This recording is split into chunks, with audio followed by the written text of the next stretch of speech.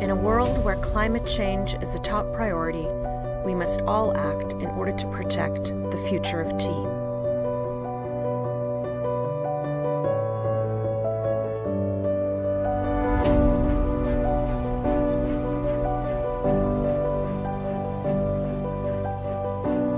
From bush to cup, the industry works on countless initiatives towards the protection of our environment, our people, and the climate.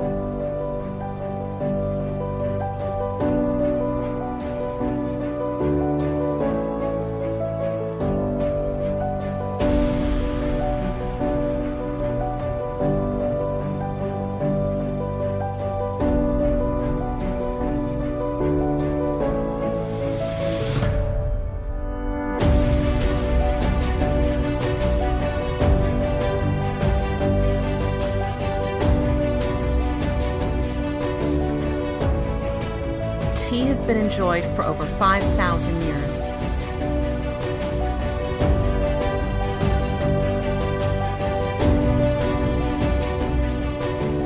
It's our responsibility to protect it for generations to come.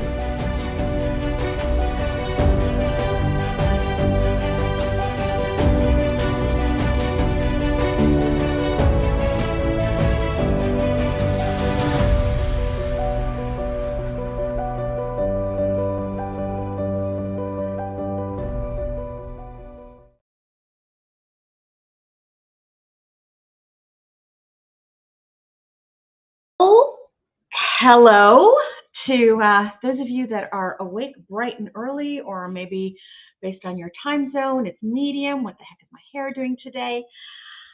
And welcome to our 4th International Tea Day. I cannot believe that we have hit year 4, but here we are. And with it, that means our 4th annual SOFA Summit. An idea that really started out of necessity when we were celebrating our very first International Tea Day during COVID in lockdowns, beginning of COVID in lockdowns, without the ability to leave our homes, much less travel anywhere to gather and celebrate this first momentous occasion.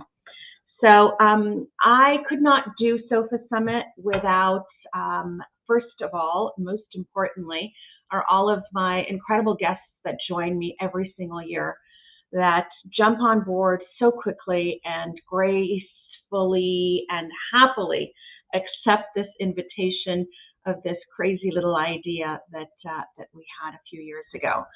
I can't do it without Addie, obviously, because together we work really hard to put this event on and make sure that it goes as seamlessly as possible for all of you. So with that, let me share with you what our theme is this year. And our theme this year is sustainability. It's a big word, I know, and it's a word that gets thrown around a lot. It's become, I'm going to say, a buzzword. I'm not going to say a trend word because our very essence as human beings depend on it. And most importantly, even, next in line beyond that would be the sustainability and the insurance that, your kids and your kids' kids have tea for generations to come depends on it. So I'm not going to use the word fad, because a fad suggests that it's passing and waning and will eventually go away.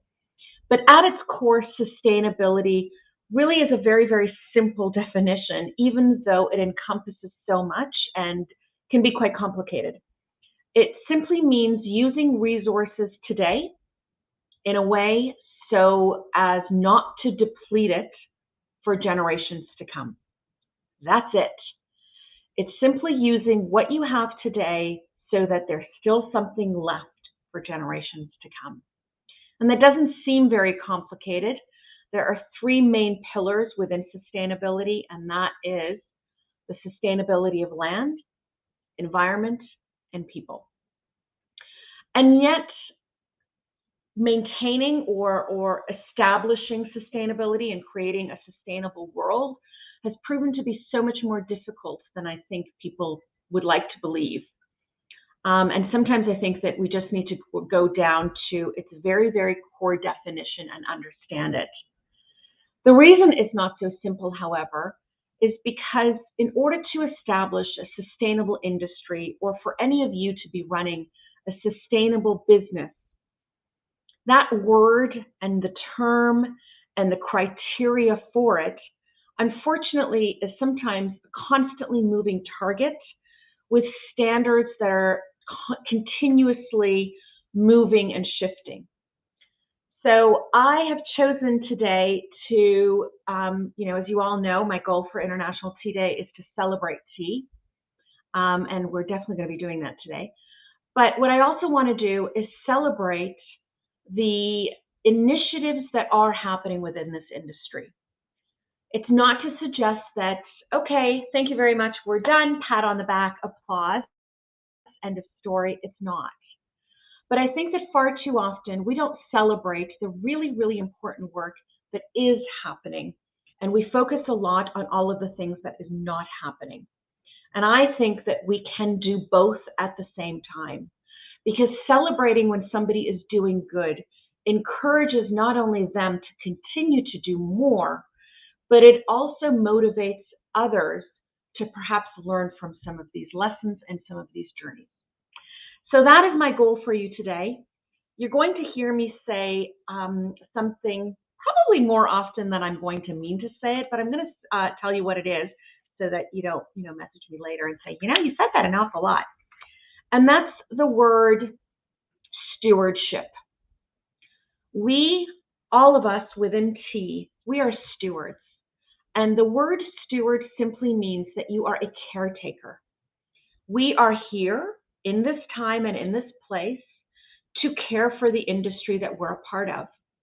And that's the concept that I think we need to remember. And as I said, that very, very simple definition of what sustainability is.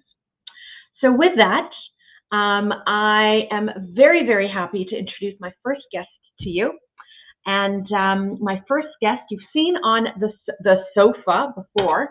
As I've told you all before, my sofa is over there, but for some reason my Wi-Fi acts differently a few feet over than it does over here. My first guest you have seen on my virtual sofa before, Ketan Patel. And Ketan is from Jalinga. And Ketan has done so much within this realm of sustainability already, and is one of those people that it's never enough. There's always more to do. So even though you've heard of him before and you may have heard about some of his projects, I want him to tell us about his journey and also what new ventures he's added for us. So hello, Ketan. How are you?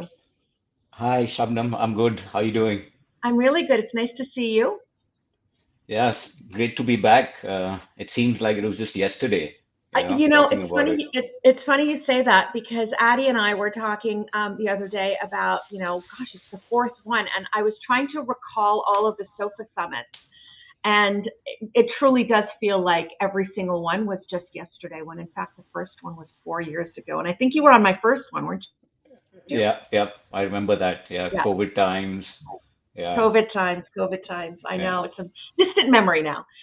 So, Ketan, let me start by having you tell everybody, because I know you, and I have to remember that when I'm talking to my guests today, that I know all of you, but not everybody else might. So why don't you start and, in your own words, tell everybody, who you are, what you do, and a little bit about Jalinga. Yeah, so we at Jalinga, we are actually fourth generation in tea production. It's a family tradition, so to say. And organic is something that I ventured in my journey into the family business. I was holding hands with my uncle back in those days. And since 17 years, I would say that I joined the family business. It's been about 8 years that I have taken over totally. So my uncle had exited and I've taken over the business and running it myself. So it's been very exciting, I have to admit. It's been a lot of fun. It's a lot of stress, but it's fun. But I think the fun here is when you're in total control of your own business, especially in family traditional businesses in India. I've seen uh, it really gets exciting. When you know clearly what you want to do, you know where your business should go, being a small niche producer. So yeah, I've been blessed that I have that full control, and I'm driving it really hard and fast. So yeah, so we've been organic certified for about 12, 13 years. We've got all certificates like Fair Trade, Rainforest. We're even carbon neutral certified, tea estate. Um, we also have a organic tea brand called Tea Tales, which is in about 300 five-star hotels in India. It's been very exciting purely because I have carbon emissions, environment is very interesting subject for me, and I have actually done a lot of it in my 8 years that I've taken over the business, and I've looked at cutting carbon emission in the plantation, in the factory. We recently did a ESG carbon credit due diligence report where our footprint is way below negative for 1 kg of made tea. So yeah, so it's been exciting to be able to do that.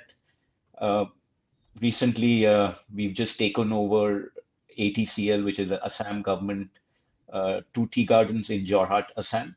Mhm. And I think it's been very exciting because these were sick gardens. Since 40 years, the government had it, and finally they gave up because they were really bleeding trying to run these gardens. And so it's been exciting since 1st April that I've taken over these two tea gardens. It was a So clear. before you get into those tea gardens, because I definitely want you to talk about them and the word that you just used, which is sick, and I think that's a really interesting word. But before you get into that, the very first time I met you was at the tea trade dinner. That was in 2018, I think. And I remember that the very first thing that you talked about was that you were carbon neutral, that biodiversity and organic, that was your focus. You weren't talking about the tea, you were talking about this concept, which I found really quite interesting because it's, I think I actually know more about that. Like I connect that more with Jalinga than I do the tea. And I know that the tea is important. Obviously it is. But I'm curious because you say it's a third generation. So clearly this was driven. I'm sure that your uncle was interested in it. Otherwise he wouldn't have, walked the walk with you. But what was it that drove you to want to make Jalinga into that? Well, honestly, I tried to create a niche for my business, Yeah. and and especially that 8 years back when I started running a tea garden, because earlier my uncle was running it and I was doing the marketing. So since 8 years that I started looking at the plantation, running the plantation myself, then my mind just opened up, you know, and I felt, and carbon emissions, environment is something which I'm very concerned generally. Right. So when I went into the plantation, I looked 360 and said, this is where I can improve. This is where I can be more sustainable. This is Right. where I can cut carbon emissions. And I feel it's very important to do that because every drop in the ocean counts.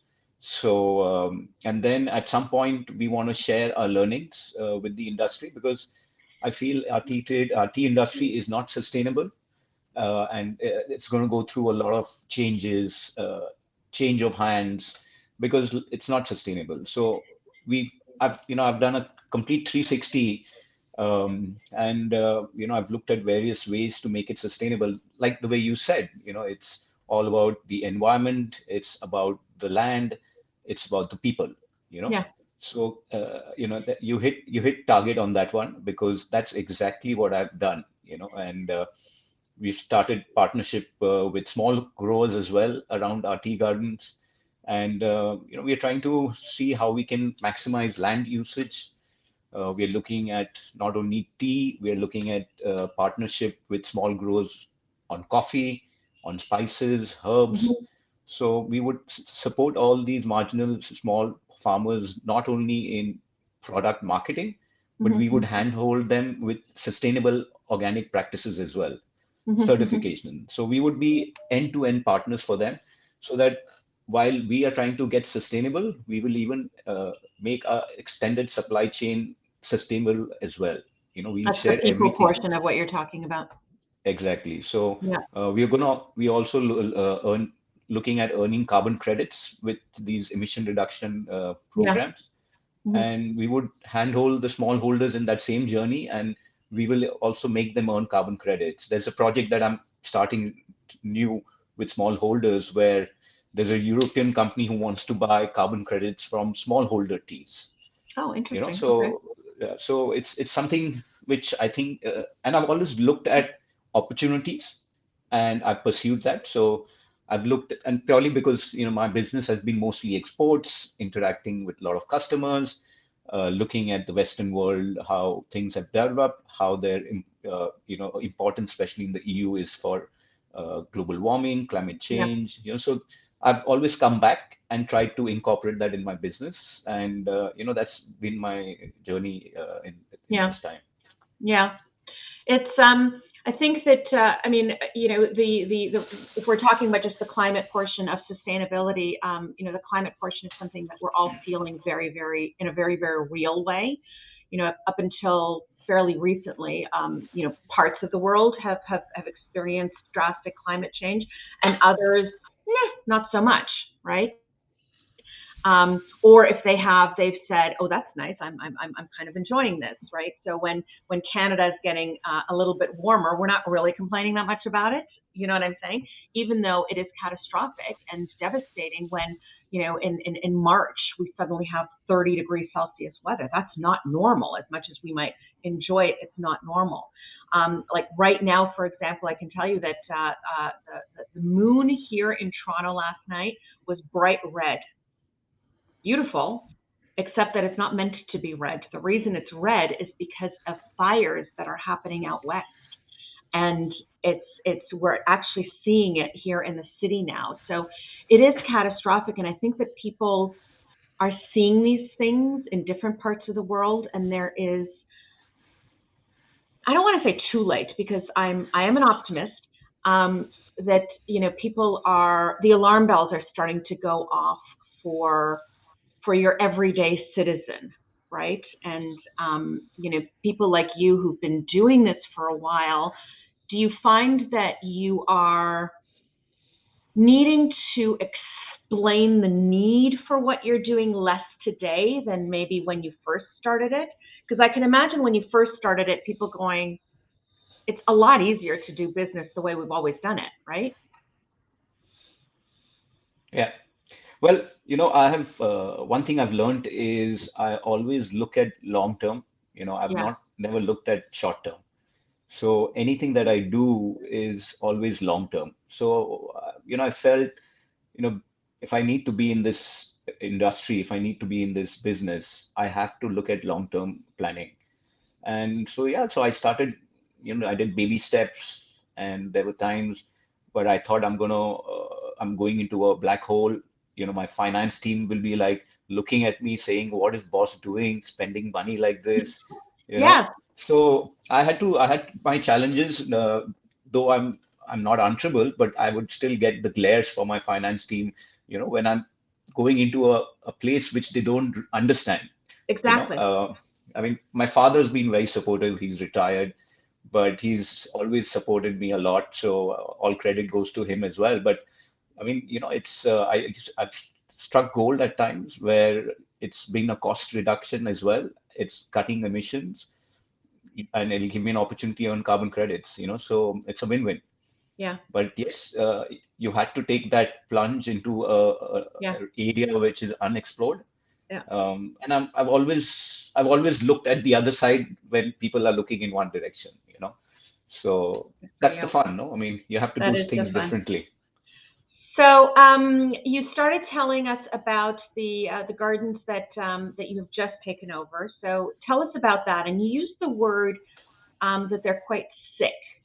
Can you just expand on that, and what made you want to take on more, Ketan? So, well, to be honest, we've been exploring bringing in some ESG funding because I clearly want to scale my business. And I think so. We are basically working on bringing in some ESG funding, working with someone in Europe, trying to figure it out. Hopefully, it'll happen in the next 9 to 10 months. But this project was based on that, ESG funding. But the funding has not yet happened, and these I had bid for it, and it come and sat on my lap, and Oh, so no. I'm up to my neck. I'm up to my neck trying to work my way around, but it's very exciting. Purely because, again, as I said, I look at long-term opportunity, and this is a great long-term opportunity. It's in Jorhat, which is a quality tea growing region in Assam. So I was missing that in my portfolio because Jalinga is South Assam, Kachar, medium quality.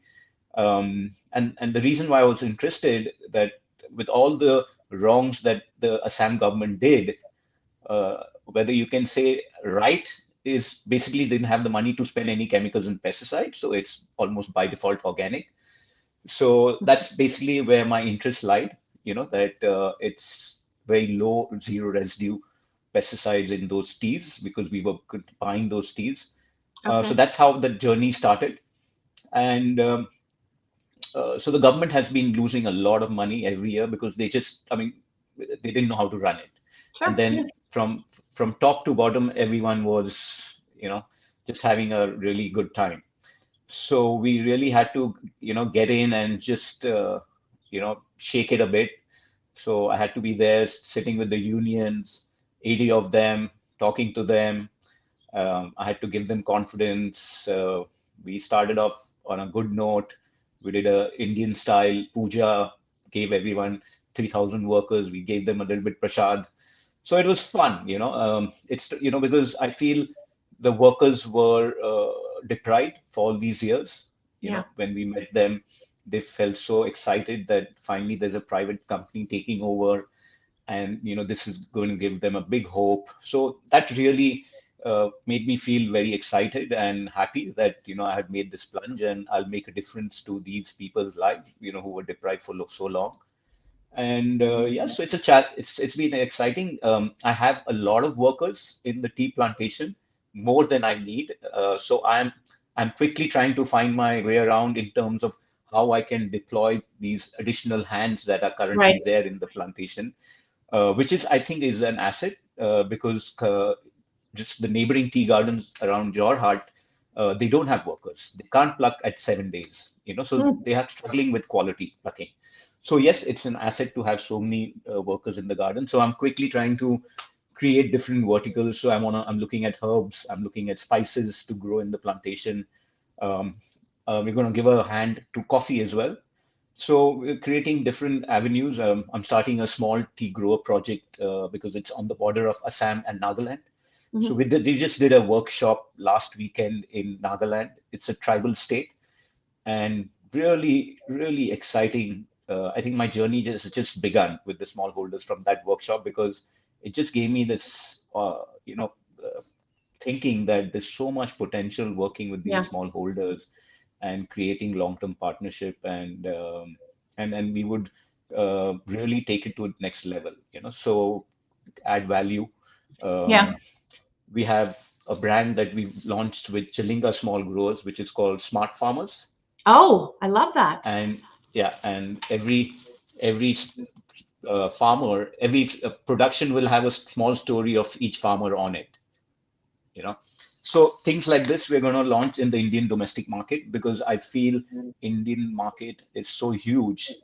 We consume almost 70-80% of our teas, but I think there is a huge opportunity to create a value added niche product branded in and we would not only launch organic teas under this flagship brand, but we would come up with herbs, spices, and whatever we can get into. So I think that's a great area to work with because they are already existing. And yeah, so it's been exciting. I've got I'm building a capacity. I'm building capacity on the ground right now Yeah. currently because it's lots going on. Yeah. It's it's definitely a lot going on, but the very fact that you are diversifying what it is that you're doing, and I think that some people forget about that sometimes. We're not going to talk about prices here at all because I can't. But in general, one of the I will say this because it's an important conversation to have. One of our big challenges within tea is the price of the product, right? It's we consumers buy this product for far too cheap. And we need to put value back into that product. And sometimes that means, diversification, which is what you're doing when you say you're looking at herbs and spices and looking at the fact that the Western market even is, it is diversifying in terms of the way people drink tea, and it's not just straight tea. But most importantly, I applaud you for looking at your Indian market, because I've been saying this for years. This industry always refers to countries as producing countries and consuming countries. And I have said for years, no, we are all consuming countries. Some of you produce and we only consume, but producers also consume, and there is so much opportunity within those markets as well. So good for you. It's I mean, those two things alone are really forward thinking and representative of what you are, Ketan. Yeah, and just to add to what you just said in terms of giving better price to the workers. So what I have done, I've done in organic certification. I've went through Rainforest, Fair Trade, Carbon Neutral. So I consider for the last 12, 13 years. So I consider myself an auditor as well, because I know I know non-compliances, my major, minor. So I have come up with my own certification, which is, I think you can see the logo here, Fair for Farmers. Yeah. So that is our own certification that we are creating for the Indian market, which will not only talk about hand-holding the small farmers, as I said, in the organic practices, but it will also give some bit of component. It's almost similar to fair trade, but a step more, because here we will actually be supporting the farmers in fighting climate change or better agriculture practices or increasing their production. And we will market it through smart farmers, and this fair for farmers will actually give some portion of the MRP, the market retail price of this product, back to the farmers. You always give me, as I said, I'm optimistic in general as a person, I think, for most things. But you always give me more hope for this industry, because, as I said, from the very first moment I met you, this was the beating heart of what you wanted to do within tea. I almost feel, it's not that I don't believe you love tea. I know that you love tea, but I think that for you, the love of tea is a part of your DNA, and this message of sustainability and caring for people and giving forward and et cetera, has become your reason for business, if that makes sense, your purpose. And for that, I always applaud you, Ketan. You're really an inspiration for those in tea doing this. Thanks so much. So dear Ketan, you have been on SOFA Summit before, so you know what's coming.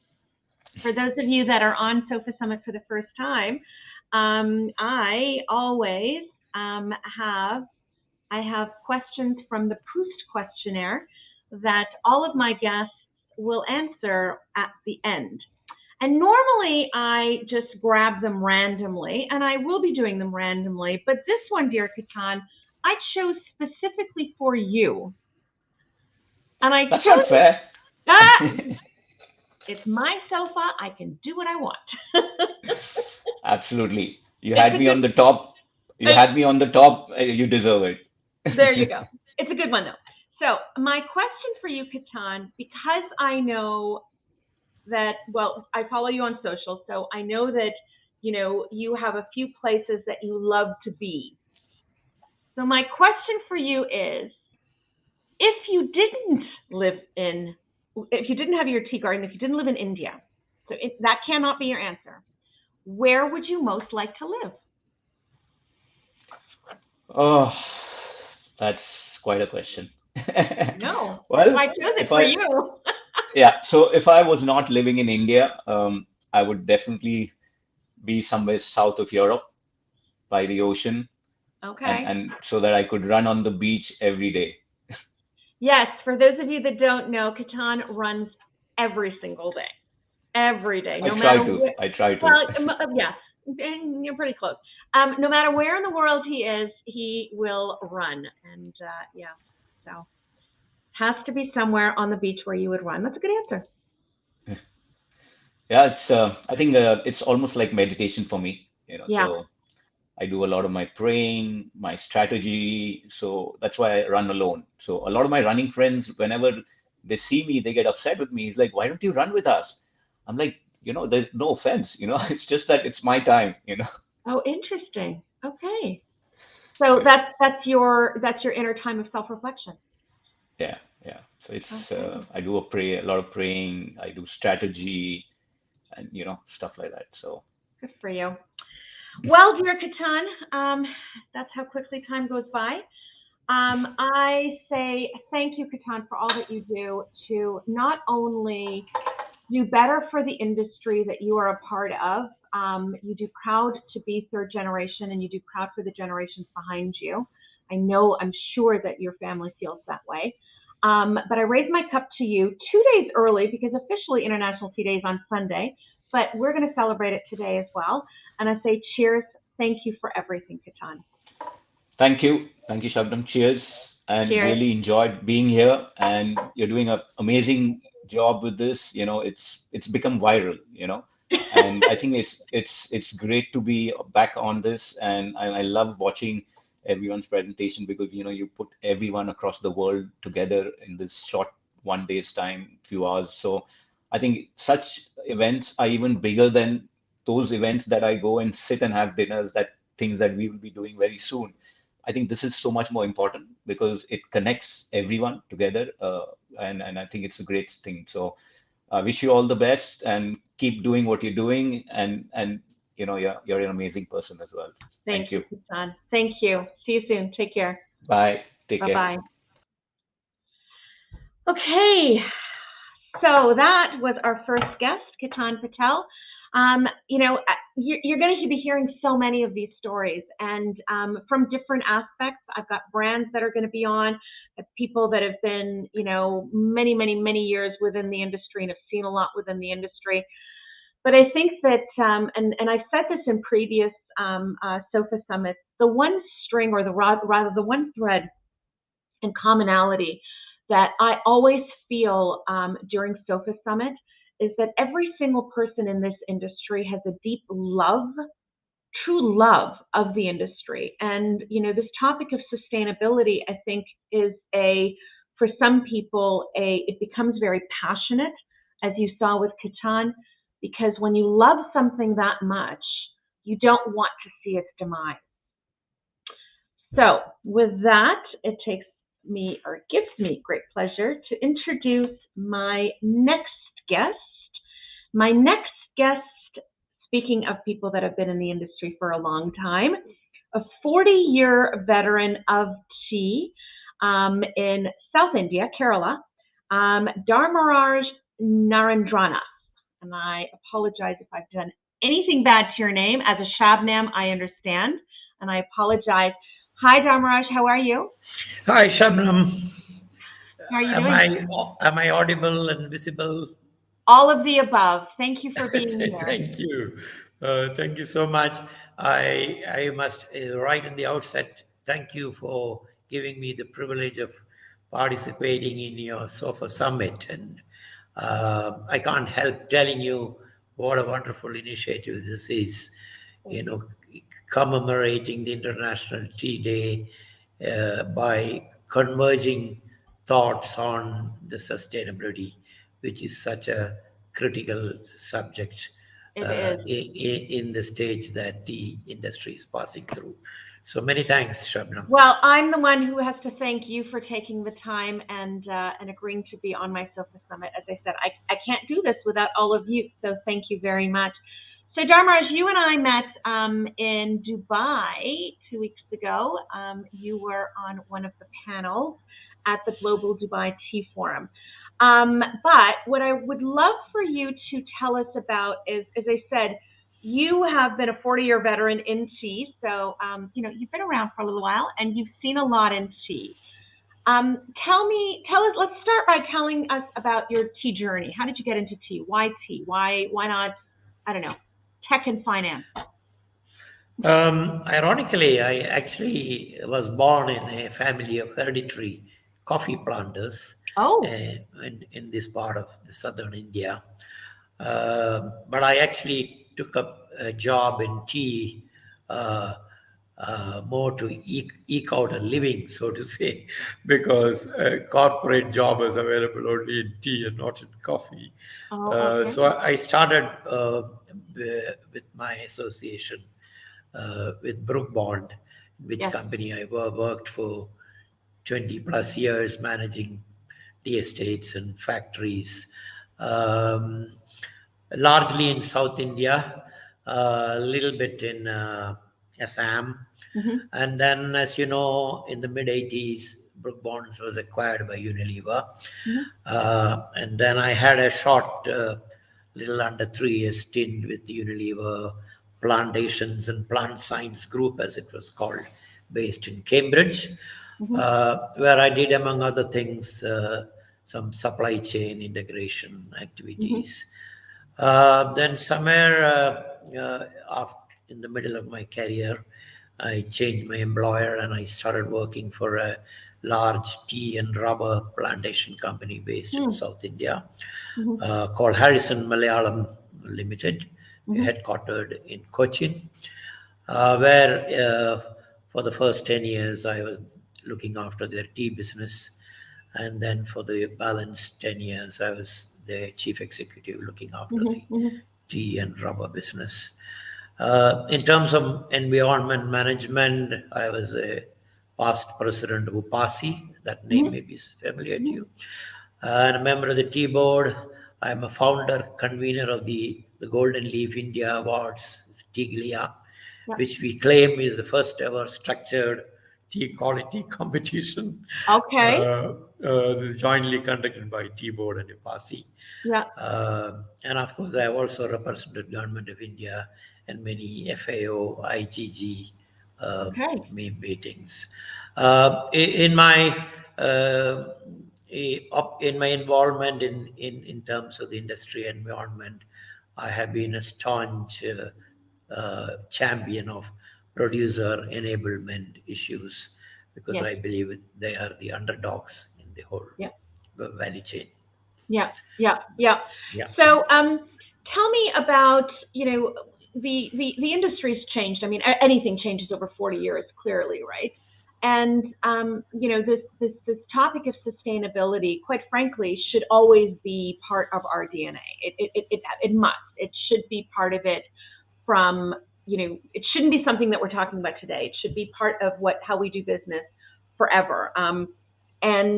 But how have you seen that conversation change in your years within tea? Or has it? Maybe it hasn't. Well, it is, I can go back to early 70s when I joined as an assistant manager. A lot has happened in terms of supporting, again, if you talk about producer or the underdogs, and there is one more, even more serious underdog in the system, they are the workers. But I have seen their lot improving step by step, systematically, steadily, starting with equal remuneration for men and women in early 70s, complete elimination of child labor, support of settled wages with the trade unions and the government involvement. Improvement in housing, water supply, education, medical. In the period from 70 to 90, I'm roughly categorizing the period. A lot had happened in favor of the workers. But I hasten to add, this was the period of protection for both the industry owners as well as for the workmen. The industry was protected because of low cost, protected markets. The workers were protected by legislations, Right. by government in terms of their working conditions, etc. Mm-hmm. Subsequently, probably I'm skipping the time frame, but lately the workers' employee welfare issues have been supported by the certification process, Right. because that was demanded as a means to connect with the consumers. So 1900 onwards, there was a change. Well, first of all, initially, all the plantation companies. My talk will largely devolve around a large corporate organization by default, because that's where I spend most of my time. They were all pure and simple plantation companies. They were, but with the early 1900, when again, I'm talking from an Indian context, obviously, we had this legislation such as the Foreign Exchange Regulation Act, Foreign Exchange Management Act, etc., which mandated that the English companies diluted their shareholding. So the ownership, passed on to Indian business houses, and they were all multi-business groups, as indeed the subsequent multinational companies like Unilever, who took over Brook Bond, for instance. So, the emphasis, and one wouldn't blame them for that, was on return on investment. So whichever part of their business vertical gave them the highest return on investment, that got the greater focus and attention. And obviously, tea wasn't one of them. So as it turned out, the wages kept going up, as indeed it will and it must. And the prices didn't really keep up with the increase in wages and increase in cost. And therefore, the industry was under duress. They were not able to support the kind of wages that one would have liked to see. And also, in terms of the wage, there was an additional element of an aspirational wage, because you were getting into a different era in times. People were having access to what's happening in the rest of the world because of visual media, social media, etc. So, it's not a question of, people might tell you, no, I'm giving them a wage which is in consonance with the cost of living. But, the aspiration is not tied down to cost of living. It is something beyond that. Well, there's a big difference. There's a difference between a minimum wage and a living wage, right? True. Yeah. So that living wage, there are various definitions to that, but given the economic pressure in the industry, I don't think the industry was able to meet the living wage. And I must again hasten to add, this is an industry which has 65% of its cost of production loaded on wages and wage-related costs. I mean, this is very unique. I mean, for any industry, I would think, I would hazard a guess that any other industry will be not more than 10 or 15% maximum.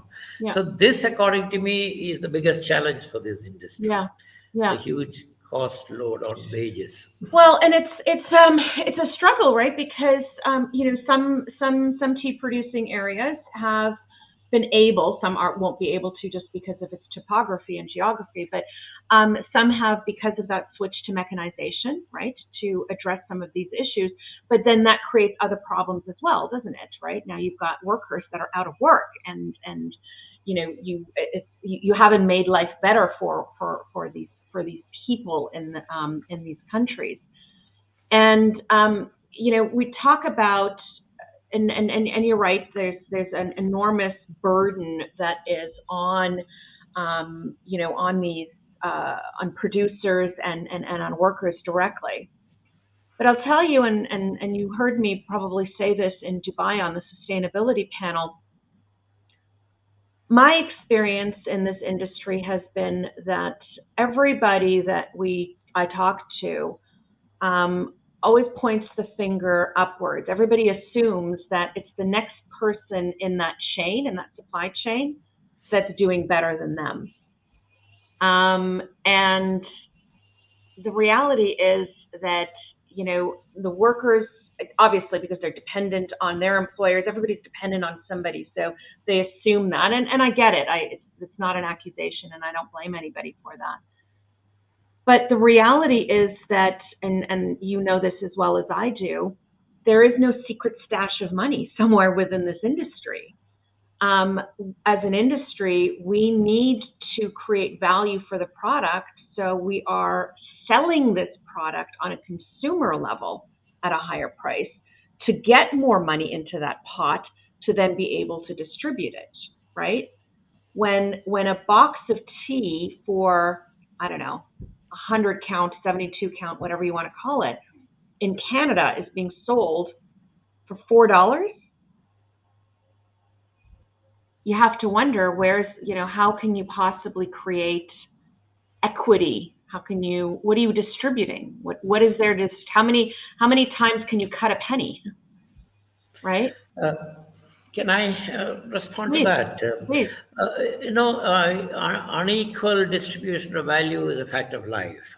And I believe that even if you manage to sell your tea at a higher price through whatever means, specialty teas, generic promotion, health benefits, I don't think it will automatically get passed down the value chain. No. Commerce doesn't work that way. You're right. So ultimately, what are we looking at? We are looking at a higher percentage share at the farm gate vis-a-vis the end consumer price. Yeah. Now, that push has to come from bottom. That has to happen with respect to factors at the primary marketing level. Yeah. One thing, there is too much tea. Second thing is, I do not think there is a fair and scientific price discovery mechanism. I have been a staunch and big critic of the auction system because, according to me, it's a completely outdated system. It just has no business being there in a highly connected world that we are living. It's got far too many layers. It is at the lowest rung of the value chain. I think the tea market needs to be freed from the auction stubnum. I can shout this from my rooftop. In fact, I've been working very hard on this for 20 years when I was holding positions of responsibility in industry associations. In fact, I've lately tied up with a independent e-market place called Kappa Trade, which is launched by some youngsters based out of Kolkata. I found their model very music to my ears, because what we're trying to do that is create a digital platform which will put the buyer and seller one-to-one. There will be no restrictions in terms of quantities. There is no mandatory sampling. There is no mandatory cataloging time. There is no mandating of where the tea should be lifted. There's no mandating that only the so-called primary buyers must participate. You know, we already registered some 800 to 1,000 buyers because we want to increase the number of buyers. And one of the problems with the auction is the competition is very limited, and that's not helping correct price discovery. Everybody will tell you, oh no, price is ultimately a function of demand and supply. Yes, of course, that is fundamental economics.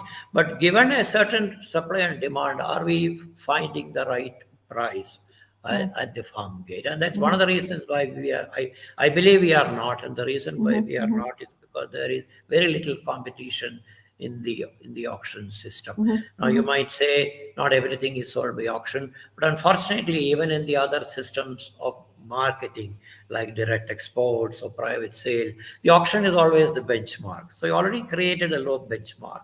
Then you are saying auction plus and auction minus, etc.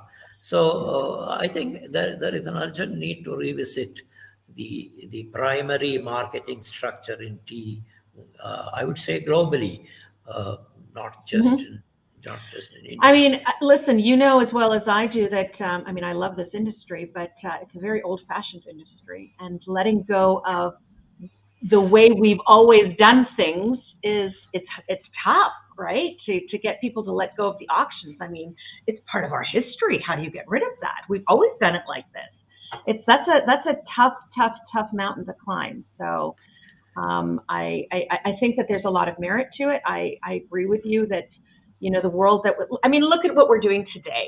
Do you know what I'm saying? I'm talking to people in I don't know how many different time zones sitting here in my living room in Toronto. And we're connecting, and we're not using these changes in this technology to advance our industry, right? We're using, you know, in some cases, the open cry system still. It's insane. Yeah. You mentioned earlier on that, you know, each layer is passing the responsibility to the next layer. I mean, that therein lies the problem. Yeah. You know, each layer must introspect and be bold enough to see whether the model that we have been following for the last 150 years is relevant in today's times. According to me, a big no. I think that model is completely extinct. That was designed for a period in time when the entire circumstances were different. Therefore, you know, I have this vision for the plantation industry, and my definition of that is that it should be a fine balance between the economic viability of the business, the social and economic security net of the workers, farmers, biodiversity conservation, and climate change impact mitigation. And to me, these are all complementary factors and not contradictory factors. I can tell you a number of action points from an Indian context, of course, that can be done to achieve each of these components in this balance. You know, a tea is part of the basket of plantation crops in India, and which were exempted from the Land Ceiling Act because it was an organized industry, because it was providing employment. But there were only 4 or 5 crops which were allowed to be cultivated on a large scale. Mm-hmm. And those crops had a validity 150 years back. Today, agricultural technology is, you know, improved by leaps and bounds. So leveraging on the management strength of plantation companies, why can't they not be allowed to grow a host of other crops on a large scale, so that you're not putting all eggs in one basket, especially in an industry which is under stress. Absolutely. So I think that needs to be legitimized across the board. It is just not a question of 4 or 5 crops: tea, coffee, rubber, cocoa. No, I mean, today agriculture is booming in terms of the technology possibilities. And similarly, you know, there is no permission for plantation owners to monetize their land. It's again bound by law that you have been exempted from ceiling because you are an industry, and therefore. But you know, that doesn't help. They should be allowed to monetize a part of their land so that they meet their liquidity. You know, everybody says, oh, you replant, you modernize, but where is the fund for all that? You need money to do all that. Absolutely. So, you know, these are some of the things that the governments must open their eyes to. Simultaneously, the plantation owners must also look at their model a little differently. One of the things I have been critical of in the plantation labor housing system, that is, you know, it has undergone some refinement over time, but you know, this line system is not a good system. It creates overcrowding in the housing, you know, because you're bound by a house constructed by your employer. It has got 1 room, 1 kitchen, 1 veranda. When your family grows, there's no scope for you to increase your living area.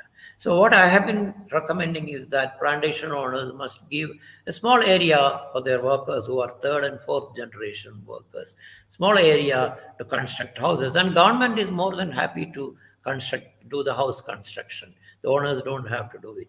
And I did a back of the envelope calculation. You're only talking about 5% of the area. And I'm sure every estate has got 5% area which are not productive, which are not really used for cultivating tea. So that area will be, and today one of the big cost burdens for the employers is the social and welfare cover. Starting with the housing, upkeep, water supply, medical. Now today there are a whole lot of government schemes which are available. So in lieu of having given a piece of land to the worker, the employers, the owners can then tell the government, no, I've given them land, they are your citizen, please take care of them. That will make a huge reduction in the cost of production. So, the point I'm making is that if you are willing to revisit your model, both from a structural point of view and from an operational point of view, there are solutions available. Yes, there are. And I don't think producers need to be defensive. I feel they are being unduly defensive. They have looked after the people so well, so many of them for so many years. All we are saying is that in today's times, the demands are different, context is different. Look at your model. See how best that, the whole thing about sustainability is also about survival. I remember one of the Unilever chairman's famous quote. He said, "Survival is not compulsory." And I am I'm tempted to say that to the tea industry. It will change, but we should be leading that change. And if you're not taking the driver's seat in terms of that change, it will change in directions that we don't quite want it to go. Absolutely. And I think that is such an important message. It's going to change whether you like it or not. You can either be part of that change and be part of directing that change in a good way, or it's going to change without you. And that message about survival is an important one, because at the end of the day, regardless of what part of the supply chain you're in, we have to remember the second word in the word supply chain, which is chain, and a chain is interconnected. And my well-being is dependent on your well-being. And, it doesn't matter if it's upward, downward, sideways. It really makes no difference which way we want to look at it. The reality is that if I don't take care of you, I will die. So even if you can't think of it in a moral, it's the right thing to do, even if people need to look at it from okay, I'm going to do this so I can survive, we've got to wake up and understand that.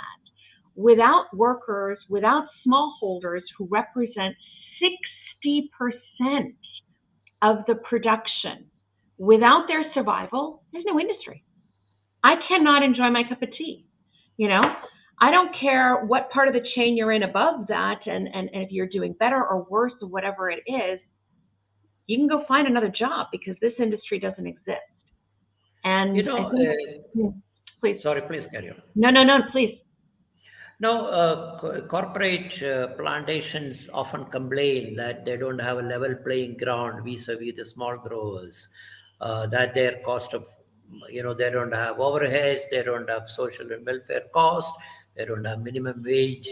All that is true, I'm not saying. But they have one thing which the corporate workers don't have. They have a piece of land and a house of their own. This is a fact that we conveniently forget. And that's a huge emotional, social, economic security net.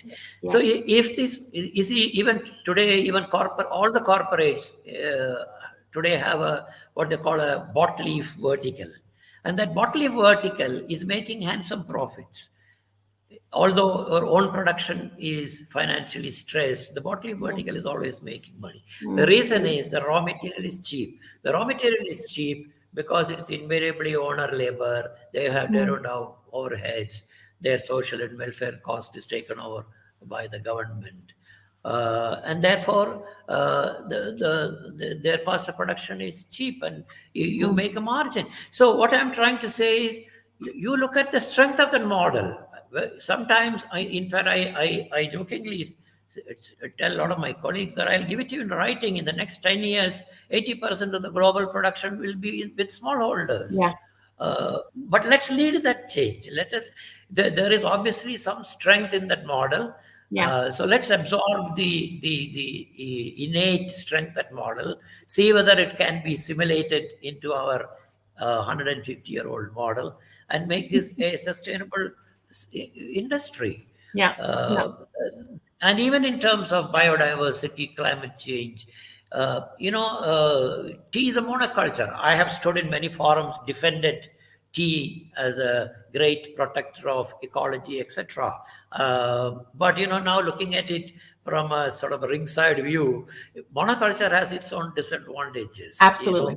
So what I have been, in fact, I wrote a paper on in the sustainable agriculture practices for tea, again, relevant to my part of the world. What I am suggesting is that the tea beyond a certain degree of slopes and tea on either side of water bodies must be replaced with agroforestry. Commercial agroforestry, and I'm not saying people should lose income, but replace it with commercial agroforestry. Yeah. Similarly, this term watershed is being very often used. I've been a tea planter on the ground, and all watershed means is to me is a micro watershed. You can catch your water in your land at various places by making small check dams. See, ultimately, the manifestation of climate change is in terms of either too little water or too much water. Right. Both can be mitigated by having a series of check dams inside your land, which will prevent water loss, will prevent soil erosion. So you see, like that, we can create a template for cultivation of tea in the world. And I think some of the progressive planters must take the lead, particularly these integrated tea companies. And it'll be a great consumer connect apart from employee welfare issues. Yeah. See, today that I omitted to mention the point that by describing the different era that we are going through, indeed, it is the consumers. You are now dealing with discerning consumers who will not buy anything and everything. So, whatever you are doing in terms of employee welfare, community livelihood, biodiversity, climate change are a direct consumer connect. And it'll only do you good. And it will only do you good. Absolutely. Yeah. Well, I feel like you and I could probably chat for hours about this. Dharmaraj, I end all of my my guests with the requirement to answer a question from our dear Marcel Proust. So I figured out your question. Your question is, which living person do you most admire? Well, I don't have to think much for that. It is Mahatma Gandhi. Okay. Because he lived his talk. That's not something easy.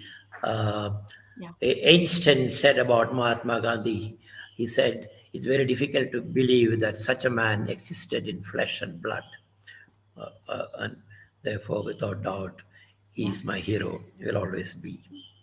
That is an excellent answer. Well, dear Dharmaraj, I thank you very much for joining me. It's been an absolute pleasure. I raise my cup to your 40 years and another 40 more in the passion that you have in sustainability and the passion that you have for this industry more than anything else. So thank you very much and happy International Tea Day to you. Cheers. Cheers, Shabnam. Bye-bye. Happy International Tea Day, and once again, congratulations to you on your initiative. Thank you. God bless you. Thank you. Thank you. Take care. Bye-bye. I suspect that we're probably going to experience this with a number of the conversations that we have today, because really it's such a big subject, and there are so many excellent ways that we can go about really dealing with this big topic, and some ways that we should be learning from each other. So with that, I am very happy to introduce my next guest, Anil Cooke. Anil has been in the industry for, I don't know, another million years as well, but he can tell us exactly. I will let him. He's had a lot of hats on his head, but the one at the moment that I'm hoping that he talks about is his role with the Colombo Tea Traders Association, and really the work that they are doing with sustainability in Sri Lanka. Hello, my friend. How are you? How are you? Shabnam? Does my voice carry? Everything is perfect. We can see Brilliant. you. We can hear you. Perfect. How are you doing? I'm very well, thank you. I have a suggestion to make. I would love to let Dharmaraj continue and listen to him for another half an hour. Dharmaraj, you've just got the story right. I know. Congratulations. I was just thinking the same thing. I'm sure that all of us could sit and spend hours talking about this subject. And, as I'm listening to people, I'm thinking, wouldn't it be nice if I could just lock everybody up in a room for 3 days to put all this down on paper and create a real plan? Because we all have the drive for it. We all see the necessity for it. I really believe that. I honestly do. I haven't met anybody in this industry that doesn't believe that we have to work towards sustainability, and that there are real issues within this industry that we need to address. So I can't lock us all up. So this is my next best. So tell everybody who you are first, because I know you, but perhaps not. Before I go there, I mean, for those of you who haven't had the pleasure of meeting you in person, ladies and gentlemen, I present the most powerful human dynamo in the tea industry. I have never come across a person who's carried this. I don't know. I was going to say burden, and I checked myself, because you're smiling and so happy about what you're doing. It's extraordinary, absolutely extraordinary. And if you were in my cricket team, I would send you to bat, and you would bat all day. So well done, well done. And thank you for what you're doing for Ceylon tea. It's truly special. Not truly Ceylon tea, but global tea, as far as all of us are concerned. And we share this common message. Yeah. Thank you. So, Anil, tell everybody, first who you are and your company, because you obviously, it's not just the Colombo Tea Traders Association. Let's start with who you are and the commercial side of you. Yes. Well, I'm Anil Cooke. I joined the trade around the same time as my previous speaker, straight from school. At that time, guys who had attitude, were too lazy or too busy running after a ball, and had the personality to convince a bunch of hardcore corporate types that you're the man. Were handpicked, and they either went into tea planting, and some of them made it into the corporate world in Colombo. So I joined a broking firm at the age of 19 or so, 20, I guess, and have stayed professionally in broking throughout my professional career. And I was with a company called Forbes & Walker for 20 years. And then the top management of that team, we moved on and started our own company called Asia Siaka. Siaka comes from the Sanskrit Sinhala word, which means Siya means your own, your own, and by your own effort. And we tied up with a investment bank, and hence the name. So we just celebrated 25 years of staying alive. Sustaining. Yeah, I mean, we are extremely grateful to the tea industry, not just here, people around the world. After all, we're supporting almost 190 families, not just the professional tea tasters, people working in all facets of life within our setup. And we've got a great team. We pioneered some initiatives in the industry. We've built the world's only, I think, at the moment, and first state-of-the-art logistics center for the tea auction system. I would like to debate Dharmaraj from a Colombo point of view on the concept of a value proposition of an auction. Yeah. But that's the stuff of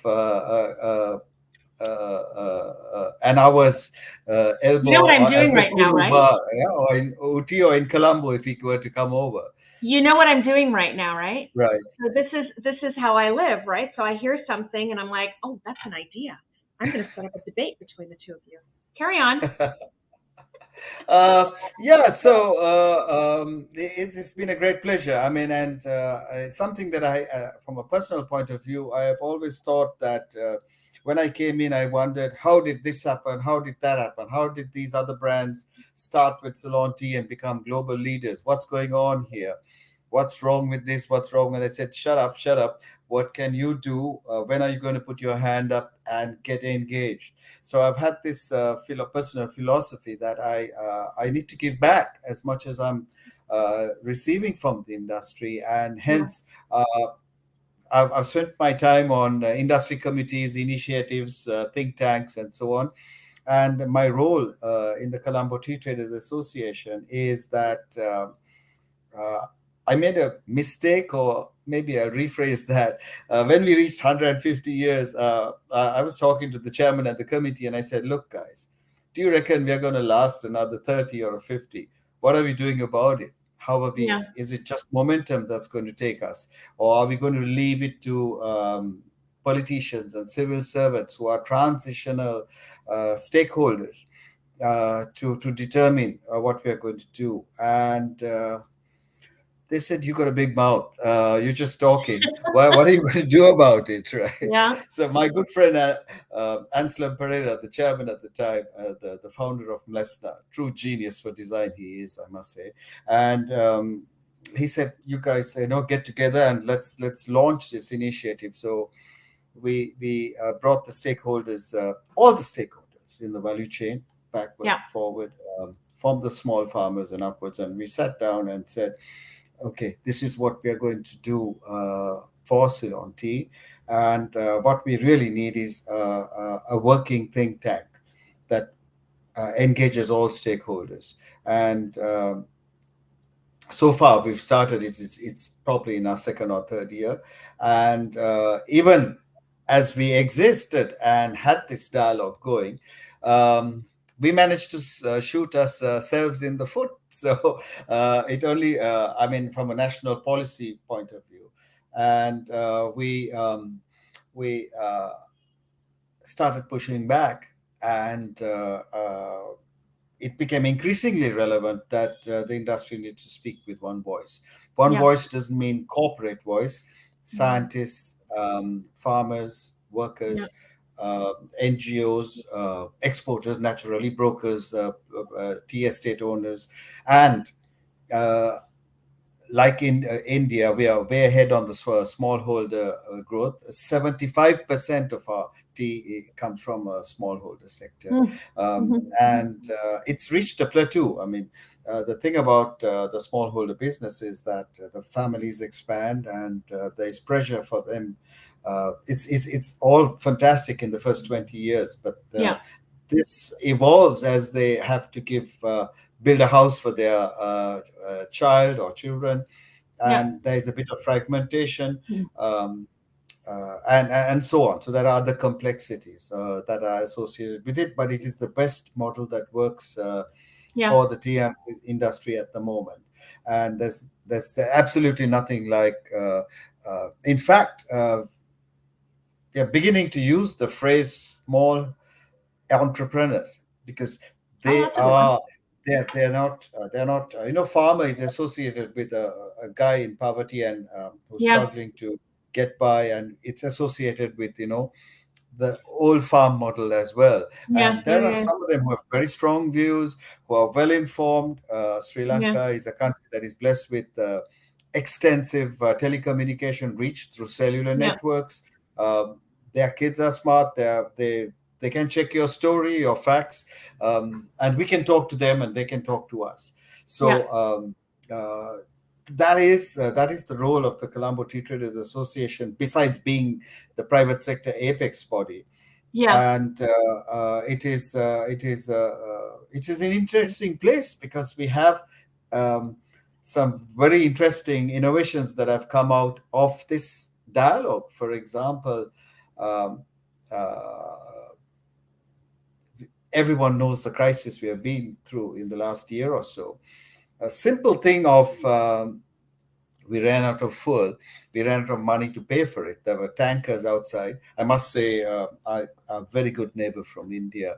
India did help us tremendously, but yes, as we were going through this phase, the exporters put up their hands and said, we will supply the dollars direct to the petroleum company, and you send your Bowser down and get it filled up and keep your factory going. So that this kind of shared purpose is yeah, evolving from this conversation that is going on all the time. yeah, yeah, yeah, And we were talking about line rooms and congested living conditions yes, in COVID. For the estates, it was a major challenge, and all stakeholders came together to assist the estates and the organizations that were looking after the people, to see what could be done. And that was. The estates did a fantastic job in caring for their people, giving yeah, them food, and we had this unique situation of reverse migration in the last couple of years, because the urban living has become remarkably demanding, with yes, inflation what it is through the yeah. roof. Seeing that And everywhere. Yeah, yeah, so the it's something that has not been referred to in India yet, but we had this. They had it, I think, for a while, but we have the situation where the estates are caring for a floating population as well. So that's another dimension of it. But yeah, the great thing about Sri Lanka and being small and beautiful is that you have access. There's perfect road network. It actually might accelerate migration, uh, and give the workers of greater choices in terms of opportunities for employment. yeah. But it's an interesting phase that we are going through. So you gave our members a presentation on the Yes. roadmap, the Sri Lanka or the sustainability roadmap, and that is this bringing together that you were talking about earlier of all of these stakeholders. Can you tell us what is that roadmap? And I know, I mean, we can probably do 5 hours on that, but you can just like really quickly summarize it. And my question to follow that would be, do you see that as a replicable model?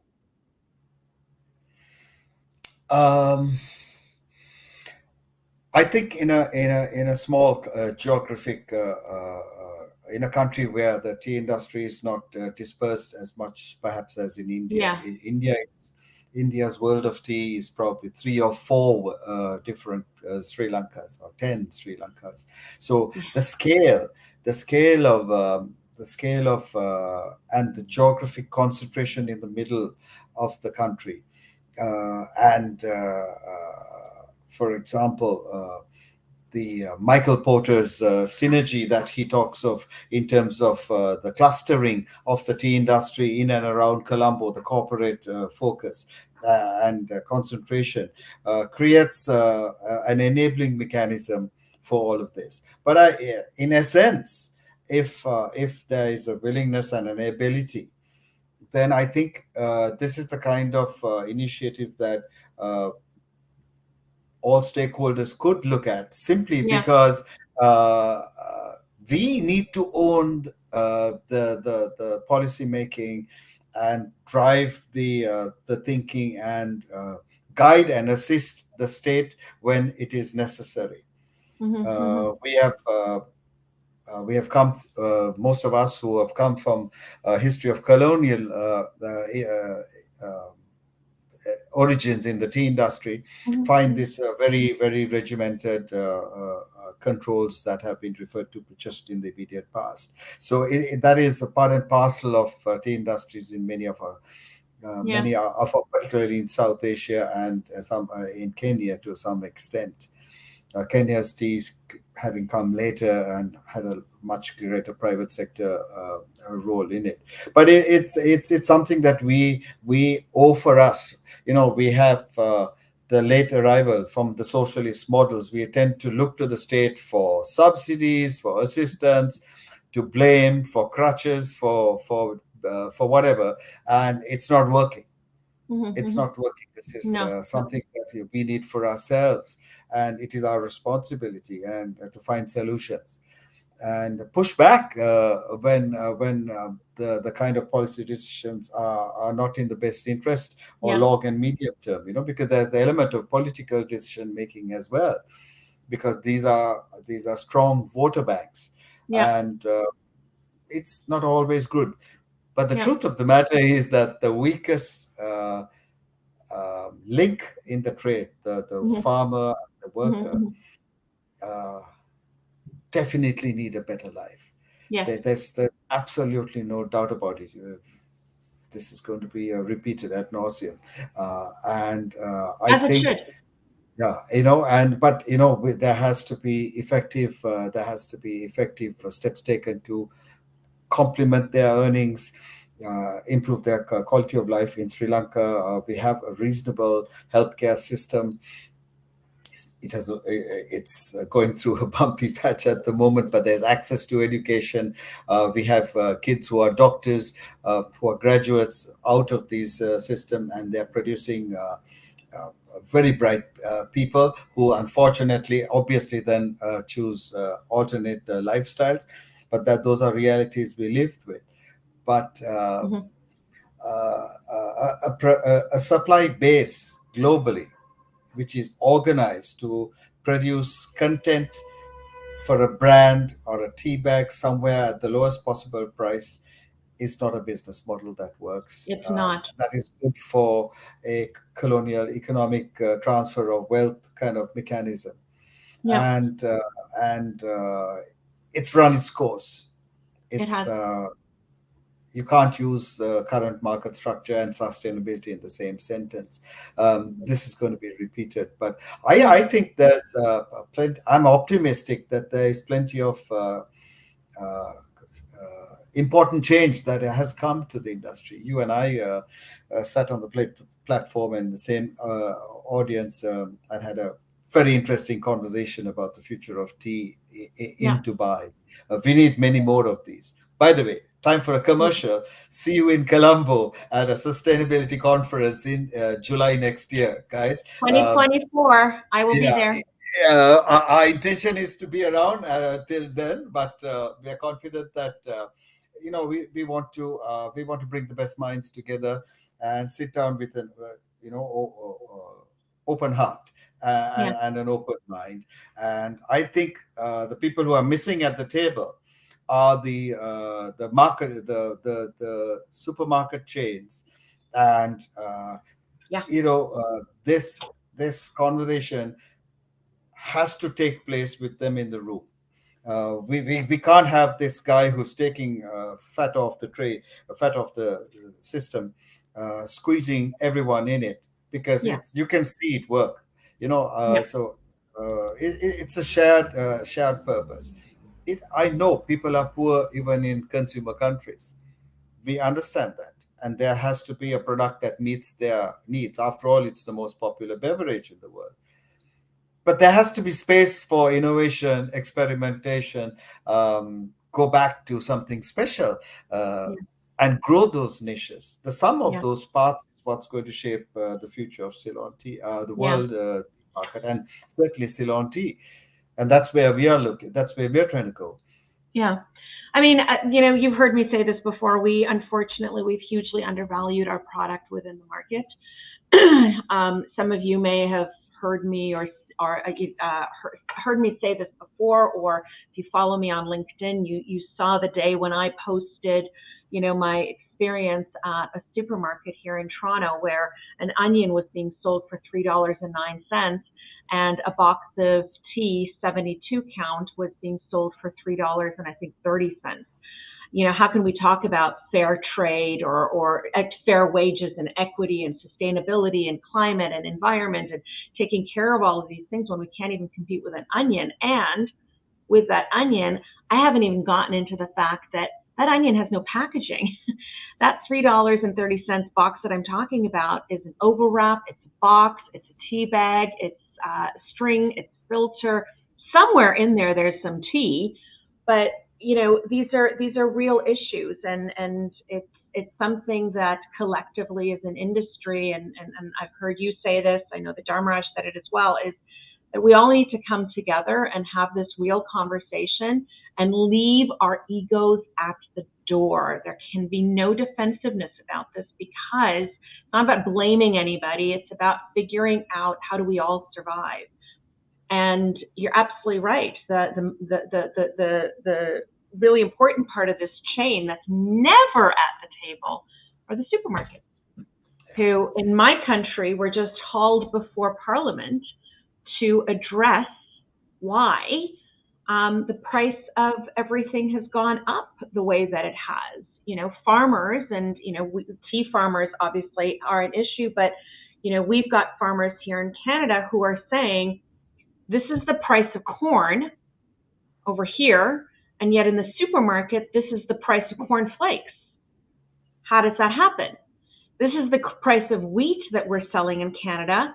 This is the price of bread being sold in the supermarket. What's happening here? So it's, I think it's an agricultural issue, and maybe that's what we need to think about. Maybe we need to look outside of our industry, and maybe it's agriculture that needs to figure out how to be sustainable. I don't know. I suppose, because let's we're all face it. experiencing the same things. Do you know what I mean? Yeah, and I mean, to be brutal, we are not the sugar industry, for God's sake. We are not making children fat, right? Yes. We are producing something that is good for everyone. Yes. Right? I mean, I don't want to make unfair comparisons. There must be farmers there who are, I think at least their sugarcane can go into rum, whichever, that's another story. But, I mean, think about it, right? Right. It is, I agree with you. It is, it is something that is sought after. It's a primary food in most markets, even in particularly the poorest countries. And here we are.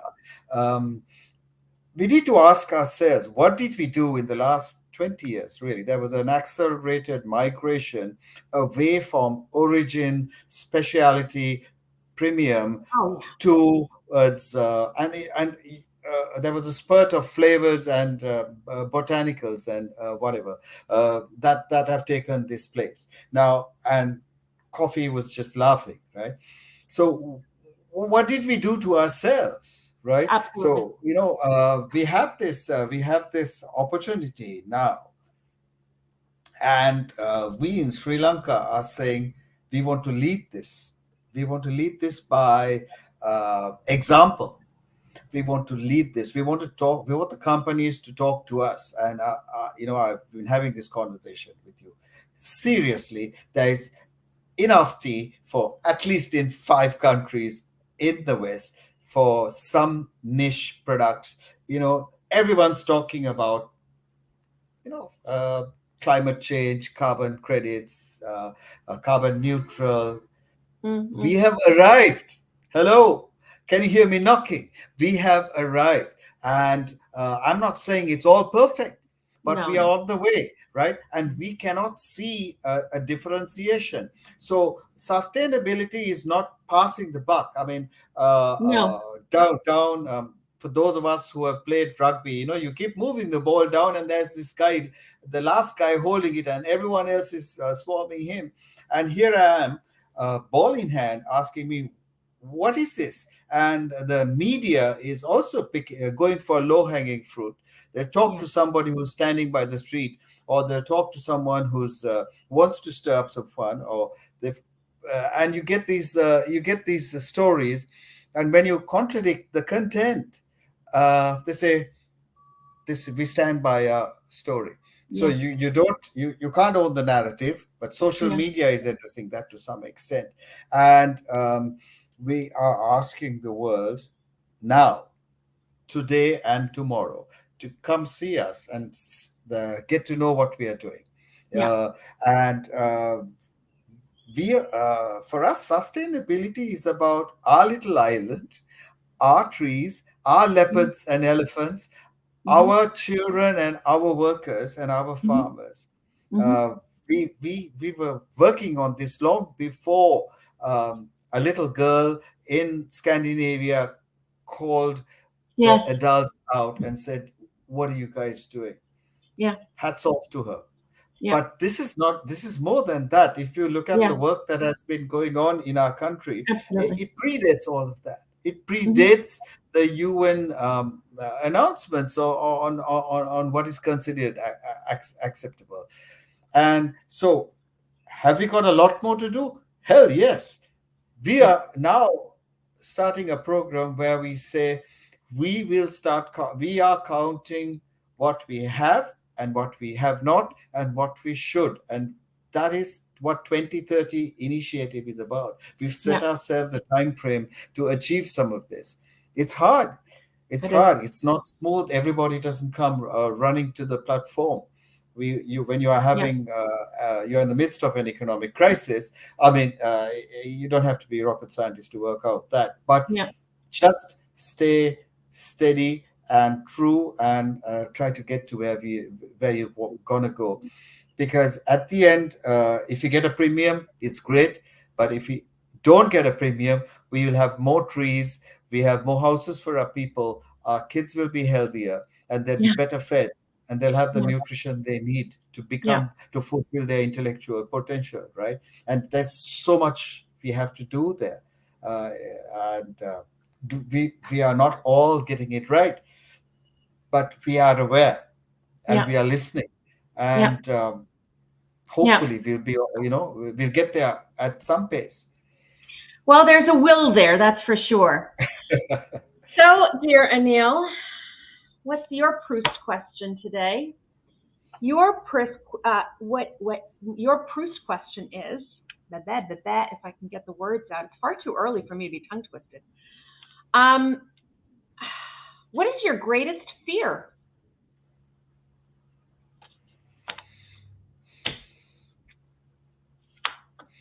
My greatest fear is when We're getting deep. No, that's a great question, really. There's nothing to do with coming drunk at home and thinking who's going to open the door for me. That's another story. No, but seriously, I think for me as a person and for us as an industry, when the time comes and when we don't know that we don't know, it's the wisdom comes from the Buddha. I think the beginning of learning is to know that you don't know. And I feel if I believe I know everything, and or I stop learning, or I lose my zest for improving my awareness, then I think I'm in serious trouble. And the only thing I can do is to keep working to make sure that I don't get there. But I can't imagine for one moment that you would. I think that if that's the type of person you were, it would have happened already. Well, too many people in the industry talk about all our years of experience. It's not years of experience. That is years that our industry has looked out for me and my family. It is the years that I've strived to give back. And if each of us, if we can try and do that in some small, meaningful way, it might work. I think it can work. I'm optimistic, Anil, and I think that if we all put our optimism together, we will get there. I'm confident, really am. Certainly do. I agree. So, dear Anil, my friend, I thank you for all that you do, your optimism, your drive, and that giving Thank back. you. Thank you. And cheers to you. And your zest for just the happiness that you bring. So thank you. My And pleasure. And I hope that somewhere in some corner of the world we'll meet soon. You we take will, care. of course we're going to. At the very latest in Sri Lanka next July. Absolutely. At the latest. We look forward to that. All right. All right. You Take care. Good luck with all you're doing. And thank you so much again to you and your team. There must be some lot of very tired people around you who are making this happen. Please, we have a two-person team, believe it or not. It's Shabnam and Aarti. That's it. That's Hey, Aarti. Well done. And thank you, guys. And to the Canadian Tea Association, because with that kind of if you have a few seconds, I congratulate the association for enabling this, because it's the beginning of a conversation. It's interesting that this can now move forward beyond a conversation. Let's get to that point soon. I could not agree more. You also know that I'm going to be contacting you and Dharmaraj to set up a live debate about the auction system. Huh? Absolutely. Stay tuned. All right. All right. You take care. Take care. Bye-bye. Bye. Always a fun conversation with Anil. I am seeing some familiar, lovely names here. Thank you. Say hello in the chat. I saw David Lyons earlier from Australia. I hope he's gone back to sleep now. It's getting late. Dr. Bandula, hello from Sri Lanka. And Alfred, lovely Alfred from Kenya. It's so good to see you here in the room. I haven't seen some of these people in a very, very long time. Elizeth is normally in in Brazil, but she's saying hello from Calcutta. So I'm assuming you're traveling right now, Elizeth. And I believe your husband's with you because I've seen some pictures. Karen Donnelly, hello, hello. And Stephen in Argentina. If I haven't said your name, I apologize because it's scrolled and I'm sort of seeing them. Oh, hi, David, you are still here. I know that you're here. I'm sort of keeping an eye a little bit, but trying to stay focused on my screen and my speakers. Thank you so much, everybody, for being here and sharing some of this with us.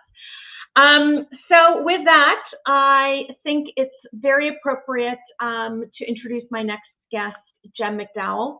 Jem McDowall is Vice President of Trading at Universal Commodities Tea, an American-based company that is, well, an importer, but I'll let him tell you more about what you are doing. Hello, Pedro, my karaoke partner. Hello, hello, hello. Pedro's in Argentina. So I'm happy to introduce Jem McDowall, and I think that the segue here is really, really appropriate because he's going to talk to us about the sustainability awards that we do at the North American Tea Conference. So Canada, the Tea and Herbal Association of Canada and the Tea Association of the United States host a North American Tea Conference every year. We take turns on who physically hosts it and organizes it. And every year, regardless of where it's being held, we hold sustainability awards. And we hold these awards annually for a very specific reason, which I'm going to allow Jem to talk to you about, how it started, why it started, etc. But the impetus of it was really about celebration of the work that's being done in the industry. So with that, I'm happy to introduce to you my next guest, Jem McDowall. Hi, Jem. Hi, Shabnam. How are you?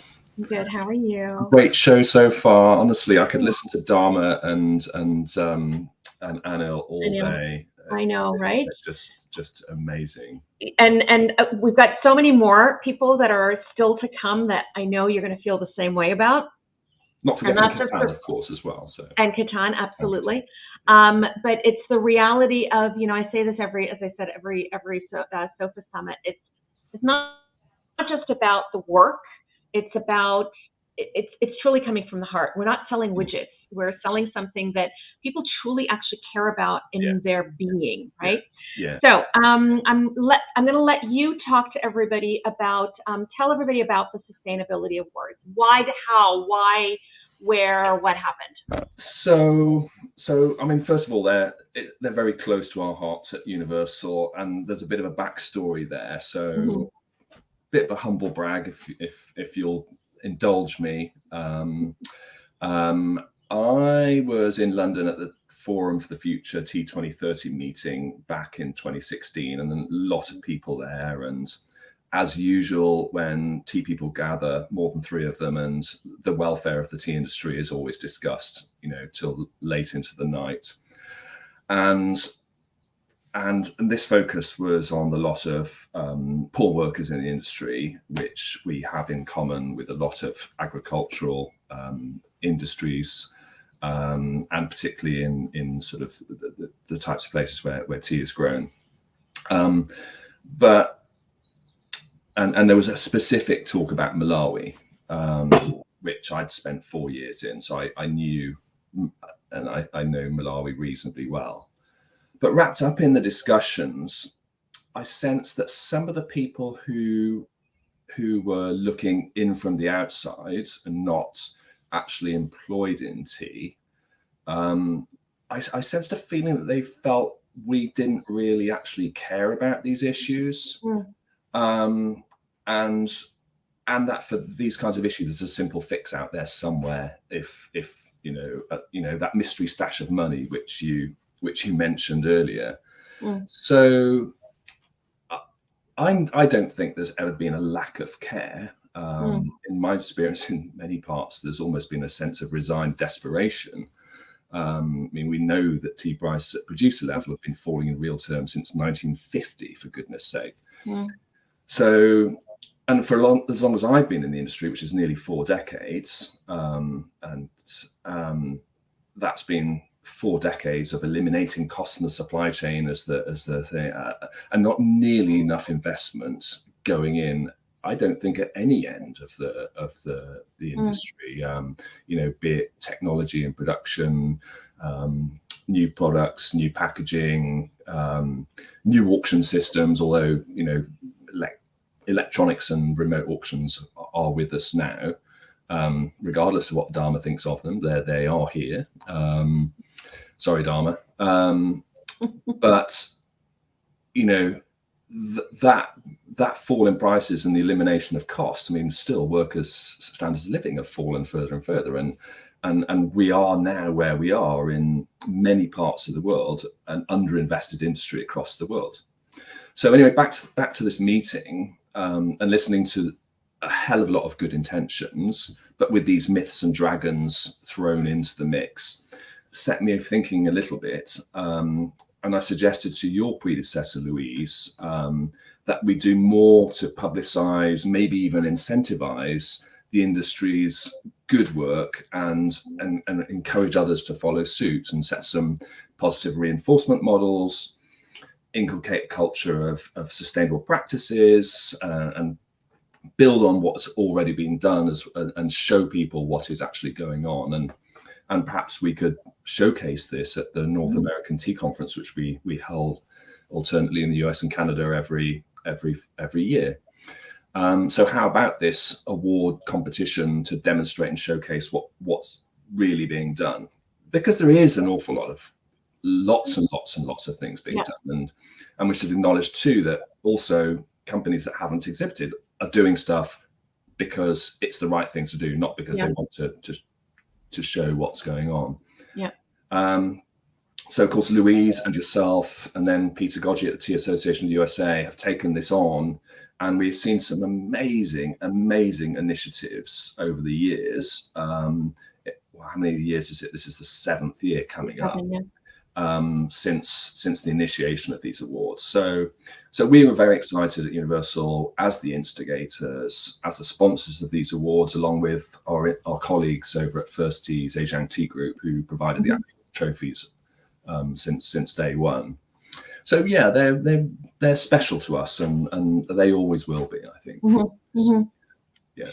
Well, as you say, I think it's important because there are so many companies that do what they do because it's the right thing to do, not necessarily because they want applause or they want an award. And yes, we have to pick a winner because it is sustainability awards and everybody wants to see a winner. But the reality is sorry, that we post, we highlight rather on our website every single entrant, every single person that does submit an entry, because, you know, like you, we feel that every single one must be celebrated. And as I said, I think at the top when I was speaking with Ketan, it's, you know, it's about talking about it so that, you know, you're applauding the work that's already being done. You are hopefully motivating somebody who hasn't done anything yet. And I find that sometimes people haven't done or haven't perhaps put together initiatives, not because they don't want to, because again, as you said, the desire is there, right? We all know that people genuinely do care, but sometimes it feels so overwhelming that they don't know where to start and what to do. That's and fair. To even hear about and see, you know, what others are doing on very, very small scales, medium and large, depending on what you're capable of, might light and ignite a fire in them to come up with something on their own as well, right? Yeah. And I think that that's important. Yeah, absolutely. Yeah. So let me ask you this: you've, you know, like Dharma and Anil, you've been in the industry for a few years. What have you seen change in this conversation of sustainability? How have you seen that conversation change? I think the conversation's got bigger. I think there's always been a feeling, particularly at producer ends, of looking after the land and so forth, so on and so forth. I think there's been a much more open conversation in terms of what are our touchstone issues, what are the things that we are not very good at as an industry, and where are our vulnerabilities, and who and what are the vulnerable areas where we are as an industry. And I think that conversation has become much more open and much more relevant to the way people are doing business. I think it's in people's consciousness. Right. The world has become a lot smaller, and the main issues, obviously ecological, social conditions, gender equity, and those sort of things. We know that those are big issues, but I think we're talking about them a hell of a lot more now, and I think there's a focus on them that wasn't there previously. And part of that is these kind of events, as Anil was saying. You know, we come together and we're able to talk to each other a great deal more, and talk about, you know, things that aren't going so well, and also talk about solutions and how we're putting things in place. So I think that's probably the most noticeable change. But I mean, the tea industry evolves very slowly. There's lots of changes that take place over a long period of time, and you don't notice it from month to month and year to year, but then you look back 10, 20, 30 years and you go, oh my goodness, it's a completely different business now. So I think just those evolutionary changes and the conversations have become a lot more open about the problems we face. What do you see as the biggest challenge for the industry to, I'm not going to say achieve sustainability, because that sounds like, you know, we reach an end and we go, okay, check mark, thank you, we're done. Because, you know, we've talked about it before. You've used the word journey and path. I've used the word journey and path. I mean, we've all used that in terms of what is sustainability, right? I don't think it's something that ever ends. It has to be a constant, right? So what do you see as the biggest challenge within that conversation for tea? Everything. There's so much that needs doing, and we do have a lot of positives, and there is a huge amount of work going on, as we've seen from all the entries in the sustainability awards and all the conversations that we've had. And you know, I don't want to underplay what work is happening, and we have a lot of positives in many areas, but everywhere you look, you can see issues that need addressing. So at the production end, just starting there, labour wages in some places, a lack of labour, lack of productivity in some origins, and then overproduction in others, and social conditions, gender equity and opportunities, in common with a lot of other agricultural areas, lack of government provision of services in rural areas, and that's something which is common to every rural area.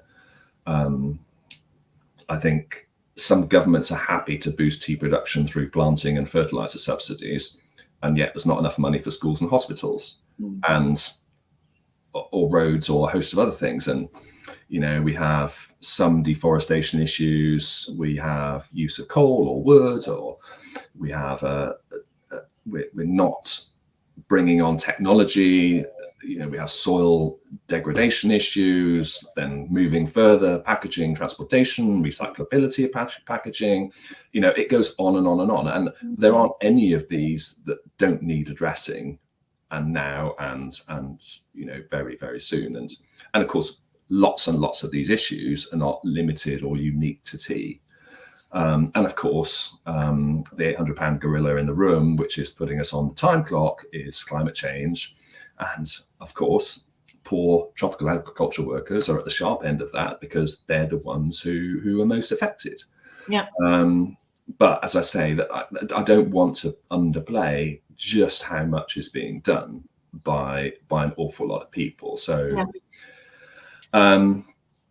but as we have mentioned with Anil and Dharma, the overriding factor that underpins all these is the economic equation. Right. Many of these fixes could be enabled a lot quicker if there was more money. And quite frankly, there isn't enough value being placed on tea at consumer level in general.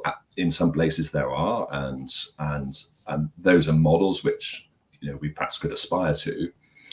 And we have a problem with cash feeding back up the chain. And we can debate market mechanisms and subsidies and quotas and minimum prices and all these things. But the reality is we need consumers to pay an awful lot more for their tea. Yeah. And at the same time, adjust producers' sites so that they produce better tea of higher value, not just more. And as well address the distribution of those funds. So, as I said, everything. And just to finish that point off, consumers, particularly those who can afford it, and I am looking at you, Western consumers, there is no reason why somebody who will happily pay 70 cents for their pot of coffee should be paying a tenth of that for a cup of tea. 70 cents? Where are you buying your coffee here? That's a well-known internet retailer for a pod of... Oh, you mean to make it, sorry, you mean to make that pot for yourself at home. Sorry.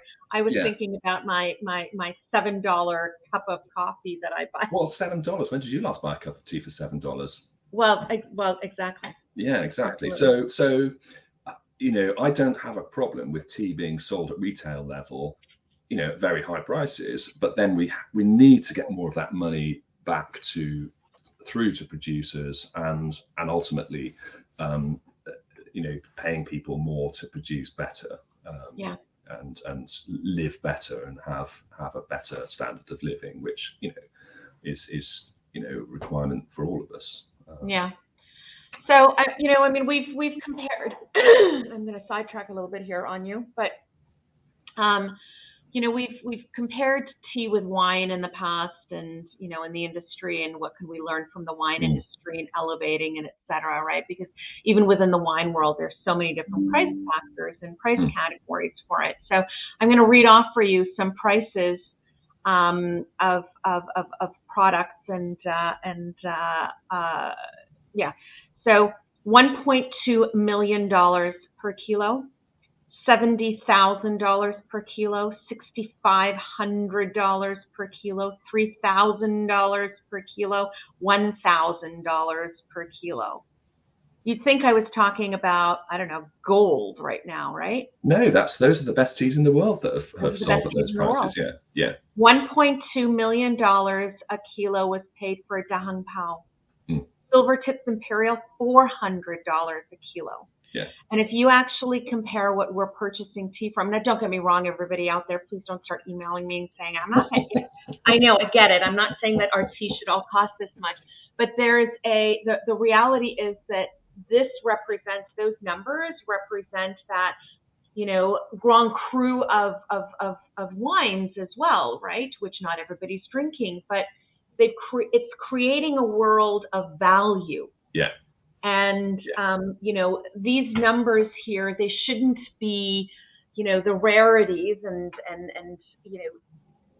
it's about just creating that general value. And so that we're not running around saying we're the cheapest beverage in the world next to water. We don't want to be the cheapest beverage. It kills me when I hear that. Yeah. I mean, we talk about wine and the thing about wine that differs from tea is you aspire to go to the next level, you know, and we all started at university, with the cheapest wine and the cheapest wine, but I did anyway. So, but you get a job and you get a bit more money and you think, oh, I'm just going to buy an extra bottle and you aspire and you go up the train. And obviously we're not going to buy the Grand Cru for sort of Friday night date night and all, maybe I should be from that look. But who you're dating with. Yeah, exactly.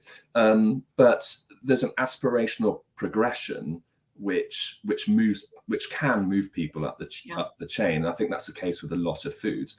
I think with tea, I don't think we do that very well. I don't think we start people, oh, try this, and if you've tried this, you might like this. And I think it happens in some brands are very good at it, but I don't think we're very good at bringing people on to try more expensive and better margin and higher value things. Yeah, and I mean, if you think about it, so I have my English breakfast, strong orange pekoe, whatever you want to call it, black tea in the morning, and that's what I drink, and it's it's your, I don't know what we want to call it, your commercial, your traditional, your whatever tea, right?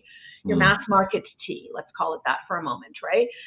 In the same way that I might buy a bottle of Pinot Grigio that is going to be $7 for a bottle and have that on, I just feel like a glass of wine after work. Do you know what I mean? But then there's I want to celebrate, and here's a $100 bottle of wine because it's a special occasion. What we don't do with tea is to say, okay, I have this that I do as my everyday, but oh my God, we have a celebration. I want to do something really special. Let me break out this $400 a kilo tea. And let's not get alarmed here. $400 kilo, do the math of what that still costs you for a cup. It's nothing, right? It's really not nothing. It really isn't. I mean, I know these numbers sound astronomical, but when you divide it down to a cup, it's still very, very little. And we don't do that in tea, right? This elevation of that value and the celebration of the specialness of it, and room in our lives for all ranges. It doesn't have to be one or the other. Yeah. Right? Yeah. 100%. So, are you optimistic about tea? Yes and no. I mean, the fact that tea survived for centuries has got to give us grounds for optimism. So, and we seem to stagger on as an industry, but we need to do so much more than just stagger on. So, there's a few things that would keep me awake at night. And you look around at see origins that have disappeared. Brazil and South Africa are virtually closed. Others are producing less tea, which is giving everybody less variety. And others are having a really, really tough time. I mean, Darjeeling is really struggling. I just saw something this morning about some gardens closing. Ceylon, we know Sri Lanka has had an amazingly tough time, not through necessarily any fault of the tea industry in the last couple of years. Definitely not. Parts of Nepal, Malawi, they're having really a real struggle for a variety of reasons, and I think you could probably describe most tea producers as stressed from a combination of social, ecological, financial standpoints. Even somewhere like Japan, which you think the tea industry is relatively prosperous and stable, they've got issues with the age of farmers and people just not entering the industry, and that's a major problem. And some areas have an insufficient access to labor. Some need to mechanize, but as you mentioned earlier, socially, if you mechanize, what do the people do? Yeah. You know, so. But I still feel that the financial strictures under which tea production is under is preventing a lot of producers from moving forward and beyond just a sustainable status quo. Mm-hmm. And I'm repeating myself, but I think not enough tea is being sold. Oh. Sorry. Oh. Apologies. So, you know, we've largely driven the sort of excess cost and fat out of the international supply chain. I worry about costs of inspections and audits, etc., sucking that money out of the industry and adding what's limited value, really. But you know, we have an inelastic demand curve. It's a necessity for most, and I think we just need to be braver in offering better products and charging more for them. We have a great model in somewhere like China, where tea is revered and valued to a much higher degree. And you know, I think we could look at that and learn from that. And that's not to say there's not room for value products, but it shouldn't become only about value products. Yeah. No. And there's room for everything. Yeah. We need to address that balance. Absolutely. Yeah. Absolutely. So, officially, what was Sorry. that? Apart from that, I do have faith, and I need to finish on a bit of optimism. You do. I mean, there are people who really care so much about the industry, and their businesses, and the people who are working so hard to improve in their corner of the world and in their link of the chain. And so for me, you know, that's what International Tea Day is about, really. You know, it's about. Well, and that was going to be my question to you now. Oh, sorry. So, you know, that's okay. International Tea Day officially, as I said, is May 21st, but it's you know, it's an important day, I think, where we all sort of I find that we outwardly it should be a day where we're celebrating tea, but inwardly it should be you know, this introspection, I think, of tea. So on that introspective question, let me ask you, what does International Tea Day mean for you? I think introspection is a good word. It provokes a little bit of reflection for me, as much as celebration. I've been in the business industry for nearly 40 years, and I love every day that I've been here. I've been very fortunate with the place I've worked and the people I'm with and all those who I've met and I've worked with, really. And I've met some incredible people, including my wife. So I think reflection and thanksgiving, and I thank tea for giving me a good life, and a reminder that I need to keep trying to give something back in the years that I've got left here. So that's pretty much it. Yeah. So that is a perfect segue to your question, and you'll note that I didn't say Proust question because, surprise everybody, I've peppered in some questions that I found Sir Thomas Lipton had. Oh, right. I know. I'm like, you're kidding me. So the Proust questions are, you know, they're parlor conversation questions, parlor games, and Sir Thomas Lipton had a list of his own. Oh, okay. I did not know that. I did not know that either. So your question, Jem, from Sir Thomas Lipton is, if heaven exists, what would you like to hear God say when you arrive at the pearly gates? Well, I think it's okay to come in would be quite nice. Yeah, I'll leave it at that, actually. Okay, all right. It's okay to come in as opposed to no, downstairs for you.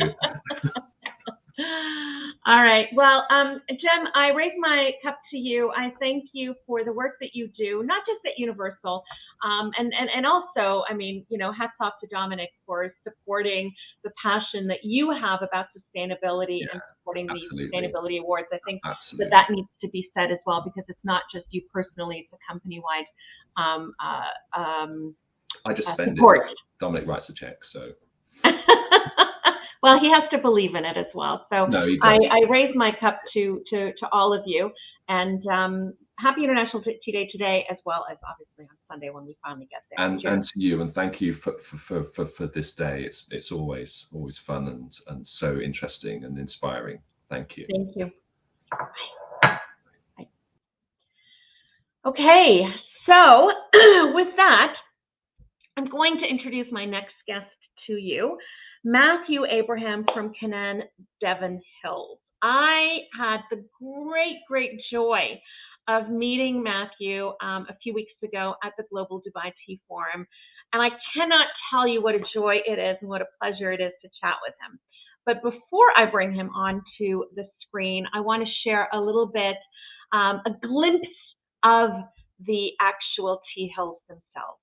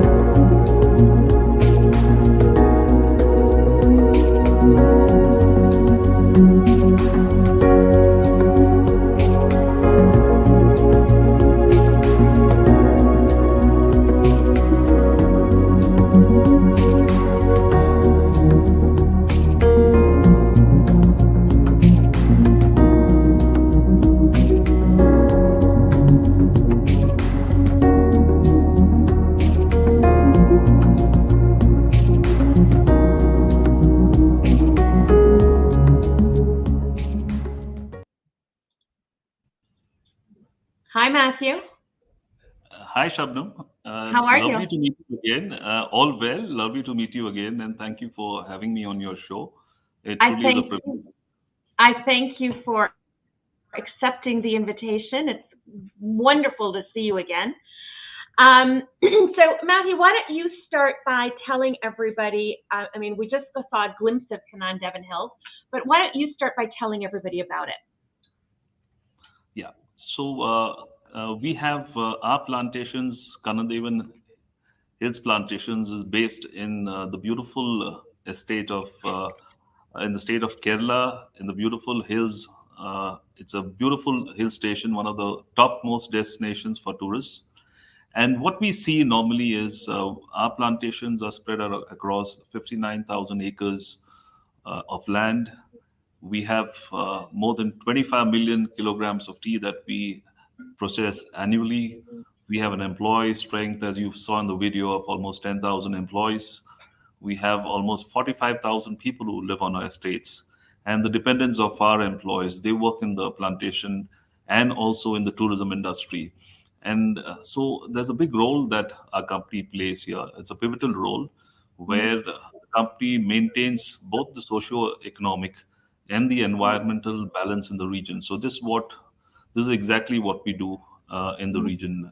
Just to give a brief about our company.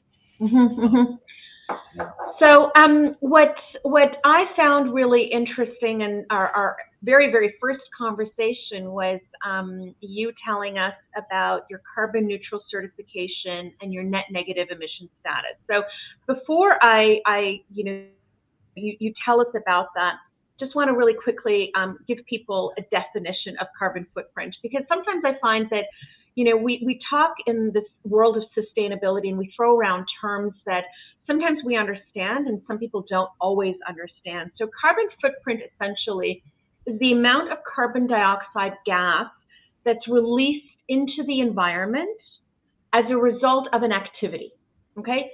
It could be any activity. It could be you driving your car. It could be you getting onto an airplane. It could be you farming. It could be you boiling water in your kettle to make that cup of tea. So we all have a carbon footprint, and that's an important thing to keep in our heads, because we tend to talk about carbon footprints only on corporate levels, and I think that sometimes people, consumers, our everyday people, don't always appreciate and understand that I personally, as a human being, have a carbon footprint as well. So I just wanted to explain that to everybody on the outset. And then please tell us about how you got to this carbon neutral status, because it's not easy. It's quite the work. Absolutely, Shabnam. I think it's been a lot of work that we've done over a period of more than a year, where we had our environmental research firm called Nansing, which is a Norwegian company, which did the scientific research here. We did the ground truthing, the satellite mapping, and various aspects of the tea plantations were totally studied and scientifically assessed. And what it threw up was something phenomenal, because the contributions or the ecological services that our plantations render is phenomenal, because we ended up seeing that almost 755,000 tons of carbon equivalent was being sequestered from our landscape annually. And this is, it results in an oxygen release of close to around 4 lakh tons of oxygen back into the atmosphere. Right. And this is something that is totally mind-boggling. But we also studied the Scope 2 and Scope 3 levels, where Scope 2 is also the carbon footprint that you generate. The total carbon footprint in Scope 2 came to around 20,000 tons of CO2 equivalent. And including Scope 3, it came to close to 1 lakh tons. So we were net negative by almost 655,000 tons of CO2 equivalent. That is a mind-boggling figure, and speaks volumes of what a tea plantation landscape could deliver for the planetary services. But so let's talk about the sequestration, because and I say this, I just want to get into this, because from what I've read, you're sequestering 4 times what you actually produce. Absolutely. Is that right? Yeah. So sequestration, for those of you that don't know the term, is it's about the carbon gas that is coming back in, right? That you're able to capture back. So there's carbon gas that goes out that's damaging, and then there's carbon that is actually absorbed back, which is a good thing, right? So it's about offsetting within, not by buying carbon credits, but by work that you do. And it's not as simple as saying, I have a tea garden and therefore it will sequester 4 times what I produce. You need to work on that and do something in order to achieve that. So tell me, what is it that you've done at Kanan Devon Hills to achieve 4 times sequestration? Because that's a really, really big number. So we have, our own energy plantations, which normally, we have eucalyptus plantations close to around 8,000 hectares of that, which is a renewable energy source. And so there is a lot of sequestration that take place when there is a growth of the biomass both above and below the ground through the eucalyptus plantations. It saves a lot of fossil fuels which we would have to burn in our factories. And that's the efficiency of having a renewable energy source. We also have a very scientific way and a sustainable agricultural policy, wherein we ensure that the organic matter status of our soil keeps on increasing because of the sustainable agricultural practices. Basically, when you have a higher organic matter content in the oil, the amount of nitrogen fertilizers that you need to apply reduces dramatically, and that gives you, a positive carbon impact. Now, again, coming to the soil organic carbon, I think that is the biggest carbon sink that most of the plantations have, and it's up to the plantations to do the soil analysis on a regular basis, which we do. We have the state-of-the-art R&D at our plantations in Munnar. So there is a proper yearly assessment that is done on the organic matter status of the soil, which gives you the carbon sequestered annually from your landscape. So that's how the calculation is done, and we can fine tune it to the way you would want it. So that's where we have burial of prunings that we do to increase the soil organic matter content. Right. We have a lot of soil conservation methods which we employ in our plantations to ensure that, again, the organic matter status of the soil increases. So these are some of the activities. You can also look at the carbon that is sequestered, from the crop that you harvest. So that's another aspect where you can really look at. You can have an assessment of the carbon that you sequester from your plantations. So this is in a gist, the activities that we do to improve the carbon sequestration. And I think there is big opportunities for plantations to also look at monetizing carbon in the voluntary carbon market.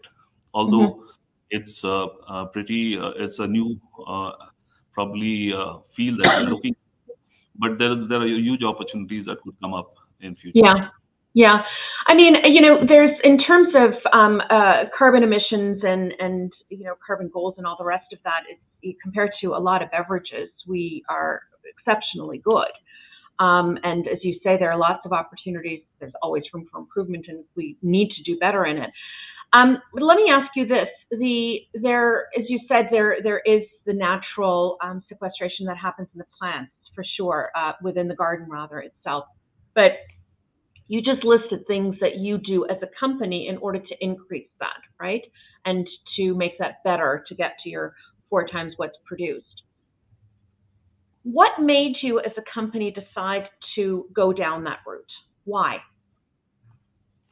Yeah, so there are 2 aspects here. Now, normally we look at plantations as it's never the important thing is that plantations never get credit for the work that is done as far as the plantation management of the environment is concerned, the carbon sequestration that is concerned. So we looked at this opportunity just to quantify the amount of carbon and the amount of ecological services that our plantations render from its landscape.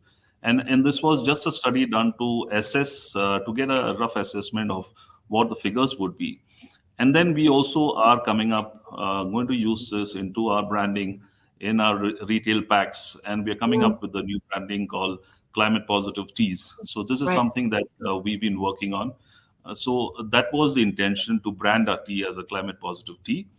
I think you also have the opportunity to look at monetizing the carbon through the voluntary carbon market. So that's another advantage that you have. So good for the world and good for business.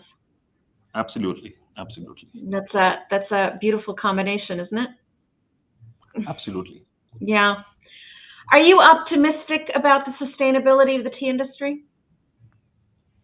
I think the tea industry has survived several 100 years, and I'm sure it will survive going forward. But I think you have to be cautious here, because I think the rate of increase of the cost of production in tea is just not, if you look at the rate of increase of tea prices, they just don't match. So that's going to be a big challenge, I think. There are going to be opportunities to make tea sustainable, because we do see that there is going to be increased demand coming from the emerging economies for during the next decade, and I think that's going to be a big positive. There is also going to be the opportunities to monetize carbon. There are going to be opportunities that the threat of the industry going under gives you. It's an opportunity to continue to have a close, control or close monitoring of your costs. So how do you do that? And you can do that by, increasing your land and your employee productivity. So the land productivity is something that I think we do. We still are one of the companies which operate in the highest cost areas in India, in the state of Kerala. In our, we pay the highest wages, and despite that, we still are profitable. And I think the lesson here is to keep your costs under check by continuously replanting, your old seedling teas with newer, higher yielding clones, and with which make better quality teas, and also increasing your employee productivity by mechanizing your field operations. We also invest significantly into, the modernization of our factories. We look at automating the factories, which helps us to improve the quality of teas, which also helps us to get better prices. We have, again, we look at value addition of our teas, because tea is a commodity. Now, how do you value it? So we do a lot of value addition. We make specialty teas. We make high value orthodox teas. We do make a lot of green teas and organic teas. So these are teas which give you, prices which are well above your cost of production. However, I think there's also opportunity to get into the B2C space, and we have our own retail packs, which we retail more than 3 million kilograms in South India. And for a plantation company, it's quite good, because the margins are there. We also have our retail stores, which you have seen would have seen in the video. We have 6 of them, and we plan to scale these numbers up, because it gives you very high margins. And that these are probably businesses that you need to look at to ensure the sustainability of the operations. And I think the opportunities for tea companies to reinvent and innovate and be ahead of the curve. And I think plantations have the unique advantage, or the competitive advantage, of having single origin teas, and it's time that the effort is taken to market them properly. And tell the story. Well, I think marketing it properly is a big part, and I think your business model is interesting, because you are really you are the entire supply chain, right? You have I'm not saying you don't have other ways of selling the product, but from growing the tea to not only having you didn't stop at, okay, now we've got our brand. You actually are opening stores. So in essence, you are the entire supply chain from start to end up to the consumer, which is very, very rare, right? And I think it's an interesting model, because you are essentially, you have taken control and power back of your product, because you're the entire supply chain. You haven't lost any of that power to anybody else, and that's a really strong position to be in. Absolutely. The idea is to have as many channels as possible, avenues to sell your teas. It could be, we are one of the largest producer exporters from South India. Most of our teas are RA certified. They are EU compliant. So these are advantages that you have when your factories are all top-notch factories which follow the latest food safety standards of ISO 22000 or FSSC 22000. So these are some of the big advantages what you get when you invest in your business. And the challenge is going to be in how much you can invest, continue to invest to keep the business sustainable. I think that's the key there. There's also another line of activity where I think China is ahead of the game, where we do see a lot of health benefits of tea have been spoken for ages. But I think there is an opportunity to look at the wellness aspect from tea molecules, which could be the next big thing, I think, which the tea industry could look at. Yeah, it's tea consumption increased all over the world. The West, our numbers were considerably higher during COVID. And a big part of that was health and wellness, for sure. Yes. The holistic parts of calmness and relaxation were definitely part of it. But I think that people were very focused on, when the world was so concerned about health and survival, inside of ourselves, we were trying to figure out what can we do to keep healthy and tea was the natural way to go for that. So I agree with you. I think the industry's done a lot in that health sphere. We have a working group at the FAO intergovernmental group that I co-chair on tea and health to to promote more and to celebrate and talk about that more to that consumer level. That's important. Wonderful. Yeah, definitely. So, Matthew, tell me, what does International Tea Day mean to you? I think it's a day where I think we should celebrate and acknowledge the role the tea plantations play in rural empowerment, women empowerment, in reducing hunger, maintaining sustainable terrestrial ecosystems, and I think most importantly the effort that goes behind across the cross section of tea workers who put across to bring across a beautiful cup of tea, which is enjoyed by tea lovers across the world. And I think most importantly, we also need to look at celebrating and bringing about awareness of the ecological services that the plantations render from their landscape to mitigate climate change, and I think that's a big thing. This carbon sequestration story, the oxygen release back into the atmosphere, the water balance in the region being maintained where the plantations are there. So I think these are phenomenal ecological services besides maintaining the biodiversity of the ecosystem. And all I can say is cheers to the cup that cheers on World International Tea Day. Well, I'm going to cheers to you in just a moment, because as you've seen, everybody must answer one of my Proust questions, or maybe it's a Lipton question, who knows, before they leave my sofa. And your question, Matthew, is, who are your heroes in real life? So I think my hero in real life is the famous cricketing legend Sachin Tendulkar. And I think, I think there is a lot to learn from him. Besides being a genius of a talent, I think the most important thing about him was the discipline and the perseverance to ensure that he became the biggest cricketing legend that cricket has seen. So I think I would definitely, say Sachin Tendulkar is my hero. I don't know if you play cricket. I'm a cricketer, I love to play cricket, and that's the reason why I follow him. I don't play cricket. I'd love to at some point. So perhaps when I visit you at the end of this year, you will take me out to a cricket match. Of course. So we would like to invite you to Munnar, where we would have these cricket tournaments, and definitely we will take you to the cricket matches out here. Perfect. It's a date.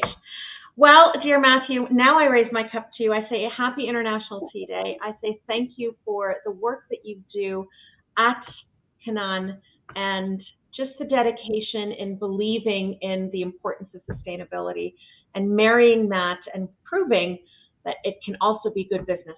So cheers to you. Thank you. Thank you. Cheers, Shabnam. Thank you for having me. Thank you. Thank you. Take care. Bye-bye. All right. So you can see when I'm talking about, the good work that's being done and important projects, that is a really, really great example. Ketan started talking about it at the very beginning with all the amazing work that he does on his plantations. But as you can see, even this entire model of being part of the entire supply chain, which I think is fascinating, can show you that there is an altruism to it, yes. But as I said before, even if it's about a selfishness, and I'm not suggesting that Kanan is selfish at all, but even if it's about, if your only motivation is good business, Kanan has shown that you can do good and make money at the same time. It can actually be good business. And with that, I am very happy to introduce my next guest to you. Who has submitted, is one of the submissions that we received for our Sustainability Award, actually last year for 2021. And I said before that, I don't like to say winners because I think that every single project and every single initiative that's being done is a winner and must be celebrated. But we do give awards for ones that do particularly exceptional work. And my next guest is the award recipient for 2021. So hello to Udena Wickremosooriya from Kaley Tea. It's such a pleasure to have you here, Udena. Hi, Shabnam. Good to be here. You Nice. got my long name quite on the spot, I must say. Did I really? Yes. Okay. Pretty much. Well, as I said to somebody earlier, with Shabnam, I know that names get butchered all the time, so you have to make the effort and apologize afterwards. So it's lovely to have you with us. You're in Sri Lanka right now, right? You were going to be in Ethiopia, but you're in Sri Lanka now? Yes. I'm flying out tomorrow, but in Sri Lanka at the moment. Okay. In the city where signal is good, because if I was at the estate, signal would have been a little wobbly. Okay. Well, Udena, you were, as I said to everybody, the recipient of our Sustainability Awards for 2021. 2022. I'm getting my years all mixed up. 2022. Yes. And your project was Nature, Agriculture, and Communities, Consumers, and Economics Coexisting Together. Yes. And I was fascinated when I read your submission. And just so everybody really understands, I have to quickly explain to everybody, these submissions are made to us, and we have criteria on what's received and how it's received. And we have a third-party judge that actually judges these. So it's not me, it's not the association, and it's not somebody, it's Norman Kelly, who is very well known in the industry. He's been around for a very long time, has worked in the industry for a long time. But what's great about Norman is that he doesn't work for anybody and is not affiliated with anybody at the moment anymore. So he's completely unbiased and not influenced in any way. But I was fascinated by your submission, Udena, and I think that that's what really made your submission stand out, is because you are tackling, I want to say everything all at once. I'm going to say everything all at once. So if you heard Jem speak earlier about when I asked him what were all of the issues, he listed he said everything. And you clearly listed everything when you decided what you were going to do with Kaley Tea. And you are doing it. You're preserving rainforests. You've converted land forest to forest ecosystem. You're working in regenerative agriculture. You've built a lake that collects 20 million liters of rain. You've installed rooftop solar panels. You've planted 500 diverse forest, fruit, spice, and botanical species. I could go on and on and on, but I'm going to let you tell us first and foremost about Kaley Tea and its history and your involvement with it. Well, in its simplest form, it's cultivating with nature. That's the simplest way of describing Kaley. I was not originally a planter. My grandfather was involved in tea. My father was into planting and different kinds of stuff.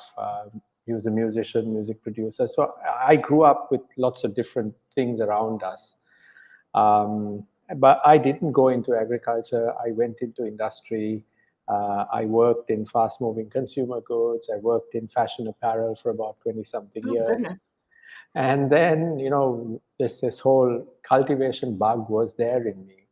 And about 10 years ago, 10 years ago, I just gave up everything and went into agriculture. I started like a conventional farmer, bought a rundown piece of land with a lot of chemical usage, selling to an orthodox factory. Very soon realized it's not going to work because Sri Lanka is known for bulk black orthodox tea. Yeah. And I was desperate to get into organic, desperate to protect this piece of land, which had half of the land was rainforest. It's a small piece of land, just 50 acres. So it's a very small business. But we realized going on, there was no commercial value to it. You grow organically, your cost goes up almost double. And that's how the whole research started. The most fascinating piece I read was of do-nothing farming by Masanobu Fukuoka from Japan in the early 1900s. How he would say, farming is to do nothing. You let nature do its thing. I mean, it's not do nothing in that sense. He did a lot of things. No. But he'd never disturb nature. And that's what sparked the interest. So I visited tons of estates in the country, spoke to people around the world, learned as much and started trialing. So that was really the start. I'm a farmer. I became a farmer by chance. I became a tea farmer by chance. So I always say it could have been potatoes in that land. It happened to be tea. Nature tea found me rather than me finding all of this. So as we were going on, one of the most interesting things, the first interesting thing was, how do we make money? How do we commercialize this? Otherwise, it's charity, right? And you're just spending money and you're not earning. And Sri Lanka didn't have anybody who'd buy, organic teas that come from a forest environment.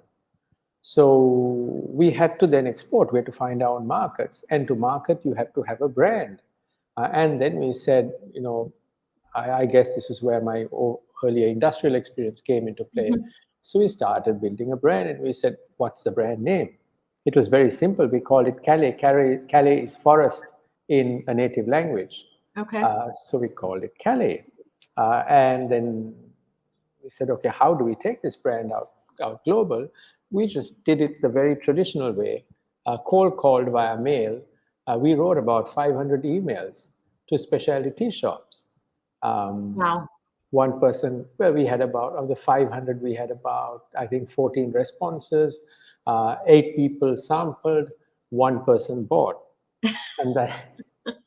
And that's how the journey started. So I gave a long answer to a short question, but in essence, we cultivate tea in harmony with nature, and we try and connect all our consumers today around the world to that nature through that cup of tea. So you say that it's a small scale. Do you have Yes. ambitions to grow it? Well, no. I've worked in big businesses, and it's not an interest to build a big business of mine. But I'm very interested to scale up through others. Yeah. So it's to really take this concept to the village that we're in. Right. Get other farmers to do what we're doing, because you don't need a big investment in machinery the way we do things. Our teas are handcrafted, so we handpick it, we handcraft them, and then it's packed at source, so it's preserved, it's fresh, it's natural, and we're now beginning to take our concept to the villagers who farm in, say, 1 acre, 2 acres, 3 acres, 5 acres, and getting them to trust and have faith in organic cultivation.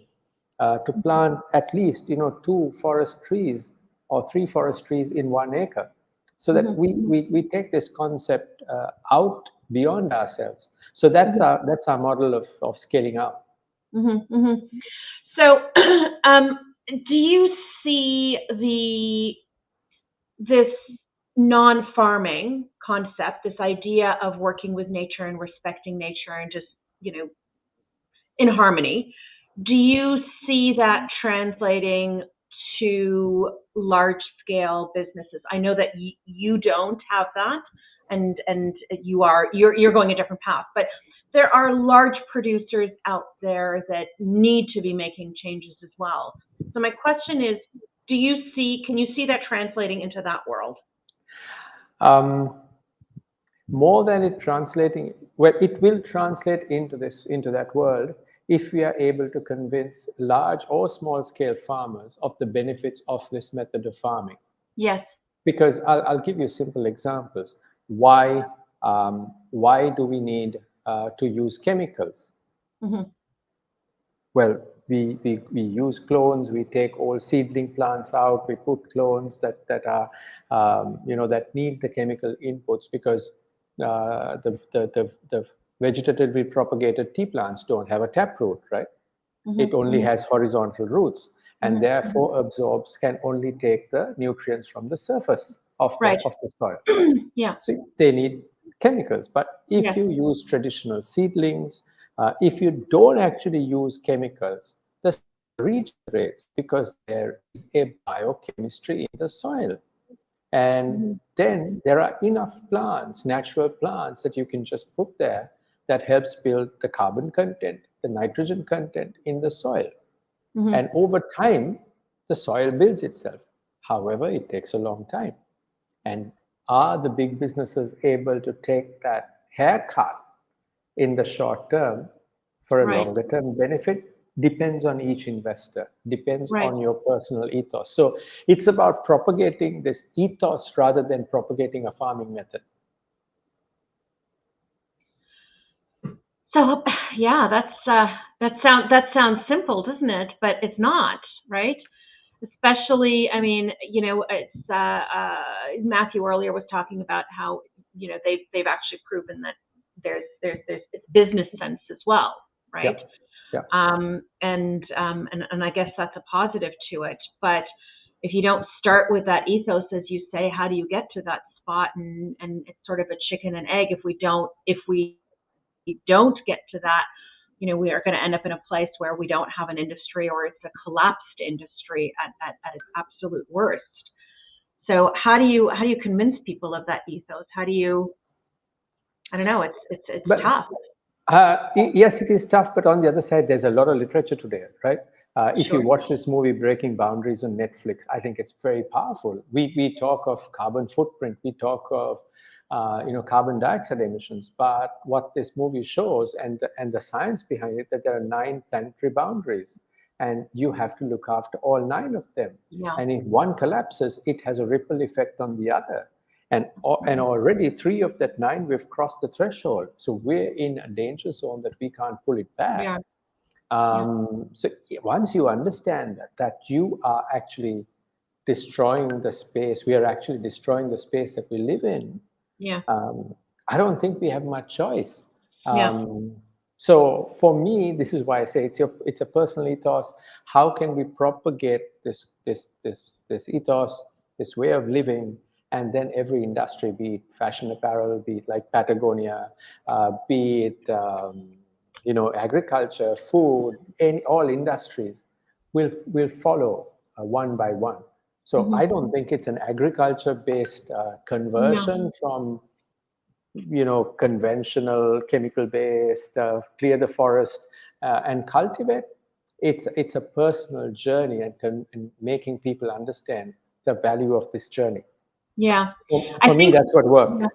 Yeah. And I mean, what you're saying is important, because I think that, as I said earlier as well, if people would actually truly, and I don't mean, I get the words, truly understand and appreciate, ethos is the word that you use, that this interconnectivity, and that everything that you do has an impact on something else, and everything that you has an impact on affects you then, in turn.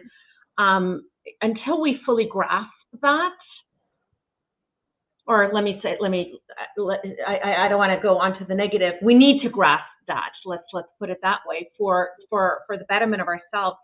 So I live in a part of the world where the Native Indians, the Aboriginals, are very much that same belief of working with nature, right? And, this belief that everything that you gather and hunt, you need to remember to pay attention to the reproduction. So if I pick something to sustain myself, I do that thinking about, what am I going to do to have new growth, to have food for tomorrow? And it's not just about me having food for tomorrow. What they believe in is a concept of 7 generations. Yes. Yes. Right? So 7 generations is that everything that I do and every decision that I make needs to be made to ensure that there is an equitable quality of life for 7 generations to come.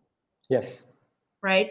Yes. And, sometimes I think that we try to recreate the wheel and come up with snazzy new concepts and technology, which have its place. I don't want to, say that they don't. But the people that came before us who took care of this land, or, as you've talked about, the not farming concept, just let nature do, is nothing new. It's been around, and, native Aboriginals in North America and Australia, South America, all over, they have lived this and continue to live this. And sometimes we need to read our history and talk to people and remember that sometimes it's that simple, right? So true. For me, what the internet's done is, for me, in this whole endeavor, is it's given lots of stuff to read, to watch. I mean, there are tons of movies. You go to the Patagonia site, you go to Netflix, you go to Amazon. There's so much of stuff that you can watch.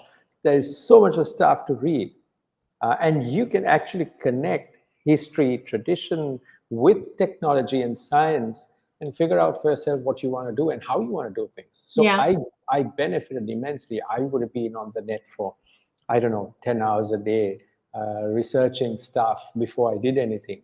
So the modernism of the net and helped me connect with tradition and history. And once I thought of something, I went out to, I'm from a very rural village, isolated, living by a forest, surrounded by forest, facing Sri Lanka's largest rainforest.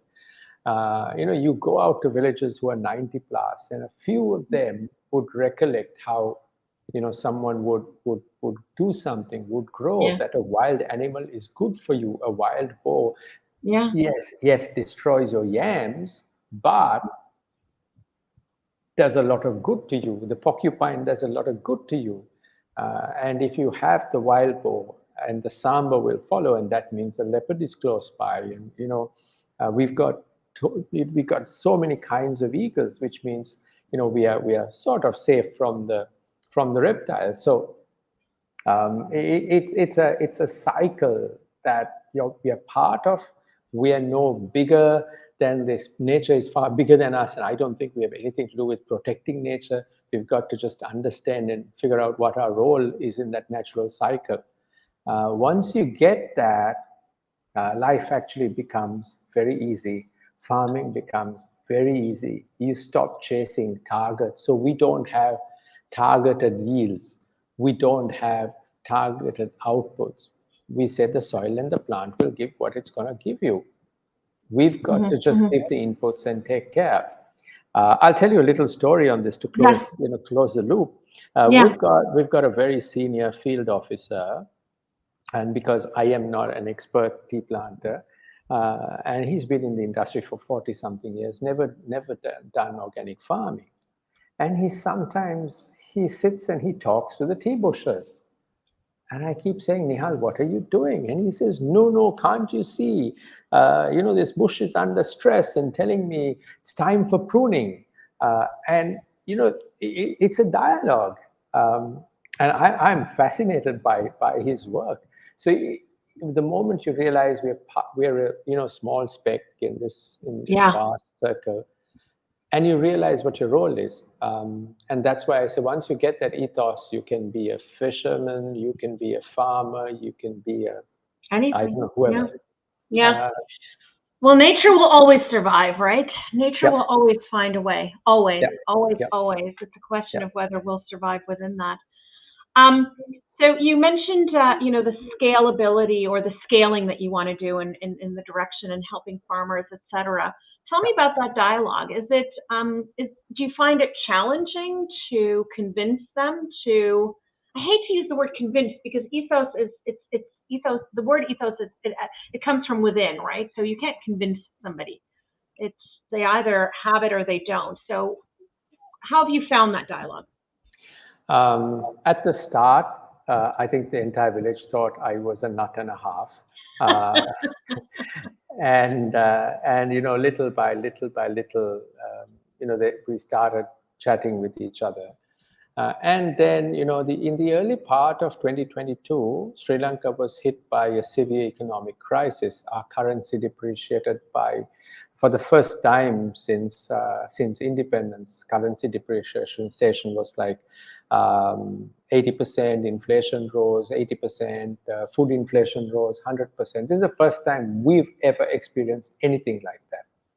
You know, Singapore, Sri Lanka was the example for Lee Kuan Yew to build Singapore. So we've never seen this. And when that happened, fertilizer is imported in this country. Nobody had fertilizer. And then people started saying, hey, how are you farming without fertilizer? You've been doing this for the last 7-8 years. And that actually, it was a very sad situation that helped us, in fact, start a dialogue. So if I take a step back from this, from what I'm saying now, is we said, look, we're here to protect, we're here to work with nature, to live with nature. And we found that the biggest reason people cut down forests is economics. And then we said, if we can give people an opportunity to live and work in harmony with forests and yet earn more, then those who destroy forests will become their protectors or their guardians. And that was the thinking that sort of evolved into us reaching out to the community and saying, isn't there something in this for you? So over time, the dialogue, the connectivity has increased. Now, parallel to this, as part of this journey, we've got about 40 people working with us, which means there are about 20 kids that's on our land. What we did was we started teaching them because they're very poor. Some of them don't really value education. So we started a little school inside our place, inside our land. And we started having conversations around nature. Nobody was interested. But everybody's interested to learn English because English is not our first language. Everybody's interested to dabble around with a phone and mobile and, you know, all that stuff. So we said, what if we use, we're teaching English, but we sneak in a lesson about nature, a conversation about nature in English. And then we, at one point, to the older kids, we started teaching PowerPoint, and we said, you know, one presentation is about your surrounding. And then they started saying, well, we have this tree. And then our next lesson was, what's the benefit of that tree? And then said, okay, then some say firewood. And we say, okay, other than firewood, what's the benefit it gives? And, you know, little things like this helped us create a better dialogue. We're probably 5% in our journey, but we've got to that. I think the biggest difference is for us that we've stopped getting irritated that others don't get it. And we're finding ways of how to connect. And that for us is the biggest learning.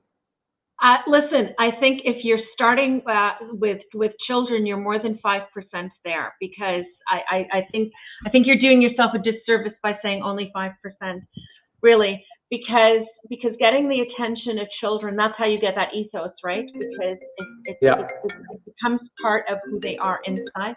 Was that you? Sorry, that was on the phone. I just knocked it off. That's okay. Apologies for that. That's okay. If you get them at that young age, do you know what I mean? I think that makes a huge difference because it becomes part of their belief system.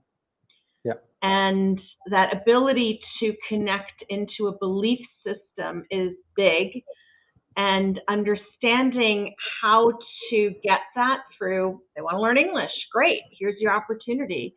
They don't even realize that you're teaching lessons at the same time, right? Yeah. Fantastic.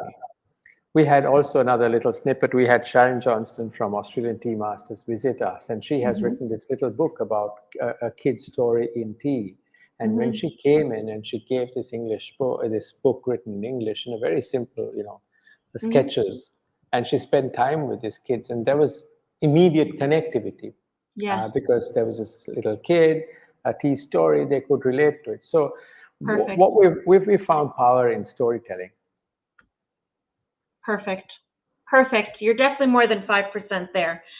I am convinced of that. So you had you saw that I ask Proust questions of all of my guests. Yes. This is something that I started on our first SOFA Summit. And I have to say, who was my first guest ever? It was Will Battle in the UK. Do you know Will? Yes. And poor Will. And I say poor Will because he was the first guest of the first ever SOFA Summit. So true shock and surprise when he found out at the end that I had these Proust questions. Everybody after that obviously had the benefit of knowing it had happened, so they could anticipate it. He was the only person who couldn't anticipate. So I think this question is actually perfect for you with the many hats that you have had in your life. Which talent would you most like to have? To do nothing. To do nothing. Is that Yes. a talent? It is actually. Yeah. No, that's true. I think it's the hardest thing in life because we believe we are here to do something. And when I say do nothing, when you sit back and listen to what's around you.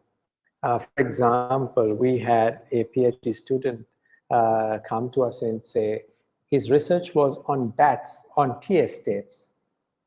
Bats. And I thought that, yes, that was a first ever. I've never heard that. I've heard studies of frogs and eagles and snakes and leopard, and bats was the first time. And when his research came out, he found that with the forest setting and organic cultivation, that we had 35% of Sri Lanka's endemic bats were on our land. Wow. And there was one species that they'd never found in any tea estate during his research. And I said, sometimes late at night, I just sit and listen to frog sounds and I figure out which frog is this, and I don't know. So when you have the ability to do nothing, I think you end up learning a lot more. Because otherwise, when you expect sunshine, it rains. When you expect rains, it floods. Nothing happens today the way you expect. So if you just go with the flow, that's what I mean by do nothing. You do nothing and you just go with the flow. I've been very fortunate that I've never had goals in my life. That's the way my dad brought us up. Had never had goals in my life. Whatever came, I took on. I enjoyed whatever I had to do. My first job, my father had business. My first job was to sweep his office. Unpaid job, but I enjoyed it back then. And when you don't have big things to achieve in life, and you're happy with what comes your way. So that for me is the greatest talent and one of the hardest things I've found to even tell anyone. That's an excellent answer, and I think that the ability to do nothing has become harder and harder for us, especially as we all walk around with these. And the ability to do nothing allows us. It gives us the luxury to observe, which I think is what you're referring to when you say that you sit and just listen to the frogs, right? There's a book that Thomas Friedman wrote called Thank You for Being Late. And he talks about it's meeting somebody for lunch or dinner in a restaurant, and thank you for being late because it allowed me to just sit and observe what's around me, which we don't do anymore. Because if you notice, I'm guilty of it, we all do it. If I arrive someplace before somebody else, I pull this out and I start scrolling. And we have lost the ability as mankind, humankind, whatever, to be bored, not to constantly be stimulated by something, but more importantly than that, to learn to be stimulated by our surroundings as opposed to, something artificial that we're carrying around in our pockets. So I hear you. I hear you when you say the talent to do nothing. You don't mean laziness. I understand. Nope. I know. Not at all. Well, this has been a delightful conversation. I could chat with you for hours. I raise my cup to you really for bringing to the tea world, because you have come from a different world, but bringing to the tea world this understanding that we need within tea, and this need for remembering to connect back with nature. So I raise my cup to you, Udena, and the work that you do at Kaley Tea. I hope that I have the privilege of visiting your estate. Thank you. Would love to have you over. Sri Lanka is a beautiful place to come to, and I'm with a cold brewed green tea. Perfect. Cheers to you. Thank you so much, and all the very best enjoy to you. Your evening. It is late for you. Thank you. Take care. Thank you. Pleasure. Bye-bye. Thank you. What a delightful chat that was. Thank you. Really, you go into conversations with I say a plan, but I never fully have a plan. I do plan ahead. I'm not winging this entire thing. I've got lots of notes around me and things to sort of keep things going. But I think that that's one of the beautiful things about just having a conversation. Sometimes when I invite guests to SOFA Summit, they'll ask me whether I want them to do a PowerPoint presentation or something. And I'm like, no, it's a conversation. And I want it to be a conversation. And the beauty of conversations is that you never know where it's going to take you and where it's going to lead you. And I love that. And that's what that was. So thank you, Udena, for that.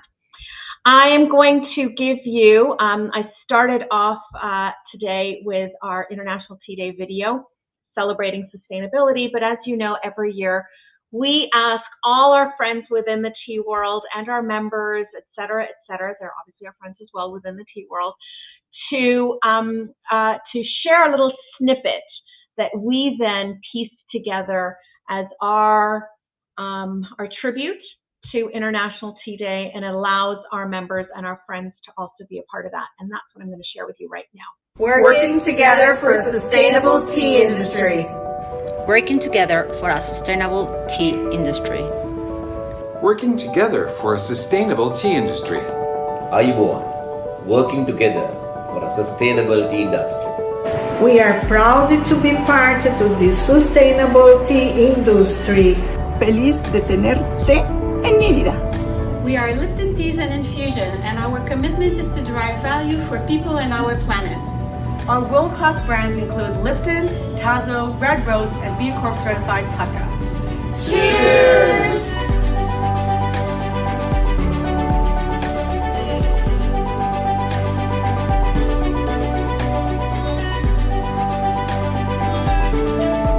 Happy International Day of Tea.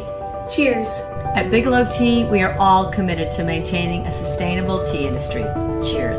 Tetley Tea is proud to be part of a sustainable tea industry.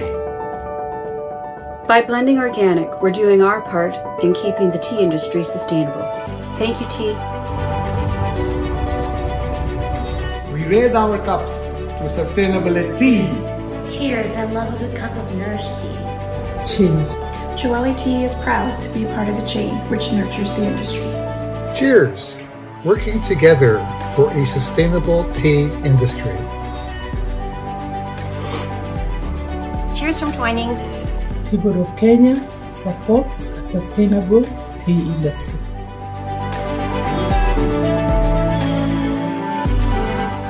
Cheers! We raise our cups to those amazing men and women who cultivate lands and sustainable practices. Working together for a sustainable tea industry. To me, drink to your health. Happy International Tea Day.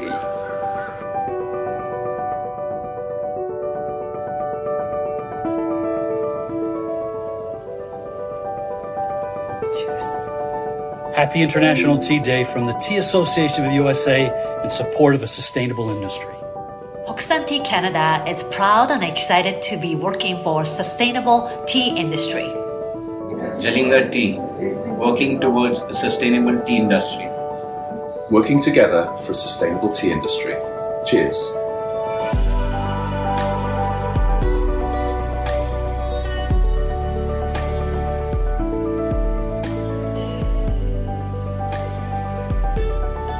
working together for a sustainable tea industry. The Tea and Herbal Association of Canada is proud to be a part of the chain which nurtures this industry. I am proud and honored to be a steward, protecting this industry and working towards sustainability for generations to come. Cheers.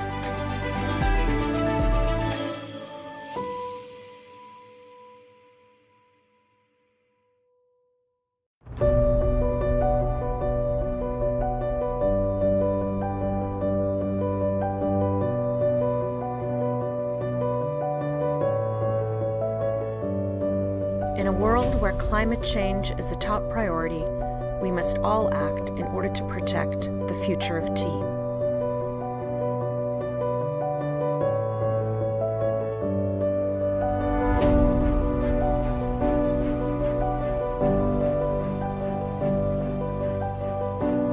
From bush to cup, the industry works on countless initiatives towards the protection of our environment, our people, and the climate.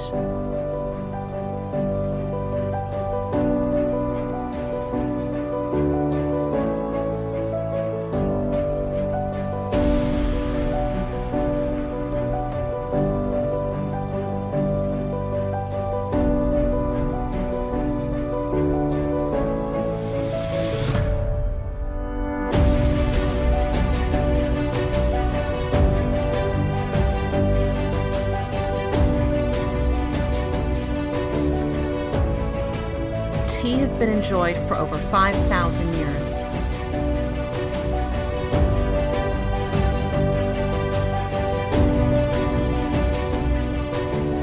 It's our responsibility to protect it for generations to come.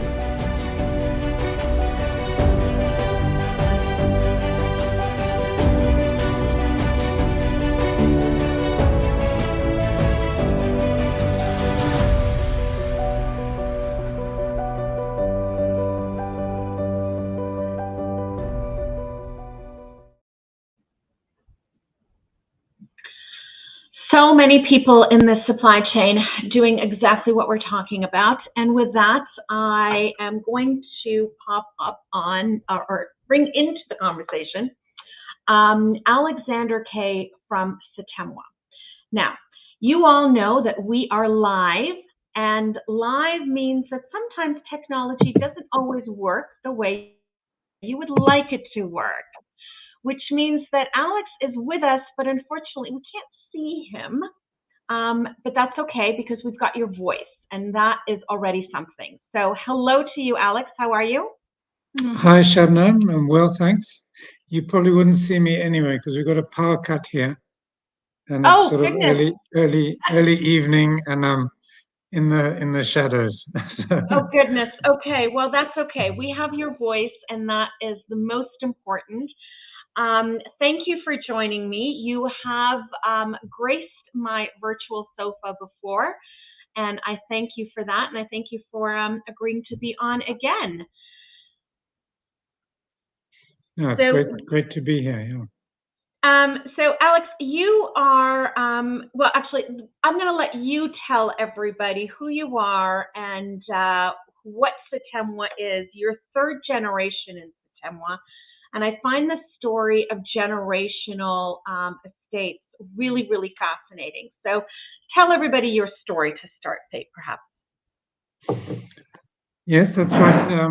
Third generation on Satemwa, and we're actually celebrating our centenary this year, which is quite an achievement, I think. We,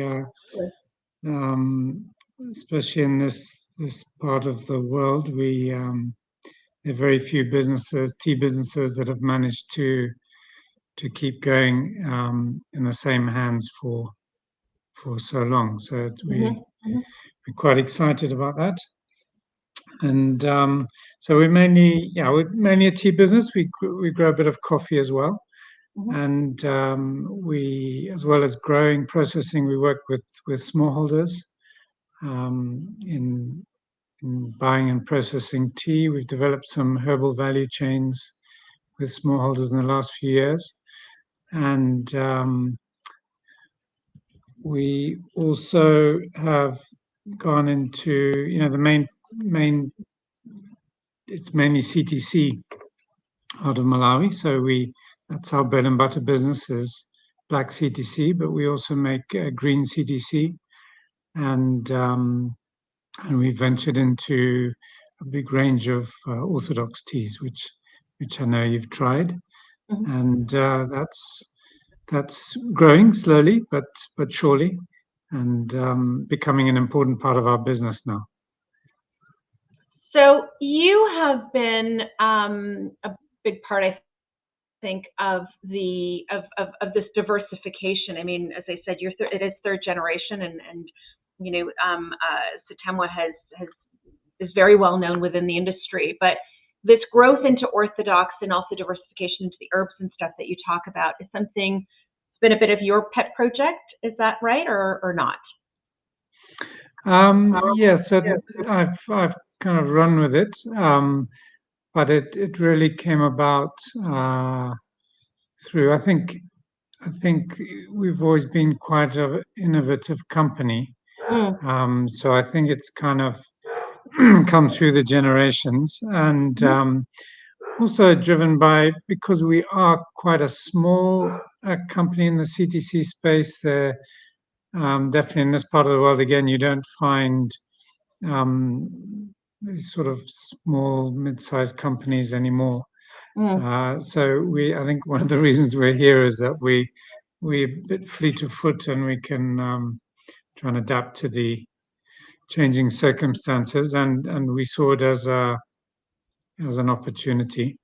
And it originally was just professional interest, really. I think maybe you've heard the story, but we found ourselves reading about, in the sort of mid to late 2000s, reading about things like white tea, which we'd never heard of before, which was a bit of a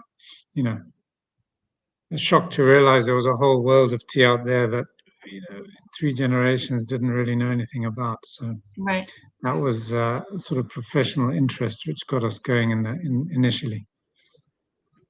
And now you make some beautiful ones.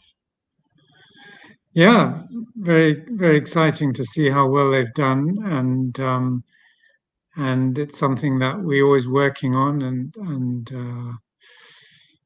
and experimenting with, and yeah, also exciting to see what other possibilities there are. There's as you know, there's so much to tea making, and linking the varieties and the environment, the terroir, and the manufacturing. So there's so much out there, so many possibilities. So, as you know, my focus for International Tea Day today was not just celebrating tea, obviously, which is always first and foremost, but talking about sustainability and sustainable practice and sustainable farming. And as I've mentioned before, sustainability is about climate, it's about the environment and land, but it's also about the people. So I know that there's a lot of work that you do at Satemwa, and I know that as a few of my guests have talked about earlier today, there's a lot of work that people do that not everybody knows necessarily about, and that was part of my objective here as well, is to provide this platform for everybody to boast a little bit about the work that they do. So, Alex, boast a little bit about what you do at Satemwa. Okay, I think one of the sort of our ethos while trying to make money out of tea has always been to do so while practicing sustainable agriculture. That, of course, that's changed. I mean, just in the short time I've been involved in tea, it's what we thought was sustainable 20 odd years ago is now no longer enough, or our understandings and have changed about what needs to be done and the challenges that are there. And also what's important to us is improving living standards of our employees and communities. So we try and and that's also, I think, why we try to add value to our tea through producing specialties, and also we also have some retail brands in the Malawi market where we do regular tea bags and things like that. But it's really to create more value around tea to keep us relevant, I think, and that's really important to the sustainability story. But we've done a lot of initiatives over the years. Environment's always been very important to us, so we have these wildlife corridors around the estate, which we've done some studies with local universities as well to help us understand the environment better, which trees are important to the endemic species of birds around here. And looking at how birds can, particularly birds, focus has been on birds, how they can what the spacing between the corridors, so to try and also plant in fields different species of trees, so birds can really not get isolated in small forests where they might get inbred and that sort of thing. So that's something we've done with universities. We work a lot with communities. Initially, we've done various projects over the years on sanitation, so water and sanitation issues. We have 4 different clinics. So we work a lot with communities on health and various problems over the years. Obviously, COVID springs to mind, but there's we did a lot of work with government and communities during those times. Immunization. We have an under 5 clinic that every Monday does immunizations for not only employees, children, but the communities around. So it's an open clinic.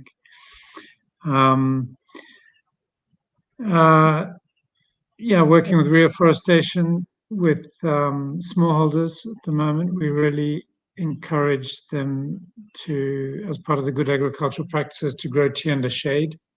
So that's been an ongoing focus more latterly. Also because biomass is such an important energy source in Malawi, and there's a big shortage of it. So we try and encourage agroforestry. So not only in tea, but also there's a lot of maize grown around here. So to try and encourage people to, so sort of out of our, core tea footprint, if you like, we really try and get involved in the wider community around us in terms of helping with our expertise. And we have big nurseries, so supplying seedlings is really cheap and easy for us. So we try and focus on what's easy for us to do, and utilize our infrastructure and as I say, our expertise to leverage that into the community. And I think what's become a real focus recently is obviously we're all concerned about climate change, and soil health has become of particular interest to us. We found that after years of conventional farming, we've tried to use minimal pesticides over the years. But we do feel that we've started measuring, things like our microbial populations in the soil, really trying to understand what's going on there, and make different interventions to try and work on building up our fungal ratios as well. And I find that particularly exciting at the moment. The pressures of fertilizer prices and input prices for farmers are crippling, really. Having a big impact on how people can farm, what yields they can get, which of course all comes back down to sustainability. Often there's the kind of things which are nice to do or fun to do, which is the tree planting and the social side of it. But we're coming up against more and more of the have to do. things, and that soil health and cutting down on inputs, artificial inputs, is really becoming a large part of have to do.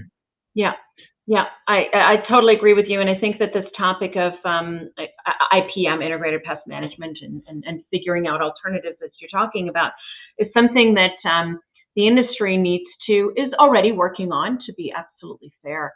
But what I have always found incredibly challenging in this industry is that despite how small it is, it sometimes feels like quite a small industry.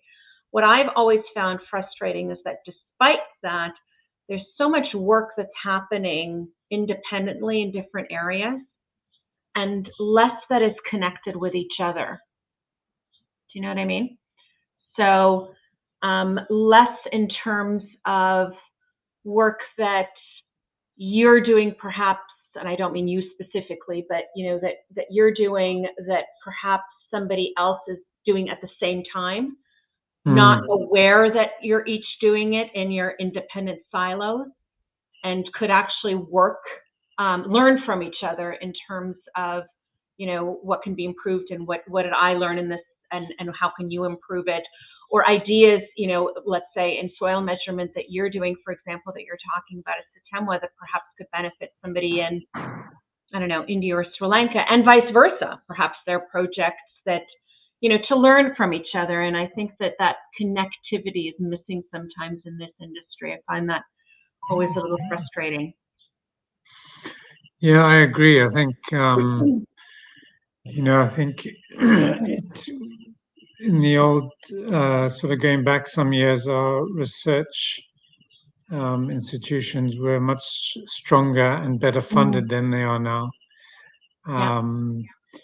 The Research Foundation in Malawi is very good at plant breeding and has a fantastic pipeline of hopefully climate change ready or proof material for us. We're getting some great results with some of those plants, but it really is focusing on that. And when we look at what it used to do, 30, 40, 50 years ago, it's become a very narrow focus, and largely what it's funded by the industry. And it's always under pressure to be cut. That sort of R&D funding as the margins become tighter and tighter. And as as a grower, we've always got our head in the engine room, and it's difficult, to take out. It's not difficult now with all the tools we have, but I think it's just not a thing that we do very much, as you're right, just try and connect with. It's so easy now, probably, but we don't do it as much as we should. Yeah, and it's and theoretically, you'd think that it would be easier as we're also connected so much more through what we're doing right now is proof in the pudding, isn't it? But I think that historically we haven't done enough of that, and as you say, tea research institutes, whether it's Malawi, Kenya, India, Sri Lanka, China, there's so many of them out there. I'd love to see, forums where they can get together and actually speak to each other as well. I think we need to do a little bit more of that within tea. We try to as associations. I can tell you that, UK, Sharon and I, we've been talking and trying to connect some of these dots, particularly with integrated pest management, and some of these issues we sometimes forget, as I was talking to somebody else about earlier, are really farming issues and not just tea issues, right? Sometimes we could be learning from other products as well. So, sort of expanding our box a little bit more, and what can we do to we don't have to be on this journey alone, I guess is my point, right? Sometimes it feels that way. No, that's right. And I must say that's where a lot of my learning recently has come from coffee in particular, and other crops as well. And seeing what people are doing, even in the US, grain farmers and and all sorts. That's where I've got a lot of my learning from, as we've tried to look for new models of growing for the future. I heard you in the previous thing talking about 7 generations, which that's quite something to think that long. But but you're quite right. I mean, certainly that's kind of a big thing to focus on, to try and think that you've got to make that much difference. But I mean, to make that kind of change, you've really got to cast around for ideas and rethink a whole lot of things. Well, you can't do it alone, right? I mean, you're right. 7 generations. Right. 7 generations is it's conceptually big, but if everybody truly acted and behaved with that core belief, then we wouldn't be struggling with catching up on, destroying our climate, for example, right? So, you talk about the nice to haves and the must haves, and the nice to haves are the people, the charity part of, I think, what it is that you do. And I just want to touch on that really quickly, if you could, because there's a lot of charity work that you do at Satemwa. So can you tell us about the, I think it's called Where Charity? Is that the name of the project that you work on? It's education and scholarship? Okay, that's the Rare Trust. Rare Trust, sorry. Yeah. Okay. Yeah, so that's a great story. So that's Henrietta Lovell from Rare Teekampagne visited us many years ago. We had a program, or we have a program of supporting. It peaked at about 130 kids in scholarships in various schools around, and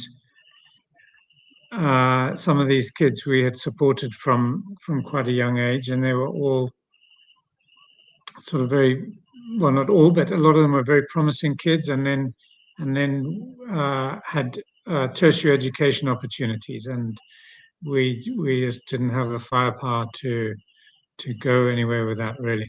Yeah. And so Henrietta, on one of her visits here, came up with this concept of the Rare Charity. And so they have a percentage of their funding, of their profits goes into that. And at the moment, they're over, I think they're 17 girls have in secondary education, and there are about 17 kids have been put through the tertiary education. And the first one actually was supported by us. He graduated from school, was funded by Rare Trust, and he got a degree in food safety, food science. Mm-hmm. And he became our first factory quality manager on our road to FSSC 22,000. And so a really nice story. And he was with us for 3 years before going on to bigger and better things. But that's a lovely story. It's quite a great project where we work together with a buyer for the long term and real sustainability, I believe. Yeah, and investing in the future, right? The next generation. Yeah, and we're able to. Quite a lot of those kids end up doing going into agriculture or studying agriculture. A lot of them. So we've been able to, those that do, we've been able to give them internships in the holidays. And in fact, one of them is in Israel right now. Through the university, he got a chance to go and study there. So he's there for about a year, I think. So incredible opportunity. Yeah. That's amazing. I love that. Love that. Well, Alex, I'll tell you one more thing as well, because it's quite fun. Just this last week, we had a project where we've been able to give all of our lady employees menstrual cups and we had a big training for them, and 2 weeks handing these out, and there was a lady that trained them up. So fantastic project and real life-changing project, I think, for a lot of people who really struggle with. No, and thank you for adding that, really, because period poverty is a very real thing that I think a lot of people aren't aware of or don't even think about. No. And it's a problem not just in in other parts of the world. It's a problem in my own city with homelessness, right? Period poverty is a problem for women that don't have access, and I don't care where in the world they are. And tell everybody about this initiative about these menstrual cups, because it's a really good one. Yeah, it's I mean, it's something I only became aware of in the last few years, really, the challenges that women have in the workplace, particularly here, working out in the fields. There's limited facilities and that kind of thing. So we came across an NGO working in Malawi called Ufulu that works raises funds and hands out menstrual cups. So together with one of our customers, JDE Peets, we put together a project where we bought 600 cups and associated sort of supplies, and the NGO was here for nearly 3 weeks, training small groups of women, 25 at a time, and really, it's quite exciting to hear what changes. The stories one hears are just awful, really, about what ladies have to go through. So it's really quite exciting to see and hear what changes are going to be there. It's such a simple solution to something that truly and also, is. Yeah, the other thing that I hadn't really thought about either when we put the whole thing together was, the waste products from, all the plastic involved normally, and all that, the landfill and this sort of thing. So it really is all the way through just a great project. Yeah, absolutely. So for those of you listening, watching, and are interested, I just popped the link to Ufulu into the chat box, and check them out. They're a really, really great organization, and I've supported them, I've donated to them, and know that what you're putting out there is truly changing the life of a woman in the biggest way you can imagine. And if you are a woman, you understand it. So thank you for that work, Alex, and thank you for mentioning that. So Alex, you can't leave without answering one of my questions. Oh. Even without your camera. No. And you get one of the Lipton questions. I don't know if you heard earlier, but no. Okay, so as I put all of this together, I have my Proust questions, but I discovered that Sir Thomas Lipton had some parlor questions as well. So you get one of his. And his question is, what sound or noise do you hate?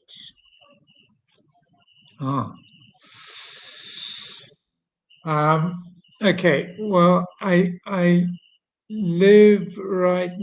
You can. I don't know if you can hear. I know the sound's not great, but in the background there's a hum, and that's the factory, because I live right next to the factory, and it's the genset because we've still got a power cut. But the boiler has a low water alarm on it. Okay. And if that thing goes at night, I panic. That's excellent. That's excellent for obvious reasons. Yeah. Yeah, that's fantastic. Well, Alex, I thank you. I raise my cup, and as always, I thank you for the work that you do, for continuing on the work of your father, and the beautiful estate that you have, and the way that you continue to grow and innovate it. So, I have had the privilege of visiting Satemwa. It is gorgeous and stunning and beautiful and all of those things. So I raise my cup to you. I look forward to visiting you. I think we're talking about perhaps planning something in the new year to bring a group. So those of you listening, please get in contact with me, because I've been talking to Walter about bringing a group over to you. Yeah, okay, great. Most welcome. Yeah. All right. Well, thanks. Apparently Walter didn't tell you that we were coming by. Not yet. That's all right. Well, cheers to you. Thank you. Enjoy the rest of your evening, and happy. Great. Thanks, Shabnam, and thanks for this initiative. It's always fun to listen to everyone and get the story out there. Thanks, Alex. You take care. You too. Bye. Bye. Bye. Okay, always fun to listen to Alex and just the amazing work that's being done. And as you can see, you talk about the initiatives, and then you always forget something that you still need to mention. So my next guest is from an estate called Sorwathe. So if you've been paying attention, we have gone from India to Sri Lanka, back and forth to India and Sri Lanka a couple of times. We came to Canada for a little bit, and then we went to Malawi, which is where Alex just was, and now we are traveling to Rwanda. And I'm going to bring on my guest, Manik Weerasinghe of Sorwathe on. Hi, Manik. Hello. Can you hear me okay? Hi, how are you? I'm very good. How are you? Yeah, I can hear you, but my internet is going up and fine, thank you, Sarah. And how are you? I'm very good, thank you. So, Manik, before I let you sort of take over and tell me about Sorwathe, I wanted to start by reading a little bit about the history of this company and its connection with another company in the U.S. called Tea Importers. Because I think that this is an important story, and Andrew, if you're listening and if you're on right now, I hope you are, I think it's a story that needs to be told and one that everybody needs to hear. So you'll see I'm putting on my glasses because I'm going to start reading, okay? So Manik, humor me for a moment. So founder Joe Wertheim's philosophy of corporate social responsibility permeates the company's history. In particular, Tea Importers' commitment to the Rwandan people has not wavered throughout its over 40 years of operation. From 1975 to the present, including through the Rwandan Civil War, the 1994 genocide, and the reconciliation period, Sorwathe and Tea Importers have improved the lives of countless Rwandans. Sorwathe brought in potable water and voluntarily repaired and maintained the roads to the company's factory because the local government could not afford to do so. Sorwathe built schools, established a medical clinic with assistance from US Aid, and in partnership with Rotary International, started an adult literacy program for the local population that has taught more than 15,000 Rwandan adults how to read and write in their native language. When there was a shortage of firewood for cooking following the 1994 genocide, Sorwathe, again in partnership with Rotary International, produced and distributed solar-powered cookers and fuel-efficient rocket stoves locally and later throughout Rwanda. So as not to compete for firewood with the local population, Sorwathe purchased and continues to sustainably maintain 517 hectares of eucalyptus forest. These trees prevent deforestation and erosion on the hillsides while allowing Sorwathe to be self-sufficient in fuel. Sorwathe's management of the forest also creates additional employment in the area. Sorwathe was the first factory in Rwanda to introduce environmentally friendly policies, such as waste recycling. It has also been at the forefront of banning child labor and supporting workers' rights. It was the first private company in Rwanda to sign a collective bargaining agreement with its workers. The factory employs sustainable agricultural practices, has 2 organic divisions, is a participant in the Ethical Tea Partnership, and the estate is Rainforest Alliance certified. It's also fair trade certified, which means premiums and a percentage of the profits are reinvested in the local community. The Fair Trade Associations have spent this money on education and improving the availability of drinking water, medical insurance, and housing. I felt the need to say all of this because I think that sometimes we underestimate and forget the impact of politics and the impact that wars have on the devastation of countries and land and people. And sometimes governments aren't always able to do everything. And I wanted to take a moment before I let you, Manik, tell us about the wonders of Sorwathe.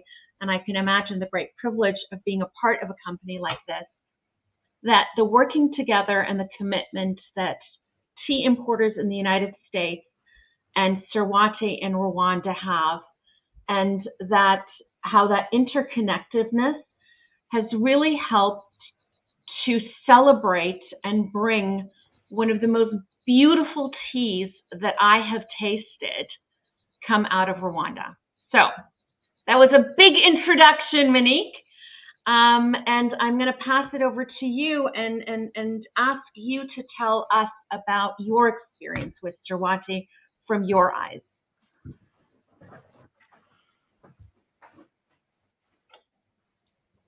Can you hear me, Manik? Yeah. Thank you for having me in the show. Yes, I can hear you. Can you hear me? Yes, perfect. Thank you. Can you hear me? Yes. Yes. Yes. So thank you for having me in the show. It's a great opportunity for me to be in the show. Of course, as you said, tea importers have done a lot in Sorwathe and in the tea industry. Oh, I think we're having connection issues with Manik.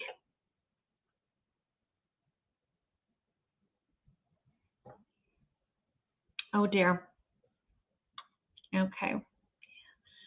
We see that deathly hamster going around and around and around. Oh, hang on, there he is. Hang on, let me add him back. Okay, are you there?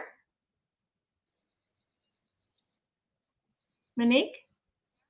Yes, I'm here. I will knock off the camera, I think, and just talk to you. Okay, that's totally fine. Yes, perfect. Let's do that. Hello? Yes.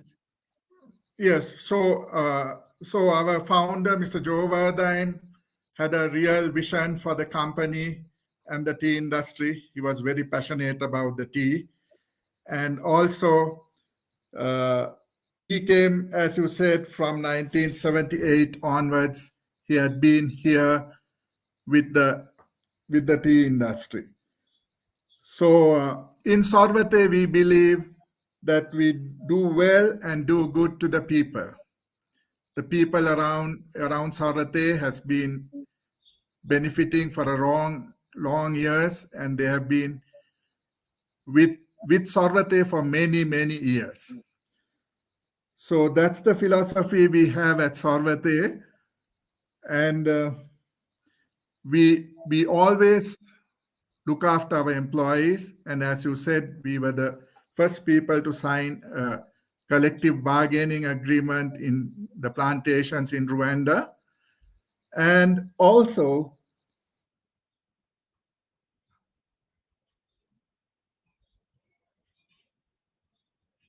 Oh, I think we've lost your sound again, Manik.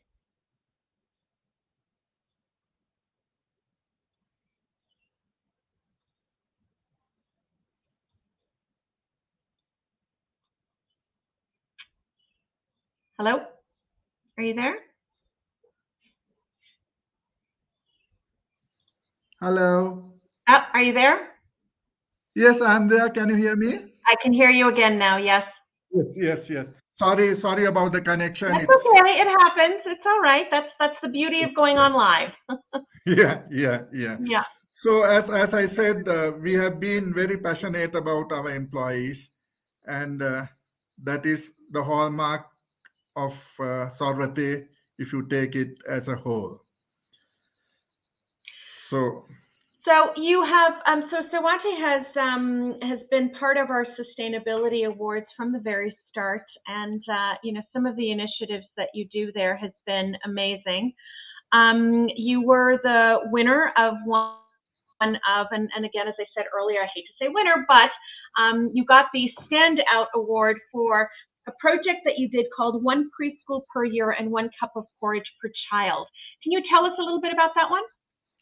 Yes, that was one area we actually, my predecessor and the chairman and the board of directors saw that we needed the schools were overcrowded and they did not have proper schooling facilities, and they needed buildings and preschools to be built so that the children could have a decent education, and mostly it was crowded. So this situation was identified very early, and we have been building preschool each year.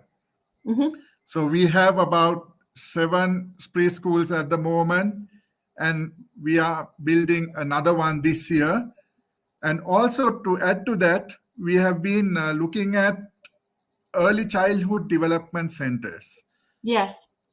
Because when the workers, the ladies go for plucking, they find it difficult to leave their children, and they'll sometimes leave them unattended with maybe a elder sibling who will look after the children. So the schooling of the elder sibling is also affected, trying to look after the younger sibling. So we identified this need as well, and together with UNICEF, we were able to have trained staff, and we started one early childhood development center in 2018, and now we have grown up to 4. We have 4 early childhood. So 4 early childhood development facilities, so daycare programs as well, right? Oh, we've lost Manik. Hang on. Are you there? I'm back. Okay, no, that's okay. We lost you at 4. Early childhood development centers where. Hello. Yeah, can you hear me, sir? Yes. Hello. We can hear you. Yeah. So we have 4 early childhood development centers now, and it's functioning quite well. So the mother is relaxed in her workplace because she knows that we look after the sibling or the child for them. So that's a great relief for the mother, and we so many mothers have told us that it gives them a lot of security in that regard. Absolutely. So moving on to the porridge program. Yes. Yes. Moving on to the porridge program. So we are now around 1,800 cups of porridge per day we give each child every day. So all the preschools and the early childhood development centers are covered with this project, and we have seen the malnourishment rates of the children going down, and the weight gain is very good. It's closely monitored, and we see a lot of happy children. And we, as the Sorwathe family, are so happy to see the next generation being so happy and healthy. So that's a great joy, and we keep on doing that. So in 2020, we added an egg per week program. So now we give an egg to all these children per week, and that is also adding to their nutrition levels. Yeah. So that is regarding the porridge program and the. No, please continue.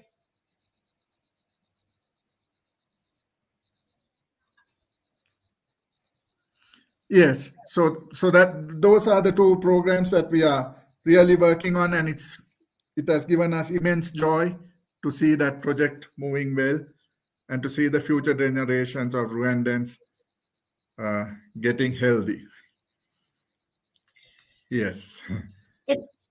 It's so important, and I think that, you know, so far today we've talked about, you know, environment and climate and all of those things, which I'm sure you're dealing with as well.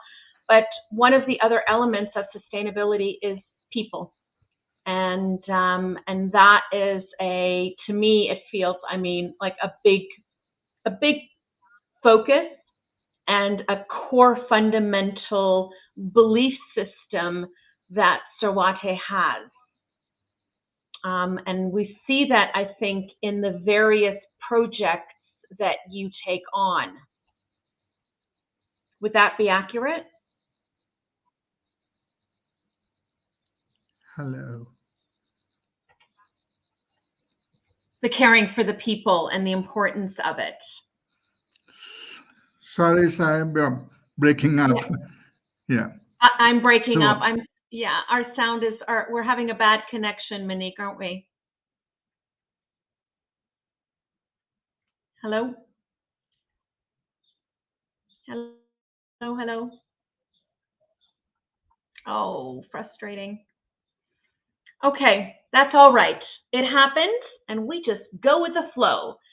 I think that what I really wanted to, and I think we did get that from the projects that Manik was able to tell us about. So, you know, things break up, but we heard the most important parts, and those are these really important initiatives that Sorwathe has taken on. So, as I mentioned, it's the one preschool per year, and these 4 childhood development programs that they've put together in collaboration, or in partnership rather, with UNICEF, which provides these daycare programs for families and all of the surrounding communities, but also this 1 cup of porridge per child. So, you know, Sorwathe takes care of the environment, as I mentioned in my introduction, you know, the 517 acres of eucalyptus and you know, preventing deforestation, et cetera, et cetera. But what I've always loved about the story of Sorwathe is this deep commitment to the people. And it's not just the people that work within Sorwathe itself, but the community. At its core, there seems to be, I believe, this fundamental core commitment and dedication to the people of Rwanda. And yes, that's done through Sorwathe, but it's not just about Sorwathe. It's about Sorwathe as well, within Rwanda and everything that entails. And to that, I think we owe a great debt of gratitude to Joe Wertheim, who's the founder of Tea Importers and Sorwathe, as well as to Andrew, his son, who now continues that legacy and continues the work that's being done. So I know that I don't have either one of them up on my screen at the moment, but you know who you are, and I'm simply going to raise my cup to Manik, Sorwathe, Andrew, and all of the people that work in this amazing company to do the work that they do and care for the land, the tea, and the people that they do. So cheers, I say, and thank you for being part of this. Oh, Manik, you're quickly there. I can quickly raise my cup to you Thank so we you. can see you. Thank you. And I can say thank you, and thank you for struggling through our technicals. All right, you take care, Manik. Thank you so Bye-bye. much, and we Bye. appreciate it. Thank you. Yeah. Thank you. All right. So with that, I am going to introduce my next guest to you. And so far, we've had guests that all work sort of within tea. They're tea growers, they're tea planters, they're importers, etc., whatever it is that they have been. But sometimes I think it is so important, and I briefly, I think, touched on this with Alex just a moment ago, is that we're not necessarily alone in this industry. There are people in other industries, there are people working on issues that we greatly benefit from, and sometimes we have to open up our little bubble of tea and invite them in and hear what it is, not only that they have to say, but also find out about some of the work that they're doing already within our industry. So that takes me to Aarti Shah. Hi, Aarti, how are you? I'm very well, thank you. How are you? Lovely. It's lovely to have you on my virtual sofa. Thank you for joining. Really appreciate it. Pleasure. So Aarti is co-founder of CoRegion, and that's not it. You wear many, many, many hats, and I couldn't possibly list them all. So I'm going to let you do that. You tell us, what is CoRegion? What is it that you do? Let's start there. Okay, so CoRegion is a consortium of 3 organizations, or 2 organizations and me, I should say. So one is the International Institute for Tropical Agriculture, which is part of CGIAR. And the second one is a Kenyan consumer collaboration agency called the Grass Company. And grass meaning actually spies, grass, but also grassroots, and me. And we sort of set up the consortium about 3 years ago, really to tackle opportunities around regenerative agriculture, renewable energy, and climate. Okay. So at its core, you design these models, right? These holistic, what you refer to on your website as holistic models. And you've worked, obviously, it's not just about tea. It's about, conceptually these models and regenerative agriculture, as you just mentioned, and biodiversity. So tell us how you got connected with tea. Okay. Well, it's a bit of a convoluted story. I'm a computer scientist by background, right? Okay. So which makes me a problem solver. And for the first 24 years of my career, I worked in the sort of financial and professional services ecosystem. So that's, traders, investment bankers, fund managers, later on lawyers, tax people, people in corporates as well, and commodities. Commodities are traded around the world, including coffee, tea, cocoa, and so on. And then in my last 3 years with what was now Thomson Reuters, I was managing government. So I was heading government relations for Africa. And that was the whole world of central banks and judiciaries and ministries of land and energy and agriculture and science and technology. And that's all sort of going to lead on to where I am now, because when I left in 2016, I started working in the real economy, right? So early childhood development, I heard your previous speaker talk about that. Also medical devices. But then as I said, late 2019, early 2020, we set up this consortium really to look at solutions around biomass gasification, biochar, enhanced weathering. Enhanced weathering is where we take crushed silicate rocks and put them back on the soil, in the soil, so you're remineralizing the soil. And that's really important because every time we pull crops out of the ground, we need to be putting minerals back in. And the whole model around gasification, when we started, we were quite broad. We were trying to provide energy. We'll talk about what gasification is in a minute, but we were trying to provide the resulting energy to everybody. And very, obviously in Africa, across Africa, which is my major area of focus, there are a lot of people who still don't have reliable electricity and so on. But as we sort of looked at this more and more, I realized that for people actually to pay for this, and for energy supply and demand to match, we had to look at companies, corporates, which suits me very well because that's my background, as you've just heard. And so then we started focusing on the Kenyan tea sector. Okay. Yeah.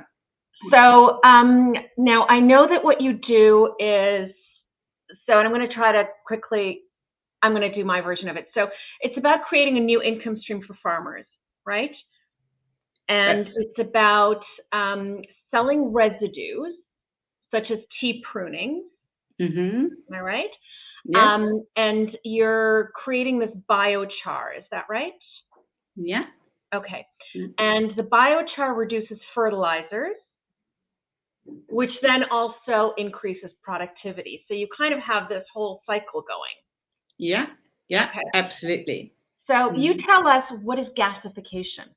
Okay, so before I answer that, as you know, tea processing all the way from the withering to the drying is very energy intensive, right? So I think looking at data, heat is about 90% of the energy and electricity 10%, but that's just in terms of energy value. When you look at the cost in a country like Kenya, electricity is about 57% of the energy costs. And energy is 30% of the total tea production costs. And if you've ever been to Kenya, you'll know that grid electricity here is eye-wateringly expensive and it's unreliable. So that's the sort of, when you put, so let me explain gasification now. That's when you put these biomass, so tea prunings, maize stovers, and other high carbon feedstock, you put that through this low oxygen thermal conversion, and you generate a gas. It's called a syngas. And from that syngas, you can then put it through a heat and power engine, and you generate electricity and heat. But because it's not totally efficient, you are left with biochar. So that could be, let's say, 10% of the weight of the original biomass. So for every kilo of biomass, you could end up with 100 grams of biochar. And absolutely, it's that stable form of carbon, which is biochar, that goes back on the soil and does all the things you've just said. It's like a sponge. It lets water infiltrate. It helps the fertilizer, and therefore you need less fertilizer. Yes, it does increase productivity. But the reason we're going for a sort of commercial use of this is because the kinds of systems we're looking at are going to be generating 0.5 megawatt hour of electricity, 1 megawatt hour. And that's the sort of electricity that a tea company needs. And also because this is still relatively new technology, it's still at the moment more expensive than the likes of solar. So again, we've got to make sure that we've got off-takers for it. And that's why we're focusing on tea companies. So you have a project going in Kenya at the moment, if I understand that correctly. So can you tell us about that? Sure. So we're running a feasibility study, and the reason we're doing that is because gasification has actually had numerous failed attempts in Africa, and it's really well documented as to why they failed. And in fact, that's informing how we're operating today, right? We're trying to avoid all the mistakes of the past. But within that biomass gasification feasibility study, we want to prove that there's enough of this biomass, all these different feedstocks, to generate electricity all year round at a viable price point, right? Then heat is often wasted when this type of energy is generated, but we want to use it because there is a need for it in tea. And then later on, when we get the funding, we'll bring back the biochar from the gasifier where we're doing the test, where we will be doing the testing in the next few weeks, so that we can then put that biochar back on the tea farms that we've been collecting the biomass from. Also part of the project, we're looking at skills development. So we're working with the Jomo Kenyatta University of Agriculture and Technology. They have a postgraduate institute for energy and environmental technology, and they're very keen to work with us to upgrade their bioenergy curriculum. We're also talking to policymakers because it's quite complex. You've got energy policy, you've got agriculture policy, you've got the whole climate story with the likes of carbon credits, and that's just 3 ministries, plus more, plus the county governments. So yes, so this feasibility study is giving us an opportunity to go and touch all of those actors and make sure that everybody's on board. And how long has this project been going on for? So the study started on the 1st of March, so we're in the third month. Yeah, okay. Yeah, and it's a 12-month project, courtesy of Innovate UK, which is the UK government. Yeah, yeah. So what will it take for gasification to be economically viable? I think the supply chain is going to be really critical. So making sure that the biomass that we collect from the moment it's taken from whether it's tea prunings, which is a major area of focus for us, or maize stovers or any of the other high carbon feedstocks, making sure that by the time they get to the factory, that price point is below a certain threshold. If you imagine 1 kilo of this biomass is going to produce 1 kilowatt hour of electricity. So yeah, if you want to have electricity at, for argument's sake, 10 US cents a kilowatt hour, your feedstock obviously has to cost much less, right? So so that's going to be quite important. And then of course making sure that all these various types of biomass are available all year round. And that's why the testing in the UK is going to be really important, because we've got some fantastic engineers who are going to be doing all this. Actually, it's going to be a little bit like blending, language you're familiar with. Yeah, blending the different feedstocks and seeing where can we get the most energy intensity, and again, very importantly, making sure that we have this all year round, because as you know, tea factories in the peak season are operating 24/7. Yeah. And do you see this being transferable to? I mean, presumably this would be able to move beyond Kenya if it's, as you say, feasible, right? Completely. So I think Kenya is responsible for about 70% of Africa's tea, from what I've read. But yes, absolutely, it can go all the way from Ethiopia down to South Africa, India, Vietnam. I mean, of course, the way tea is processed in different countries, and the whole sort of that whole sort of is it at a household level? Is it at a factory level? What sort of equipment would people need? That will all vary, but the actual concept itself, yes, absolutely, I think can be transferred, and not just to tea. I mean, to other cropping systems as well. Right, which was actually going to be my next question, because obviously, you're as I said from the onset, you haven't come from the world of tea. You're applying to tea, and as I mentioned when I said to Alex earlier that we don't necessarily need to be working at this alone, and sometimes we should be and could be learning from other crops, because a lot of the issues that we deal with are agricultural issues. So from your experience, tell me what other agricultural product have you seen that we share a lot of the same issues and challenges with? So I think from a soil perspective, I mean, pretty much every crop, right? Soils are degraded. You'll hear that 2/3 of Africa's soils are degraded. Kenya's soils. So I think that whole soil degradation piece is across many different cropping systems. And in fact, the IITA, the International Institute of Tropical Agriculture, they've been running biochar trials in maize for 16 years, right? And still seeing sort of the benefits of that biochar. So that's one example. We're looking also at coffee. Coffee is more seasonal, so the equipment we'd use would be different. But that's, as I said, that's fine. We're not, we're technology agnostic.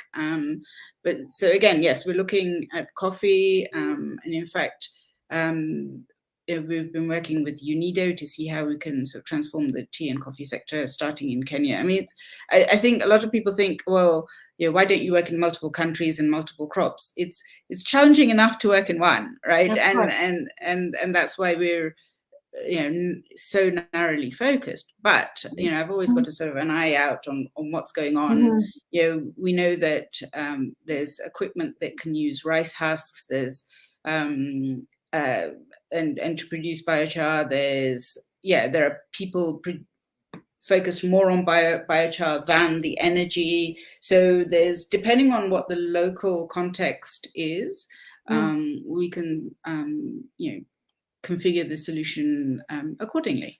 So on a broader scale, when we're talking about the, as you've seen, obviously my focus for this entire day is sustainability, right? And we're the tea industry, so we're focusing on the sustainability of the tea industry, but it's so much more than that, right? It's not just about the tea industry, and that's the world that you operate in, is this broader world. So within that broader scope, what do you think our biggest challenges are in, like, globally when it comes to sustainability? And I know that it's a tough one, because how do you narrow it down to one? But if you have to, what would it be? What's the biggest challenge? I think it's the lack of a sense of urgency. And in fact, I'd probably split the challenge into two and split it again into a few more areas. But we don't seem to have this sort of sense of urgency, and I think also we tend to shy away from complexity.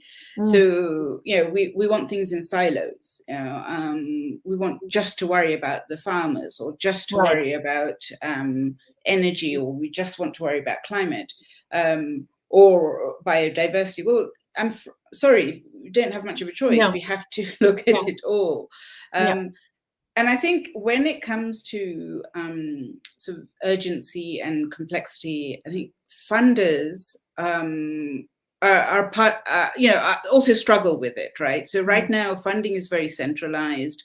It more often than not comes from the global north, or whether that's governments or multilateral organizations or philanthropists.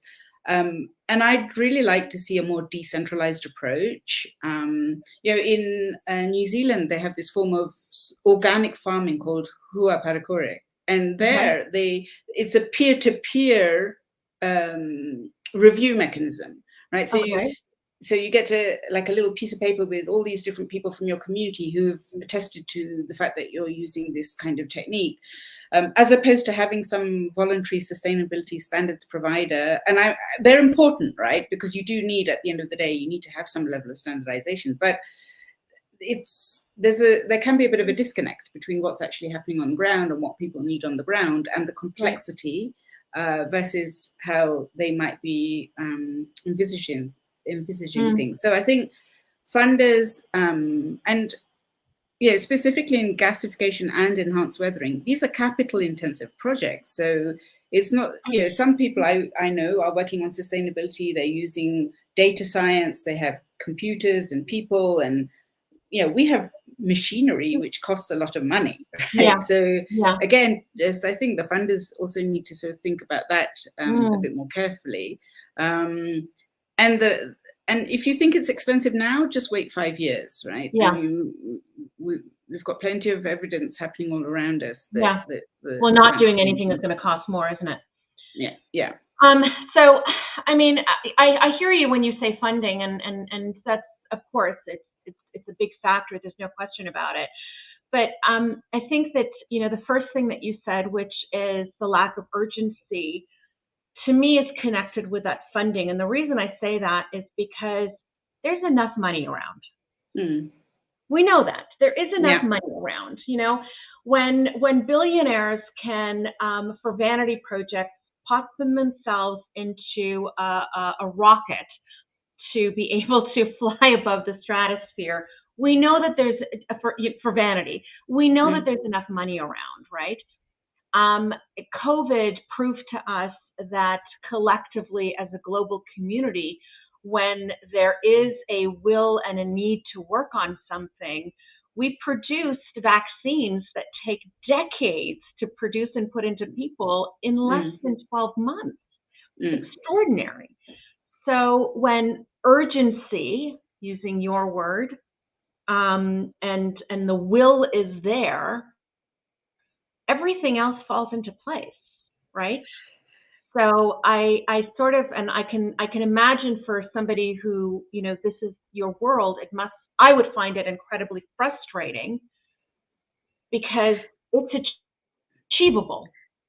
Sure. Well, I think to use your vaccines analogy, I mean, it's really important to remember that those vaccines didn't appear just on the back of, there was obviously all of that research and development that was going on in the background, but that's the patient research and development that happens, that people will fund, right? And I think that, there needs to be more, risk taking. There needs to be more patience as well. People talk about it, but it's in practice. I don't see as much. I think as I'd like to. I also do think that governments in the global south, so whether it's India, China, tea-producing countries, if you're going to consider, you know, China's sort of straddling the two these days, but certainly, India, where I am right now, Kenya, I think governments also have to have a bit more of a shopping list of what they want to do vis-a-vis sustainability, climate change, biodiversity, regeneration. I mean, Kenya updated its nationally determined contribution a couple of years ago, but what does it actually need, you know, in order to hit that target? So I would like to see a bit more sort of ownership from the global south, and that includes policy, right? I think policy making it can be really slow, and it doesn't need to be. I think unless governments in the global south start setting and enforcing targets on regenerative practices, on greenhouse gas removal, but they also have to incentivize and maybe even subsidize them. Otherwise we'll just be stuck in this hamster wheel of people chasing profits. Right. And some of these regenerative solutions today still have a low technological readiness level or commercial readiness level, so they're not going to be profitable in the short term. That's just the nature of the beast, and I do think that governments in the global south have an opportunity to get in the driving seat and say, you know what, this is what we want to do. We know some of this is going to take time. We know we also have to have more pressing, urgent solutions, but we need both. And I do think also learn from each other. I mean, Brazil is a fantastic example from an enhanced weathering perspective. They're light years ahead of everyone globally, let alone, you know, the global south. So learn from them and see how you can adapt, and just don't wait 5 years. We don't have 5 years. We don't have 5 years, and that learning from each other is so important. And I think that governments, countries, whoever, people in general, we need to, I said this earlier, leave our egos at the door in some cases, and understand that it's not about, oh, well, we have to create our own solutions in our own countries. We're sharing the same globe. We're all sharing the same earth, and at the end of the day, governments and countries are, these are things that we created in our own minds. We all actually live on the planet Earth, and these artificial borders that we put around each other that we've decided, no, we're going to figure things out ourselves, are exactly that. They're artificial. They're not real. They exist in our minds, and that's about it. Are you optimistic? I am. I am. If you look at the projections of where arable land will exist in Kenya over the next 25 years, it's shrinking. Yeah. When you look at, tea is growing between a certain altitude and a certain altitude, and that is going to go up because of the warming planet and the rains are not predictable anymore. That said, I do think that and I know, there's been a lot of talk about girls and women by previous speakers. Yeah. I think there's an opportunity here. It has to start with parents, but girls decide at a very young age what profession they want to enter. I mean, it starts as early as 4 or 6 years old, and there's research to prove this, right? So we can't afford to take sort of shortcuts. We need to start developing those skills now. In Kenya, there's a leaky pipeline when it comes to women in energy. So I think if we turn these things around, if we sort of bring women into engineering, into energy, into all of these complex problems, and if we empower them, it's not just about funding. Funding is a part of it, but just give them the education, give them the tools, give them the support. Then I think we can make the best of what is a changing situation. I do think also Kenyans, can think about specialty teas. I know they're starting to think about it, but I think there's room for more. So don't just flood the market with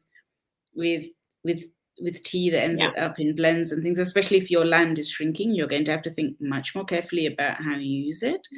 But I am optimistic. I'm the daughter-in-law of tea farmers. I have to be. Are you the daughter-in-law of tea farmers? Yes. Why are we finding this out at the very end of this conversation? That's so there is a tea connection. Well, there is. There is. But I have to say, I really had to learn about the industry. Like other industries, other commodities like coffee and cocoa and so on. There's a derivatives market. They're traded out of London and New York, and tea lost its futures and options market about 25 years ago, and so it's all very sort of, you've got the tea auction in Mombasa, and people, so it's still sort of an old way of doing things, which has its own sort of charm, of course, but it's so for me to understand where some of these issues were, I really had to go and learn a lot. I mean, I went to our own factory and obviously to our own farm, but I had to spend a lot of time talking to people who've been in this industry for decades and listen to them. Well, there you go. So, Aarti, if you've followed a little bit or watched any of the previous years of SOFA Summit, you know what's coming now. You've got a Proust question you're going to answer for me. And your question is, which word or phrase do you most overuse? By the way, the other half of my degree is in French, so you could have asked that to me in French. Which word? I'm probably the one that says, oh, that is such an overused word, but I'm going to use it anyway because everybody understands it. And I know I do that. Can I think of a word? Value chain. I can't stand it. Can't stand the phrase. But as soon as I say it, you know what I mean, right? And when people throw things around like, oh, we've got to bring on board the youth and the women. Okay. So I'm probably, rather than sort of using those words, I'm the one rebelling against them. And saying, it's okay to use them if they mean something, right? It's not just yes, bring on women into the value chain, but what does that mean? Yeah, no, absolutely. So it's a nice phrase, but what's behind it, right? No, completely agree. Well, it's been an absolute pleasure chatting with you. Thank you. Yeah, I raise my cup to you as the daughter-in-law of the farmers. See, there you go. And the work, obviously, that your family is doing in tea. But more than that, I think that this bringing these concepts and models and processes that hopefully will help this industry in a portion of reaching this sustainable world that we all strive to be in. And as I mentioned earlier, this indigenous concept of working for the longevity of 7 generations. Which would be quite amazing. Thank you. Thank you. Cheers to you. Thanks, Aarti. You take care. All right. Bye-bye. Bye-bye. Well, that was a delight. And see, sometimes we have to talk outside of our industry in order to learn about some of these interesting projects that are happening, and really just fascinating things that I think could be and are truly useful to creating and making the things that we do a little bit easier. Being alone or feeling alone in this and an island unto ourselves is not always necessary. So I'm going to ask you to pause with me for just 5 minutes while I have an opportunity to just stretch my legs for a minute if I could. Grab myself a fresh cup of tea before I bring on my next guest. So I will be back in 4 minutes for you. See you soon.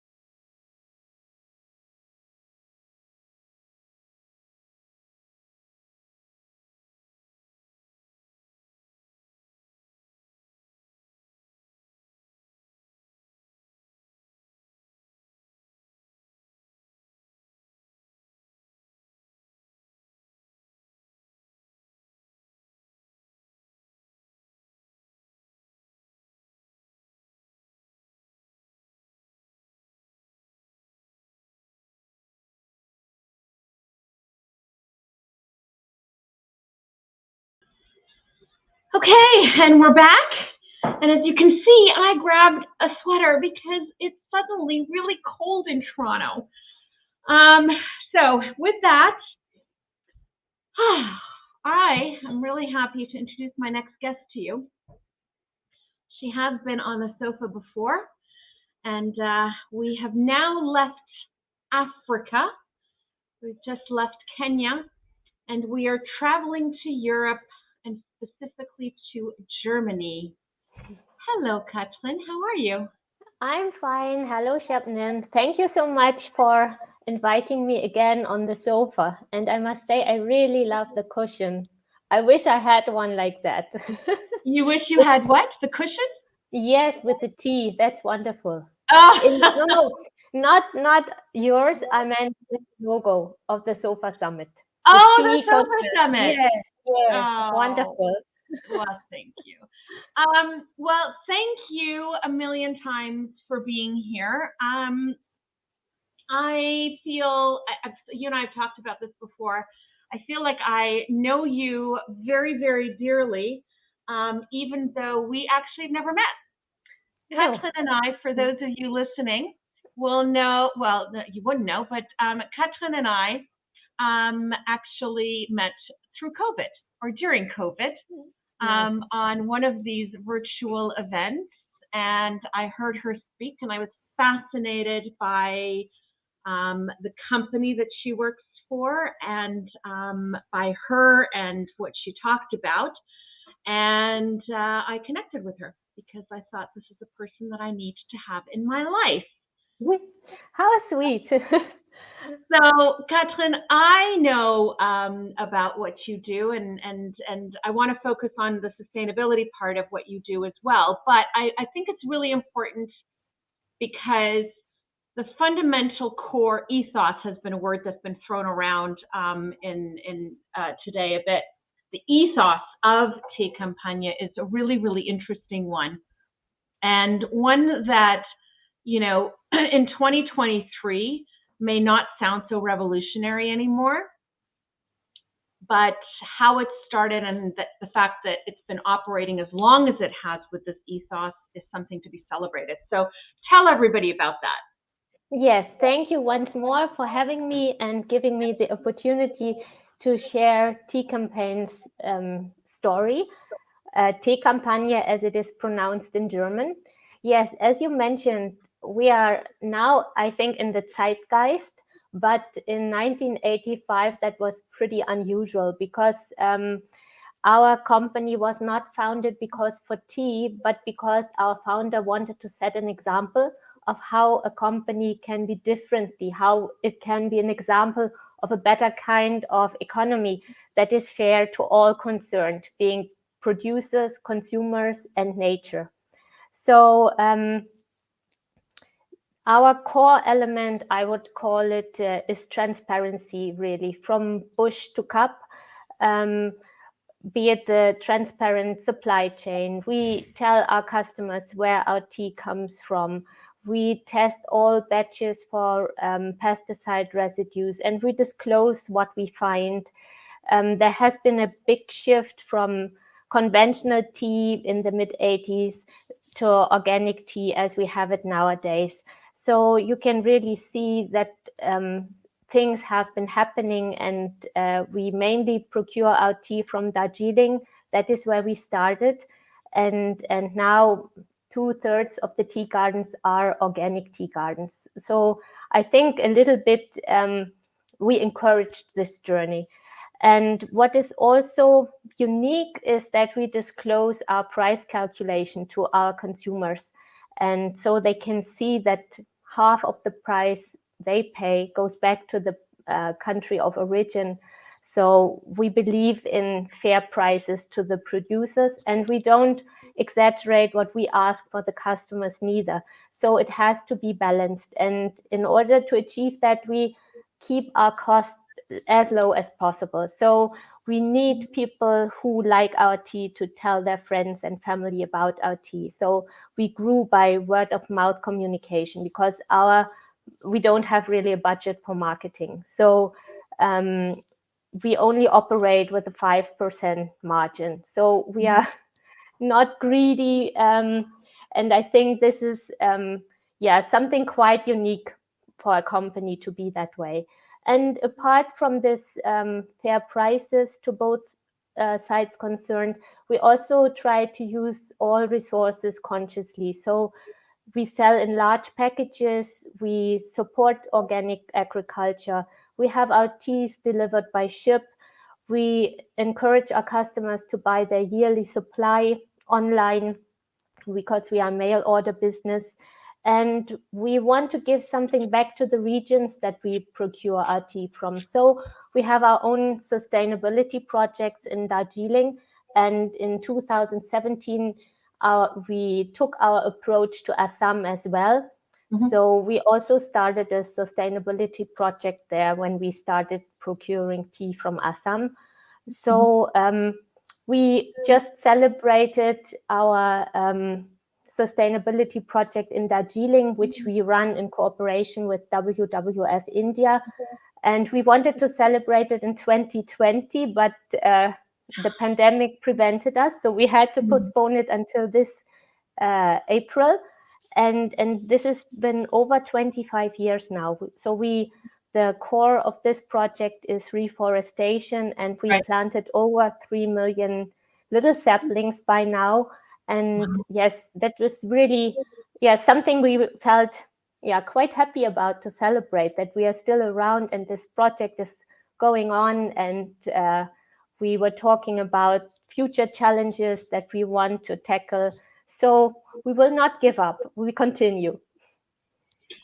The 3 million saplings, that's amazing. Yes. That's and the survival rate is pretty good. I mean, this you also need to take into consideration. Yeah, the first 3 years are crucial for the little saplings, and they need close monitoring. You have to make sure that they will not be grazed by wild animals, that they will not die of drought or whatever. But after 3 years, you can leave them to their own devices and hope they survive and grow into a nice forest. So you were mentioning earlier this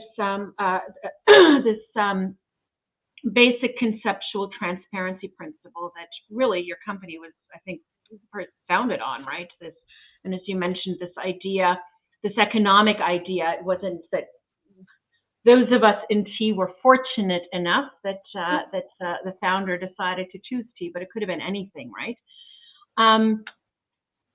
The labels themselves on your package. I mean, when you're talking about transparency, you're talking about transparency in its purest form.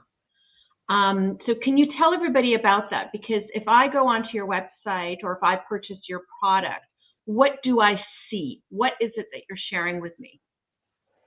Well, at first we share our unique approach. You will not find a package blinking at you if you go to our homepage. First, you learn about the background a little bit. And if you go to the shopping part of the website, then you see that we don't have a fancy logo. We have no logo at all. Teekampagne is the only brand we have because we have to sell it under name, and Teekampagne is it. And also this in German is very simplistic because Tee is tea and Campagne is Kampagne, and it refers to how we sell the tea because we know there are only main harvests in the tea trade. So we have the spring flush and we have the summer flush and we have some mixture blends. And this is why we also encourage people to buy their yearly supply, because tea is rather easy to store. It just needs a dry, dark place and nothing that strongly smells next to them. So if you order your yearly supply, you can order it in a large package and then you save a lot of material. So our package comes, it doesn't look fancy, it looks sturdy and it follows not the convention but the function. So you can keep it in the package. You just have to close it with a pin, and it can stay there. And you will also see the logo of the Tea Board India for Darjeeling or Assam. So we want to promote those logos that are already existing, because we only sell pure tea. Okay. So, and which in and of itself is very unusual for a company that's dealing direct with a consumer, that there's no fancy package, there's no box, there's no tin, there's nothing like that. The way that you're shipping tea is the way that, those of us who have been in the tea industry, and that you ship it to the consumer the way that, we normally ship it to an in-between user, right? Yes, definitely. That's very simple. Very, very simple and straightforward. So that's where it starts. Okay, right? So then your label will tell me exactly where the product comes from. Yes. Also the leaf grade, the time of harvest, and even though you find it in a small version on the back side of each package, you can still have a small batch number. And if you type that into our website, you can even access the documents. So you see the name of the ship, you see the certificates by the cargo inspection company. So you get the blend list. So you see on which days the tea has been plucked and in which gardens. So I think there hardly is more transparency possible. Yeah. And that's what I wanted to highlight, because we're talking about, that's what I mean by transparency in its purest form. You're not just saying, this tea comes from, this garden in Darjeeling. Lots of people do that. But as you said, if I take the batch number off of the package, I can put it into your website, and you actually have the documents, which I find fascinating, because it's concept-wise, it's not something that anybody has done, does now in general, right? I mean, there's transparency and then there's transparency. So my question is, why? Why? Why do you do that? Because we believe, in honesty, we believe we have nothing to hide. So if we have nothing to hide, why should we not share it? We know that there's a lot of adulteration in the food market. And just yesterday, I was listening to a BBC feature on adulteration in food in general. And that was horrifying. So this is the only thing we can do against it, I find, to teach the consumer that we have nothing to hide. And with tea, it's comparatively simple, I feel. Of course, there's also adulteration, and sometimes, especially with Darjeeling, we know that tea of other proveniences is declared as Darjeeling because Darjeeling fetches a higher price. But it's nothing like we have with other food products that are containing harmful substances. I don't think that is the biggest problem tea has. Of course, we might also have a little bit of that, but I think other products are more prone to that kind of adulteration, where you really have to fear for your health and well-being. But since we knew that more Darjeeling is sold than actually can be harvested in this small area, we wanted to make our customers aware and to ask, where is this tea coming from? And therefore we were also, I think, the first German company to sign a license agreement with the Tea Board India to disclose what we buy and to disclose what we sell, so that they will see there is no magic happening and the tea quantity doesn't double or triple in size. So I think if you want to fight this, you have to be transparent. Otherwise, how will you, where will you find your starting point? But still, it's very difficult because the enforcement lacks a little bit. I mean, one thing is to say you only can use this logo if 100% Darjeeling are inside. The next step is, how can you monitor it?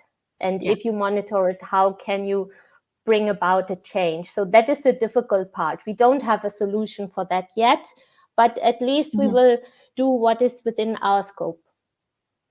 Well, you can only control what it is that you do, right? I mean, you're absolutely right. How does a tea board control or monitor, as you say, the amount of Darjeeling that's sold as Darjeeling that we all know isn't Darjeeling. It's the math doesn't make, magic is a really good word to use, right?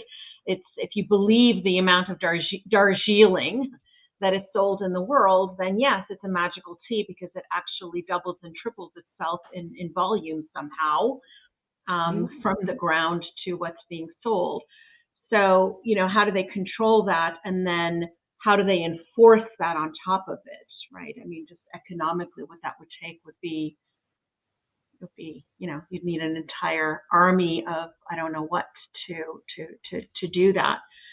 So within that scope, because there's this whole economic model that Teekampagne is built around, but there's also this belief of, the earth and giving, regenerative and sustainable practice, etc.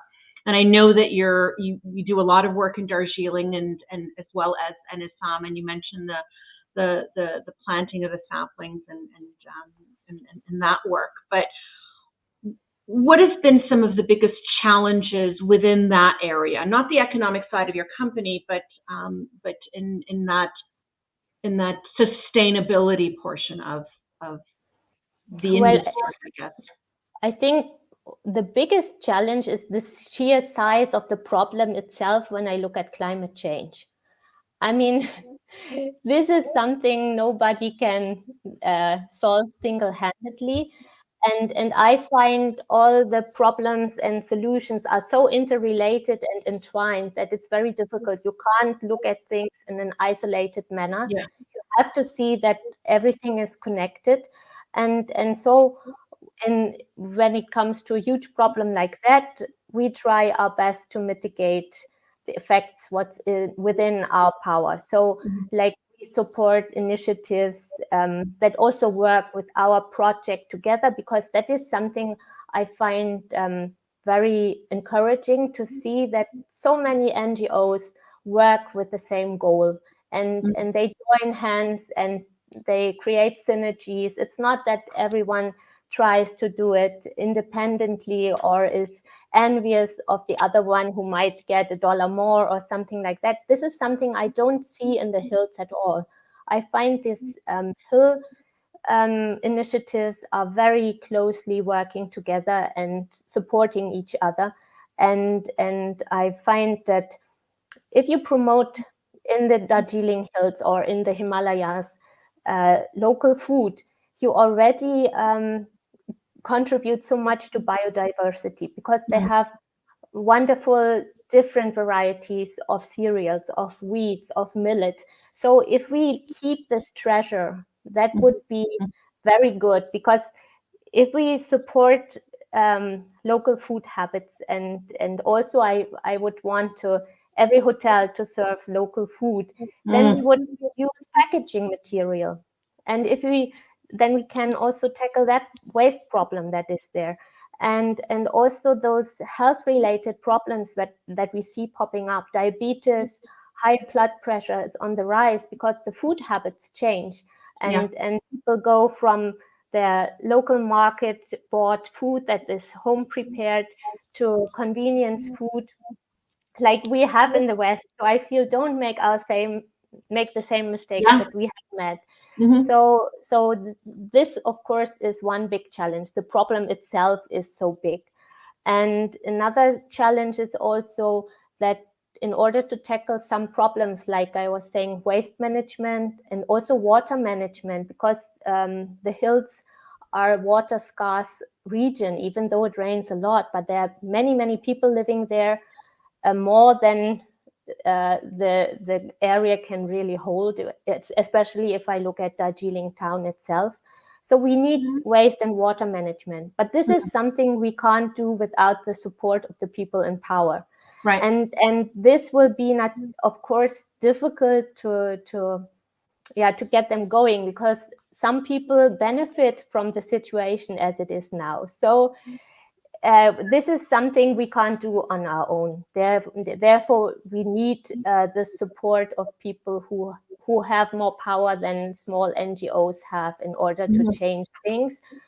And Yes, and one project we really had to stop because of bureaucracy. Bureaucracy was a challenge there that prevented us from doing it, because we wanted to bring back endangered birds into the region of the Darjeeling.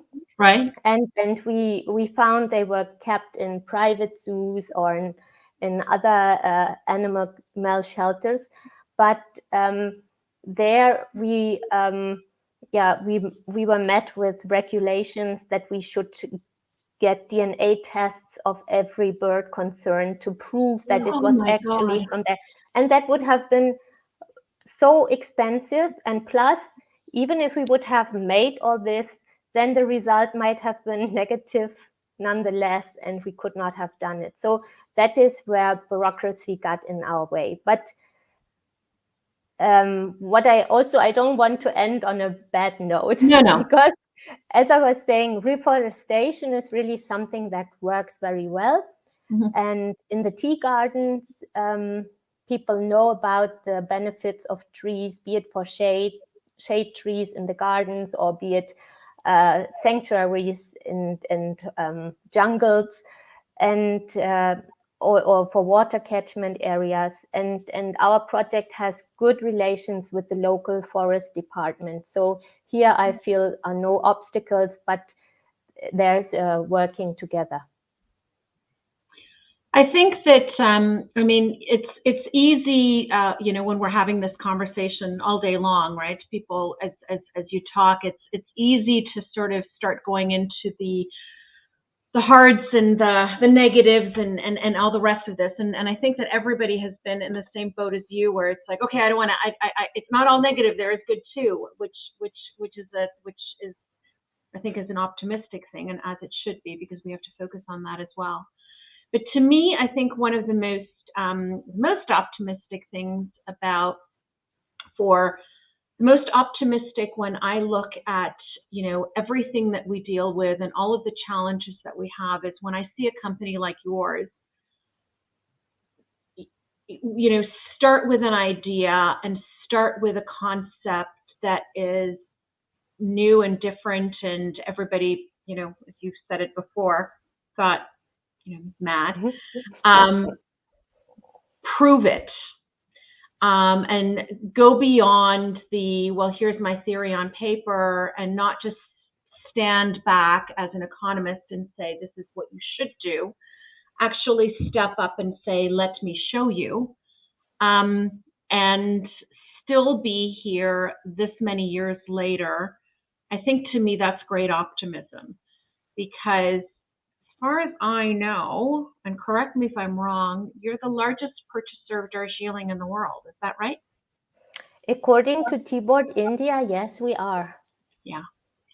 So for those of you that are listening, Teekampagne is not a little company that is that has a nice idea, that is just plodding along and is a hobby.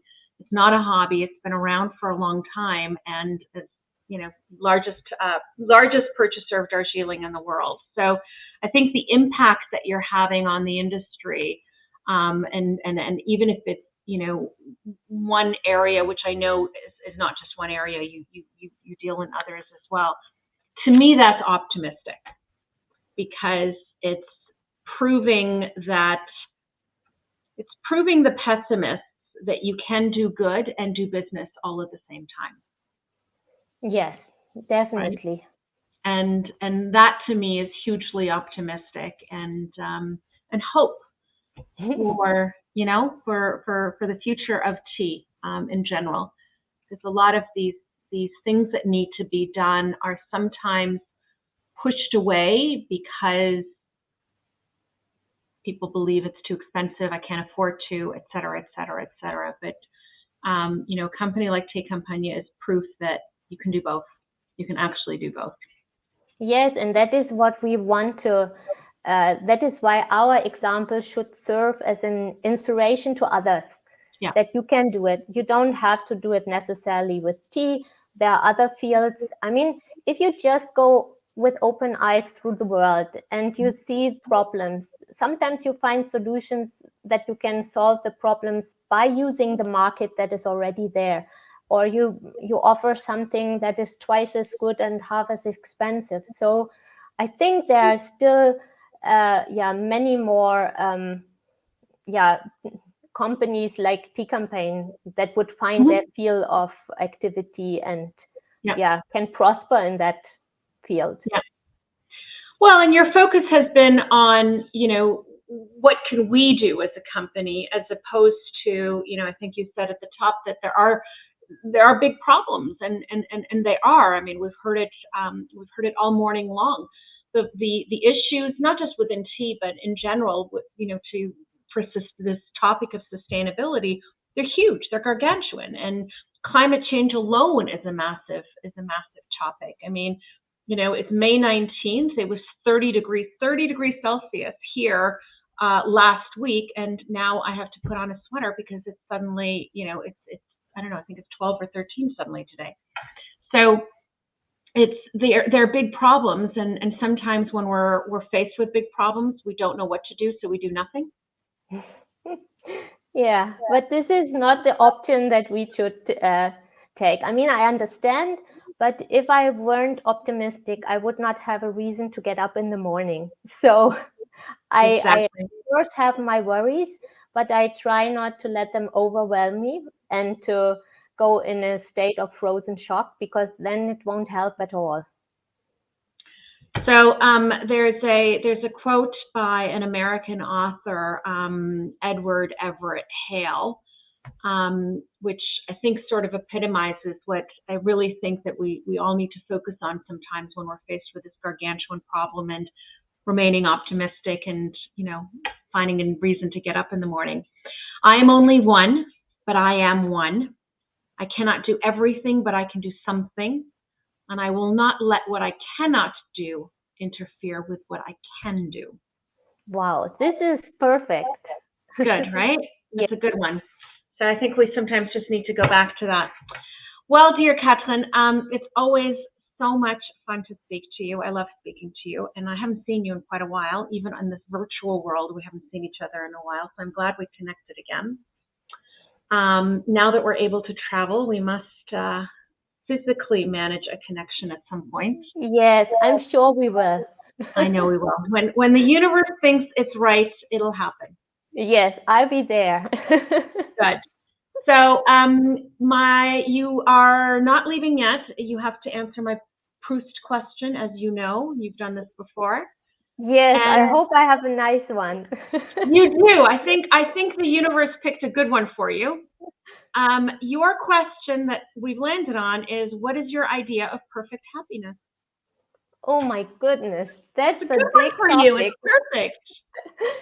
Yeah, but perfect happiness. I mean, is there imperfect happiness? I don't think so. I think happiness is something you need to cook by yourself.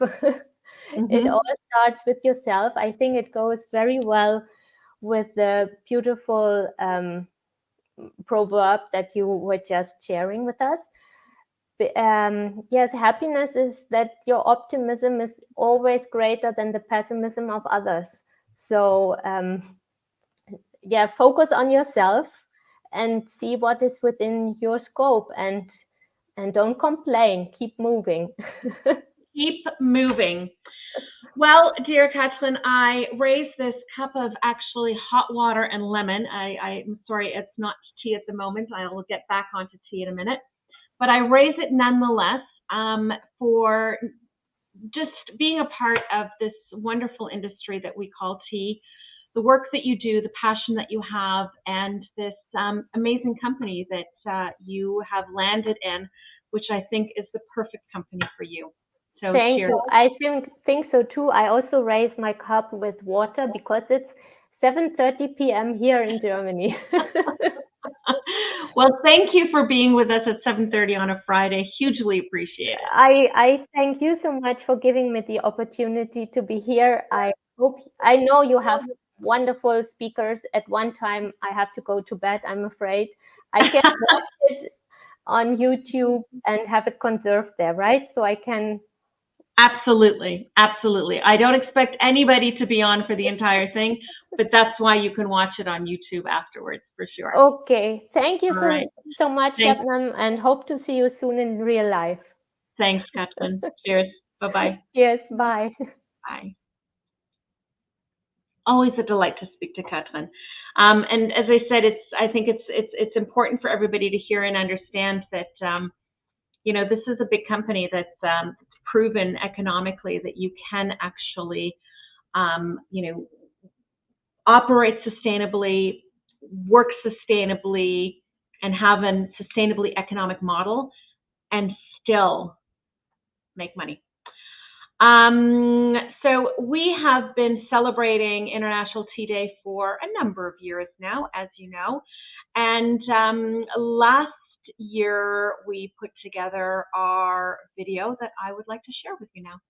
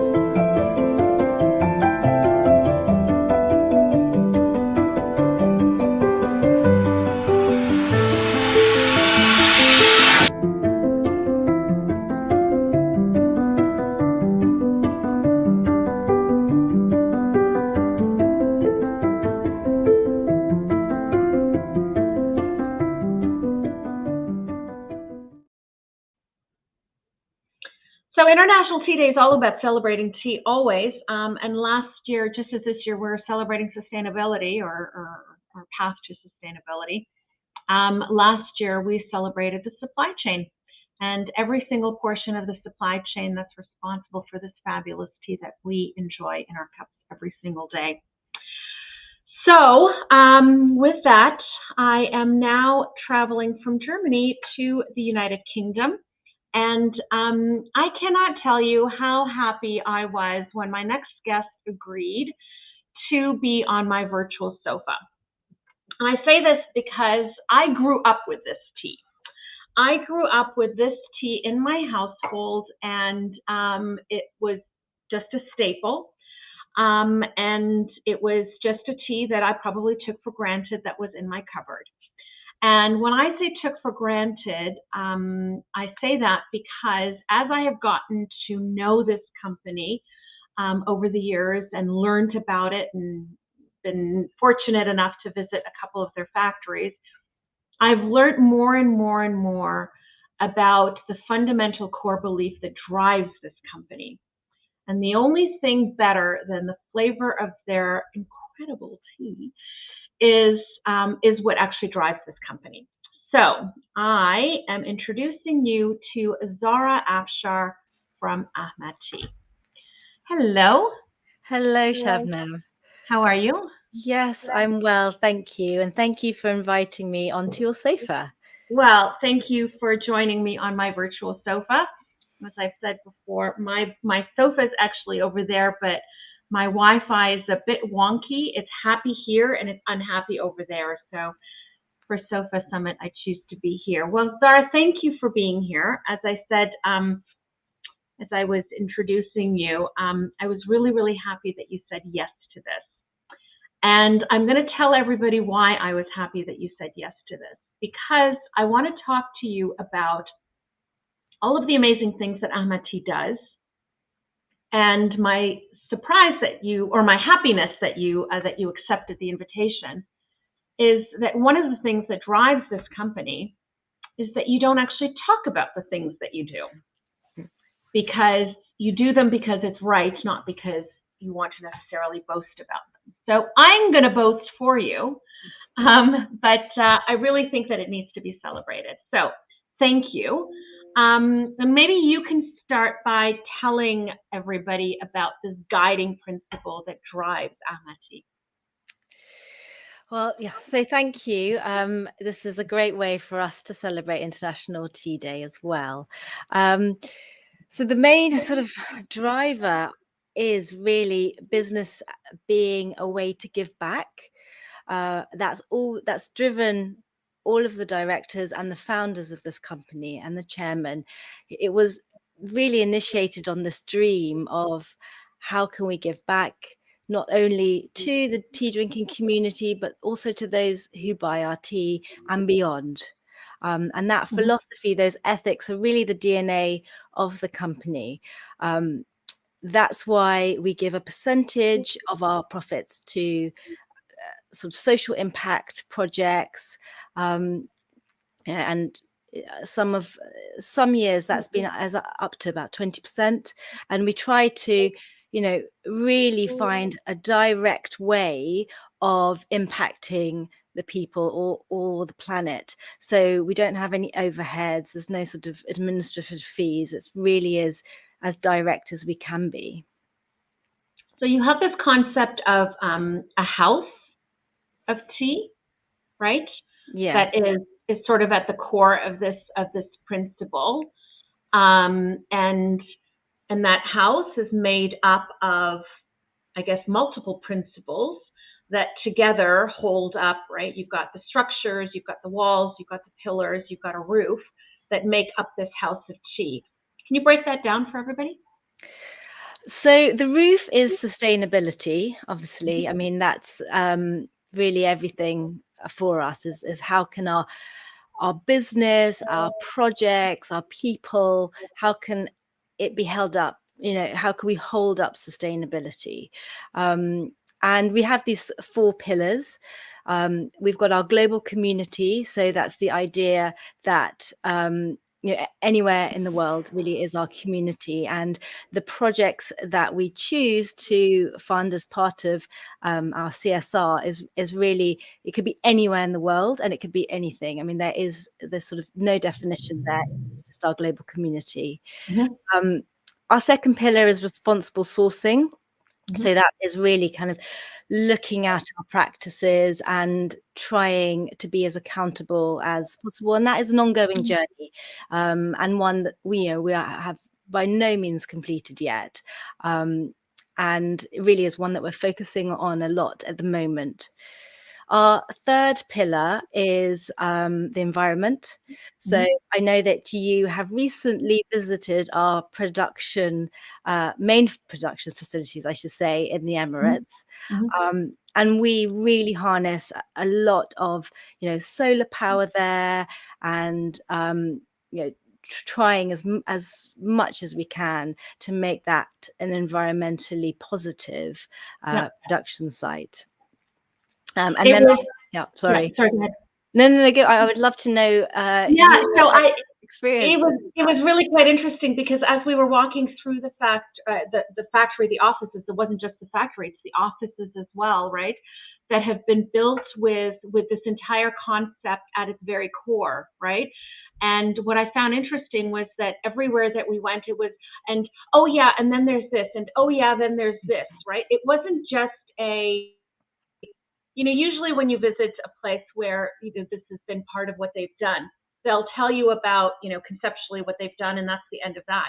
But there was so much that as we were going through it, it was, oh yes, and this is actually natural light that's coming through, and the wood that's being used here, or whatever it was. Every portion of it I found really, really fascinating.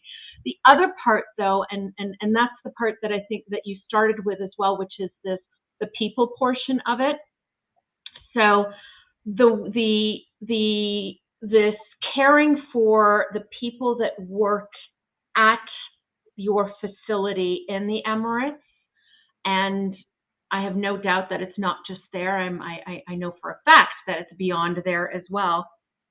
But this community that you have, or that you've tried to create for workers, that, you know, if anybody knows anything about it, the Emirates, everybody's from somewhere else, apparently, is what I discovered. Yes. Nobody's from the actual Emirates itself. But people that are quite often away from their families and away from home, which is the reality of, you know, the workforce in the Emirates, and how you've created this community for them, and the ability to go into town and go into the city and have, you know, living facilities that are true living facilities. It's not just a room with too many people in it. It's a home. So that's what I came away with when I visited.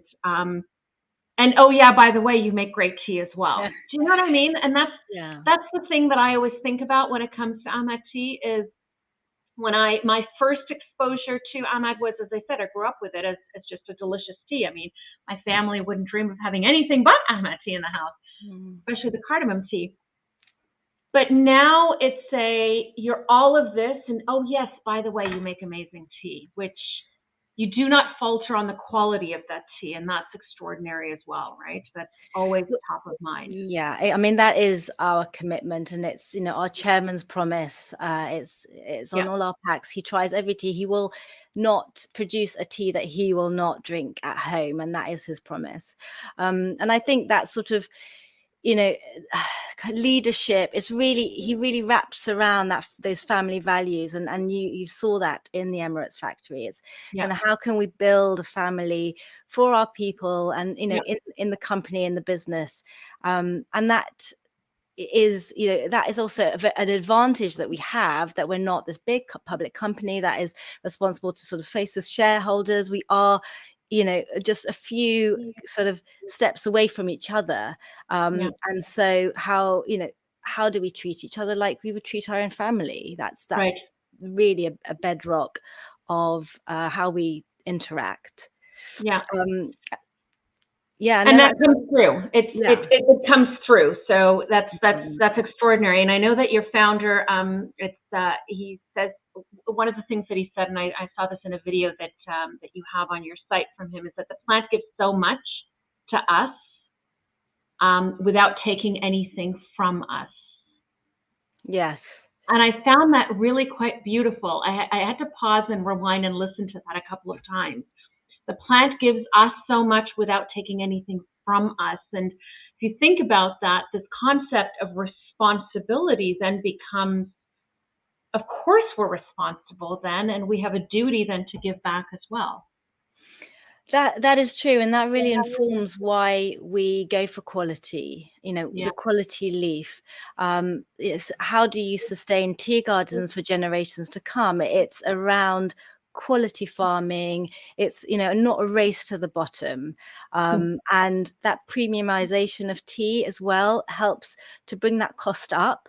And when the cost is up, there's obviously more money, you know, in the supply chain, and people are being more valued also for picking and growing and farming the plant.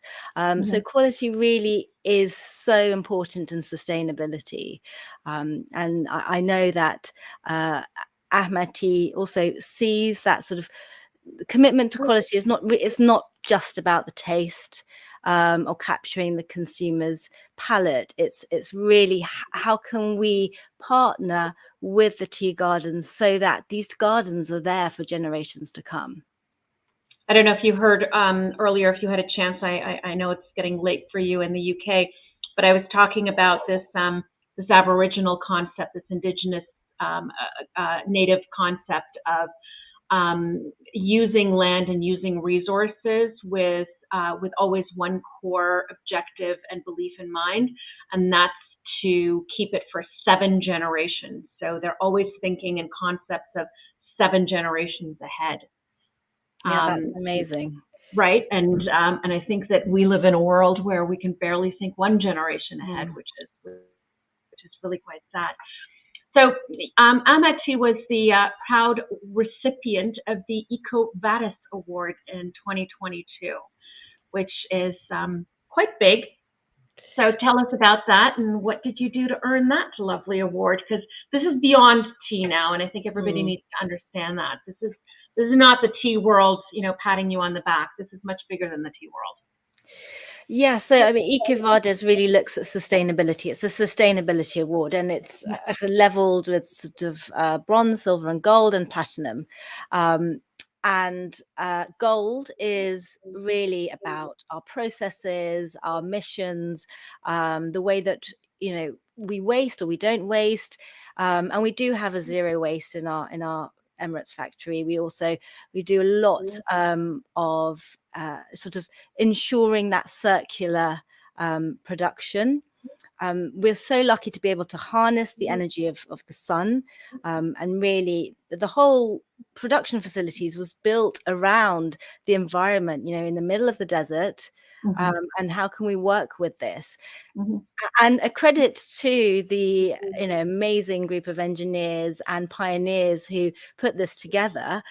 This was 12 years ago, before it was fashionable to talk about sustainability. It was just the right thing to do. It's how can we work with our environment? There's a cost implication, there's an efficiency, but there's also not wasting and not using what we don't need. So EcoVadis has captured that, and I think that's how we gained our award. And now we're going to be pushing on to try and get platinum and analyze that gap, understand what we need to do, and that's a journey that we're really excited to be on. Bravo to you, really, because you're really another example of doing good makes good business sense as well. And even though I know that your fundamental ethos is business for the purpose of doing good, it's not business for the sake of making profit, you still have to have a business in order to do that. And what I mean is that you have to have an economically viable business to do that. So clearly the economics of it gel together as well. Otherwise you wouldn't be here to be able to do what you do. And proving to people that that's possible, I think is really quite great. You said something earlier about it being a private business, and because of that, you're able to do the things that you do because you're not publicly traded and don't have shareholders to answer to. And you're right, it's true. And I find that almost sad, that when it comes to when we think of something that's publicly traded or bigger than perhaps what you're operating, and you're not small, Zahra, so but that can't be anymore. And I hope that we can reach a world where we don't have to make that differentiation anymore. You know what I mean? Yes, that's true. I think obviously with the kind of shift towards sustainability and transparency, and now obviously you've got environmental and sustainable indexes and governance, obviously, but governance has always been there. So there is obviously a push. We've got more human rights due diligence coming through as law as well for supply chain. So these are all really positive, and the next generation of tea drinkers, that Gen Z and beyond, that's what they value, and I think that will push industry, that will push companies to be more accountable, hopefully. Well, and you're absolutely right. You know what? If you're not going to do it because it's the right thing to do, then maybe it has to be legislated, which is absolutely what's happening. I know it's happened in Europe. It's rapidly happening here in Canada as well. And if that's what it takes, then that's what it takes. And maybe we can reach a point where the next generation, it's part of their belief system as opposed to a law that you have to follow necessarily, No, I was just going to say that I think at the heart, at least, of our our product, our industry is a plant. So I think that sort of tea will always give that connection to nature and to the earth. So I do see that, at least in tea, that trend towards actually sustaining kind of better agricultural practices, supporting the workforce, and transparency within the supply chain. I see that as a natural fit for tea. Yeah. And I know it hasn't always been the case, but it is coming strong now, and a lot of brands are stepping up. Yeah. Yeah. No, and they absolutely are. And we've heard this from numerous people today. And I mean, I know I've seen it. I know you have, and people that you talk to within the industry, is that there is a fundamental desire and want to do better, and to give back to the earth, and make this an industry that thrives for all of those good reasons. I talked with Alexander K. from Satemwa. We briefly touched on period poverty, and they are working with Ufulu. Oh, great. On handing out period cups, which he just said they handed out lots to. I think last week or 2 weeks ago. Just they're working with this initiative. I shared the link to Ufulu with everybody that's been watching, and encourage them to go and donate, because it's absolutely life-changing. But can you tell everybody about period poverty? And I say this because you as well at Ahmad work with, is it Ufulu that you work with on that as too? So we don't actually buy much or really any tea from Malawi, but we were visited by Widge, who runs Ufulu, Widge Woolsey, and she just sat with us and told us what's going on, and it was astonishing that we didn't know. Honestly, that's sort of the truth of it. So, we worked with her on her project, but then we took a step back and said, okay, right, what is going on in our supply chain? And we started asking the questions. And because of the fact that it is such a taboo subject socially, culturally, in a lot of these areas, it's hard to get that information out. And we were put in touch with a woman that we buy our Orthodox tea from in Kenya, called Anne, from a cooperative, of all women cooperative, I should add, called Ulster, and they're based in Kenya. And she was so excited by this, and she was sort of saying how the positive impact this is going to have on her workforce, the changes that it would make, and also that sort of the change that it would make for education and girls being able to access full education, not having to be at home for 12 weeks of the year. So it's a domino effect. And we obviously had to take action, and Ruby Cup, who provides the cups for both Ufulu and our project in Kenya, they've been training in agriculture in Kenya and in the garment industry. They've got local leaders pioneering this for 10 years, so they know how to do it, and they made it so easy for us. They were all the experts. And the amazing thing is it just runs. The project runs so well. We've managed to add bits into it in terms of nutrition workshops, so that when the women gather, they're also gathering for kind of learning. And then organically, we're realizing that actually we're also creating kind of a safe space for women to get together.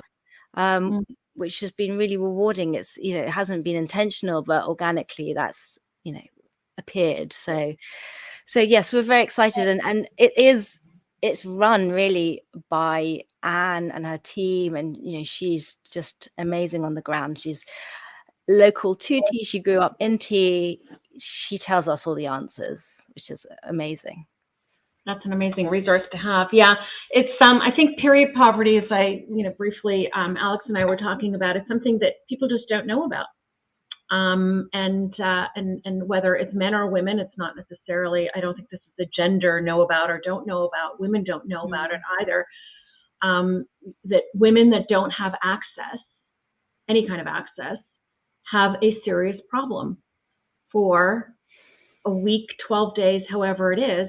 every single month, and what that does to them, and the inability to either work, or if they do work, they're using rags that are, causing all kinds of problems, and just the issues that this leads to is enormous. And as I said earlier to anybody who's listening is hearing this again, but it's an issue that's talked about. I've heard it talked about here in this city with homeless women, right? So it's about women that don't have access and things that we take for granted. Absolutely.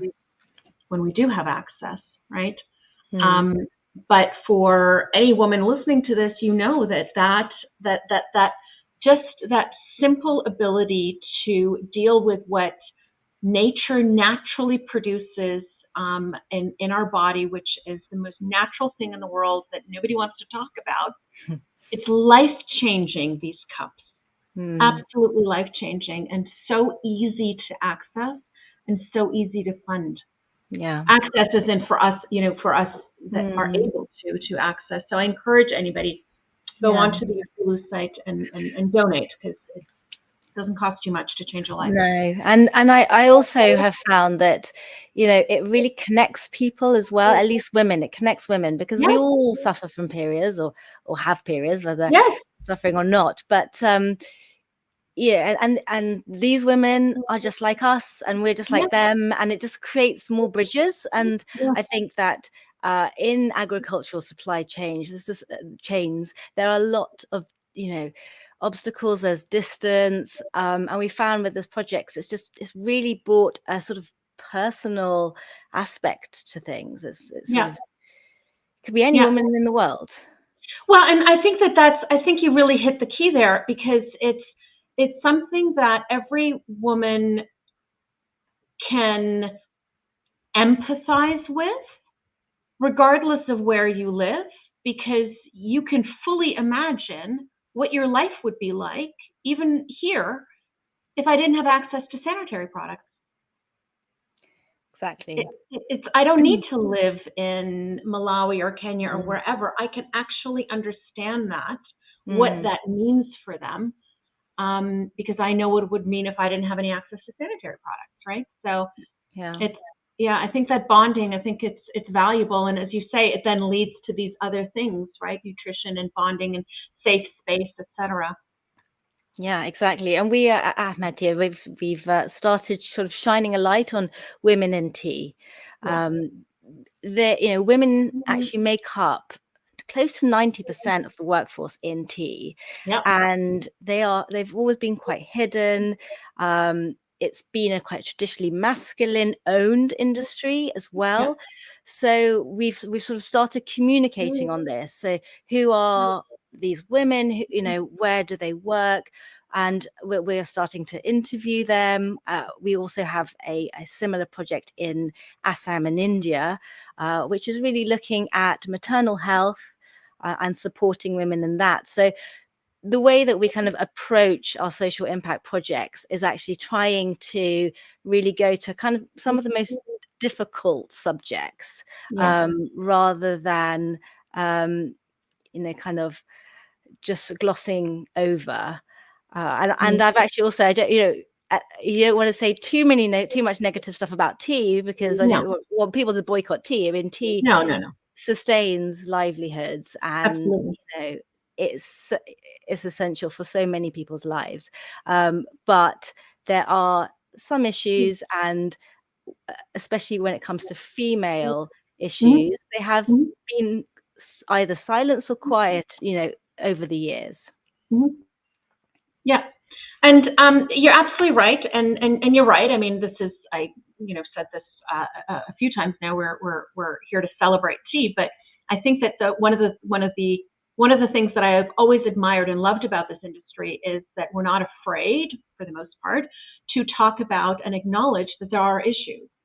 And one of the things that today is about, for us to talk about sustainability, isn't to say, oh, yay, us, aren't we doing wonderful? It's about saying, hey, look at what we are doing. Let's celebrate the things that we are doing, because there are things being done. in various parts of the supply chain and by various companies. And all of that is being done with the acknowledgement that more needs to be done, right? It's not okay, we've checked that box, we can move on now. So no, it's definitely not a bad industry. Yeah, and acknowledging that we don't have all the answers and really working with local people in those source countries. I like, really encourage all tea buyers to engage as much as they can with local people with local knowledge who understand their own issues. That is key. Yeah, and I think that that's a really, really important point is the, to understand, as you say, the issues that are happening there, but also the understanding culturally how to address those issues where they're happening, right? So, gender issues, for example, that are happening in Canada and how you deal with them may be very different, and how it may be the same issue, but you would deal with them very differently in a country that culturally is different than Canada. And that doesn't make one better than the other. It's simply different, and it has to be acknowledged. Yes. I also think that there is a very strong need for collaboration within the tea industry. And that's why bodies, such as the Canadian Tea Association, and we have the UK Tea Association here, also bodies like the Ethical Tea Partnership, who are working as conveners, working as collaborators, because there are lots of really good ideas, and there are producers and retailers and buyers that want to do good, but it seems like a drop in the ocean. So that collaboration piece is just so important in order to sustain the industry. Again, going back to that sort of understanding of sustainability. Not one tea brand can't do it on their own. Absolutely can't do it on its own, and connecting that and making that connection is so important. I mentioned, again, this was to Alex just earlier, that one of the things that I find incredibly frustrating about this industry is that even though it's a small industry, everybody's very, very, working in these little silos by themselves. Not completely, but a lot of the time, and yet everybody's working on the same issues. And I remember when I took over this job 5 years ago, somebody, asked me what my core mission was, and I said, you know what? If I had to narrow it down to one single mission, it would be connecting this industry. If I could get this entire industry to just talk to each other, I could say, thank you, I'm done, goodbye. It would be a lot more powerful. So, we try, and you're right, through associations and working collaboratively. We work very, very closely with Sharon at the UK Tea and Infusions Association. My board meetings and her board meetings are all full of Sharon and Shabnam and Sharon conversations. But that's how we have to do it. Yeah, because that's how we connect everybody and make it better. Yeah, it's an important piece of work. It really is. Well, dear Zahra, that's how quickly 20 minutes or 30 minutes pass. Oh. I'm going to get kicked off your sofa now. Well, you're just gently going to be pushed to the side to make room for the next person on the sofa. But you cannot leave without answering one of my Proust questions. Oh, so everybody who sits on the sofa must answer a question from the Proust questionnaire. Oh, right. Okay. And your question, which is in random order here, is what is your most treasured possession? Oh, my goodness.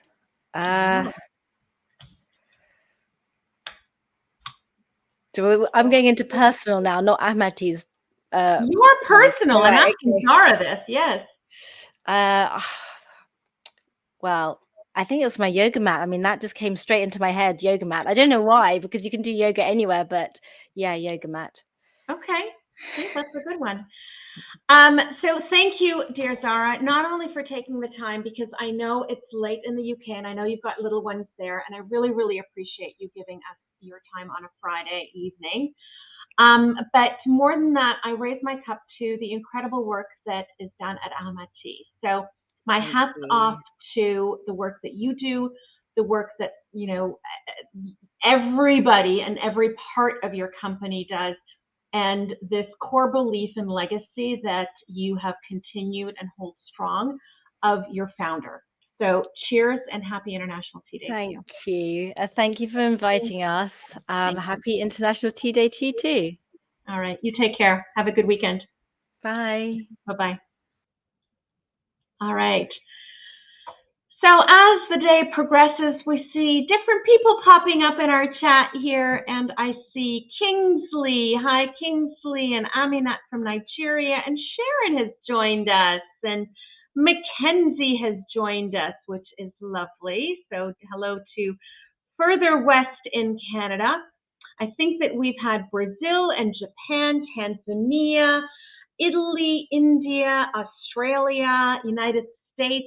We've had a lovely, just overall, I don't know, what's the word I'm looking for? My brain is starting to fall apart on words. But just a collection of people within this industry, and that's what I love about SOFA Summit so much, and that's what I love about International Tea Day.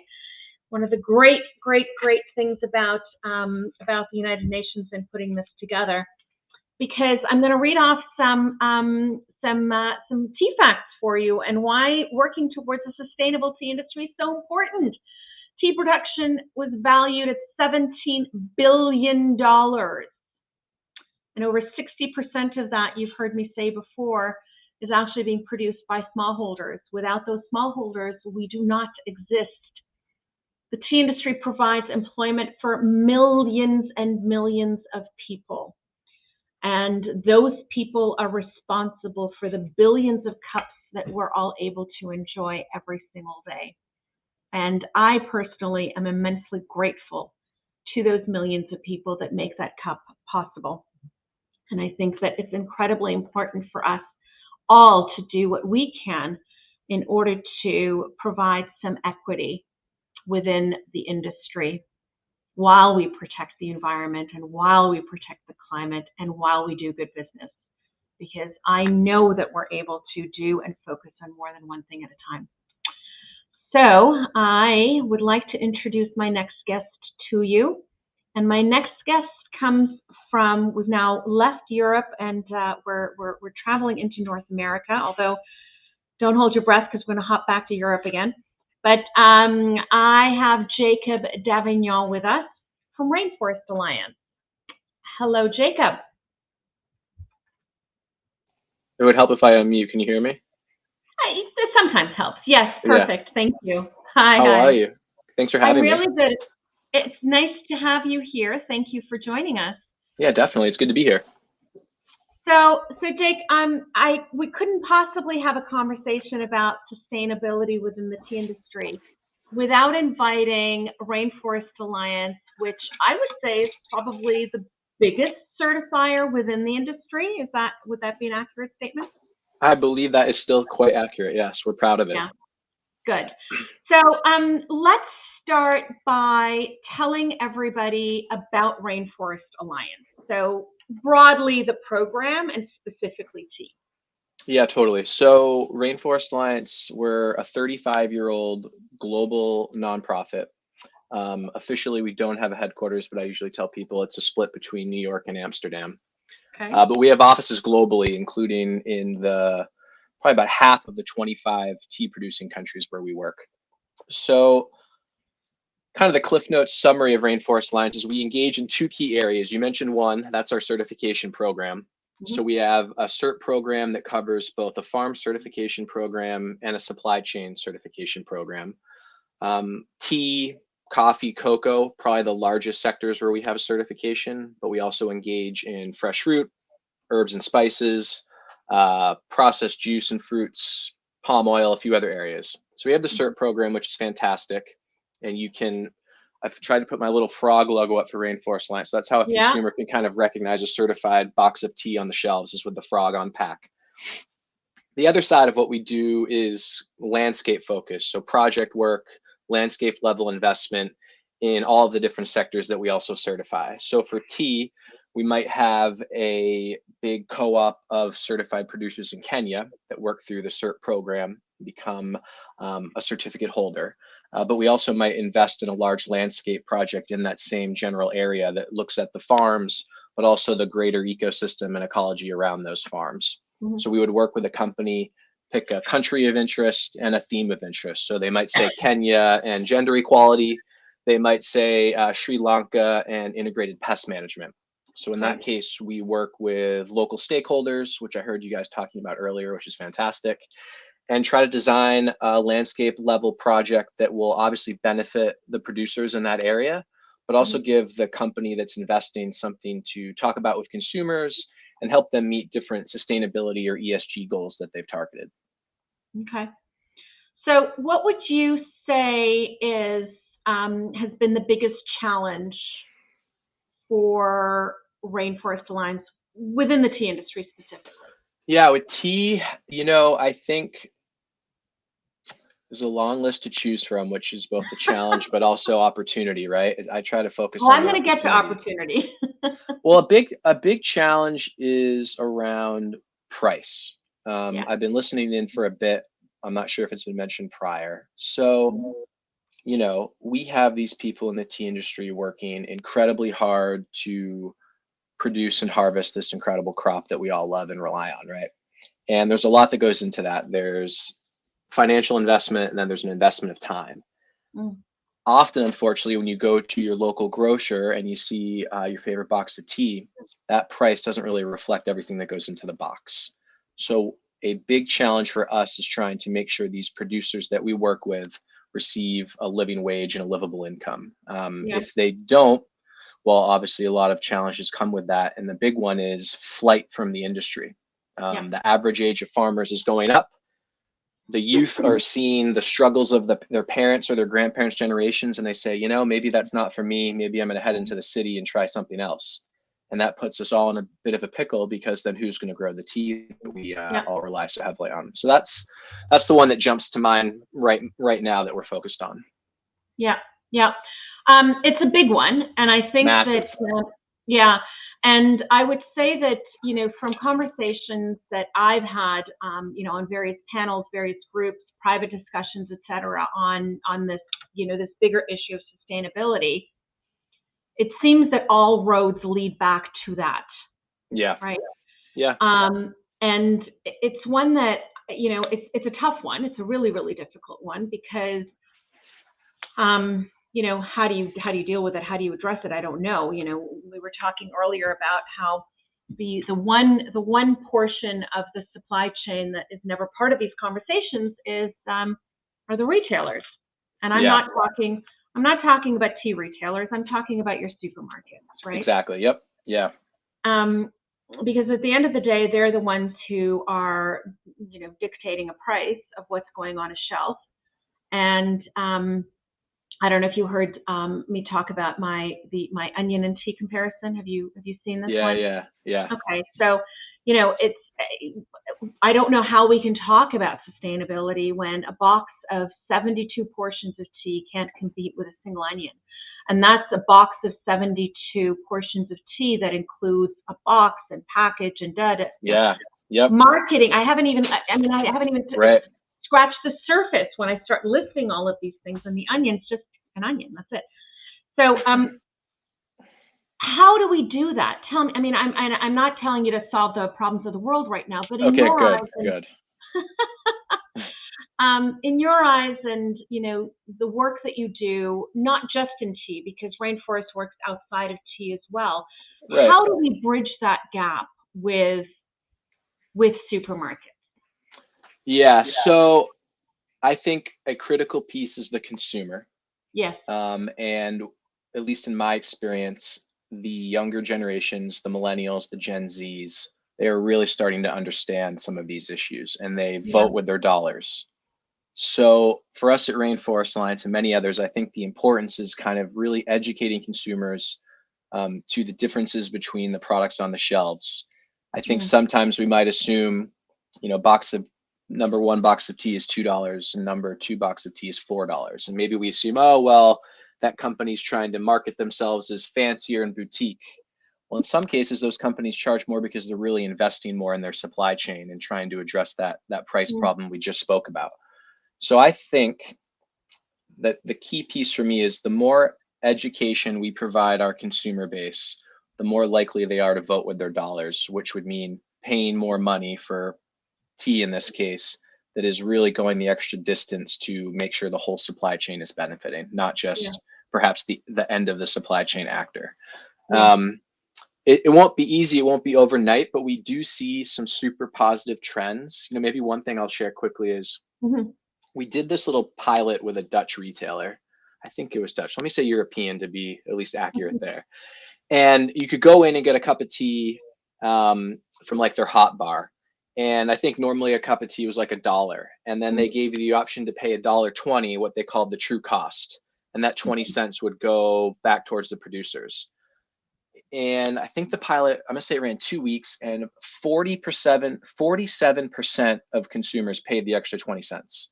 So that to me was significant. It's about 1 out of 2 consumers will pay the extra money, and they paid 20% more, which was kind of a higher number for this pilot to really try to, in this case, make the point we actually made. So I see positive trends, but we have to really keep educating. We always say the true cost, like you said, if it's less than an onion, and you listed, packaging, marketing, you're right about all that, and then again the producer. And at least where I'm sitting in Vermont, or you in Canada, that tea traveled quite a distance to get to our grocery shelves. I think the same thing with like bananas, So we have to reverse the trend or change the trend to make people understand, like, look, these are products we love. I love a cup of tea. But if I want to have a cup of tea when I'm 80, I'm 39 now, we're going to need to change the way we approach it economically. So, I think that it's one of the things that we've lost perspective of in general, and that is the word that you just used, which is really important, and that's true cost. Totally. We don't have a clue anymore what things should actually cost. We really don't. And with discount shopping and massive box stores, we think that a chair should cost $30. A chair should not cost $30. I'm sorry, it simply shouldn't. Right? I'm with you. Yeah. I'm going to acknowledge that I am speaking right now, and I have to acknowledge, obviously, that I am speaking from a place of privilege. So I do understand of course. that. Yeah, that's important. Acknowledge that. I have the ability to pay that, and a lot of people don't. And when we're talking about costs, we have to be sensitive of that as well. But for those of us that do, and are coming from that place of privilege, we are still in this mindset of, well, where's the discount? Where's the bargain?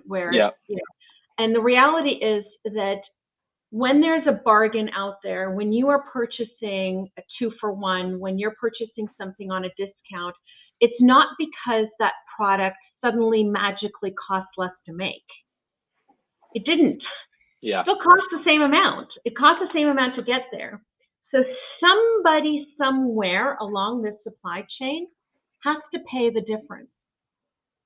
And unfortunately, it's usually the person at the very bottom. Yeah, it's often these farmers who can't afford it. Yeah, exactly. Yeah.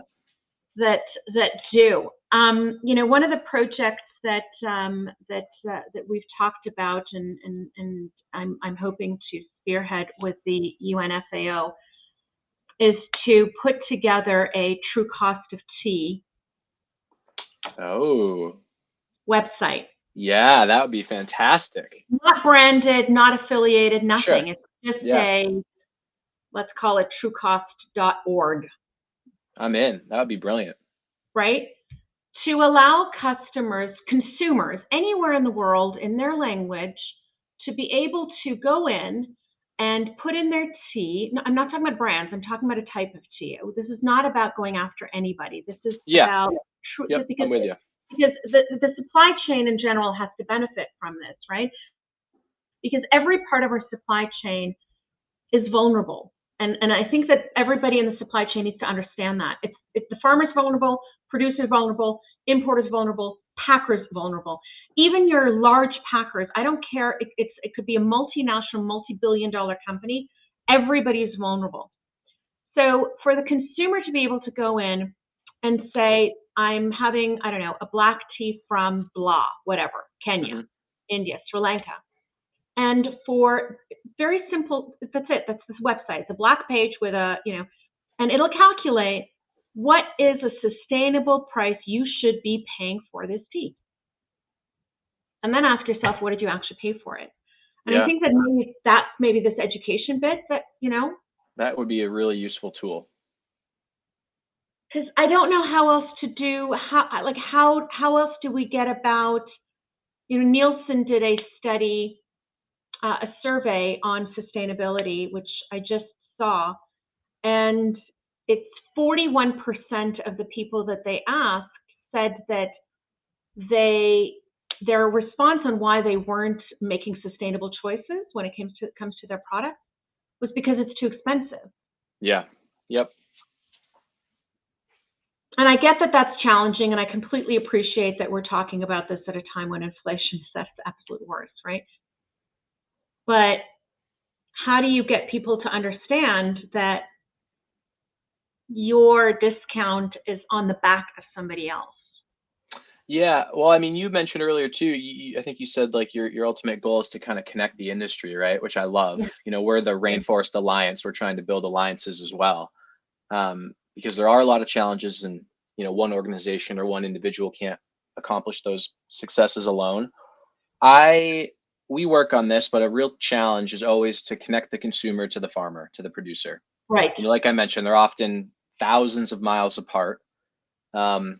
You and I probably think about that more often when we shop because of our jobs.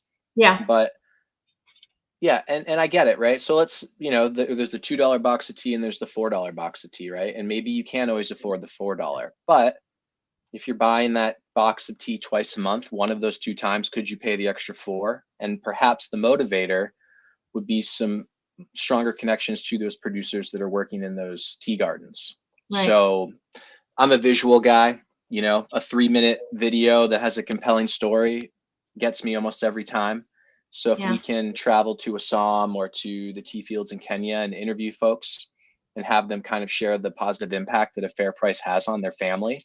It's not just the producers, obviously it's their kids, often it's their parents. And again, back to the younger generation, I think that would really resonate with them, especially in like the social media times. Like I'm a social media novice, as in don't have any, and it still intimidates me. But I'd like to think there's some successful like TikTok star out there that could visit some tea farms, make some connections, and just inspire a whole generation of tea drinkers to make the right choice. And yeah, it doesn't have to be every time, but every little bit. If you think those $2 really impacts you in Canada or the States, imagine what it would do for those producers in Sri Lanka, for example. Yeah, absolutely. And I think you're absolutely right. I mean, it's, we've done research in Canada. I know Sharon is listening right now. She's UK Tea Association. And, we've all done research showing the drivers for this young generation are exactly those things. They want to be connected to their product. They are politically motivated. They are ethically motivated, and they want that. They want that in the products that they purchase. They want to speak with, they want to spread their ethics and their belief system in the world with how they purchase. And how do we connect with that? We have this amazing story in tea, right? She has this amazing story that it kind of tells itself to some extent, and it tells it really well in exactly what you're talking about, right? And connecting, and how do we become sustainable in that sense? Because all roads, every single one, goes back to money. Where's the money? Yeah. And there just isn't a secret bag of it hiding inside of this industry. There isn't. Believe me. Not that I've seen. Yeah. Well, it will take time. I do think the trends are positive.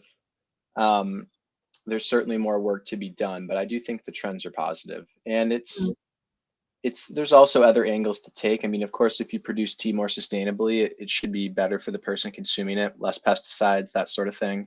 If you're someone that's really motivated by fighting climate change, Agriculture is a major driver of climate change. So shifting to a more sustainable tea chain can also help that way. So even if your passion might not be tea in itself, tea can help in a lot of other key areas, gender equality. So, you know, tea could be a real kind of indicator sector for the health of the planet. You know, it has a lot of potential.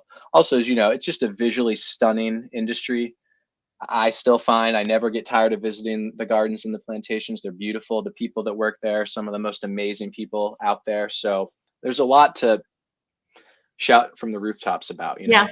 Yeah. There's a lot to be proud of. Absolutely. Yeah, exactly. Exactly. That's why I remain optimistic about this lovely industry that I do too. I do too. Yeah. You have to. There's no other way to go about it. You have to stay positive, keep the motivation going. And, you know, we all don't have to be heroes, but if everyone does a teeny bit, I know that's cliche to some, but I really believe it. Yeah. I totally agree with you. So Jake, see, that's how easy Sofa Summit is. Love it. That's how quickly the time goes. Love it.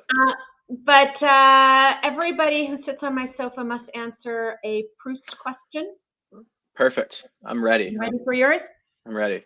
What do you most value in your friends? My friends. Gosh, I've got some really wonderful friends. I think loyalty, always being there for each other. I just last weekend went to a bachelor party for one of my friends, and it was 10 of us, and we've all been best buds since like grade 6, and we're all now in our late 30s, early 40s. So we've always been there for each other through good and bad, thick and thin. So I really appreciate, loyalty with my friends, and I've got a really, really great group that is always behind each other. That is worth its weight in gold. 100%. Yeah. So thank you, Jake, for joining me on my virtual. Yeah, cheers. Thank you for having me. I appreciate it. I'm having some iced tea. It's hot in Vermont right now, so I'm keeping cool. Okay, well, you're lucky because it was hot in Toronto and suddenly it's been really, really cold, which I had to go grab a sweater. But I raise my cup to you, Jake, for the work that you do in general in this really, really important subject of sustainability, but also the work that Rainforest Alliance does with tea, because I think it's invaluable and really something that we are much better for to be a part of in tea. So thank you. Hey, cheers. Thank you so much for having me. Have a wonderful rest of International Tea Day and a great weekend. Thank you. Thank Take you. care. Cheers. Bye-bye. Cheers. All right. Well, I mean, you can't possibly have the conversation of sustainability, as I said, without having Rainforest Alliance as part of this. And I think it's good. It's nice to see and hear the positive and really talk about some of the challenges that we deal with, because the truth of the matter is that everybody knows the challenges and we are quite open about discussing them because we need to in order to find the solutions. Now, we've had small companies, we've had medium companies, and next we're going to have the giant of companies join us on our sofa. And that would be none other than Lipton Teas and Infusions. And Helen, is it Saini or Saini? Saini. Saini. So I apologize, but I thought I'd ask before I slaughter it. So thank you, Helen, so much for joining me on my virtual sofa. It's lovely to have you here, and you are coming to us from the UK. That's right, yeah, and thank you so much, Shabnam, for inviting me. It's a real delight to be here on your virtual sofa. On my virtual sofa. So, Helen, I don't know if you know how this started. This started back in 2020 when the very first International Tea Day was happening. So it was end of 2019 when the United Nations General Assembly accepted and ratified May 21st as International Tea Day. And May 21st, 2020 was meant to be the first one that we were all going to be celebrating and also excited about. And then it didn't. Because not only could we not get together, we couldn't even leave our homes. So this little brainchild sort of sprouted out. And the amazing thing about this industry is that everybody quickly jumps on board and says, yes, of course, how can I help? So thank you for being part of that today. Oh, it's a pleasure. I think, most people are passionate about tea. It's very personal, isn't it, to everybody? Everybody loves tea. I would think so, and I would hope so. So Helen, as you know, my focus this year is on sustainability.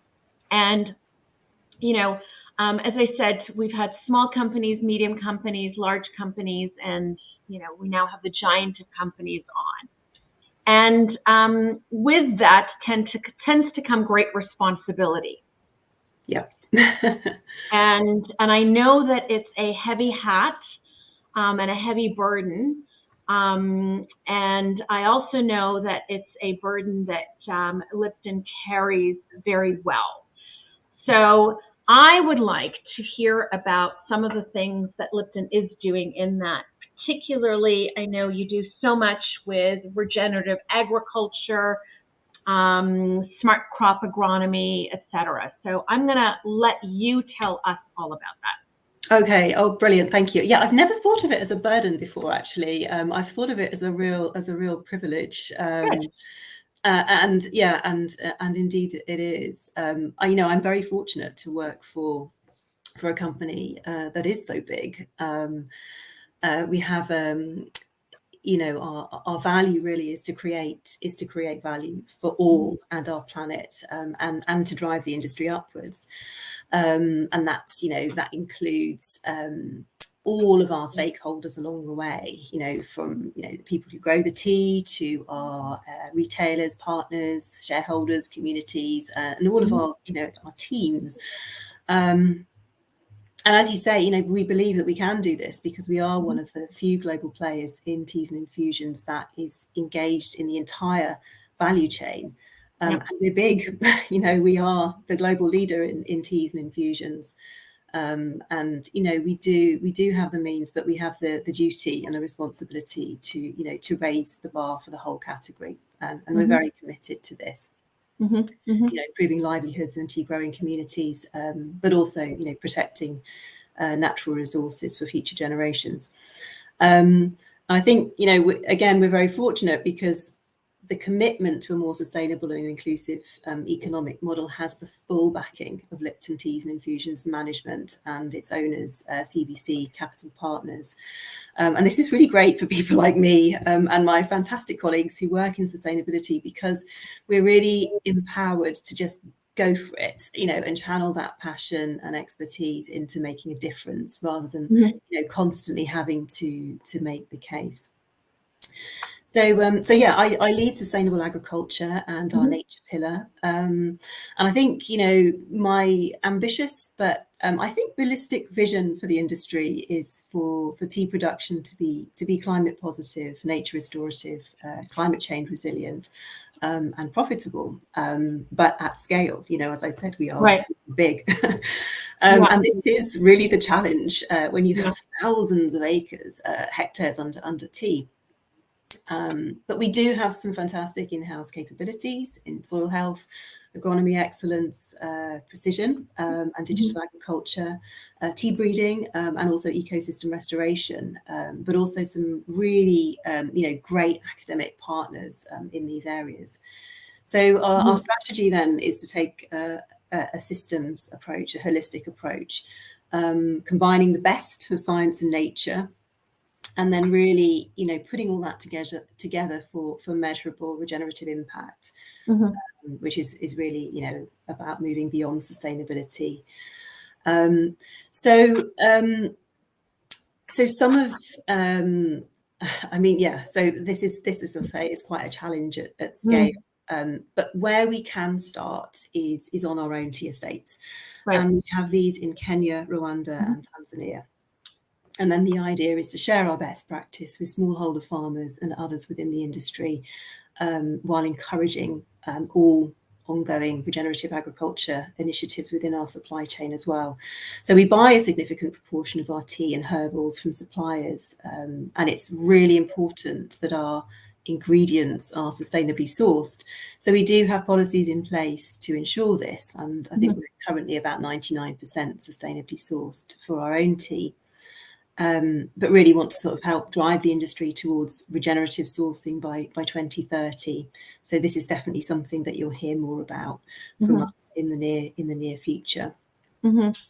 I mean, we've got some great regenerative brands. Pukka and Tazo are examples, and I know when when people think of Pukka, it's kind of synonymous with sustainability. And Tazo, you'll be speaking to Jamie, one of my colleagues, a bit later, who'll tell you all about the really pioneering work that Tazo is doing in that space. But let me give you some very specific examples of some of the things that we're working on at the moment on our own estates. So biodiversity is a really big theme for us, and one of the ways that we know we can improve this is to use natural methods of pest control.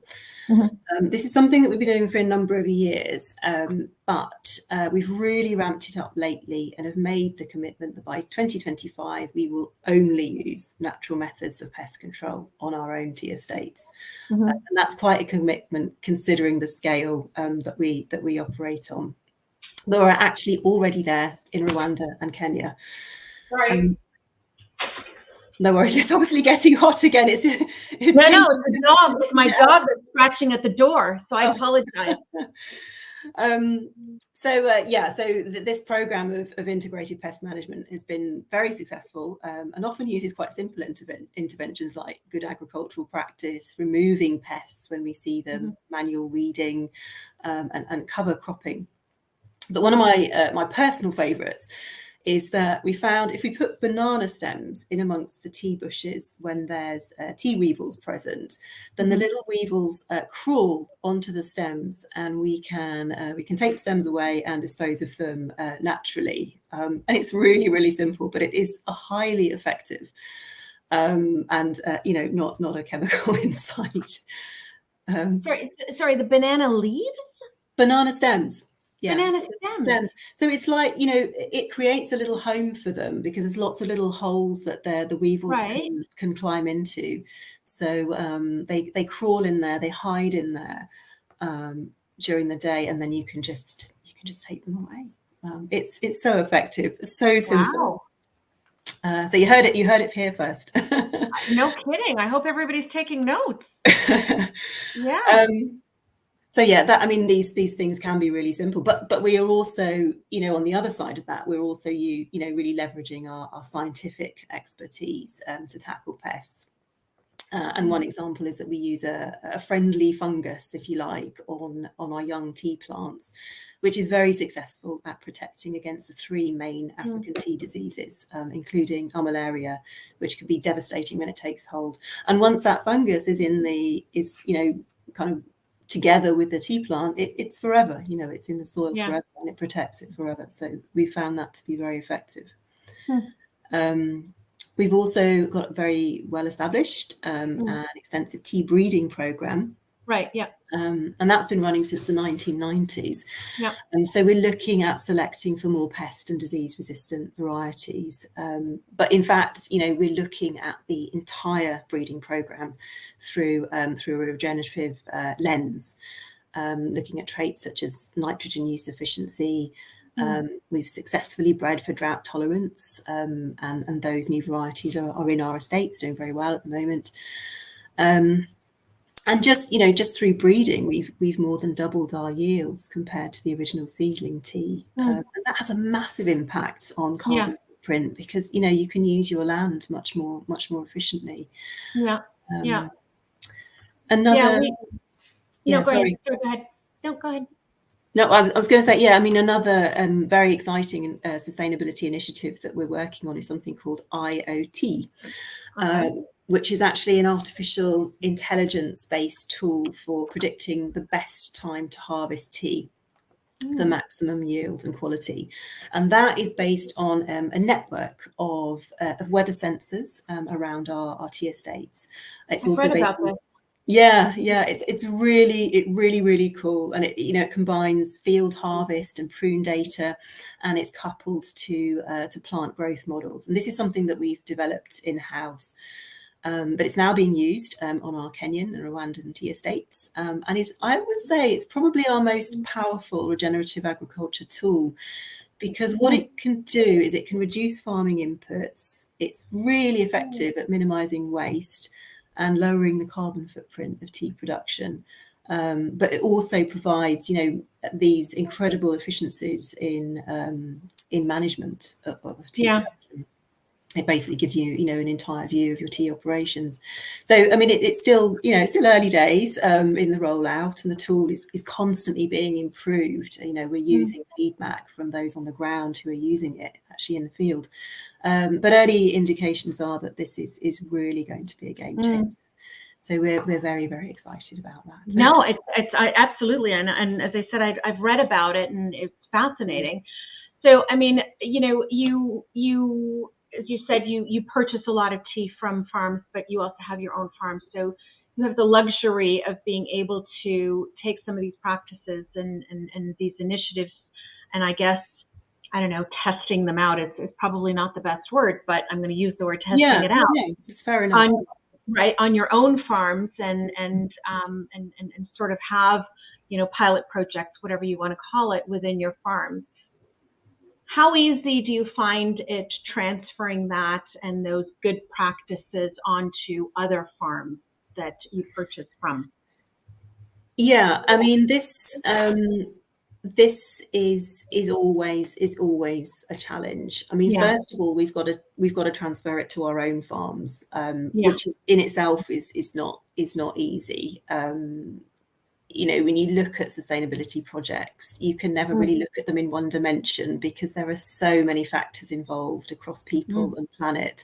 So these types of projects are very complex, by their very nature. So yeah, I mean, with IoT, for example, the team and I do travel to our African tea estates, but the reality is that we can't be there all the time. So we built up very strong online relationships with everybody involved in the project, right from the people on the ground who pluck the tea to the senior estates management. And those relationships have been very key. Also having a project champion who can drive things on the ground. So I think having a presence within the countries that we want to impact is really, really important. But we do hold farmer field schools. We have a program called Kilima Bora, which is Swahili for agronomy excellence, and actually that is our kind of training and education program. And we train those field staff on the ground in our own estates, transfer learnings from our Kericho estate, which is where most of these initiatives are kind of piloted, to other estates in Rwanda and Tanzania, and then these farmer field schools as well within the local area, and we can reach thousands of farmers in this way. But it's not enough, it is simply not enough. And this really is the challenge for us. And also, getting farmers to believe in these initiatives as well. You have to show hard data, really. They've got to see what's in it for them, because it is tough. It is tough growing tea, especially if you're a smallholder farmer. And often, you're kind of living hand to mouth. You've got all sorts of issues to deal with. You've got climate change looming, and it's a risk. Somebody coming in and saying, "Well, I think you should farm more regeneratively," and it is very, very difficult. And this is something that I think the whole industry really needs to address as a whole. How can we incentivize these farmers to take up these initiatives? I think I agree with you. I think that I mean, you need the buy-in, right? And absolutely. And on your own estates, well, it's your initiative, and you're going to do it because, well, it's your farm. It's your farm. But this collaborative effort, and you may have heard me say this a couple of times today, is something that I find is getting better within the industry, but still lacking. And, you know, there are certain, you know, it is an industry, I understand it, and we talk about the love of the industry, and there's a deep love for this industry, and once people are in, they never leave, and, you know, you're sucked in for life, et cetera, all of that wonderful feel-goody stuff. Yes, yeah. Understood. Except it's also a business, and, you know, everybody wants to do well within their business. And everybody wants, you know, competitive advantage in certain areas. But I think that there are certain areas within this greater industry of tea that can't or shouldn't be looked at through the lens of competitive advantage. And one of them is sustainability. Yeah, 100% agree. You know? Yeah, 100%. It doesn't serve anybody for one person to figure out how to have the most sustainably run, you know, least amount of chemicals, and, you know, it doesn't do us any good if one person figures that out and says, okay, that's it, and I'm not sharing it any further, right? Yeah, I 100% agree. I mean, we work with a lot of NGOs, engage with local governments, and so on. But actually, I think what's needed is a whole tea industry collaboration. Yeah. And I think, you know, if you were to ask me what the greatest challenge is, I think in a sense, it really is about. It really is about coordination. Yeah. I think there's definitely a desire, yeah. But actually to coordinate, you know, a whole industry is incredibly time consuming. It's admin heavy. It's hugely daunting. And you know, as an industry, I don't think we've cracked the practicalities of this yet. You know, being able to get the best brains around the table, from suppliers to producers, retailers, customers, academics, governments, and NGOs, and really, you know, pooling resource and data, and that data is really important, you know, for a common purpose that will help us all, you know, connected to tea. And I think, you know, Shabnam, you really, you know, hit the nail on the head when you said, you know, sustainability is pre-competitive. Yeah. And we are going to get there much faster as an industry if we work together. Yeah. Because, you know, the challenges are many. The solution is going to take multiple stakeholders, multiple approaches, and multiple brains. But it has to have a central point of coordination. And I really believe there's a huge opportunity there. Yeah, yeah. It's, you know, I was talking with, I think it was with Aarti earlier, co-region, where she was talking about, you know, Brazil and how far they are ahead on so many of these issues, and how we need to, you know, countries just in general learn from them.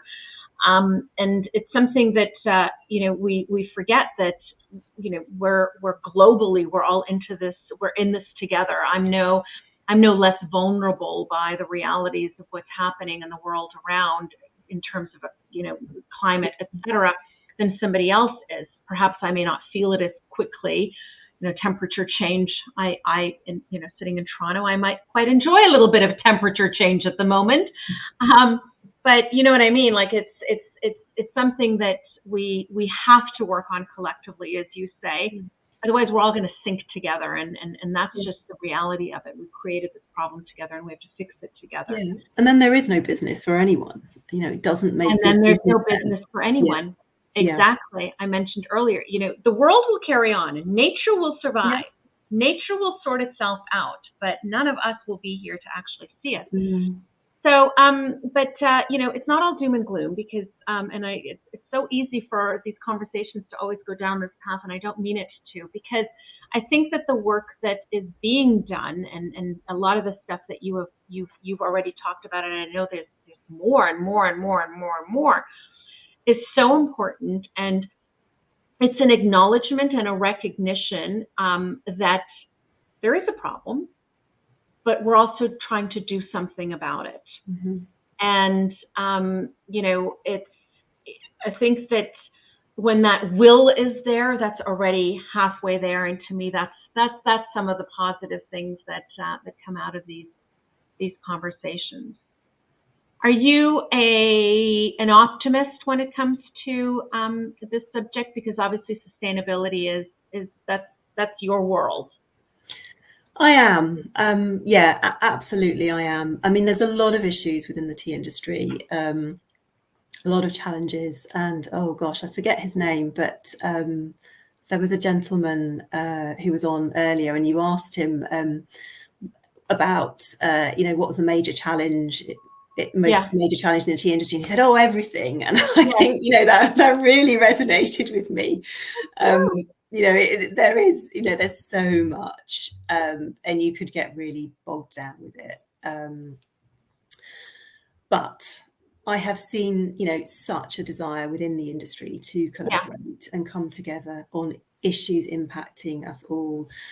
Just in the conversations that that I've had with others within the tea industry and others connected to the industry.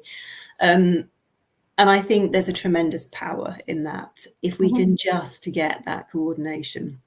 I think, that if we put our collective minds to it and resource behind it, and obviously resource is a big one, then, tea can become a climate positive crop that we can really, hold up to others in the food and agricultural sector as an example of how it can be done. Look what happens when a whole industry comes together. We can make growing tea part of the solution to climate change. And I haven't been able to join all the sessions today, but there's been some great ones on what some of the smaller tea companies. I think the gentleman in Kerala, I saw him, fascinating, really. So it can be done. We can make tea, growing tea, part of the solution to climate change. And also I think tea is the world's favorite drink. It really delivers a lot of beneficial phytonutrients such as flavonoids, and there's loads of exciting research in this area, new research. And unless you add milk and sugar, you can drink as much of it as you want. There's no calories, so it's good for you, good for the planet. And if we can just get that value back in tea, just as the coffee industry did, then I genuinely do believe that the future of tea looks very exciting. So like you, I feel the same way. That's why I always say, when it comes to tea, I really am the eternal optimist, because we have a product that comes out of the ground, literally, and it has this perfect story all packed into itself already, right? I've talked to advertising and marketing experts that say, you have no idea how easy it is for tea. We've got products that we have to dream up and create stories about, and yet tea has it. So you take those stories, you take the health, you take, a younger generation, new generations that are coming in that are placing value in all of these things. And the future of tea is bright. It really is. And, having these conversations today, I think really one of my objectives, you heard me say earlier, was, my prime objective is to just bring this industry together. But if we can just be in a place where everybody can at least hear that somebody else is working on this as well, it's not just you, and that, we all have these issues, and it doesn't matter if I'm a small producer or if I'm Lipton or if I'm a tea farmer or, an NGO, whatever it is. We're all really working towards the same thing, right? And it is gargantuan, I get it. And, at the end of the day, you eat an elephant one bite at a time. You can't eat it all at once. And I see that. I see, people chipping away at this. And we just need to get that collective together again a little bit. We do, but I think what you've done today, Shabnam, is fantastic. This is just so brilliant. Bringing the industry together like this, because this is how it all starts. And I think if people don't know, then you can't ignite their passion to make a difference. So this is why I'm truly grateful for forums such as these. Very much. I'm grateful that you've joined.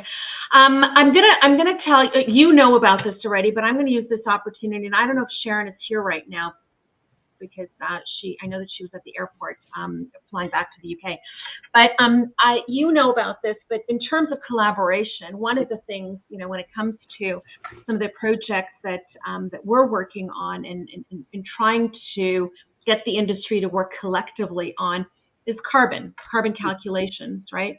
And I know it's something that you're working on as well, but this is another one of those areas that I really believe is it's a pre-competitive. It's not you shouldn't have a competitive advantage because you have calculated a carbon footprint. To me, that's nonsense. Yeah. But okay. So we are developing, and I can tell everybody right now that Tea Association of Canada, UK Tea and Infusions Association, and the Tea Association of USA have committed to funding and developing a carbon calculator for this tea industry.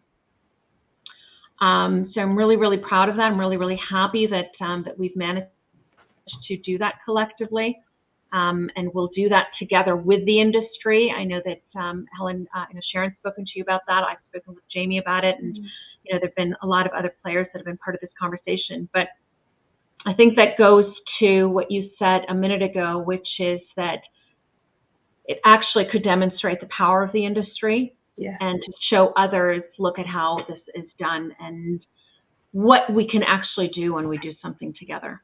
Yeah, absolutely. I agree. I think it's brilliant that you've done that because actually, again, it's about having that hard data, isn't it? People don't believe anything unless there's hard data behind it, and that's really what we need. We need to show, where is the tea industry in terms of sustainability, and what is our baseline, and then we need to, and then we can come together as an industry and say, okay, well, what do we need to do to to reduce that carbon footprint, and how far are we from being climate positive?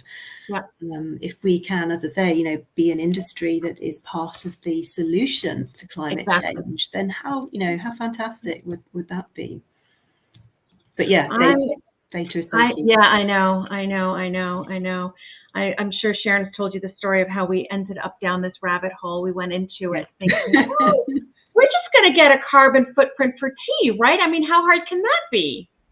Yeah, it's a nightmare. It's really difficult, isn't it? But not impossible. 3 years later. Nearly there. Nearly there. Yes, we are getting there. So, Helen, if you have tuned into any of my guests, you know that nobody leaves the sofa without answering a Proust question. Yes. Hope it's not too hard. No, none of them are hard.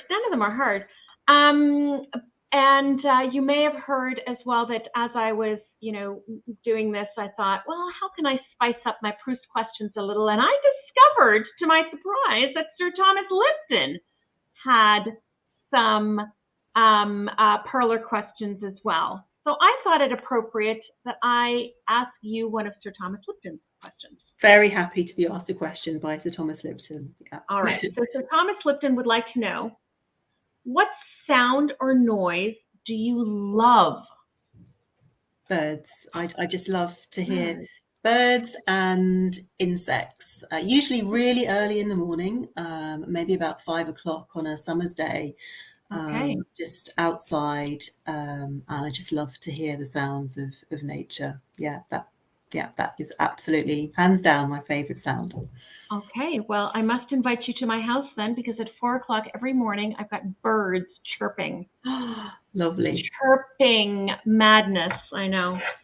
Wonderful. So I raise my lemon water cup to you. There will be tea in it in a moment when I get some.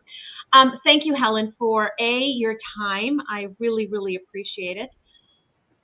I also raise my cup to the work that you're doing on sustainability and the work that Lipton does, because as I said, I know that as a big company, there is a lot of responsibility and expectations that are placed on Lipton. And I raise my cup, and I think that what you do for the industry and share within the industry needs to be celebrated as well. So thank you very much. Thank you, Shabnam, and thank you very much for inviting me. It's been a real pleasure and an honor. Cheers. Have a good weekend. Take care. Yeah, you too. Thank you. Bye-bye. Bye-bye. All right. Well, that was a lovely chat. I am going to introduce my next guest to you. And my next guest is Jason Walker. Jason Walker is with First Tea, which is a parent company, sister company of Zhejiang Tea Group in China. And Jason is going to talk to us about a couple of things, because I want Jason to not only talk to us about the work, really great work that Zhejiang Tea Group and First Tea do in this realm of sustainability, but I also want Jason to talk about the sustainability survey that First Tea has been a part of with Tea and Coffee Trade Journal for 2 years now.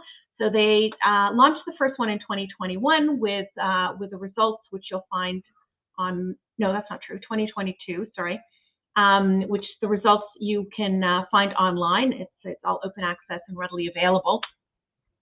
But they have launched the sustainability survey for the second year. You will have seen that we sent out posts about it with links, and I believe it's on our International Tea Day page as well. So I really encourage you to go on there and fill out that survey. So I'm going to add Jason to the conversation. Hi, how are you? Jason, can you hear me? Hello, can you? Hi, Shabnam. Happy Hi. Tea Day to everybody. I hope you can hear me and see me. I can see you and hear you. Happy International Tea Day to you. How are you? I'm doing well. It's a little bit cloudy here, but still a bright day inside. Good. I'm glad to hear that. So, Jason, you heard my intro, and I think the best place for us to start is before we get into the survey, and we're going to get into the meat of the survey as well, because I think it's really important and really interesting, is for you to tell us about this core belief in sustainability, because I think that you need to have had that and the belief in that to then, want to spearhead this survey itself. So let's start with the, company belief, philosophy, et cetera, in sustainability. So I'll start with First Tea North America, and I would say that the way, because we're not growers, I should back up and say we are wholesalers, distributors, and I think one of the valuable contributions that we can make is to be as direct as possible, to be as efficient as possible in terms of having logistics that are there and available, that we have, whether it's East Coast or West Coast, wherever your location is, we have warehouses that make it shorter travel time.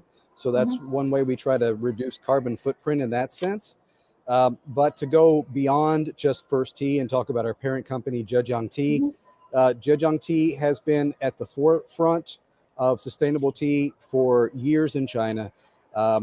They have worked hard to become one of the world's, if not the world's largest green tea exporter, but they continue to expand and grow. What we see is, for example, a project where an Eastern province Anhui group of farmers donated tea cuts or seedlings that were donated to Western provinces in Gansu, Shanxi, and some other places, Yunnan, where those seedlings became the start of tea farms in an area where rural development was very necessary. These were poverty-stricken counties. So it not only brought in the tea farms, they're developing the infrastructure, the processing facilities, and they're doing it in the right way so that it is done with the environment in mind. The initial goals for this project are also to bring in training so that these farmers know how to properly do pesticide applications, fertilizer applications efficiently, without waste, without harm. And the early stage goals are to promote these. They have a special term of a farmer's love type of tea, so that domestically these teas can be offered in China. The goal, of course, is we hope that rolls out so that the rest of the world can enjoy those those sustainable teas as well. That's amazing. I mean, I know that there are lots of projects, and I remember hearing about this project when it first launched. So to hear how it's progressed is fantastic. So we start with this, I guess, core belief and you know, this in sustainability and regenerative, etc. So tell me about this sustainability survey itself. What was the motivation behind it? Why? First Tea and Tea and Coffee Trade Journal, we looked at what was going on, and we were seeing that consumers were being asked, how important is sustainability to you? What we did not see so much of is, what is the industry itself saying? How does the industry, the tea industry in particular, see itself in relation to coffee and to cocoa? And so we said, let's find out if there's alignment, if there's any disconnect between what consumers are thinking and feeling and what the tea industry is seeing and reacting to. So having that information allows all of us within the tea industry to kind of gauge ourselves in terms of how we compare, say, to coffee or cocoa. But it also says, are we really listening to consumers? Are we responding, and are we positioning ourselves in the direction that consumers want us to go? And what do we need to do if we're not? And tell me, tell everybody, what did you find from the first survey that you did? There were some very interesting findings. We found that one of the major and kind of red flags was that many businesses, up to about 85% of respondents, were saying, we are concerned about climate impacts on our business performance. But then when you kind of peek through the weeds a little bit more, there were some interesting indications that, well, what do you see as important decisions in terms of the teas that you stock? Sustainability was surprisingly lower on that list than we might have expected. So we thought, okay, this is an opening for a conversation. What's going on here? Why are these priorities not seeming to match?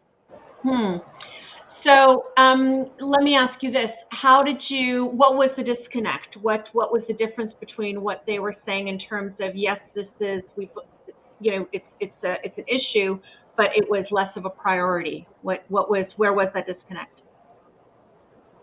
So I would say that these are, again, we try to make this an efficient survey for people to take less than 10 minutes to answer.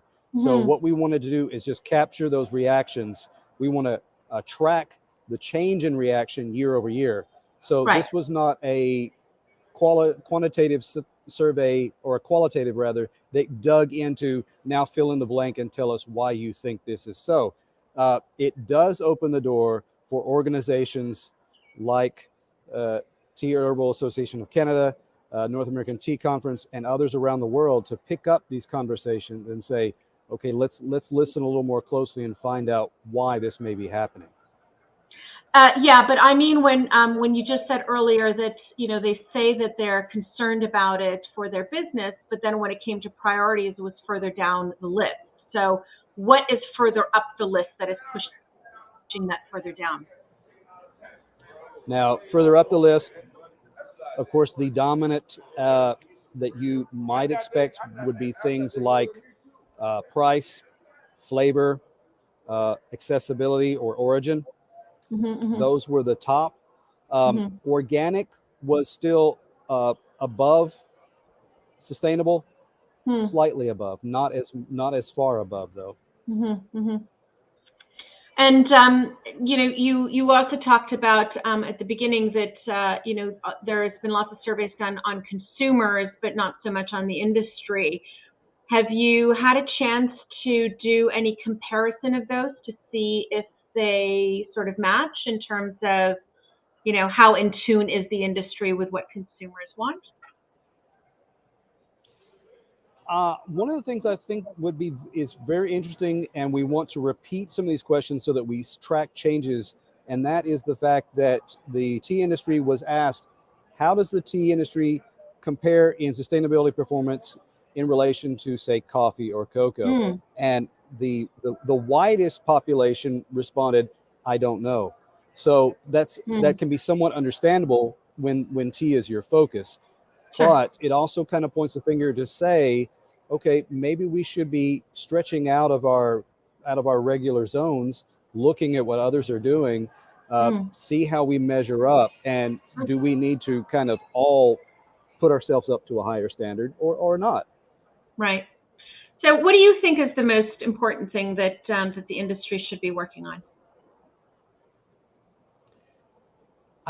The challenge is sustainability is one word with so many aspects, and different regions, especially as we've heard in the news recently, different regions have different concerns, particularly when even if you break it down into people and planet, there are areas of this world where there's a higher focus that needs to be placed on the people aspect right now. There are other places where they need to put more resources into addressing the planet, the environmental issues. So the struggle is the balance, right? Letting everyone really address the issues that they need, yet still being able to coalesce and move all of us upward and forward. And what do you think has been some really good work that the industry's done? I'm sorry, what was the question? What do you think has been some of the really good work that the industry's done?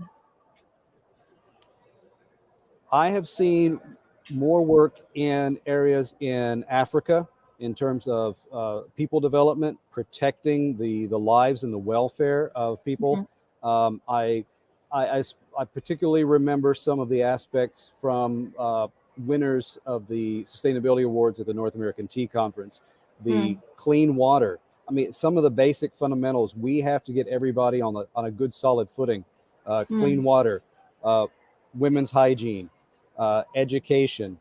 Some of these things are where we can really make a difference that will put everyone on a better footing. And what do you think is like one of the biggest challenges that the industry has? Again, I think it relates to so many moving parts, everybody coalescing, getting a shared understanding of what those standards are, and then what are our regional and individual roles in achieving those goals. So you know, there's always this big disconnect that that exists between what consumers say they want and how they actually behave at you know, when they're making their purchase, right? You know, sustainability is obviously, you know, top of mind for everybody, and an important one. And I don't know if you heard me say this earlier, but you know, a survey that Nielsen did found that most people that said that they weren't purchasing or behaving sustainably was because 41% said that the sustainable options were too expensive. 35% found that, you know, product availability wasn't as great. 26% that, you know, information was confusing, et cetera. And the list goes on and on and on. But I find it, you know, I find it troubling when I see too expensive as the number one option, which, you know, I guess it's as an industry, it's you know, how do you use that information? Do you know what I'm saying? Because in the surveys that you've done, as you just said earlier, in practice, price becomes more important for the industry and packers or producers and brands, which one could say is, you know, they're responding to how consumers are behaving. So how do we bridge that? That everybody feels sustainability is important, but price seems to be a barrier everywhere. That's a tough one. Where does it begin and where does it end in terms of production levels? We know that for years there has been more production than consumption each year. That remains a challenge. That certainly affects pricing. The fact that there is the challenge, like you said, there's a lot of consumer education involved in making sure they are aware of what kind of contributions are necessary, what it really takes to operate and bring teas and be a farmer that grows these teas and wants to have a profitable product that takes care of themselves and their families. You also think about what the basic. David Ogilvy, I believe, said that he roughly said something like, I'm paraphrasing, people don't say what they think what they feel, and do what they say. So yeah, there's a lot of threads to pick apart to be able to say, where do we all meet in terms of understanding, getting a fair price, and paying for that, and getting the consumers to get a fair price for all. So the new survey has, you've just launched it just a couple of days ago, right? We started it yesterday. We got all the bugs out. It is up and running as of yesterday. Great, good.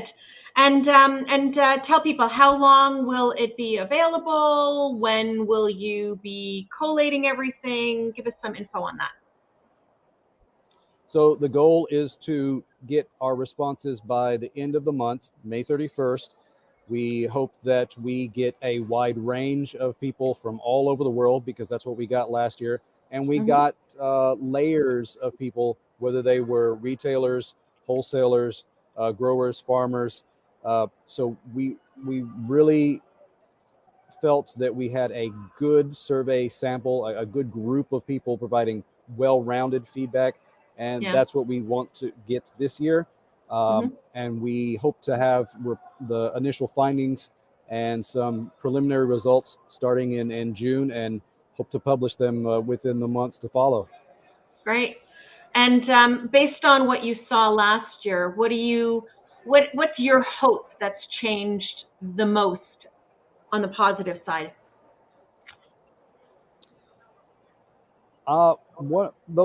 First off, those areas that we talked about with the disconnect of, okay, I think we're still concerned. I think some things that may have happened would be, last year we talked, seems to be more emphasis on the environmental aspects.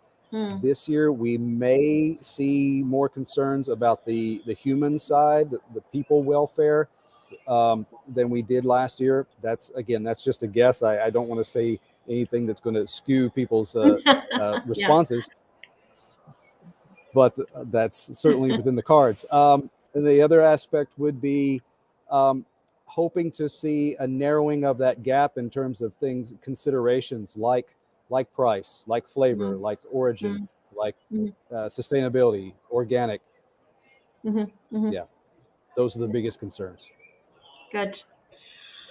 So as I said to everybody, we have sent out the survey in a mailing that we sent out to all of our members. We will have it included in our Friday bulletin that goes out every single Friday at 11 o'clock. If you're a member, you do receive it. Check your spam box if you don't, or if you haven't received it. So we've got the link there, and we really encourage you to be a part of this, because I think, the understanding, engaging, sort of measuring the temperature, so to speak, of the industry is a really, really good way for us to know, what do we perhaps need to be paying attention to, and aligning it with some of what's actually happening out in the world itself. Where else can people find the link, Jason? It's on our website. It's on our firsttea.com. That's Right. FIRSTEA.com /survey. I'm sorry, sustainability-survey. And I'll share a link for that. Perfect. Yeah, if you want to pop it in the box, that's great. And on our website, if you go to tea.ca and just go over to our International Tea Day page, you'll find it there as well. Really, really encourage you all to participate. The more people participate and the more different layers, as Jason said, different parts of the industry, I think the better picture we get of really what's happening. So thank you for the work that you're doing on that, Jason. It's really, really great, as well as, all of the people at Tea and Coffee Trade Journal. And Shabnam, you guys, you are the tip of the spear. You guys are really making the message heard, and we all in the tea industry appreciate that as well. Thank you. That's very kind of you. But I'm not letting you leave without my Proust question, Jason. And your question for this year is, who is your favorite writer? My favorite writer?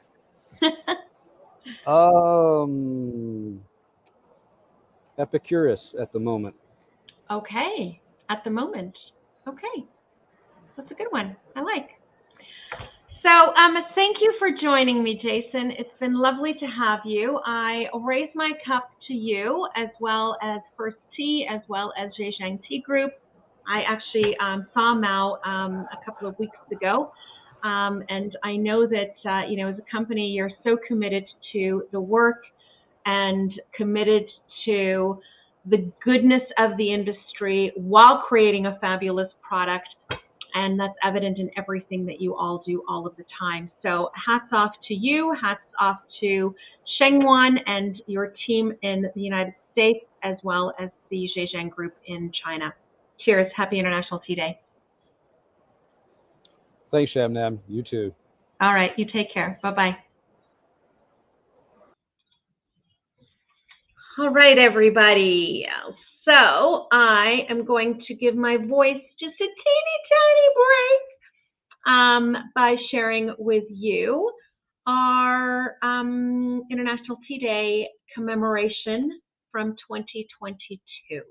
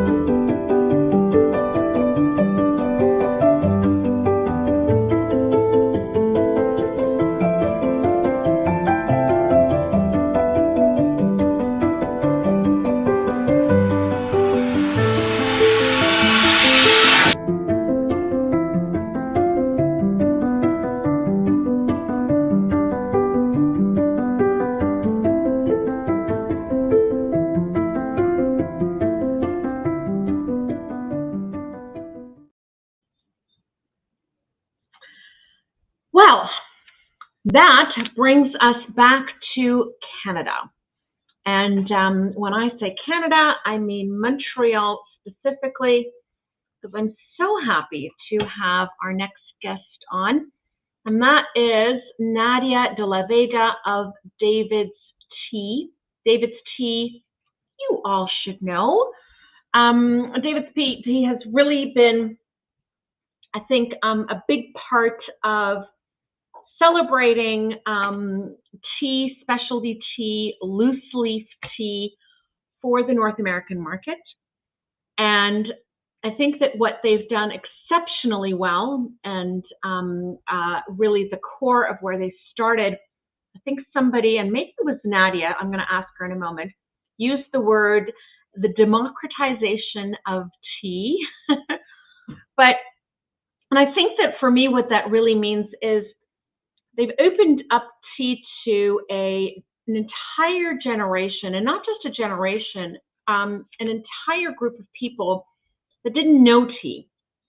And that has been really changing, life-changing for a lot of people who didn't understand that there were so many varieties, and that you could actually have fun with tea. And that's one of the things that I truly applaud David's Tea for.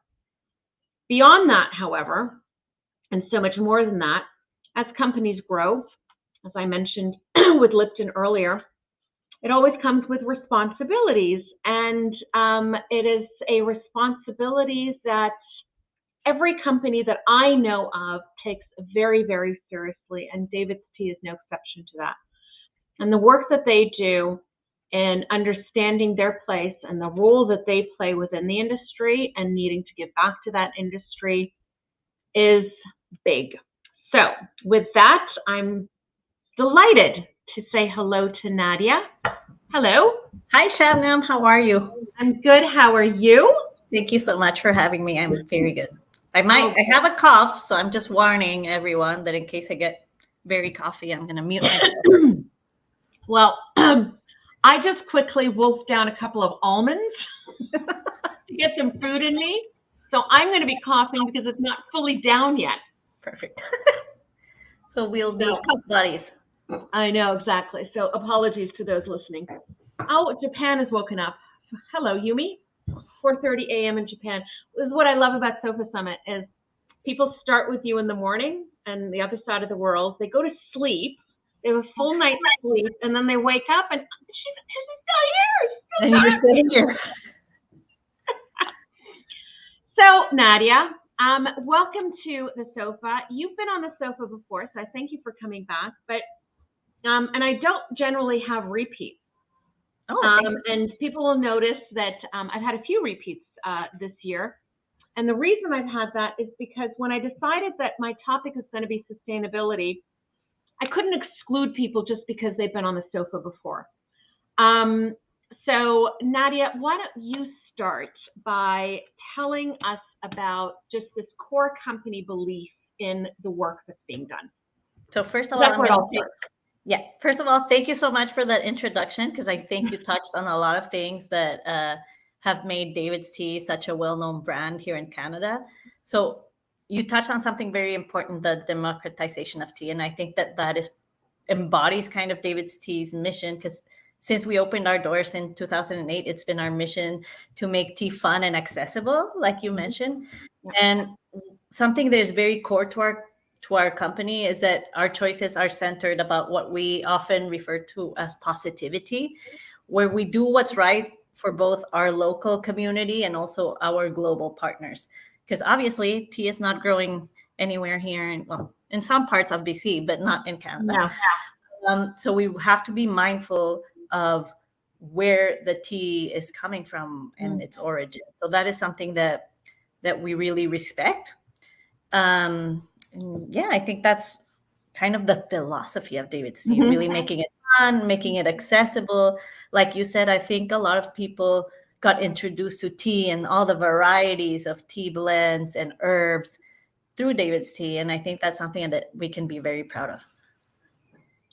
So, and once you captured the attention of all of these people, and not to say that you weren't doing these practices before, but what I find really beautiful is, you captured the attention of all of these people, you made it accessible, as you say, but now you're also showing them the importance of understanding where their tea comes from, and what is it that when I purchase a cup of your tea or your tea to make in my home, whatever it is, when I'm purchasing that, what is it that I'm investing in? What is it that I'm contributing towards? And you, as a company, you were part of our sustainability awards, and you entered some fantastic, really great initiatives. Child-friendly areas for meaningful positivity, a homework facility in South Africa. There seems to be a trend, a theme here around children. Nepal Clean Water with one of the most beautiful estates out there, Jinchiabari. You did some work with Tea Horse, who is on after you. So they'll talk a little bit about that. But tell me about some of these initiatives, and I know that there's lots of stuff that you do, but let's talk a little bit about some of those first. So first, I think that it's very important to recognize, and something that you said, is that brands are responsible. We are responsible. We know, as an impact brand, we know, and we have a strong commitment to responsible sourcing and sustainability. And we continue to challenge ourselves and innovate ways in which we package, sell, and source our tea. And you touched on something very important, our impact projects. So impact projects and initiatives, I think, are very important, because you have to remember that when you are enjoying a cup of tea, there's people behind you enjoying that cup of tea. There's someone that plucked that leaf, someone that carried that leaf to a facility, people processing the leaf and ensuring that, you know, it's going through the correct processing steps. And so many, it touched so many hands. So you, as a company, need to be grateful and show your gratefulness towards the people that actually made the product that you're enjoying. So I think that's one of the things that at David's Tea we're very conscious about. And it's very important for us to not come with an agenda, but actually listen to the needs of the people that provide us with the tea that we love. So that's why we've reached out to our partner in South Africa, and we asked, okay, what is needed here? And they mentioned that the kids don't have a place to study. So that's where the idea of a homework facility came about. Another thing was similar to what happened with China, with Camp. We source a lot of our tea from China, and we working through with ETP. They let us, as you know, ETP structured something that I'm really happy about, is that they have regional teams, and they're in close communication and in contact with tea communities. So they bring up the issues. So it's not us coming with an idea and being like, let's just solve this, and it's not needed. So it's really important to hear the needs of the communities at the tea origin and really help address those issues. So those are similar with Nepal.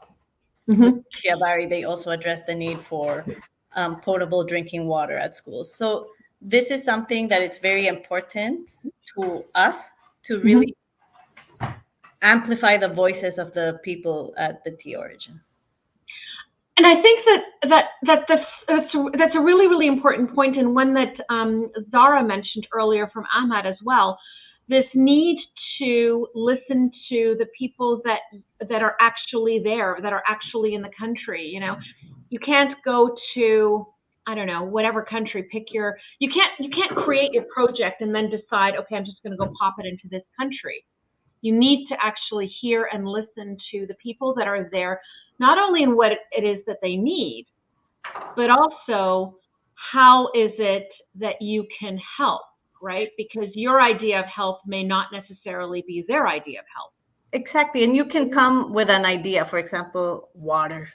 You know, is there any, but you don't know the challenges that the people are facing. You can read reports and read about the politics of the origin, but you don't really know the challenges of the daily lives of the people that are working there. So it's extremely important to listen, to do the assessment or the actual task of listening to the people, because I can come with an idea very removed from the challenges that they're daily facing, right? Right, yeah.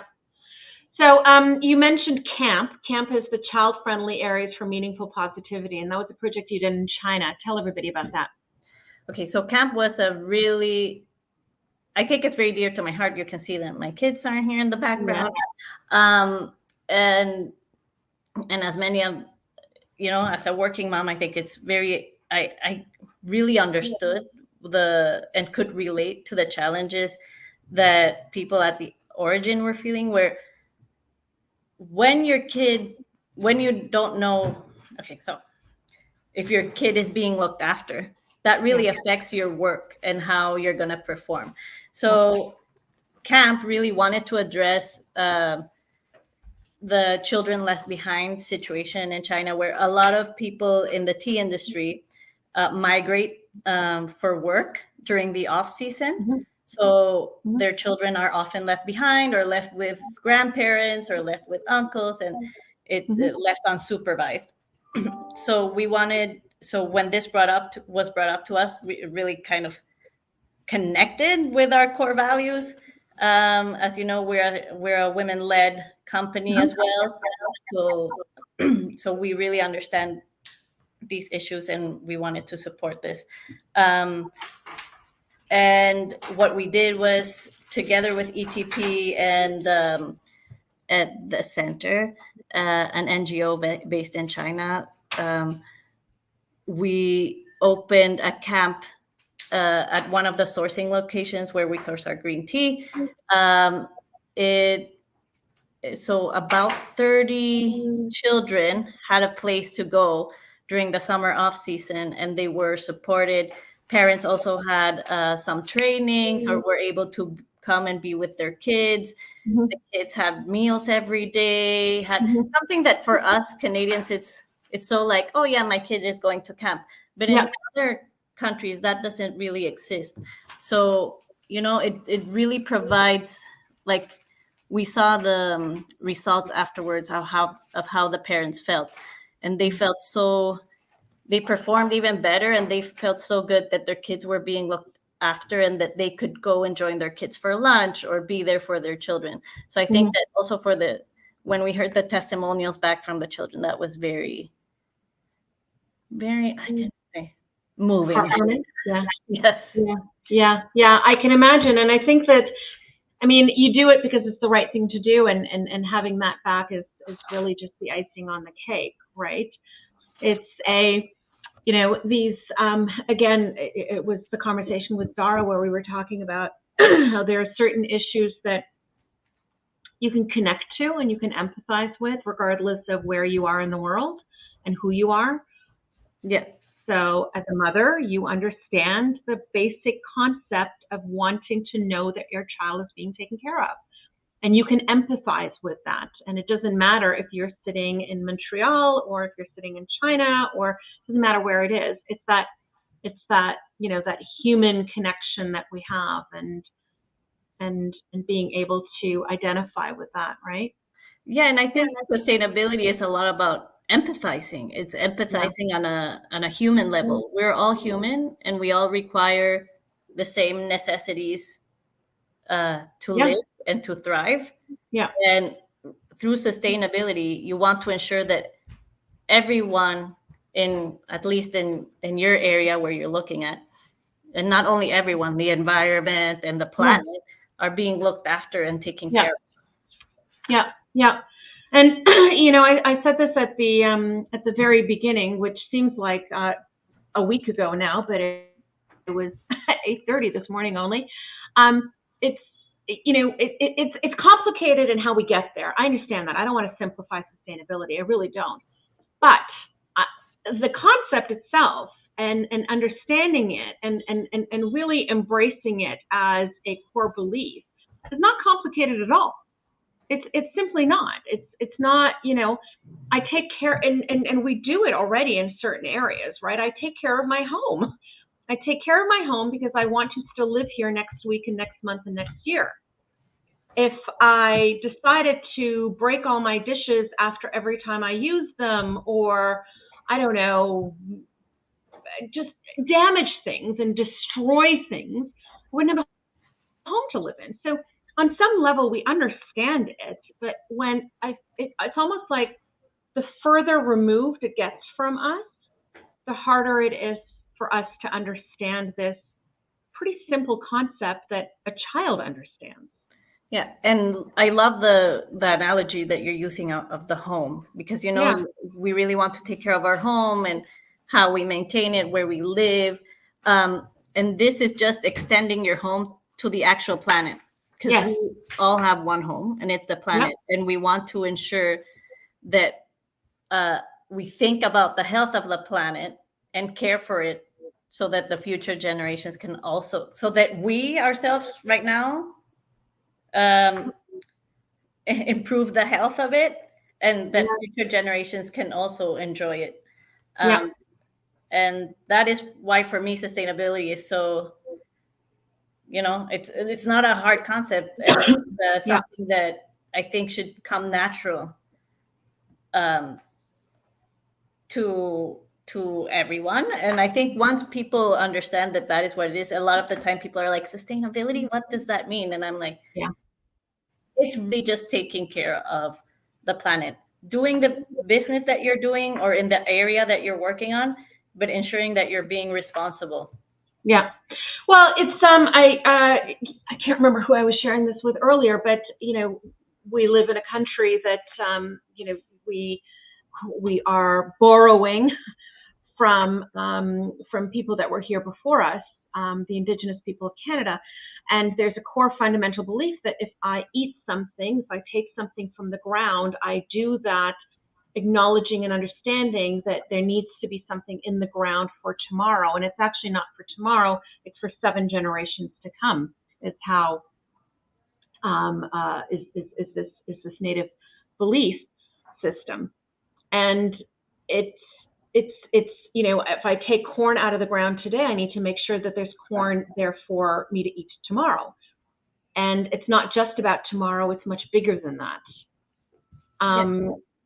So how do you marry that with good business as well?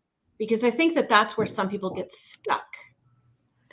I just think it's natural because, and I shared this, I had the opportunity to give a talk at McGill, give a lecture about sustainability to a lot of management students. And in the 90s, there was a lot of, no, a business is only a business to generate money. Yeah. And I think now people are realizing the state at which the planet is at. And if you're only thinking of the business right now and I only need to generate income, and you don't think about sustainability, there won't be a business in a few years' time. So for those that are on the fence and those that don't understand, that get stuck, like I am a business, how can I go forward? I need to make money first. Yes, obviously, in order to be able to participate in impact initiatives, you do need to have some resources. But if you don't think of the planet and the people, then there won't be any business. Like, I think we're living, there's been like a social awakening in the past years that has really helped people really notice the state of the planet. I think that we've lived in a kind of bubble of where we're at. But I don't mean this in any like a scary way. I think that it's empowering because we are actually at a time that we can create change. I really love when you touched upon Native beliefs, and you're going to have a great time with Denise and Mark. I think both of them, if they're coming right after me. And it's something that I've spoken to them as well, that I really love how conservation and theories are really starting to embrace Native ideology, because I believe that Native and Indigenous cultures really had that real connection with the planet and really understood the balance of life. And I think that now we're turning more and more to those to that knowledge for inspiration. Well, so sometimes we don't need to recreate the wheel, right? We just if you go and watch replay later, go to my segment with Udena from Kaley Tea, because we were talking exactly about that. About we don't need to come up with new methods. We just need to look back at the way things have been done, and Native people, not just in North Canada and the United States, in North America in general, South America, Central America, Australia, they have been living that way for generations, and in a lot of cases still do. I'm emphasizing Natives because it's the fundamental core belief is still there. Like they haven't lost that, and we have access to it, and it's so rich that it will be a shame to not learn from that because it's there. Yeah. I think right? that in the past, that for many years we haven't listened, and I Yeah. think that it is the time, and I think that you're going to do it wonderfully now that they're coming in right after me, that we use our platforms to really to lend our platforms to hear their voices and their thoughts Yeah. and their knowledge, because Yeah. for so many years they weren't listened to, or they were not not listened to. They were not part of the seat. They were not Well, part it wasn't considered as valuable, right?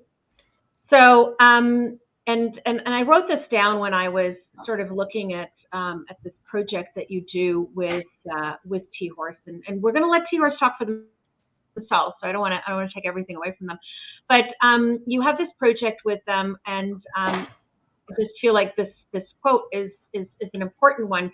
So you donate a portion of the funds of this tea that you make with T-Horse to the David Suzuki Initiative Reconciling Ways of Knowing program.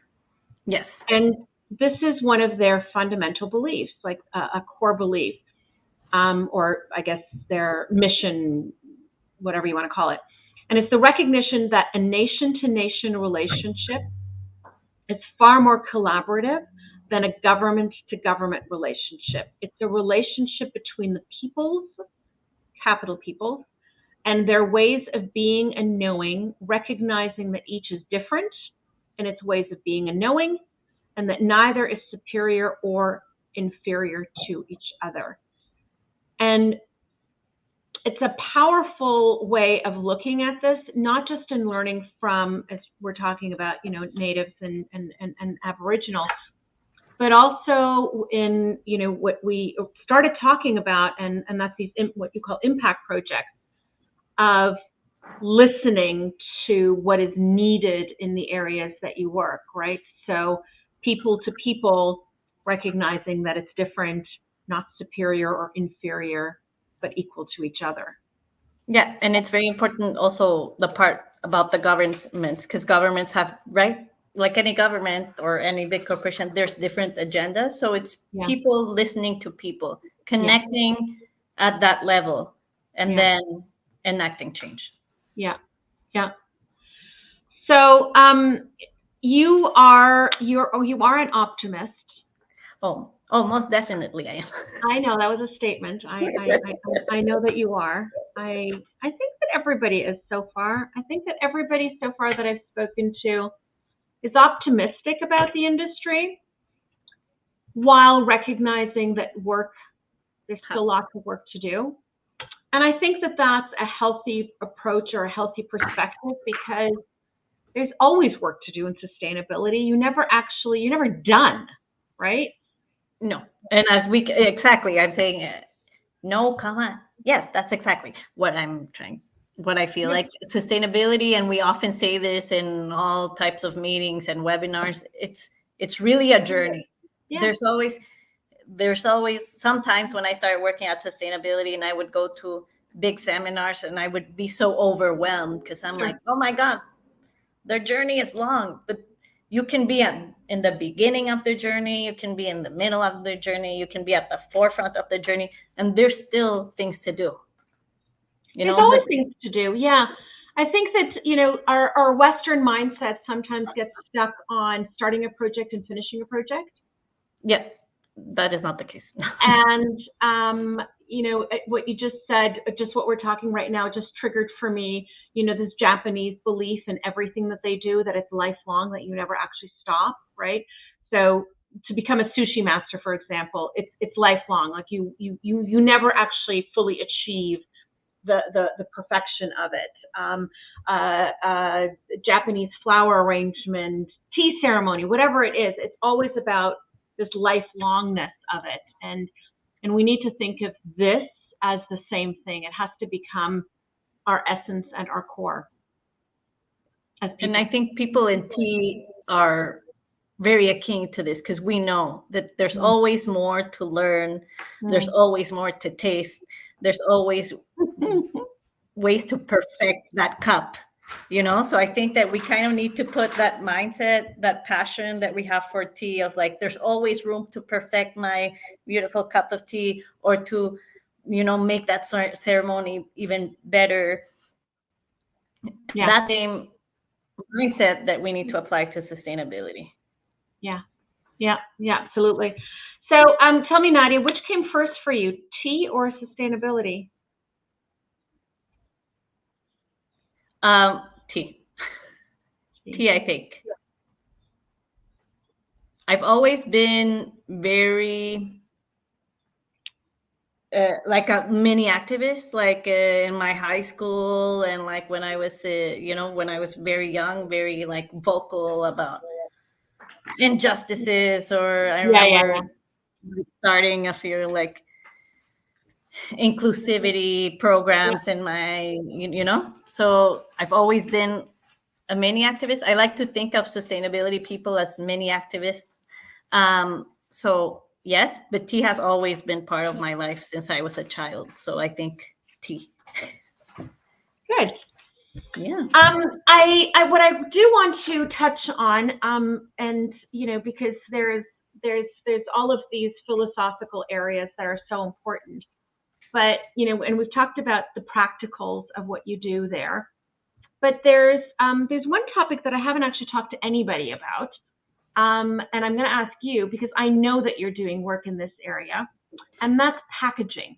It's not a sexy subject, it's not a romantic subject, but it's an important one because we are not walking around and buying tea like this loose in our hands and bringing it home, right? Yes. It has to be packaged somehow, and there are the realities of the industry that's part of this entire sustainability conversation. So tell me about the innovations that you're doing there. So yeah, packaging, as you know, it's a very hot topic, and it's very challenging as well. Because when you're considering packaging and how you ship tea to your customers, you have to take into account the facilities that are available for recycling. That's something that's very important. The investment from the government side, how they are supporting innovation at the packaging level. Food safety is another huge one. Tea is a product that has a very long shelf life. So you have to consider that you want your packaging also to retain the freshness or the taste of your tea for a long period of time. Well, there's all of these considerations that you have to take in place because yes, you can like looking to the past. So you can look to the past and be like, well, how was tea shipped before? Or maybe we can use paper or like something that is compostable. But then what about food safety? What about longevity of the product, right? So we have been able to source some compostable packaging that still retains the integrity of the product. And with Manum and Maple, actually, our packaging was compostable because that was something that was very important for both Tea Horse and David's Tea. But again, especially when you're considering blends that have any type of volatile aromatic compounds, that's when you don't want blends that are sitting together to permeate each other and to change the flavor. So I think that's where the challenges are. We've been doing a lot to work with our packaging suppliers to see if we can find solutions. And as well through the Tea and Herbal Association of Canada, we've been really working with all of us and the government to really shed a light on what are the challenges that the industry is facing right now, so that we can get support. Because I think when we're all aligned on what are the challenges, what what are the things we need, we can really help address those issues. Yeah, yeah. It's no, I totally agree with you. And maintaining the integrity of the product is important. Food safety, all of those things are really important. And you and I have had these conversations when it comes to government initiatives, and this Canadian government, like lots of governments, because climate change is a real issue, is placing a lot of emphasis on packaging, specifically plastics, which, we're fortunate as an industry. We don't have to deal with quite as much as some others. For some others, it's their entire package that is being, quite literally banned at the moment, right? Yeah. But there are areas, as you say, that we have to take a look at, and how do we balance being environmentally friendly and keeping the integrity of our product while providing food safety. It's a juggling, it's a balancing act, and yeah. And there's things that are not even seen, because I remember, again, from all this knowledge of talking to sustainability and packaging and recycling manufacturers and all that, you also have to consider the carbon emissions. For example, if you're thinking maybe I'll go with glass jars, because glass jars, there's a lot of places in the States, many states in the States that don't recycle glass. Glass is also heavier, so there's more carbon emissions. It's very fragile, so even within plastics, you really need to make sure that the plastics can be recycled together. Sometimes something that to the customer's eye, like compostable or specific type of packaging, seems like a more environmental friendly. It's not in the end, because it doesn't get recycled. Yeah, absolutely. I mean, we've had a ban on single-use plastics in this country, as you know. And so what are we switching to?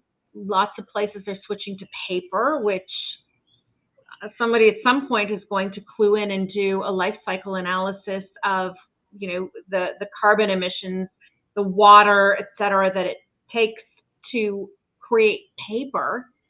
But I'll tell you the immediate effect at the moment. I order groceries to be delivered to my house. Not all of them, but I do get some of my groceries delivered to my house. And every single time it comes to my house now, it's coming in a reusable bag, right? If I go to the grocery store myself, I'll take my bags with me. That's fine. But right now, every time I get a delivery, I get like 6 of these bags. And I right now, in a span of truly a month or two, I probably have 30 of these bags in my house. What am I meant to do with them? And that's where sometimes we make decisions not thinking about the consequences. And there was a study out of Sweden, Denmark, one of the Scandinavian countries, that did a life cycle analysis on these reusable bags. And the life cycle analysis is worse than plastic. Yes. And don't get me wrong, I'm not celebrating plastic, everybody. So please don't get mad at me. I'm not we have to do something about it. But we need to think about the decisions that we make, and then the next, because what's going to happen is everybody's going to start at some point throwing those bags into the garbage. Yeah, and those bags are often made of plastic, just not single-use plastic. So those are the things when I'm talking about finding solutions. You really need to not find a solution that just looks good. Yes. You really have to make an educated decision. You really need to do all your research. So that's why sometimes it takes longer, especially for, I want to say for not seasoned, but for companies that have been there a little bit longer, other than newers, because if you're new, you can just start buying right away whatever the customer thinks that would be environmentally friendly. But as a company that, we've been open for, is it going to be almost 15 years in September. you also need to think of like, how is that going to come into our collection? What can people recycle those two together? Yeah. You know, you really need to make a thorough assessment. Yeah. Before doing a big jump. Lots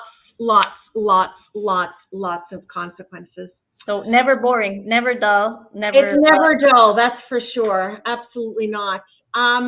So the good news is, for those of you, concerned about bumblebees in the environment, I just have a bumblebee that's flown into my house. So bumblebees are alive and well at the moment. Quite thought it was appropriate in our current topic of sustainability and the climate.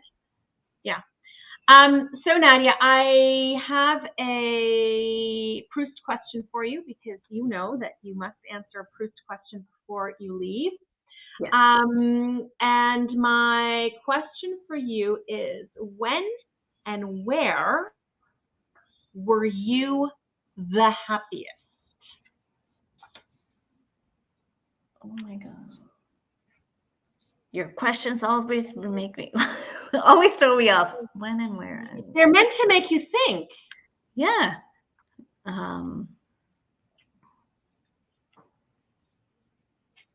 And I'm one of those that never has like a yes or no, or like very black and white type of answer, because I have so many fond memories of all my life, you know, through my different periods. So I have like a very fond childhood memories, very fond like adolescent memories, very fond memories of when I was, moved to Canada.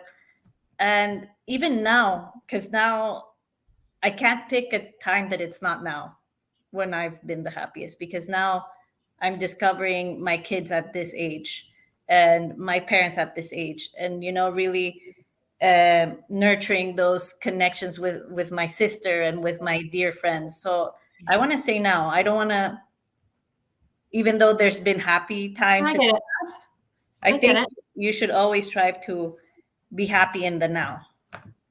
I love that answer. That is the perfect answer. Thank you. It really is.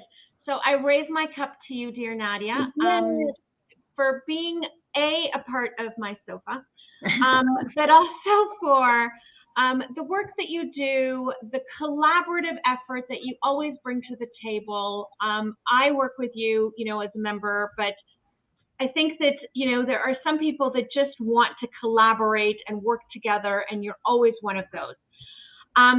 Beyond you, I raise my cup to David's tea, and just the impact that it's had on the world of tea, because it's been a beautiful thing to watch, and I know there's so much more to come.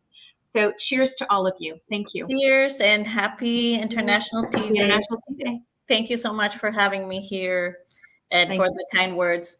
One of the last things I want to say is why I am so optimistic about the tea industry. It's because it is through associations like the Tea and Herbal Association of Canada and the Ethical Tea Partnership that the tea industry really convenes and wants to work together to find solutions.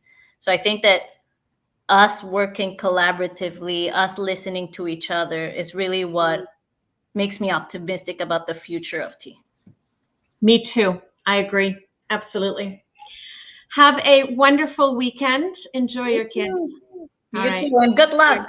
You're doing great. I'm closer to the end than I am to the beginning now. Thank you so much for having me. Thanks, Nadia. Bye-bye. All right.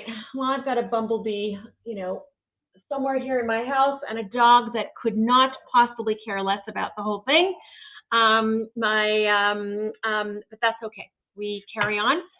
And I am really, really delighted to introduce my next guest to you. Before I do that, though, I'm going to give a quick answer to Living with Vedika, who has put a question in the chat box here.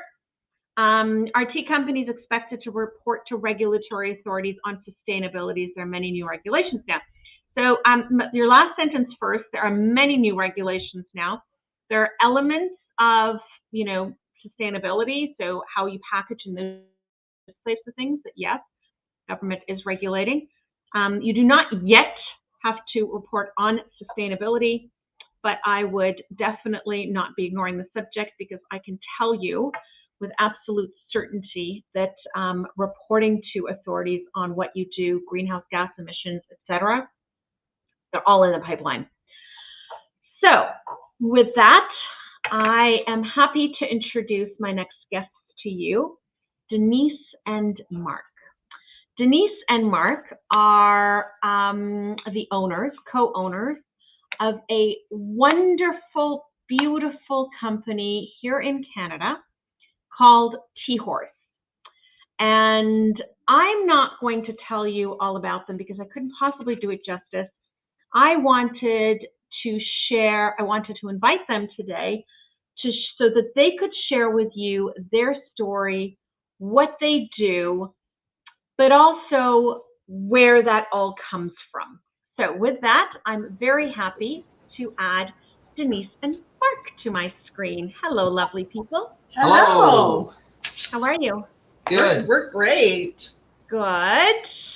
You've been following some of today? Yes, it was great to see Nadia. Yeah, we love Nadia. She is a genuine human being. Yes, we really. That's a really good way of describing her. I couldn't agree with you more. So nice. Yes.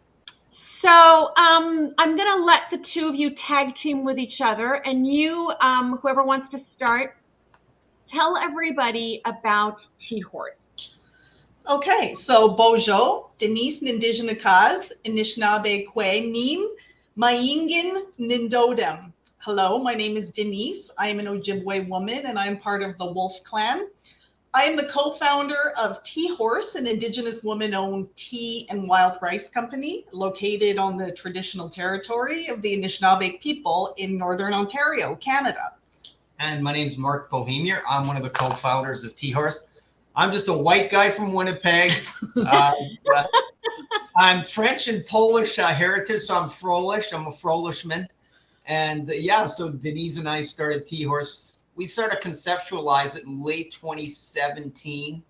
And it was a visit to the Toronto Tea Festival that changed it all. We thought we knew tea until we attended the Toronto Tea Festival. And it was like, wow. It was just mind-boggling. I mean, we met some of the most wonderful people, and who we're still in, we're still in contact with many of them.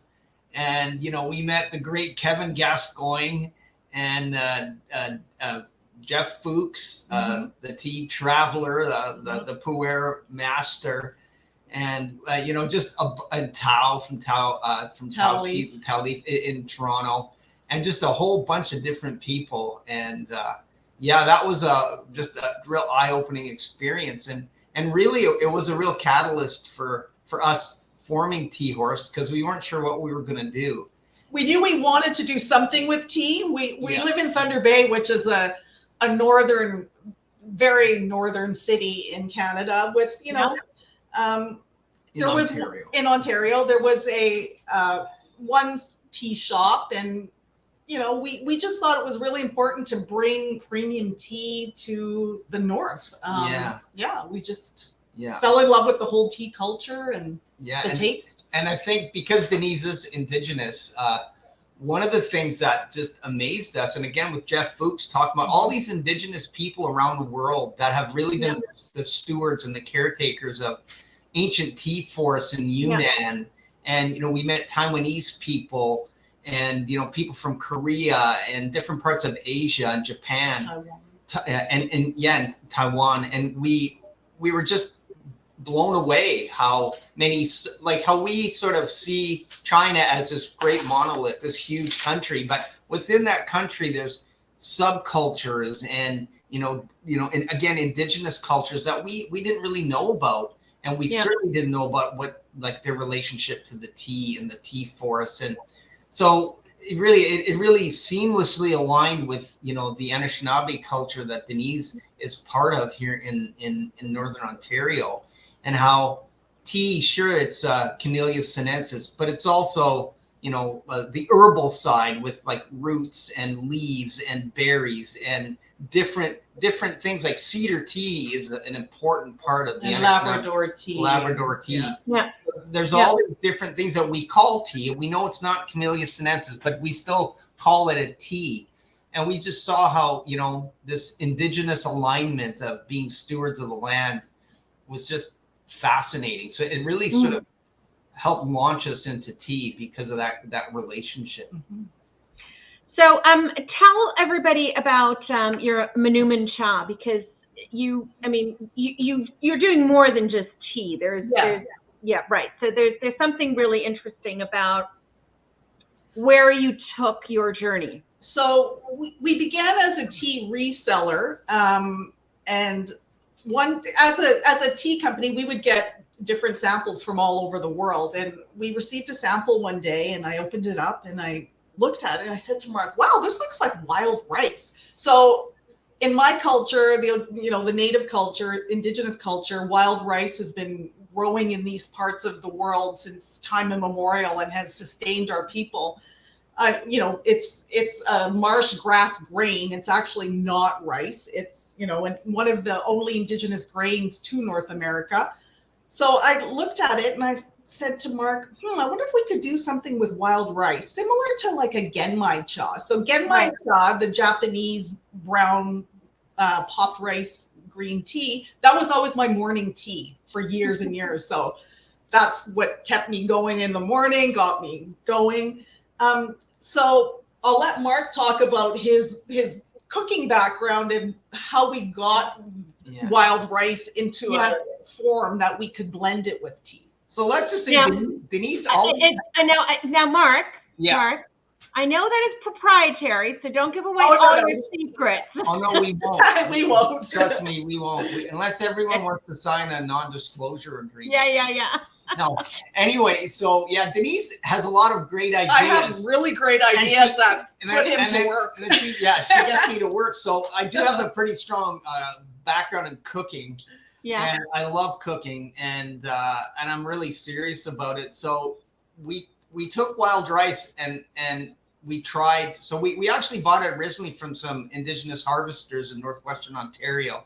Mm-hmm. And we took it, and then I started at it to see what I could do with it to create something like inspired by the genmai cha.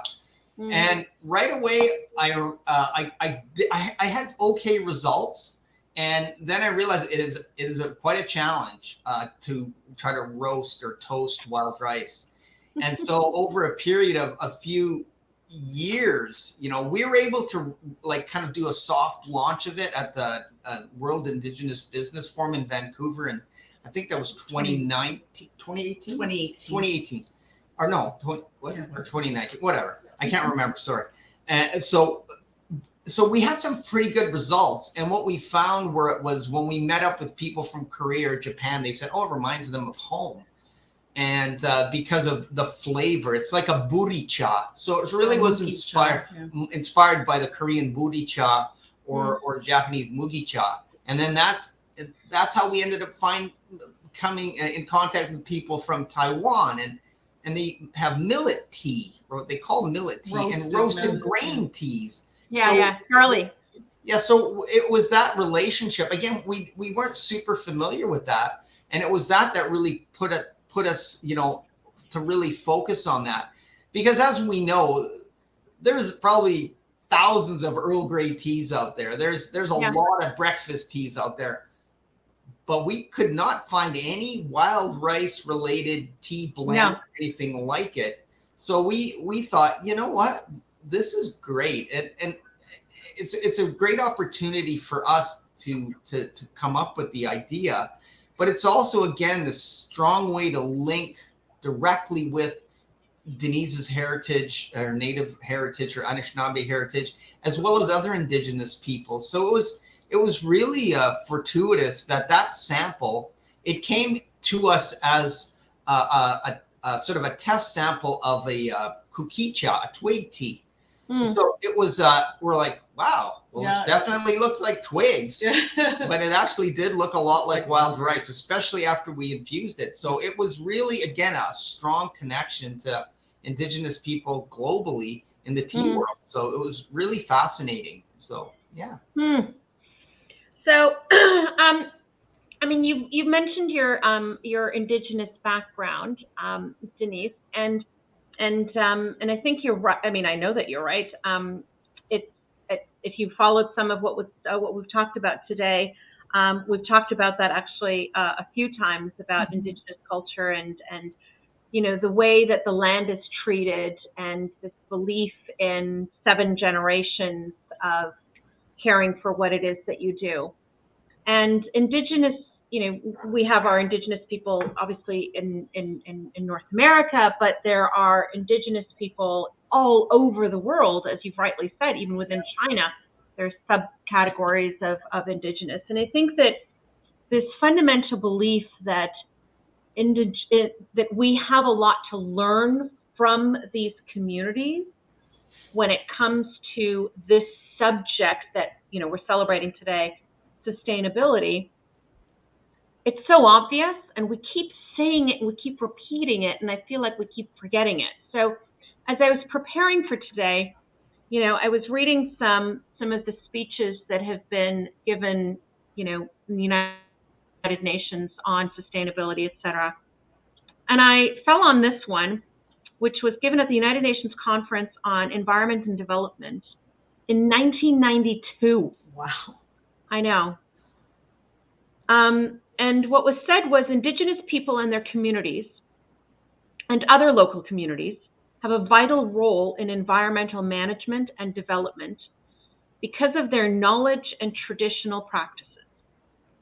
States should recognize and fully support their identity, their culture and interests, and enable their effective participation in the achievement of sustainable development. And it kind of struck me because, you know, a statement like this is made on an internationally global level back in 1992. And here we are in 2023, and we still aren't really walking the walk, are we? Well, it's interesting as far as sustainability, like ESG, the environmental, social governance. Indigenous people have been living that way since time immemorial. Yeah. In my language, there's a word called Mino Bamadswin, which is the good life and putting good energy out there, where you're respecting all our relations, plants, people, animals, land, water, sky. Oh, sorry. Sorry, I'm moving. So the camera's shaking. So we have been living that way, and finally, it's being recognized and brought to the forefront. I know it's you know, like you said, it was in the 90s, but now, you know, ESG, that is the term that's out there. You know. Yeah. So tell me, how has that, your, you know, that core belief, the, you know, who you are on the inside, how you were raised, how, you know, your ancestors lived, how has that influenced the way that you and you, Mark, run your business? Like how's that impacted? What are the impacts that it's had, and what do you translate over into your business? Well, really for us, Mino Bimadzuin, the way of the good life. And that's a foundational philosophy. It's a foundational social fabric within many Indigenous cultures. That's really the core of our business. So we look at Mino Bimadzuin as a way, it's an Indigenous way of knowing and a way of living. And you actually mentioned that a bit with Nadia, but I mean, that is what we're trying to do. And, you know, one of the other aspects of the sustainability, the environmental, social, and governance is resilience. And within Native cultures around the world, they've been very resilient to, you know, to deal with things like colonialism and, you know, settler colonialism in North America, where, you know, their cultures have been marginalized and put aside. So with us, we're trying to bring that to the forefront of what we do. And so much of what we do is, you know, how do we link our core philosophy with what we do as a business? So we came up with kind of a metaphor for our business and how we run our business. So when you look at the Truth and Reconciliation Commission, the TRC, it came out with calls to action.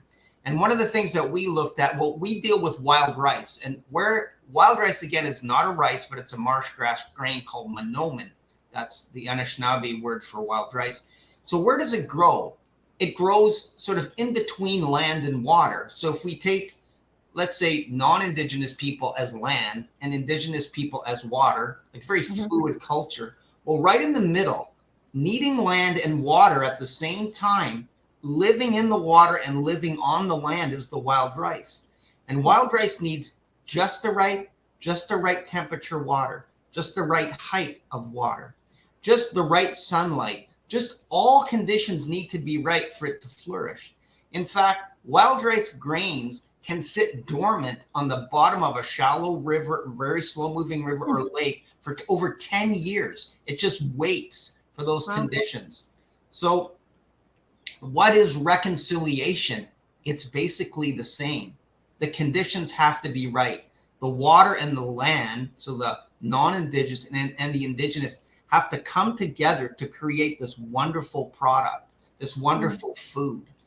And it's monomen means the good seed or the good grain. And so reconciliation is that. So we like to message this idea, and it's not just a message, but it is a philosophy. It's a way of living that shows that as the wild rice needs these perfect conditions to grow, so does reconciliation. So does the meeting of these two different but very related entities. And once they come together in the right way and in a good way, again, that's just like Mino Bimazu in the way of the good life. That's when the wild rice comes up, and when it flourishes, and that's how reconciliation can flourish. But it is a balance, you know, and everything has to be a balance. And if anyone's had a great opportunity, I've been directly creating relationships with Indigenous people since the early 90s. And I've been to many a sweat lodge. I was trained a fire keeper by an elder at sweat lodges, and through all these decades of learning, I realized, they always talk about all my relations. Many a time you'll hear elders say that, but that means all relations. It just doesn't mean human beings. It means the animals, the air, the land, the water. Everything is our relation. So wild rice gives us this great metaphor that shows us that when things are right, everything's in balance, it grows. I mean, if we clear cut the forests and then and then a heavy rain erodes the land and it flows into that lake and plugs it, or plugs these slow moving rivers, or plugs the marshlands, well, that shows an imbalance, right?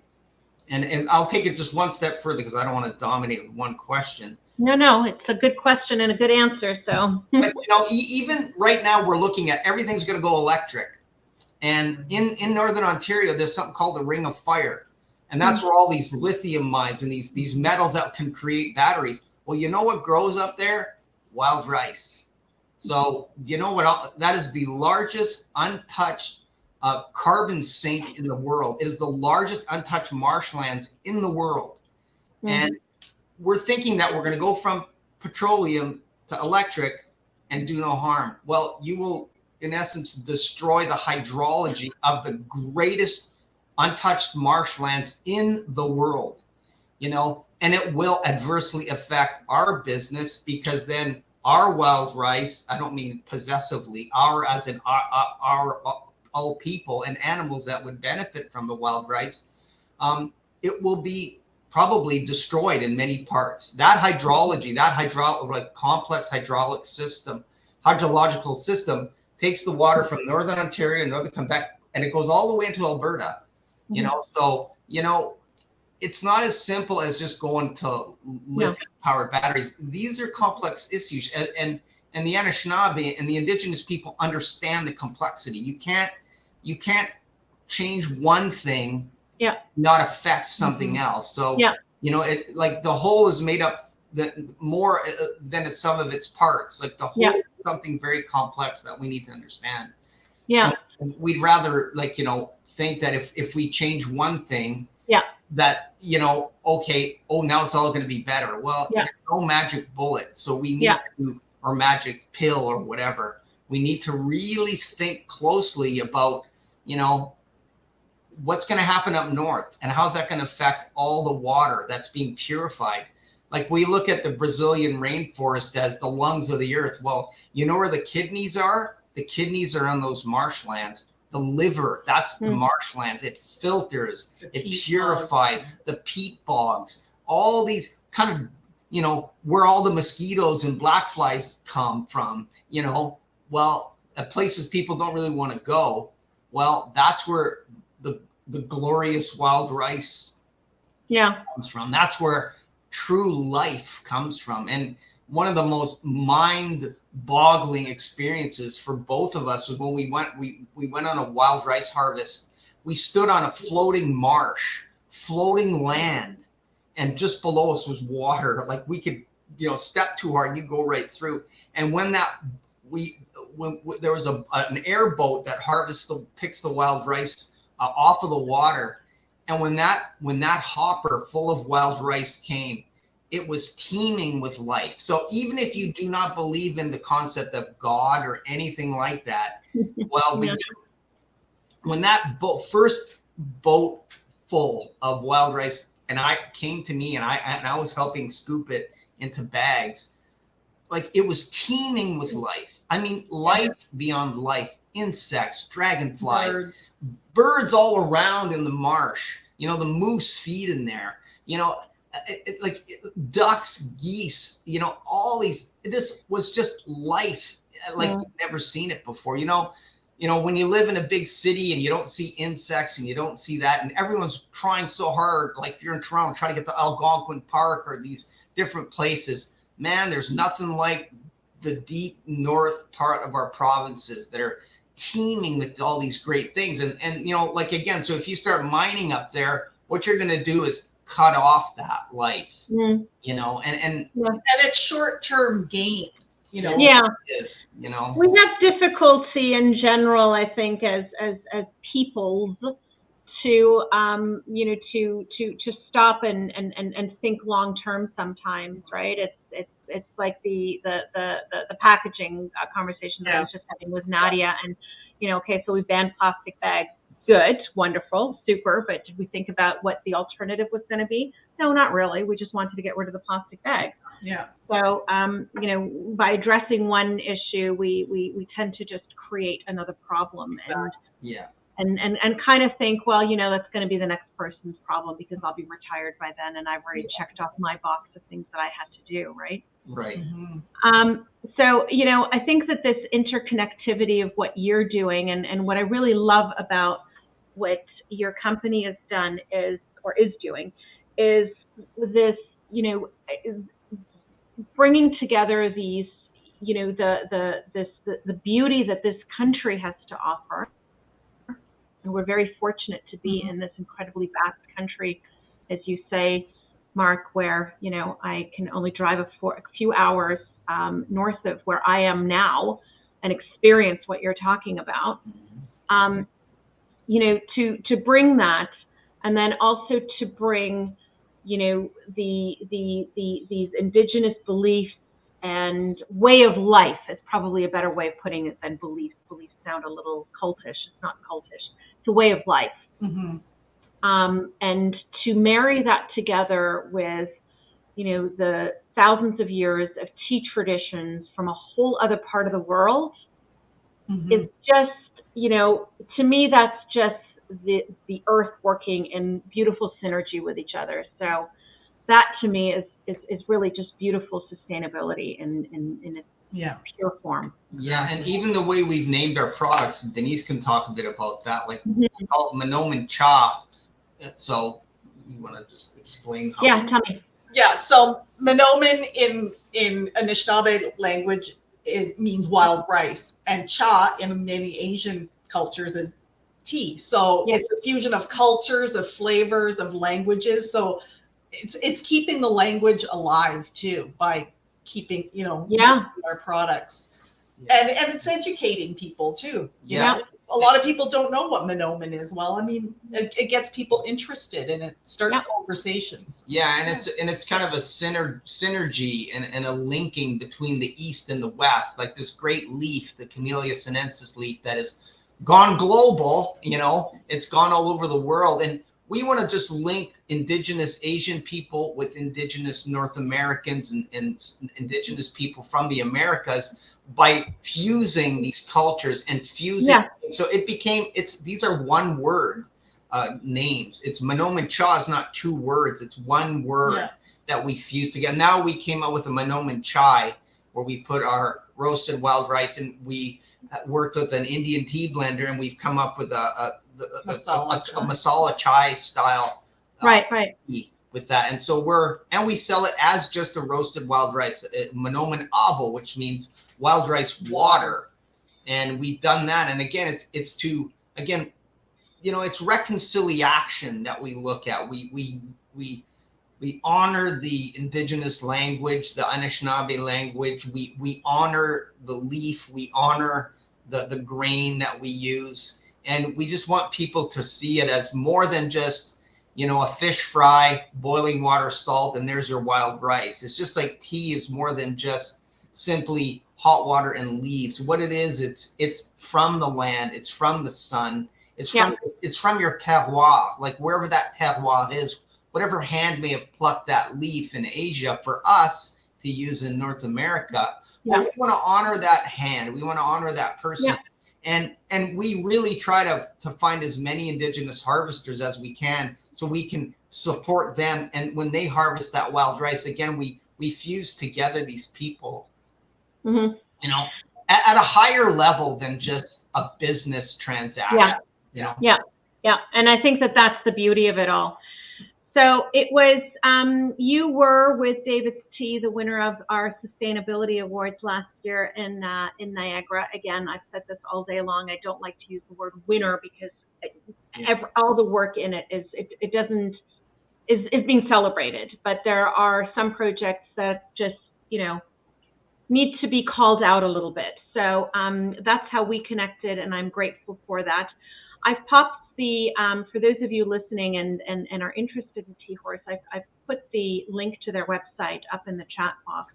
I really encourage you to go to their website and read their story, and more importantly than that, try their Monoman Cha, because it's really quite delicious. It's beautiful, and it's exciting to see when, you know, the world that I live in and the world that I work in sort of collide with each other and create something beautiful. So you both know by now that nobody leaves the sofa without answering a Proust question. So each of you, one single word. What do you consider the most overrated virtue? And Denise, you go first.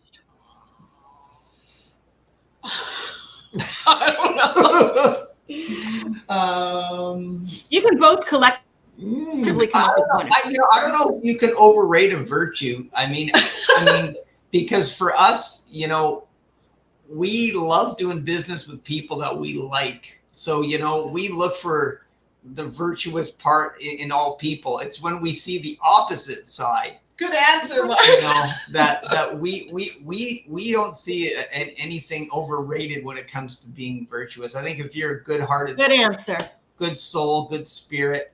Nadia was my inspiration, I must say. Yeah, she had a great answer for your greatest time, the best time of your life. And, you know, that's kind of, I guess, I was inspired by Nadia. So she must have planted this seed in my brain like wildfire. That's a good answer. Yeah, so well, really, that's our philosophy. Yes. We love, I want to thank you, Shadnan. You and Addie do such amazing work. We heard your presentation 2 weeks ago or so. It was long ago. Last week. It was so well done. Yeah. And the work you do, we got to give you a lot of credit for putting on this event and for just being so dedicated and so thorough. You know, you don't just baffle people with BS. You actually come up with really well-researched and really heartfelt, ways of doing the work that you do. So I think you deserve so much credit, and we really thank you for, humbly thank you for getting us to be part of this event. We really appreciate it. Well, I thank you. That's very kind of you. But I am the one who's going to say thank you to you and humbly thank you for a couple of things. First of all, for giving me your time and everybody here your time. But more than that, for showing us that we can learn from the people around us, the people before us, and the people that were, quite frankly, on this land in this country long before us. I see the native power picture behind you, Denise, and I raise my cup to that, and I say, miigwech. Miigwech. Miigwech. Miigwech. Miigwech. Have a wonderful weekend to both of you. Thank you very much. Thanks. Take care. Bye-bye. It's nice to talk and hear and learn.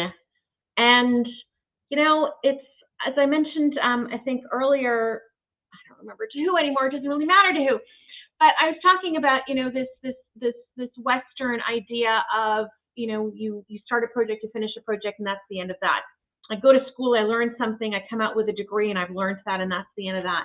But the true beauty, I think, of life and everything that we do and this journey that we're on called life is about the constant learning and knowing that you are always learning and you always have something more to learn.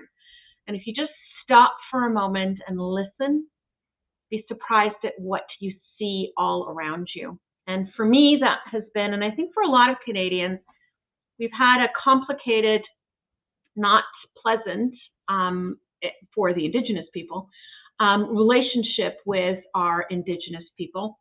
And, when we're talking about sustainability and when, the government of Canada commits itself to net zero numbers and signs Paris Accords and does all the right things, it should sometimes pause and look around it and actually see that there are so many answers to how we can achieve some of these things from the people that were on this land long before we were. So thank you, Denise and Mark, for bringing that into my life. So with that, I am very happy to introduce my next guest. And my next guest comes from a fabulous tea company that I always love to talk to because of, obviously, the great product that they make. Well, that's a given. But the amazing work, and some of you may have heard me talk about this before, social media on point like nobody's business. And even beyond that, the incredible work that this company does every single day in so many different areas. We've talked about certifications. We've talked about Rainforest Alliance. You've heard the word ETP pop up every now and then, which is not a certifier, just to be clear. But there is another really, really important venture, whatever you want to call it, within this greater conversation of sustainability called B Corp. And this company is a B Corp certified company. It pays a lot of attention not only to the environment and its and the climate and its footprint, but I don't want to say even more, but I'm going to say even more. At its core belief is community and people. And this is a family-run business, so it shouldn't be any surprise at all that this core belief in community and people is the driving force behind it. So it takes me great pleasure to introduce and add to my sofa Rachel Ristow from Bigelow Tea. Hi, Sean. I am good. How are you? Happy International Tea Day. Happy International Tea Day to you. Thank you for joining me. And how are you? I know that this has been quite the day for you, bringing us all together to share ideas and talk about what we do. We're on, according to the clock, 8 hours now. 8 hours, 8 minutes, and 33 seconds to be precise. And going strong, because every single person that I'm talking to just makes me a little bit more excited about this beautiful world that we're privileged enough to work in, but also optimistic about the future of tea. Yeah, I've caught that from a couple conversations I was able to tap into, and just that conversation you had with Denise and Mark right before me about the land and respect for it. It's really centering and helps you step back and see the bigger picture when we make time to have these types of conversations. So it's important to take the time. I totally agree. So Rachel, I'm gonna read to you a statement that I know you've heard before, and it's from Cindy Bigelow, who is now fourth generation. Third generation. Her grandmother founded. That's right. And we've had a few three generation companies on today, and to me they're really fascinating because this ability to maintain, sustain, and help thrive, which means being innovative, and continue a business it's quite the task. So I think it's probably central to the company itself, is a quote by Cindy that says, "Caring about people and our world, trying hard to never compromise, and working every day to make the world a better place," is, I believe, the central core of what Bigelow Tea is, if I'm not wrong.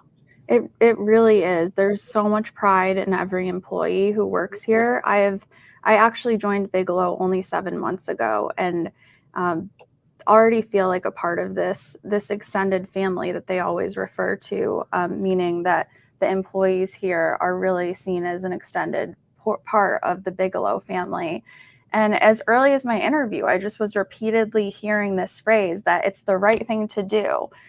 So when we're making business decisions, we reflect on that phrase, and that's part of balancing purpose and profit. It's the Bigelow family philosophy too. You really hit the nail on the head with that quote, because it's so encompassing of the fact that it does come from that leadership, from that voice, and permeates throughout our entire company. So we are 100% family owned. We have been since 1945, and it really is in our company's DNA. Cindy, who you read the quote of, like I said, she's just always referencing that we are this extended family of 450 employees. So we actually gathered for our end of the year review meeting, and she shared that we are the #1 tea company in the United States of America. Yes. And we previously were the #1 specialty tea company. So that clapping that you're doing, that was, I can't, I wish I could bring you to that room, because some of the colleagues sitting next to me have worked for this company for decades. So you could really feel the excitement, because it's just a testament that it takes all of us, every person that you mentioned, our social media, our team that does that, our team who's actually manufacturing the tea on our plant floors, and those who are liaising, communicating with our consumers. So yeah, it is a testament to everyone, and it takes a lot of work to produce 2 billion tea bags every year. And that mentality really plays a role in our sustainability story. So I hope I can shed some light on how it plays out in our everyday. And I want you to do that, because I think that as I've said before, I've had small companies, medium companies, Lipton company, on here. And what's really interesting and what people need to look at is that it's, you can have these core beliefs. You can have the beliefs that one tends to, cliche, but tends to associate with small companies. You can have it in a company that's producing 2 billion tea bags, and still do good. You can be Teekampagne, who I spoke to earlier, who is the largest purchaser of Darjeeling tea in the world, and still operate with a sense of purpose over profit, and believe that the profit will follow, right? So let's start with B Corp. Tell everybody what B Corp is. Yeah, so B Corp is a global certification. So we have, we complete a rigorous assessment, and that really asks us questions and analyzes and holds us accountable to how we're treating our employees, how we're treating our suppliers, our relationship with the environment, with the communities that we operate in, and that holds us accountable. So actually, on my 11th day, we had auditors come in for the in-person experience, and I mean, it really, the fact that they met with our employees, they asked them questions, and we completed the assessment. When we increased our score, that shows that we are using business as a force for good, and we're certified that we do that. Yeah, yeah. So tell us about some of the projects that the initiatives, all of these projects, because I know that there's lots, and I hope you can get through all of them. I doubt it, but tell me about some of the favorites. There are so many sustainability initiatives at Bigelow. You said, as a certified B Corp, we focus heavily on conserving energy, on reducing our waste, and oftentimes the ideas of how to do these things come from engaging our employees. So we have green teams and 450 facilities across multiple locations, but those green teams at each facility, we meet regularly to share ideas about how we can do better, and it happens in a lot of big and small ways. One behavior, we talk a lot about how to change our behavior at home as individuals, at home, and in the office. And we hosted this vampire energy campaign recently. So every quarter, the green team would audit employees' desks to track who was leaving who was turning off their computer. Oh my, okay. Yes. And it started off, I was a little skeptical that it would change anyone's behavior, but we left these positive notes. I can show you here. This is an example of one of them. We left these positive notes for people, and every quarter this little vampire is in a different outfit. So red, white, and sustainable. Okay. Yeah. Yes, this is the one for our upcoming audit in June. So that's a little sneak peek of what outfit. Yeah. But it really did change employees' behaviors. As each quarter went on, more employees shut off their devices, and it's a small impact for the amount of energy we're conserving, but it's a big impact for that mindset that we're helping our employees develop.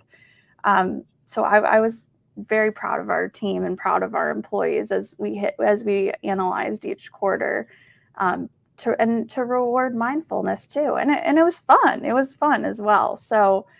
Some other it's amazing what people are motivated by, right? I mean, It wasn't money. It was the card. Yes. Right. It's like little sticker happy faces that you got as a kid on your, you just wanted those little rewards, those stars. Yeah. And instead of leaving notes for people who didn't shut off, you rewarded the good behavior. That shaming, we were rewarding good behavior. And sometimes it's, sometimes you're motivated to see what outfit he's wearing, and sometimes you're motivated because your floor is all in it together and gonna get 100% of that, that win. So and some other things we do. So we manage our community garden outside. So we grow, harvest vegetables and donate them to local food pantries. And Cindy does get one tomato per year, which she gets very excited about. But the rest of it, just one tomato, but the rest of it gets donated. So we've installed a pollinator pathway, another way for employees to get outside. And then throughout Connecticut, actually, there's pollinator pathways everywhere so that bees can more easily move through Connecticut. We've even implemented recycling and composting bins in our cafeteria. And actually, this was just right. One of our tech employees came in to help me set up for this conversation, and he's new. And I didn't realize he had such a passion for sustainability. And he said, I got here and I saw the waste bins. There's an opportunity to separate your trash. And I just thought, I am in the right place. you know, this, and that was so heartwarming because we're not only reducing waste from landfill, it's like truly every meal you can make an impact and give back. So these are some of our employee engagements. I can talk more about our operations as well. Yeah, please. Okay, so we maintain, going off of that, those food scraps that filter into our waste stream. That's just one portion of the waste that leaves our facilities. Regardless, we maintain zero waste to landfill facilities at all of our locations. And it's just an example that it takes all of us again, because there is so much, you know, we know where that material is going, how it's being disposed of, the weight of the waste. And then together, we come together and we analyze what that data is and ask, like, hey, can we, one employee said, hey, can we recycle, or can we donate these cardboard boxes to a food bank instead of recycling them and extend the use of that material? I mean, that goes back to the mentality we're developing. So we're also, It's interesting because, you know, as you've said this, and I think it's a really, really important point, is that it's changing the mindset of the people, right? So by doing something inside of work, you are not hopefully, you are definitely changing the way somebody thinks and probably then behaves in their home as well, right? Exactly. You know, we talk about carbon footprint, and earlier this morning I gave everybody the definition of what a carbon footprint is, because, you know, there are terms that we throw around in sustainability that people don't necessarily always understand. But carbon footprint is one of these terms that we throw out there, and people tend to think of it as, oh, that's not my problem, because that's like that's like a corporation's responsibility or government's responsibility. But the reality is that every single human being has a carbon footprint, right? It's the greenhouse gases, it's the carbon dioxide that you are emitting into the world with every single action and every single thing that one does. And that one could be a corporation, it can be one person. So, you know, with tea, for example, the biggest carbon emitter is what? Boiling water. Yes. Right. You created a product that you need to boil water for. So we have to address this. And we launched last year, following the lead of the UK Tea and Infusions Association, who came up with the Smart Boil campaign. I saw that. That might be our next internal campaign. So Smart Boil, for those of you that don't know, everybody, most people, when they fill up their kettle, even though they just want to make a single cup of tea or half a pot of tea. So you're actually boiling much more water than you actually need to be boiling. And the entire concept behind Smart Boil is boil what you need. And all that to get around to what you're saying is that, you know, if you change the way somebody behaves in little ways at work, like turning off a computer, right? And when they get home, they might actually think about, how much, you know, what is this kettle taking? Or, you know, do I run half a dishwasher instead of a full one? Or, you know, just little things that actually seem little, but make a difference.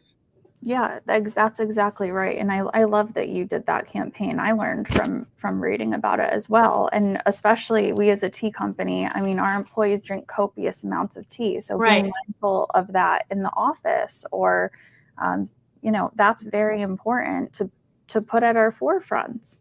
And it also makes sustainability this big word that can mean so many different things to so many different people. It just makes it feel like you're invited. Like you can do this. This is a small thing you can do. And then naturally you'll start noticing more opportunities. Yeah. And that's exactly it, is that, you know, the subject, or this monster that we're all dealing with, climate change, it is a monster, and it's big and it's scary. And, you know, there's so many movies and whatever out there that, my goodness, I mean, you watch them and they're frightening. They're really frightening. They're annihilistic. And that can be overwhelming, and it can make you feel like, well, I can't do anything about it. How can I possibly fix this? But if like if collectively we all do little things, it actually makes a difference, because those single ones created this problem. Yes, exactly. I love how you phrased that. And that's so true. So I have seen us that have the impact of how we do those small things every day, and how it does lead up to being zero waste, or having computers shut off in a corporate office, which wouldn't have happened if the green team didn't have that idea. So, and I think it's important to bring together all different types of people to solicit ideas from them, because that's inclusive. Well, and I love the fact that you're using a green team. First of all, I love the title green team, but the fact that you're using a green team from, as you said, all parts of within your company, right? It doesn't have to be an environmental specialist. It could be just somebody who's working somewhere in the facility who, quite frankly, who would know better how to do things better than the person who does it every single day. Exactly. And we need to, if our ideas and projects and programs are going to be realistic, if we're going to ask employees to change their behavior about some sort of change in process, then we need to ask for their opinions and ask for their insights and invite them into the conversation. They probably have a better idea of how to do that than someone else, And so absolutely agree with you. So you have your community garden, which I know about. You also do a run every year. Yes, it's coming up. We're already planning for it. We just had it's in September. I was just going to say, it's usually in the fall, right? Okay. Yes, but it feels quickly approaching I know. We're already working on it. And one of these years, I am going to come and I'm going to do the run with you. It is fun. It's fun if you've done it. Well, were you there when the last one happened? It was my first month, and I was with the team. I was helping sort the trash. That was my role. So I'm making sure that those runners are, knowing how to sort their trash and having the opportunity to separate between compostable and recyclable materials. And it really truly makes an impact. It touches so many different organizations with so many different missions. And Cindy is extremely passionate about it. I just learned that the first one we hosted, this will be our 35th year. The first one we hosted, she hosted it on her wedding day. So she went to the race that morning and then went to her wedding in the afternoon. And it's just, of course, I want to work for someone like that who's so committed to our community and really, really prioritizes the value in giving back. Yeah, I think it's when it's in your DNA, it's that's a beautiful thing to be a part of, and that's very much what Bigelow does, which is extraordinary. Which really is why third generation, we're still kicking strong and thriving, not just sustaining but thriving, and that's a good thing with a beautiful product. Yes. So, dear Rachel, see how easy and painless that was? I could talk to you all day. We could. So it's your 35th. So what's the date for this one? It is the September. I'll look it up. Okay. I want to say it's the 24th, but that might have been the date it was last year. Okay, that's okay. I'll look it up. Don't worry about it. Because sometimes it conflicts with our conference, but this year the conference is in October. So I'm going to take a look, because I feel like if there's one that I'm going to be at, it should be 35. It's going to be a fun one. I'm going to come. Yeah, it's going to be fun. And okay, I'm going to be there. You're cordially invited. I invited myself. We would have invited you anyway. Everyone was talking about your summit this week, and every single person I talked to was like, Shabnan is the best. You're going to have such a great time talking with her. She really is so intentional about the questions she asks and just makes makes talking about things that we need to be talking about enjoyable and interesting. So it's September 24th. Okay. All right. I will put it in my calendar. I will be there. You heard it here. I'm now committed, and I do not go back on my word. So Rachel, nobody leaves the sofa without answering a Proust question. Great. You have probably been told that already. Yes. And your question is, what or who, it could be a what, or who, is the greatest love of your life? Oh, my community. I love people. I love learning from others, and I love, if you can't tell, I am truly any project that's been mission oriented that I've worked on in my life has come from the idea of another person, and just it typically comes from seeing gaps of what's happening in our world. Different passion projects I've worked on, and we really can't solve problems without others, and just knowing that you're not alone, that's my own mantra that has really pulled me through most of my life. And that's why I work for Bigelow, because it truly is such a community, and I'm very grateful to be here. The universe took you to the right place. It always knows best. Yes. And yeah. Go ahead. I wanted to say thank you. Thank you for giving of your time, 5 o'clock on a Friday. Thank you, thank you, thank you. Much appreciated. Thank you for the dedication that you brought to Bigelow, and just the excitement and passion that you have for these projects. They're very lucky to have you. I also raised my glass, or my cup rather, which now does have tea in it, everybody. I raised that to Bigelow. I raise it to the first generation, the second generation, the third, and the many more I know that will come, and the beautiful, incredible work that Bigelow does, the community that it creates, and the authenticity with which it works. So happy International Tea Day. Thank you. Thank you, Shabnan, and thank you. This is my first International Tea Day with Bigelow, so you made it special. There's nowhere I would rather be, and you do so much for our planet. So thank you for all you do. Thank you. Thank you, Rachel. I will see you September 24th, apparently. Great. Well, I'll be there with the trash. All right. I'll be there with my running shoes. All right. Bye. Bye. Bye-bye. Okay. So, from the United States, Connecticut, I am traveling. I don't know where this lovely lady is, because she's just usually all over the place. But she's here right now representing Japan. And for those of you that know me well, you know that I am convinced I was Japanese in a previous life. I feel a deep love and connection with the culture of Japan. I have loved visiting Japan. I've had the honor and privilege to visit it.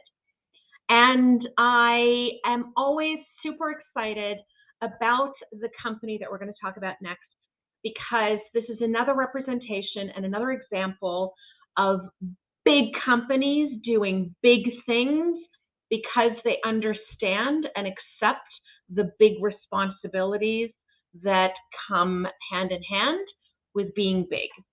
So one of my favorite people in the world, Rona.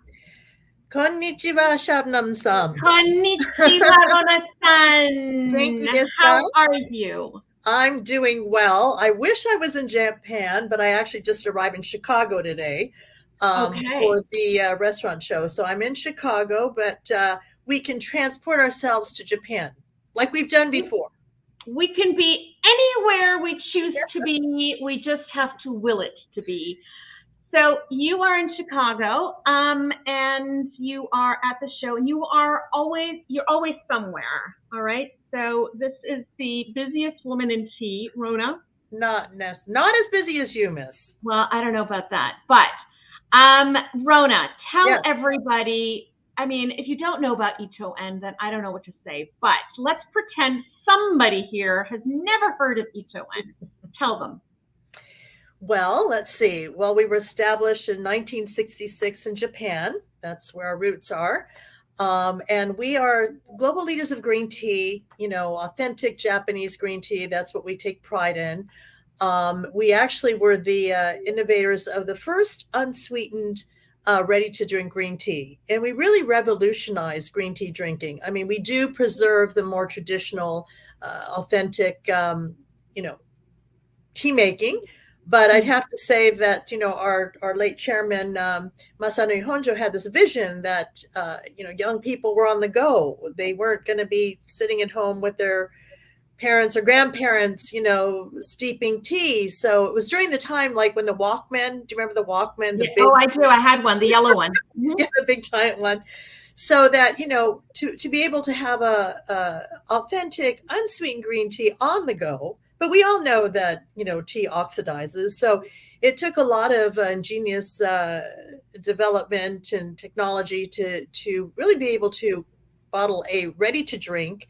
And, first with the can, and then we had our PET bottle, but a really, clean finish with nothing other than just green tea, water, and, natural vitamin C. So I'd have to say that, that's one of our great legacy brands. In fact, I have one right here. I've got the canned version, the Oi Ocha. And as well. Oh, she's going to go grab one herself. Thank you. Thank you, Ms. Shabna. We love it. I hope there's a haiku on your bottle, too. Is there a haiku on my bottle? Yes, there should be a haiku on the bottom. And I'm actually going to read a haiku. Oh, no, not there, but somewhere on the right along here. But you might tell me. I'm going to look for it while you. Yeah. Well, it's interesting because we actually have, that's one of our initiatives that we have. We have a haiku contest that we engage our customers. So, winning haikus go on the bottle. And we actually have a internal haiku contest. And I'm going to read one of our, the winning haiku. Do you want me to read it now or do you want me to read it? Okay, I'm going to read you. So we have an internal with our staff. We get them engaged as well. But the haiku contest, started, I think it was like in 1989. And it's, we have so many entries and people really enjoy drinking the tea and reading the haiku. But within our company, so, once a month, employees will submit. Then we kind of have a contest. And so this was our grand prize winner. And his name was Chris Vogler. And I just thought it was just so appropriate. And I think it's perfect for International Tea Day. So haiku, global markets sway, green tea brewed in harmony, economy steeps. I love that. Is that great? That's perfect. No, I thought that was really a good one. So anyway, we have fun. We put it in our Itoen times and everybody really enjoys, Yeah. We actually had one employee who actually, he handled one of our biggest accounts, and he was like about 6'4", and he got this passion joining Itoen. He learned how to write a haiku, and he can't stop writing haikus. Oh, you're joking. Yeah, it's really, he actually even retired, and to this day writes haikus and sends me a haiku periodically. So is that funny? So we kind of created this. I'm gonna now I feel I have to send you a haiku. I wrote a haiku. We talked about this before. I wrote one. It was National Haiku Day, I think it was. Oh. And yeah, it was back in 2018 when I first started. One of the days was National Haiku Day. And so I wrote a haiku for National Haiku Day on tea. So I'm going to send it to you. Yeah, please. I'm going to submit it.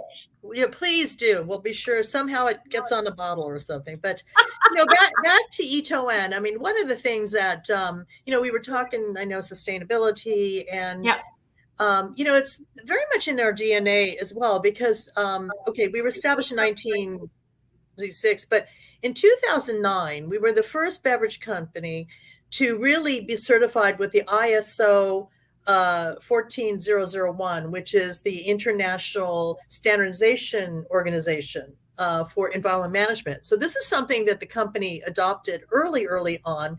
It was the first, in Japan, in terms of even the beverage industry. It was kind of unheard of. So from that's been something that's really been rooted in who we are. And I think one of our great innovations, aside from creating the first unsweetened green tea, was the recycling of our tea leaves. Yeah. And creating kind of these environmental synthetic resin, which from there we create eco products. And it first started just as kind of an idea. Sato-san, who's in Shizuoka, and everybody sort of, kind of grinned and said, right. And today he's got, he's created partnerships, about 50 different products, from umbrellas to construction material. And Shabnam, I'm going to have to send you, we just got these new pens that are made out of this recycled tea leaf, and it writes beautifully. So I will send this to you, I promise. I love that. Yeah, it's so great. It writes beautifully, but, the fact that it is made from that recycled from tea leaves and all this. And so we have tea benches, vending machines in Japan. Anybody who goes to Japan can't not walk by a vending machine that has Itoen. So it's something that, again, is just one aspect of things that we have done to kind of, think of the environment. Yeah. And so just really quickly on that project, it's a project that you've had for a while. This isn't a new project for everybody who's listening. This. Right. It started small, just one little idea, and then, through the different development, now we work with the tatami, the Japanese tatami mats. So made from the recycled tea leaf, this eco resin. What I find astonishing is that the rest of the industry hasn't learned from this and is doing it. This is what I keep saying today, is that, we need to start to think more connectively to each other as well, because you're actually addressing an issue with a real solution, and it's even economic. Right. Well, I think what's interesting, Japan is such a small island that, they quite frankly have been recycling, years before recycling was sort of the thing to be doing, because they had to. There's no space and so forth. So they're very, very efficient when it comes to, the mindfulness of that. So, it's been great. It's something we take pride in. And, one of the other initiatives, which I think you may be aware, we were recognized by Fortune as one of 50 companies changing the world, from working with tea farmers. We're redeveloping a lot of the tea farming communities, like many parts of the world. Japan, a lot of the tea farmers are retiring. It's sort of an aging group. So, to have sustainability and to really preserve the art and craft of, Japanese tea, we've sort of been behind that. Yeah. And so it's been really great. And that's one of the big, every part of the world has a different challenge. And one of the biggest challenges I know for Japan is exactly that. It's this aging rate of population, right? Right. Yes. And trying to get that back. And I'm going to talk to somebody later a little bit more about this as well, specifically on Japan. But, getting that back and working on that is such an important part of the longevity of the industry. Yes. Right? Well, you want to keep the communities, you want to be able to support the communities. So, we're very cognizant of that, nurturing young farmers and ensuring that we kind of contract out for some of their teas, so they know that there's tea that will be used in our beverages and all. And we also, and this is, past over 20 years ago, we started growing tea in Australia as well. There was a lot of abandoned land, which were formerly, I think, like tobacco fields and all that. So we decided to, knowing that there's sort of demand even in Japan for more green tea. So Australia is someplace that we also have been developing and have been planting and harvesting tea. Is this the tea producing region development project? Yes. Well, that tea development project is in Japan. Oh, that is in Japan. Okay. Yeah. But we have been also, it's it's the same vein. We actually did Australia before we started really focusing that Japan really needed to preserve its authentic Japanese tea culture, which is very much our DNA, in terms of authenticity and so, and people don't realize that, yes, like many societies, the young people want to flee to the cities, right? They want to get into the tech world, so forth. So they're taking a lot of pride and getting back into the land. So yes, that is the tea redevelopment project that we have. And for everybody listening, it's so you understand the scale of when Itoen does things, they do things big. So when we're talking about this redevelopment project, the number I saw was 400,000 hectares of abandoned farmland that has been revitalized because of the work that Itoen has done. And I'm sure that number's probably bigger by now. Yeah. That's no, I mean, it's something that we're, very proud in. And, we want, I think one of the reasons that I know that our former chairman, realized that the young generation back in the 60s started to shift away from the traditional Japanese green teas. They were shifting more into the sugary sodas and, the more Western drinks, because they were kind of fascinated by that and wanted to sort of say, hey, we've got a great culture ourselves. Yeah. So, bringing that sort of appreciation and awareness of what pride. Yes. And, matcha, of course, that we do matcha in a big way. Yes. And that has been really fun to see. I have to tell you, being half Japanese and being very familiar with the Japanese tea culture, to have imagined that matcha would have taken off and just evolved and into a whole different kind of a, modern take on matcha.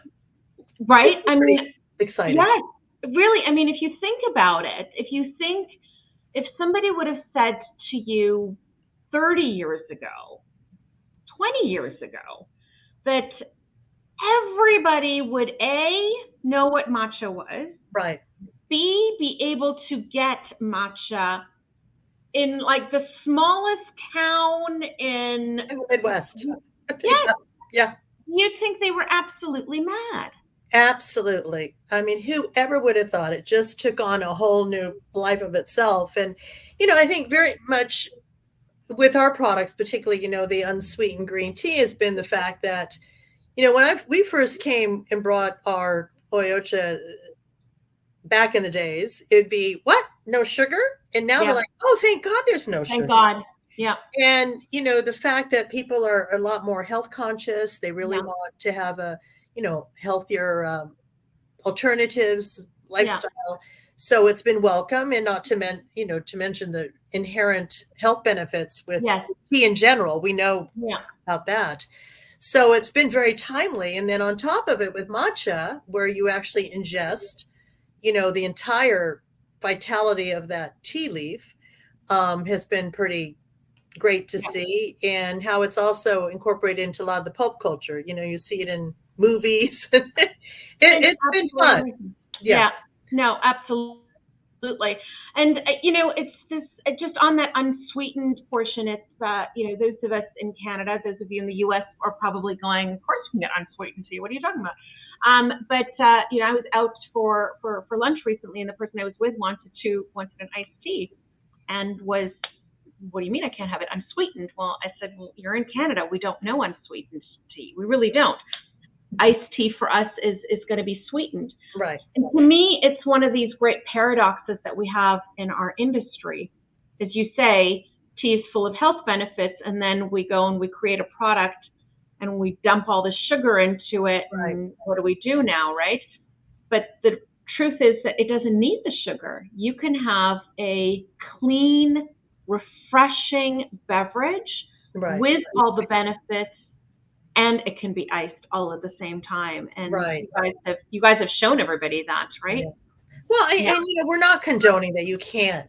We also no, of course. But the fact that and to really appreciate the really subtle, nuances of all the great different teas. From a Genmai cha to the Hoji cha, to our different senchas and the gyokuros, which is the shade grown tea. So to have it, as is really the pureness, and it has such a clean finish to it without, all the added. But again, it's fun to have the lattes. I get it. Oh yeah, it's not like I'm not dissing any of that because I enjoy my latte as much as the next person does. I mean, I mix my matcha in my little vanilla ice cream and make little matcha ice cream myself. So perfect. So, how long have you been with Ito and Rona?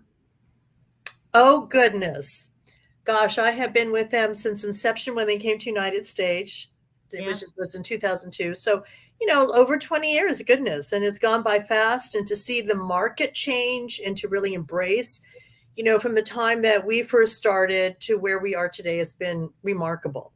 I think people say, oh gosh, we see you everywhere. Well, we know we're not everywhere, but we certainly are excited to see that, we have come as far as we've had, and that people are really embracing, our beverages and all this. So this has been pretty a fun experience. Yeah. I feel very passionate about what we do.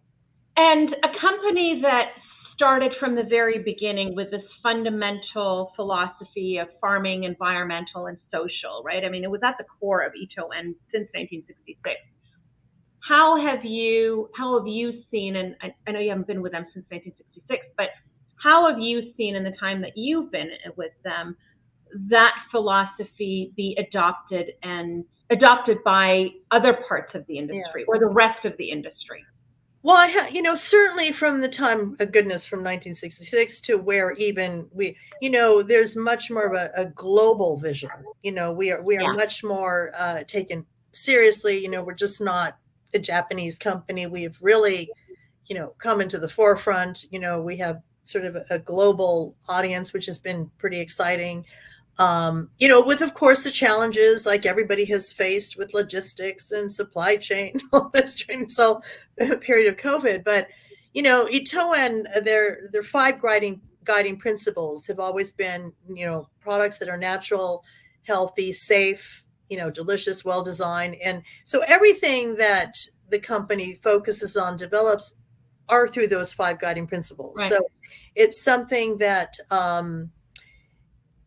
we that is the core of what we believe in, that we want to bring to, I'm going to say all markets sounds funny. But, that really helps and kind of enhances people's lifestyles. We're hearing so much, about, green tea and how it helps all aspects, whether it's cardiovascular health to cognitive health.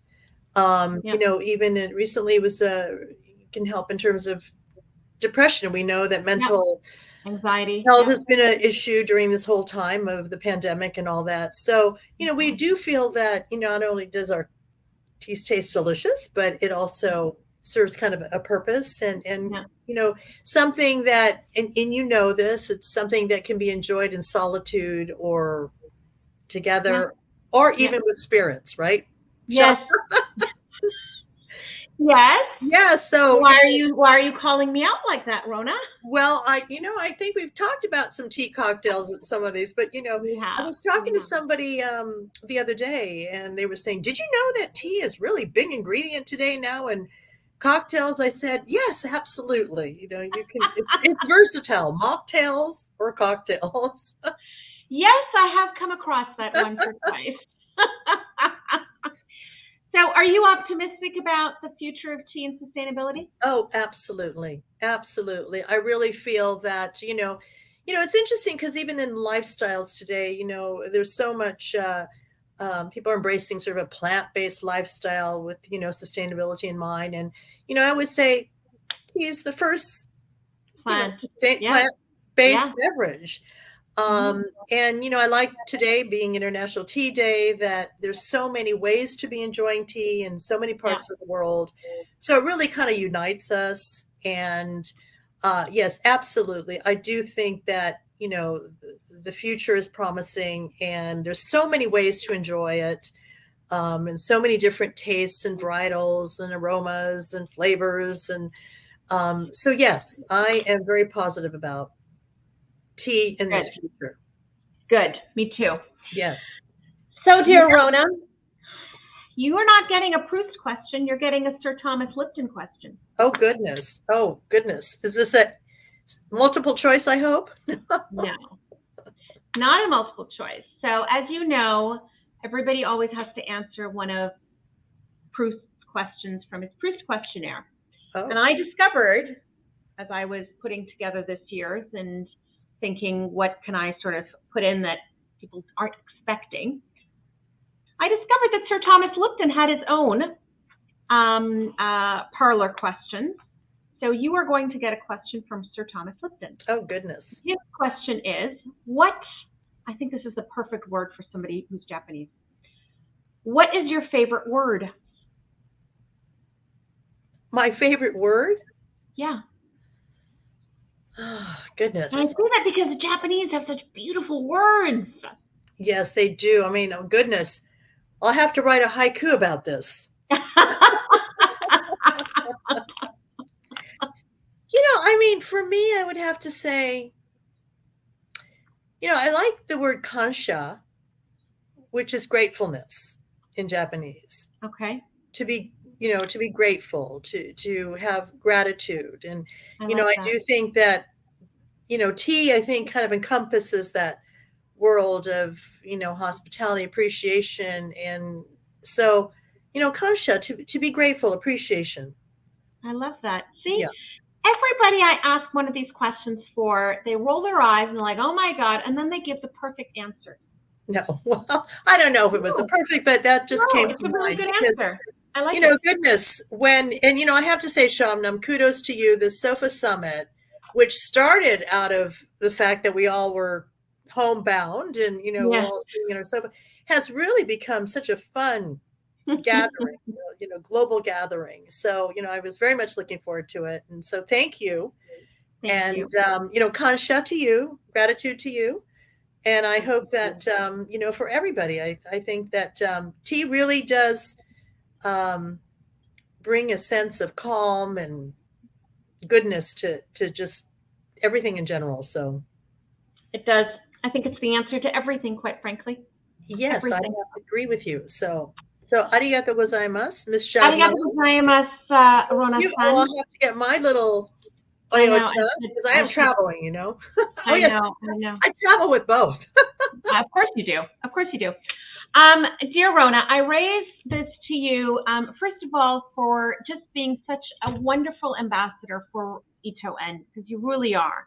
Thank you. To me, you embody Icho-en and everything that it is and everything that it represents, and the goodness of it, the grace of it, and just the inclusiveness of it.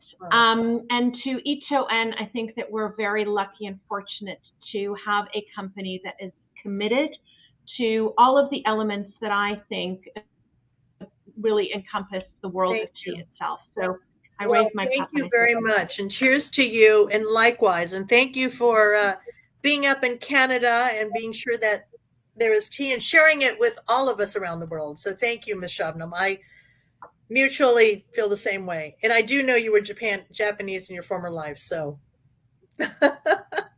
Otsukaresama deshita. Otsukaresama. Arigato gozaimasu. Thank you so much. Arigato gozaimasu. Bye. Bye. Bye-bye. Always fun to chat with Rona and get a little taste of Japan. And as you can see, you know, there are commonalities and work that's being done in different parts of the world. But then there are specific issues such as aging populations, as Rona talked about, and preserving culture that becomes more regional specific, and those are as important, because the reality is that aging populations is a struggle that all parts of agriculture deal with. At some point, nobody's going to want to farm anymore, and the harder we make it as societies to give people a reason to want to farm, the less farmers they're going to be. And we have got to remember at some point that farmers are the ones that bring or enable us to not only have food on our tables, but also tea in our cups. And without them, we would have neither. So with that, I am very happy to introduce my next guest, who comes from a fabulous Canadian company. And this company has been, I think it's now, I want to say it's in fourth generation. I made the mistake earlier to say somebody was fourth generation, but I'm pretty sure they're now fourth generation.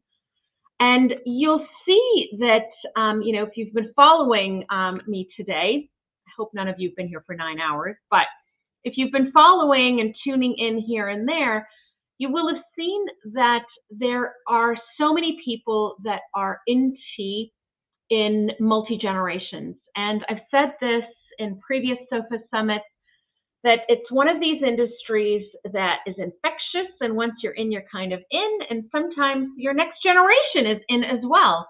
And in the case of the next company that's on, we are 4 generations in and still going strong and thriving, which is highly unusual for multi-generational companies.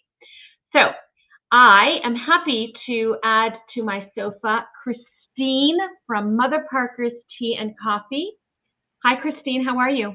I am doing well. How are you at the 9th hour officially? We just passed it. I am doing fantastic. I'm great. I'm really good. Still going strong. And one of the things that I love about Mother Parker's Tea and Coffee is that it's Mother Parker's Tea and Coffee, not coffee and tea, because as you know, as everybody knows, when the words tea and coffee are put together in whatever scenario it is, whether it's trade shows, whatever it is, it's usually coffee that precedes the tea.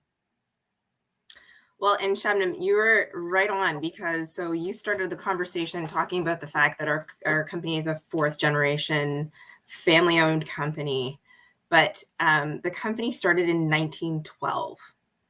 And tea was such a big part of the company as it grew, and as I've been kind of coming in and out all day through some of your panelists and guests, and heard about some of the tremendous change that have happened throughout so many different companies.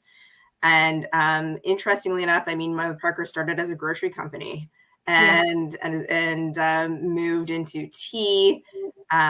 We still have some of the early tea boxes as artifacts in our office, and so it's certainly been just a company that has gone through and evolved, and really kind of seized those opportunities, as you mentioned. As we've kind of gone through these different eras in the company. So I think that's I think it's a really important and interesting thing to think about, because, when you're talking about starting in 1912, you've got to understand the word sustainability in order for that company to still exist and thrive. And it's important. I've emphasized that word a couple of times, but it's important to say that. We're not talking about a company that's just, at its plateau here, or, it's sort of at this stage. It's constantly innovating and it's constantly changing, which is why it continues to be an industry leader. So that is the essence of sustainability. If it wouldn't have, and if it wouldn't have been understood from 1st generation to 2nd generation, we wouldn't even be talking about 4th generation. And maybe at some point you will reach what the Indigenous people strive for, which is the 7 generations, right? Yeah, and I think you make a good point in the sense that we often think about sustainability as doing something for the planet, or doing something to evolve some sort of commitment. Yeah. And when you look at the core of sustainability and really the core of Mother Parker's, is that commitment to the people, and that has really been the core and the steady part of the company, that passion and that pride bringing the community and family together through all of those different transitions and through all of those different opportunities that have come up and different things like that. And when we think about sustaining a business, and again, listening to all of the folks that you've had on today, we've talked about people. And talked about, you know, I think maybe even more about people than maybe necessarily the environment, and potentially how we bring people to sometimes maybe bring out our commitments and bring along our commitments. But when we don't have people on board, and when we're kind of shoving something down, you know, that doesn't resonate or that's not involving communities, you know, that's where we really struggle with that sustainability or that sustaining of a business. Yeah, absolutely. So there are three fundamental pillars that within that I think sort of speak to the sustainability or the sustainability initiatives at Mother Parkers. It's environmental stewardship, ethical sourcing, and community support, right? Yeah. So can you walk us through those and tell us what does that mean for you, and how does that translate into practice? Absolutely. And so really those pillars are founded on an overall kind of or overarching drive within sustainability and climate action. And so the environmental stewardship pillar looks at our operations.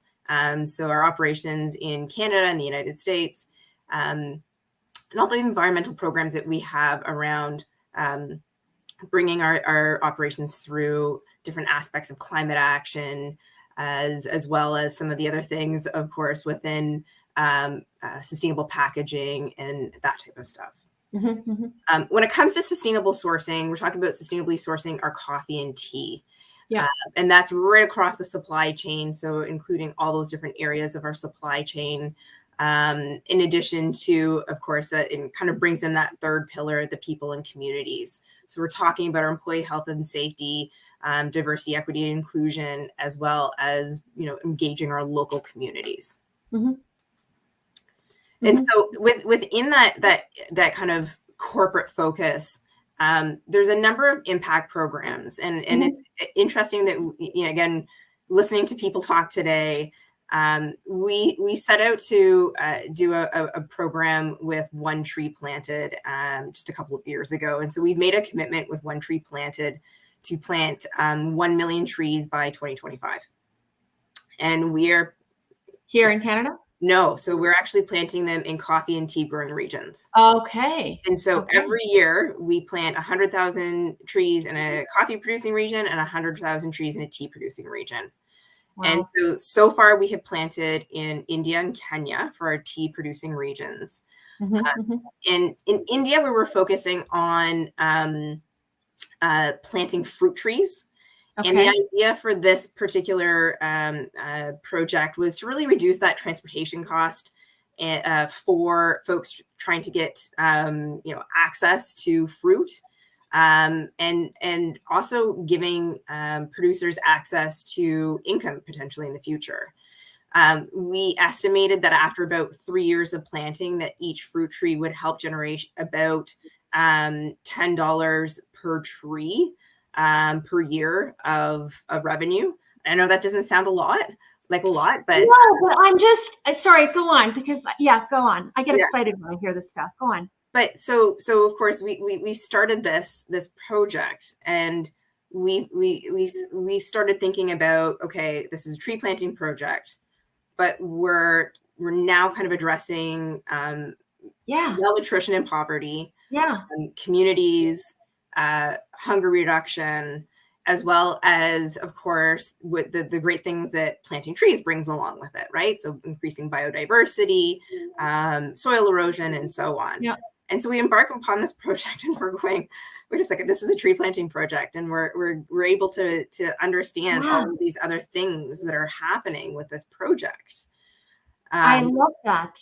So I get excited when I hear things like this, because there's nothing more exciting, I think, than connective thinking and clever thinking, right? Because trees are important. I don't want to knock just planting a regular tree, great. But if you have subsequent consequences of that tree, you are addressing multiple issues with one action. Yeah. I love that. Yeah. And then so further, so we did a tree planting project, like I said, in Kenya last year. And this was really to support landscape restoration and community improvement.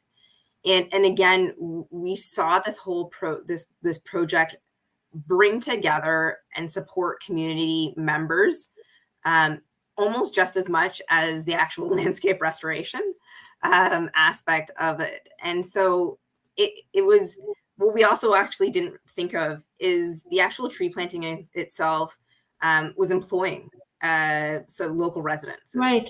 So we have, again, soil fertility, massive soil erosion, all those good things that help come along with that. But this Kenya project focused on how can we employ marginalized groups to most benefit from the tree planting. And so again, bringing together these different aspects. To your point, we thought like, how this is such a great way that you can take this project and really benefit and kind of bring around different aspects that you didn't think that, like social aspects that you didn't think that could be a part of that. Yeah. Well, it just has an even bigger impact, right? I mean, the single action alone would have had an impact for sure, no question. But to be able to have an even greater impact is, I think it becomes exponentially better, doesn't it? Absolutely, yeah, absolutely. So I spoke with Nadia about this a little bit, but I want to talk to you a little bit about it as well, because it's an important part of our industry when it comes to sustainability, and that's packaging. And you deal with it not just with tea, but obviously, as your name says, your tea and coffee.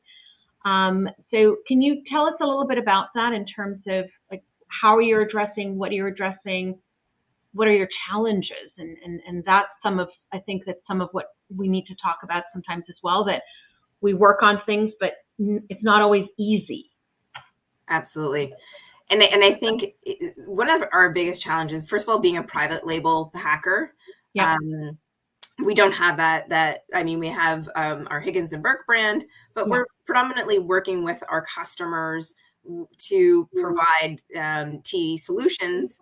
And from that aspect, we really are looking to marry our values and of sustainability that we're looking to achieve with that of our customers. And I guess I'll share with you an interesting kind of journey that we went through. And that is that about 7 years ago, we were kind of looking at how do we bring together our sustainability plan. So we started looking at, some of our top customers and talking to our suppliers, kind of stakeholder overview. And getting from them, their sustainability priorities, where they're going, so on and so forth.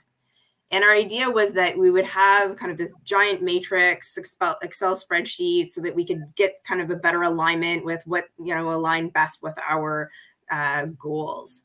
And of course, we did this. And like I said, had this giant Excel spreadsheet and really found that there wasn't a lot of alignment. Well, and while some were really focused on like human rights, others were very focused on the environment side. And so we kind of stopped and thought, like, how do we kind of fit somewhere in the middle? And this, I would say, is a challenge just as much as it is an opportunity, in that this space has changed so much. If we did, if we go ahead and do that kind of program again, we would see now that clear alignment with Okay. Right. Yeah. And so where we see now that big change is in that climate action space, that folks are working towards that common goal, whether it be towards the social side or the environment side. If it is being, for instance, bringing in the social aspect, the human rights aspect, to improve your supply chain, so on and so forth. That's still in the realm of understanding how that all comes together to do that really big aggressive thing that we need to do, and that is to ensure that we do have a sustainability plan for tea in the future, right? Right. Yeah. And so from that end, that is really has become our area of focus, and how we bring that together to not only respond obviously best to our sustainability goals, but also to, you know, obviously what's happening in the industry and to our customers. So what have you found the most frustrating in this work? I think, again, keeping up with this very quickly changing environment. Yeah. I think it's changing so quickly that, for instance, and I know you and I have talked about this, how do we measure this? Who's measuring what? You know, are we double counting? Are we not? So, you know, as this is so quickly evolving, I think we all really want to support this. And in some cases, we're not sure how we best support. So I think that I would say is really the most frustrating, is that it is changing so quickly, and I think we all want to support that, but we're just not sure sometimes how the best place and where. And I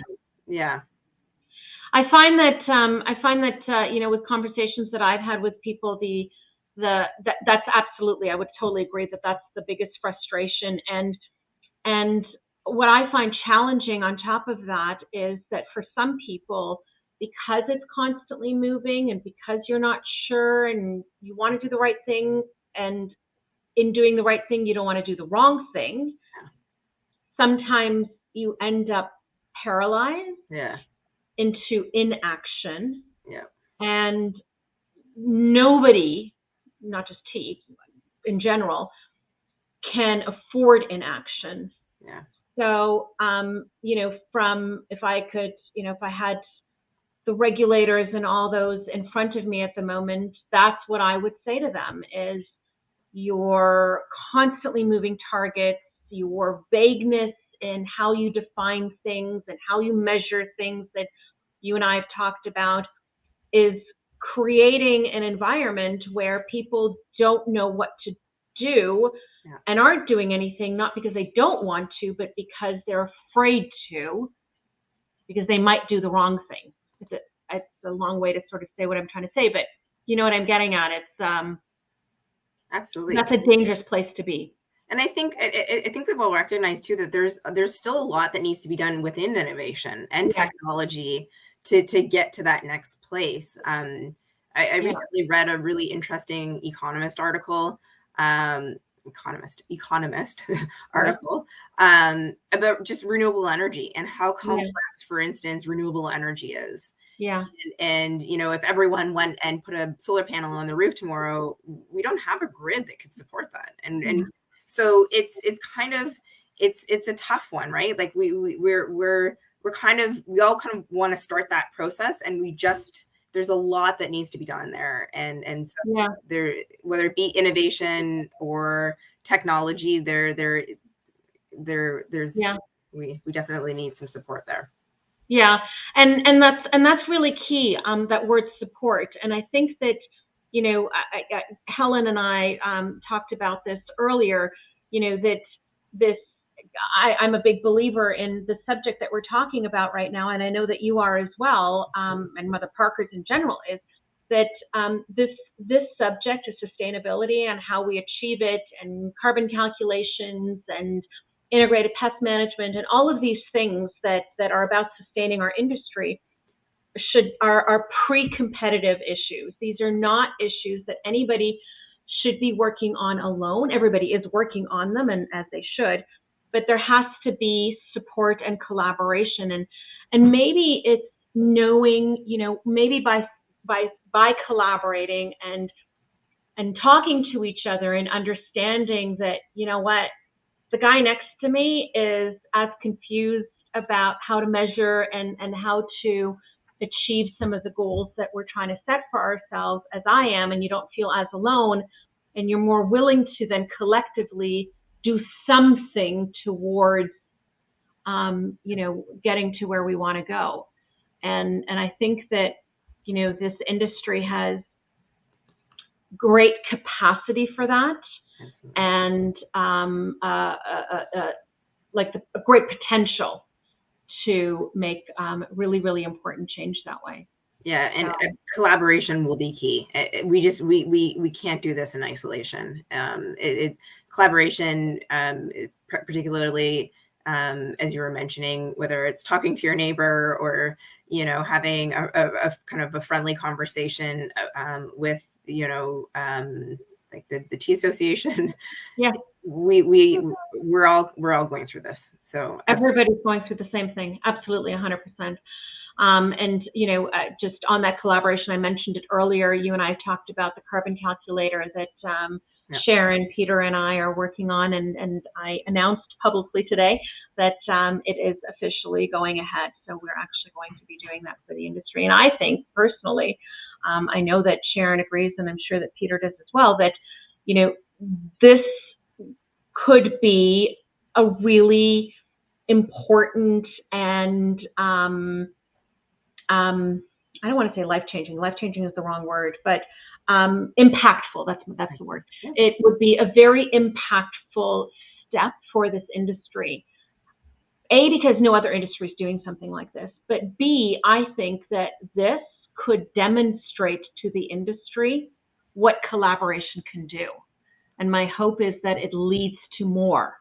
That's what I mean by impactful, not just impactful for a carbon calculation, but what more can we do together? Oh, absolutely. The insights I think that we get from that collaboration is exceptional. And to your point, we haven't seen that happen in any other space, whether we talk about a commodity space or this type of program. So absolutely game changing. And I think the insights when we talk about, we're talking about climate again, but when we bring that down to the producer and the challenges that they have when we as an industry without a lot of this information go, hey producer, you need to start doing the following things. And oh, by the way, we'd like to get this done like pretty darn quick if you don't mind.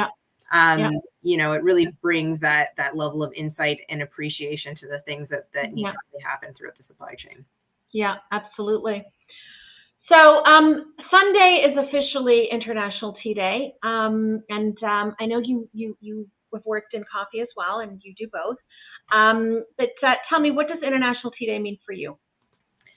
Well, as we've talked about, International Tea Day to me definitely means bringing that awareness to the millions of smallholder producers and farmers that depend on the tea industry sector for their livelihoods. So for me, it really is an opportunity to celebrate the heritage that comes along with tea, the culture, the importance of tea, all the things that we've talked about and that I've heard you talk about for the last 9 hours.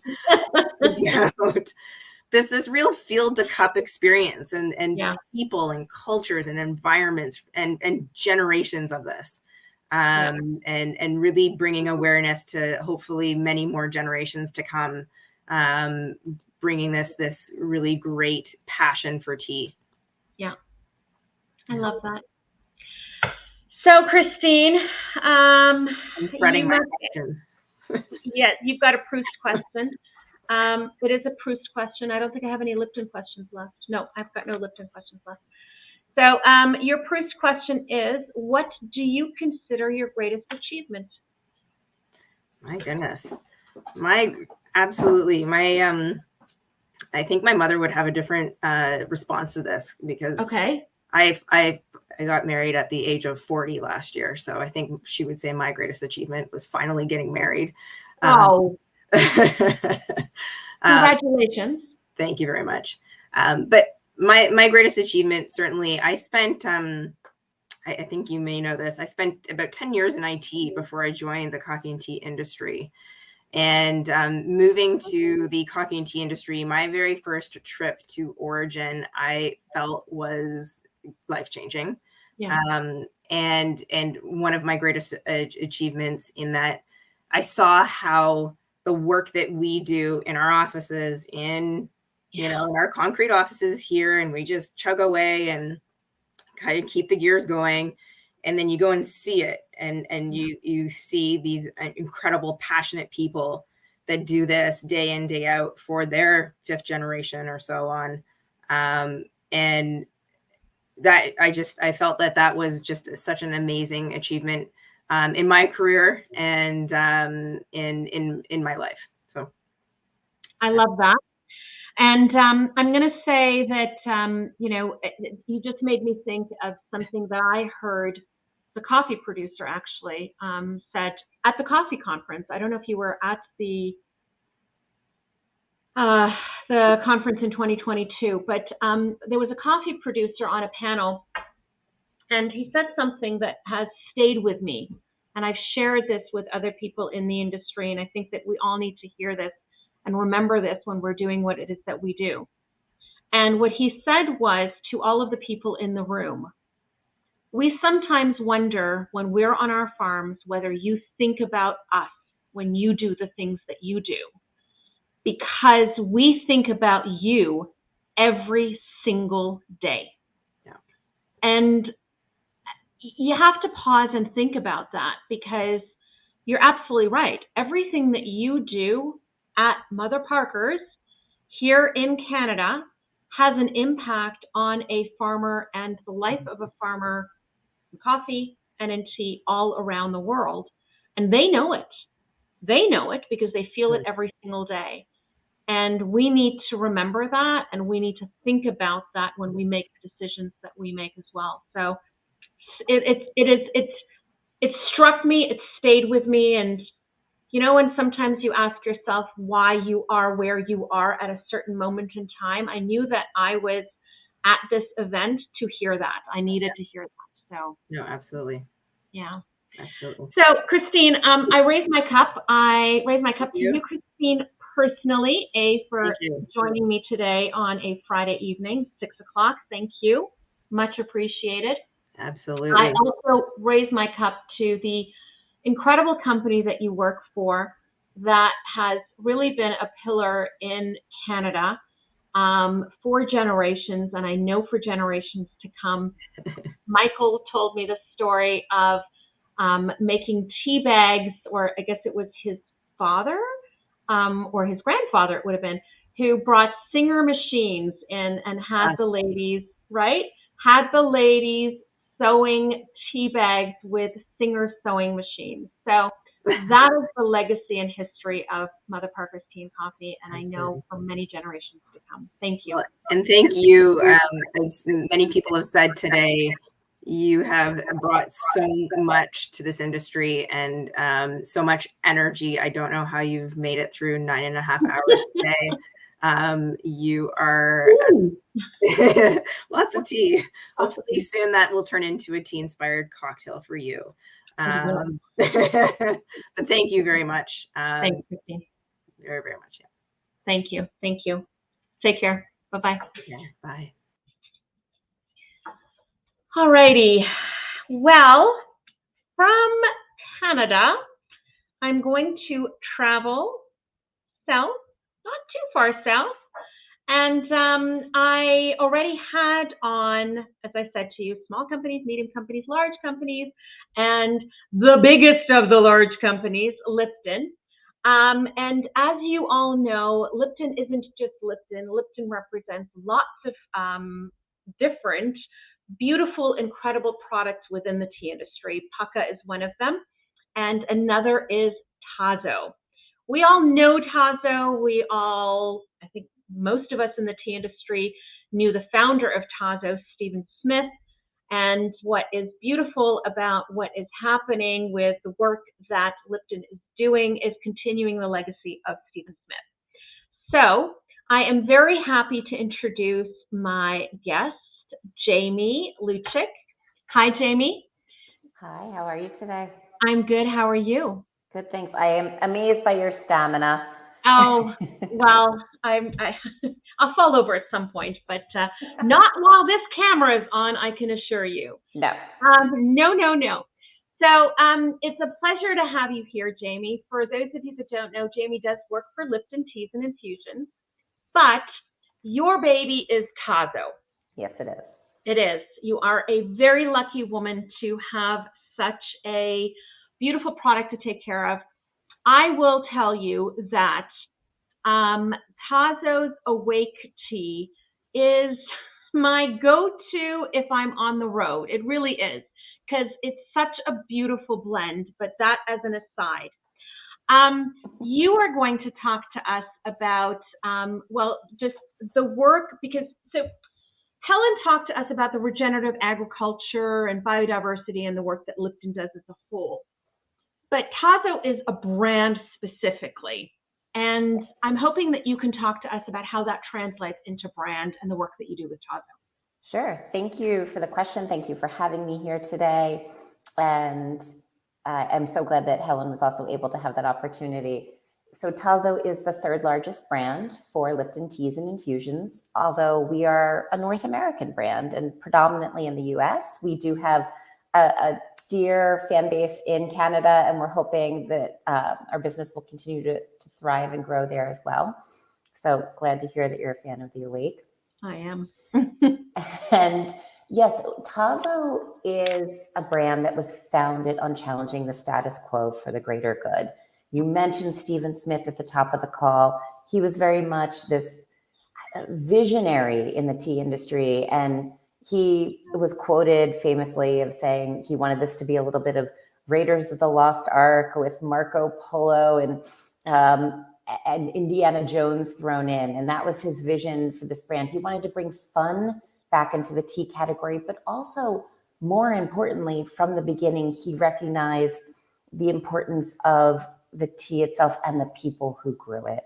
And the respect for those people was critical to him. And he was one of the, was so instrumental in supporting Mercy Corps and the work that they did in tea growing and spice growing regions to ensure that the workers there had access to basic healthcare and better living circumstances. And before we talked about a living wage, of course, just understanding fundamentally, what the wages were that were really required to thrive for families there. We continue, and unfortunately, Steve Smith's no longer with us today, but we continue in Tazo to honor that memory and that vision. And fundamentally, our core business philosophy is that something as simple as a cup of tea should do more good than harm. So, which is an interesting statement, because it's very similar to a statement that the founder of Ahmad Tea has, which is that tea gives us more than it takes from us. Let me not quote him. Tea gives us so much, and it takes nothing from us. I love that. And right, and when you fundamentally understand that and get that, then of course giving back is a duty at that point, isn't it? I mean, it's a must. You have to. It is. It is. I mean, I love the way that that's phrased. I'll definitely hold on to that. Just give credit to the person who's quoted it. It's not mine. It's Mr. Afshar from Ahmad Tea. But it's I think that what is interesting and inspiring and for me hopeful is that whether it's you doing it at Tazo inspired by Stephen Smith, or whether it's Ahmad Tea doing it wherever, these fundamental beliefs are very much at the core of what a lot of people are doing within the tea industry itself, and how everybody is sort of talking the same talk, so to speak. And if we can now just work collectively, we can push that massive boulder up this enormous mountain that's in front of us. So what are some of the, these projects and these initiatives, I guess, that Tazo has been involved with? You mentioned that Helen was able to share a little bit with you about the sort of master vision for regenerative agriculture within Lipton Teas and Infusions. I'd say the thing that we've been working on at Tazo with the most emphasis and the most reach through our entire business operations for the last several years has been our regenerative roadmap. Right. So we are hopeful to transition our entire portfolio of Tazo branded products to be regenerative organic certified. Wow. We have not yet reached that certification. As those in the tea industry are aware, I believe it's only 2 or 3 farms maybe that carry that certification currently, and their teas are beautiful and wonderful and not available for us to purchase to blend into our items. They're sold, on behalf of their own companies. So we are building the plane as we fly it. We're working to establish what it takes to reach that certification within our tea supply chain, working with farm all the way down to the farm level to understand what obstacles there might be, what barriers there might be, how we can help overcome them.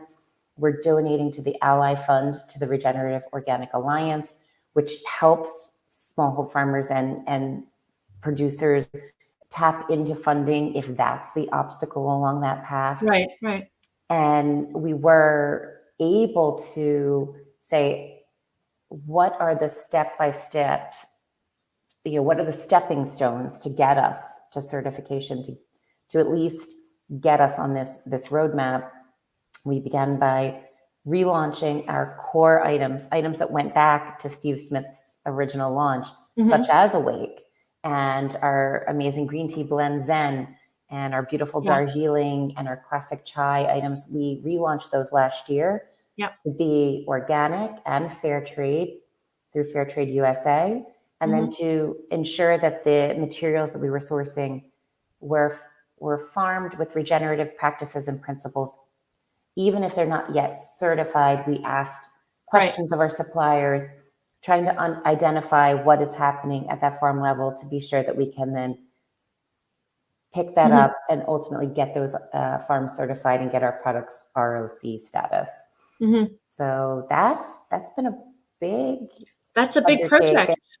It's a big project. That's a really big project, and as you say, it's not for a lack of wanting it; it's for a lack of availability, right? And you've decided you want something, and now you have to build it. Correct. And as I was talking about with Helen, I would imagine that one of the bigger challenges is that you've got your farms that you can do what you want with, but getting other people to do things to their farms is. You need buy-in, you need, why should I do this? You need to be able to answer that question. So what is your answer to that question? Why should I do this? Well, hopefully it unlocks for them a higher sales price for their goods in the marketplace, right? And hopefully it unlocks for them a thriving ecosystem on their farm. We hear about the results of reliance on modern farming techniques and how that has created this cycle. And I'm trying not to, I'm trying to be just agnostic and unopinionated here, but you hear how there can be a reliance on chemicals. There can be a reliance on farming for yield. Yeah, of course. And that going back centuries in some cases to regenerative farming practices and principles can actually undo that reliance on things that cost time and money in different ways, and instead really create a vibrant circular system on your farm that can set you up for success and give you that same yield all within your own control. Yeah.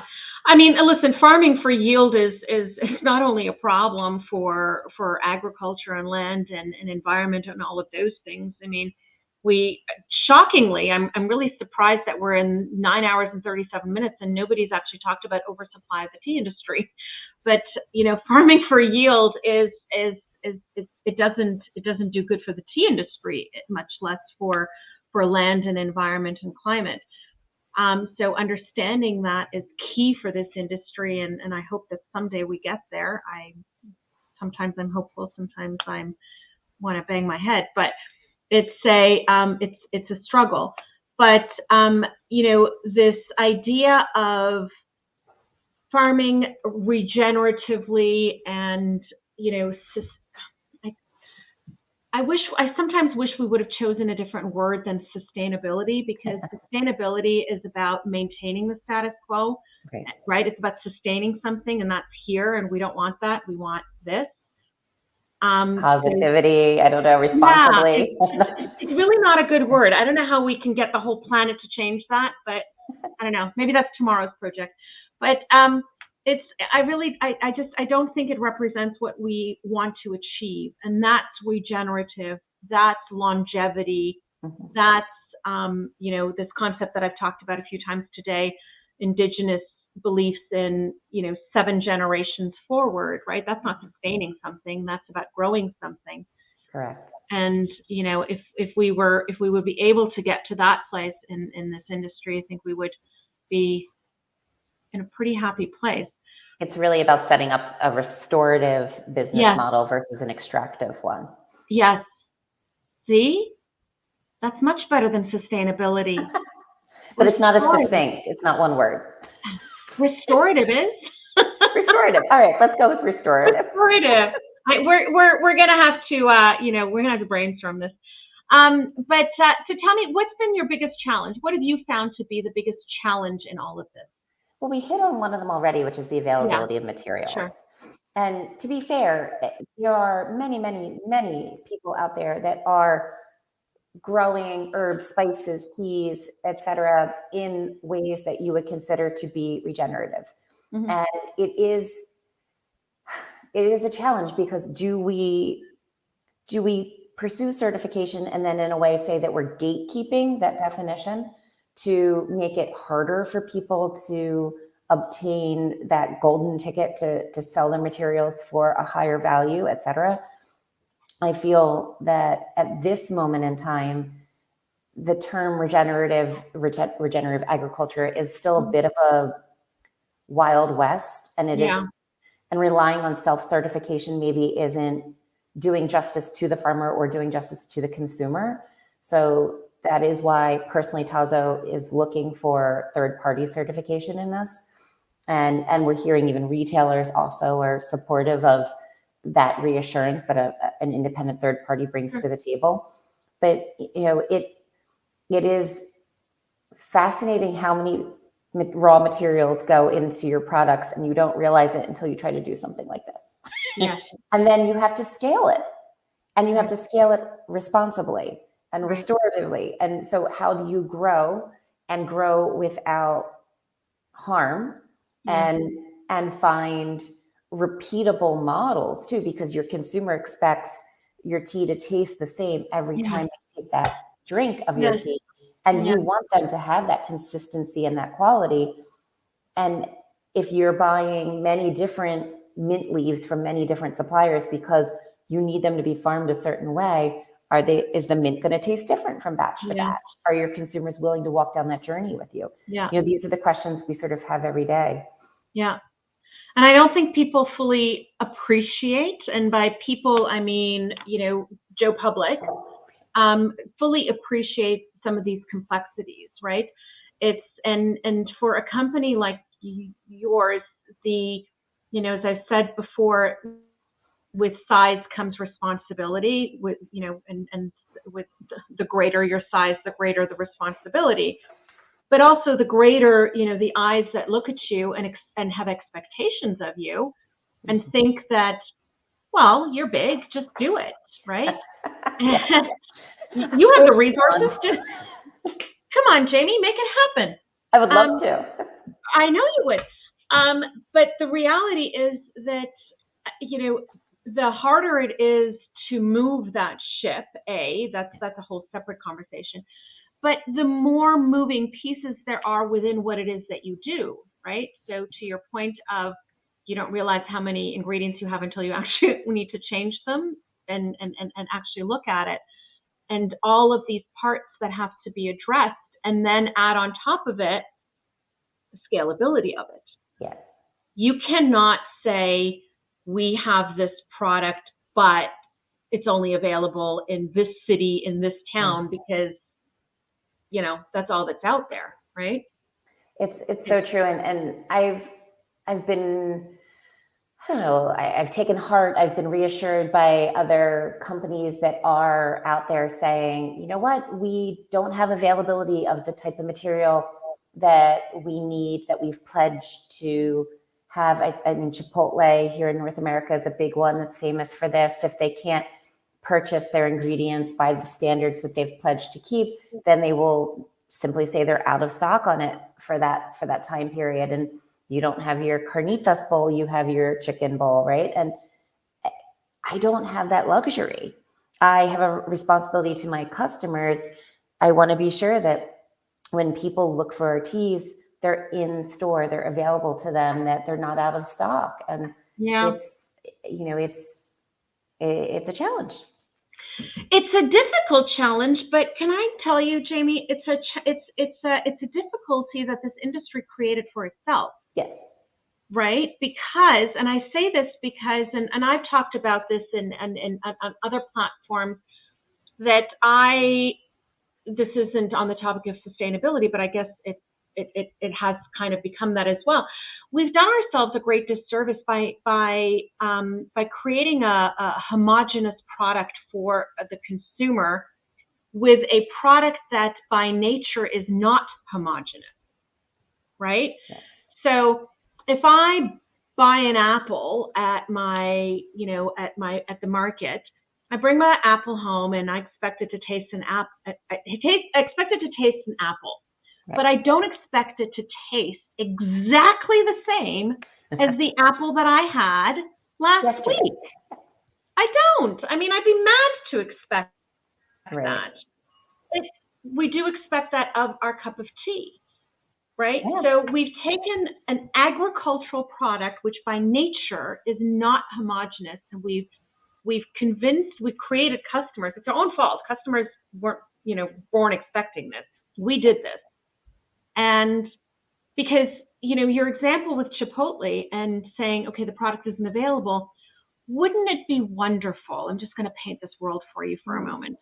But wouldn't it be wonderful if we had consumers that understood that you are, because of the work that you're doing to create a product that is coming from gardens that are certified regenerative, that the flavor of this is going to be different because of, or perhaps, you know what, my favorite awake tea isn't available for the next 6 months. And I know it's not going to happen. I get it. Believe me, I understand the economics of it. It will never let that happen. But if we did, wouldn't that create a greater appreciation for the product, B, a greater appreciation for the work that you're doing for the product, and an understanding that you are actually doing work, and C, quite frankly, a better price for our product? Well, it is interesting too, because when you think about wine, people understand that grapes change year to year. People value that. You pay extra for that, right? Oh, this vintage is extraordinary. This one, it was good, but it's not as fantastic. I mean, clearly I can't be pricing my tea differently from year to year or harvest to harvest. If I was selling a single varietal, like a first flush Darjeeling or something, maybe that's a different conversation. But it is, to your point, what do people commonly appreciate and understand? And I think part of that is on us as an industry to educate, just as if you have a tomato in the winter, it tastes different than a tomato in the summer. Yeah. And so that variability in tea, herbs, spices from batch to batch, harvest to harvest, it is an interesting one to see where that, to see if consumers would go on that journey with us. I don't know. I mean, I'm throwing it out there as a, I've thrown this concept out before, but it's Indonesia, for example, is going to be expecting drought, right? Mm-hmm. And it's going to affect the harvest. Right. And if your blend has Indonesian tea in it, if you maintain your same recipe, it should then change the flavor of the tea, right? Excellent. But you won't let that happen. and rightfully so, because your consumer, and not just yours, everybody's in tea, everybody's. We did this to ourselves, is expecting the same flavor. Yes. So you are going to adjust yourself to create this, this flavor profile using different formulas, using, whatever it is that happens. And that's okay, because that's what the consumer wants, and that's the economics that we've created. And I think it's a good question. Would the consumer come on the journey with us? I don't know. I think it would take time. But I mean, I imagine that tea world, and I think, wow, that's a world where maybe we're not worrying about being the cheapest beverage in the world next to water, and we're not, questioning how do we give, I don't know, equitable wages and deal with environment, and because we have a product that's valued, Exactly. I don't know. I have a dream, Jamie. I have a dream. I'm coming along with you on that dream. I don't know. Are you optimistic about the industry and the direction that it's going with in this area? I am. I am. It's very easy to get lost in worry. It's very easy to lose focus and to lose hope. But I'm really inspired by people. So we were fortunate enough to work with this one really, inspiring young woman named Zahra Biabani, who wrote a book recently about climate optimism. In fact, that's the title of the book. It's Climate Optimism, Climate Wins, and Creating Systemic Change Around the World. And it's people like that, and it's these little stories, these little nuggets of hope that are coming out as we focus on what is possible versus what's already, we know there's a lot that has already happened that we can't overcome, but what can we do moving forward?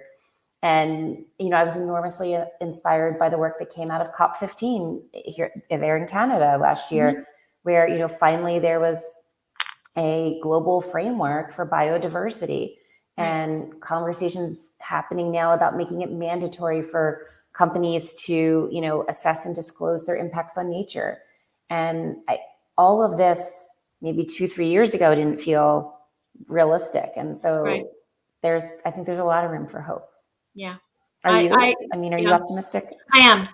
I know, I really am.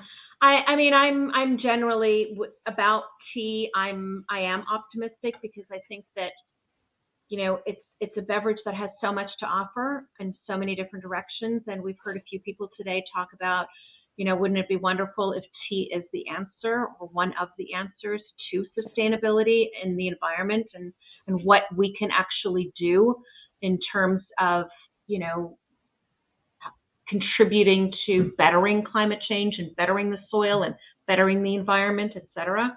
We know that it's, we all know that we are better for drinking it for so many ways. And I'm optimistic when I do things like this, because I know I talk to a lot of people in my job in different parts of the world, in different positions in their companies and different sizes of companies. And I know that deep down, everybody is working towards the same thing, not even deep down, on the surface, all throughout, openly, etc. And doing things like this gives me more optimism, because if you watch back all of the episodes, all of the people, everybody's saying the same thing. And if we can harness that collectively, I know that we can do great things in this industry. I know that we can. So for all of those reasons, I'm optimistic. I think your point is so important as well. You've seen other companies and other industries come together to solve problems that are within that industry. So how can all of us come together as a tea industry globally to say, we face the same threats from climate and biodiversity loss. We face the same responsibilities to do better by Indigenous people in local communities, by those in our workforce. How can we actually partner, but put aside competitive interests and act in the interest of people and planet, as well as the tea category. Right.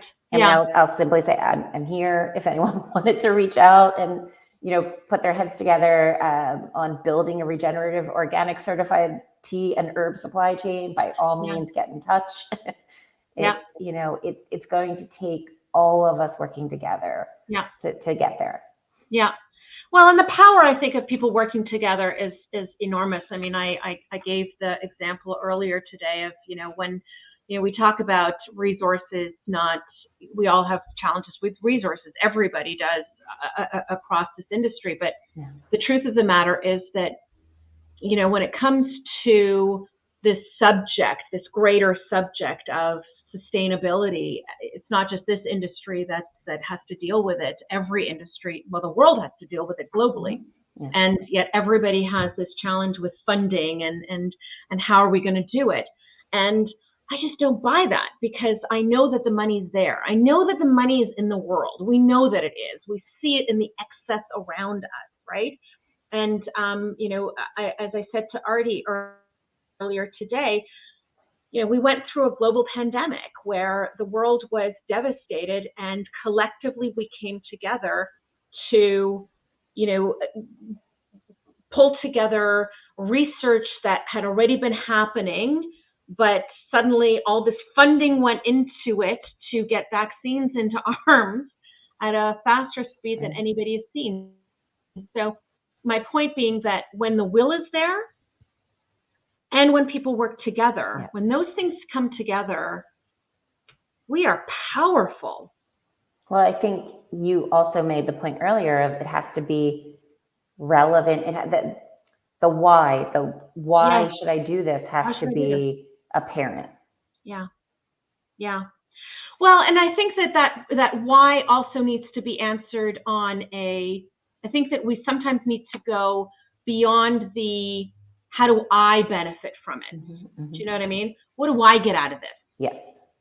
If you ask me, the statement that I hate most in life is that statement. What do I get out of this? What do you mean? What do you get out of this? But if you need to look at it on that scale, we're all connected, and what we do to the environment, what we do to the climate, as Christine and I were talking about earlier, the decisions that you make in your company are affecting somebody else. Everything has a knock-on effect. Yes. And if you are affecting something else, that means that what somebody else is doing is affecting you. Right. Whether you know it or not, it is. And that should be reason enough to say, why should I do this? No, I completely agree. Yeah. Well, preach, Jamie, preach. Your Proust question, because by now you have to answer a Proust question, right? Okay, good. What trait in other people do you not like?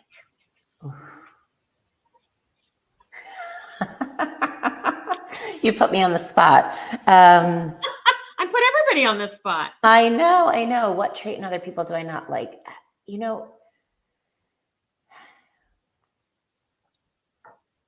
I think more than anything, if they lack compassion, those that, and I don't, my brain's a little fried late on a Friday. So I am not thinking of the word that's the antithesis of empathy, whatever is the opposite of being empathetic. Apathy. So people who lack compassion, who lack empathy, that's a trait that frustrates me.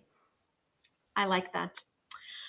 I thank you, Jamie. I raise my cup to you. I thank you very much for joining me. 6:30 on a Friday, coming in and talking to us and sharing your vision, your ideas, and also carrying on the legacy of really a beautiful product, which is Tazo. And I know and I'm confident that you will accomplish what you have set out to, and that is regenerative, organic supply chain. So cheers to you. Thank you. Happy International Tea Day, and have a lovely weekend. And to you as well. Thank you so much. Thanks, Jamie. Take care. Bye-bye. Okay, I'm going to take a very small pause. I'm going to ask you to be patient, and I will be back in just 3 minutes. That's all I'm asking for, 3 minutes. See you soon.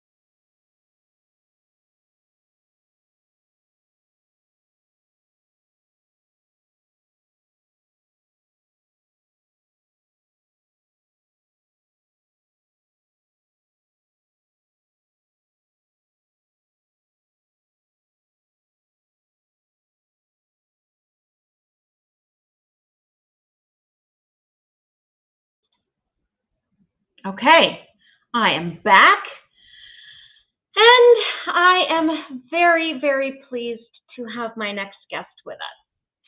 My next guest is a lovely young woman who is here in Canada, but has a fantastic company where she is marrying, or no, I'm not going to say marrying, where she is bringing the beauty of, as you already heard, one of my favorite countries, Japan, because I was Japanese in a previous life, and bringing it to us here.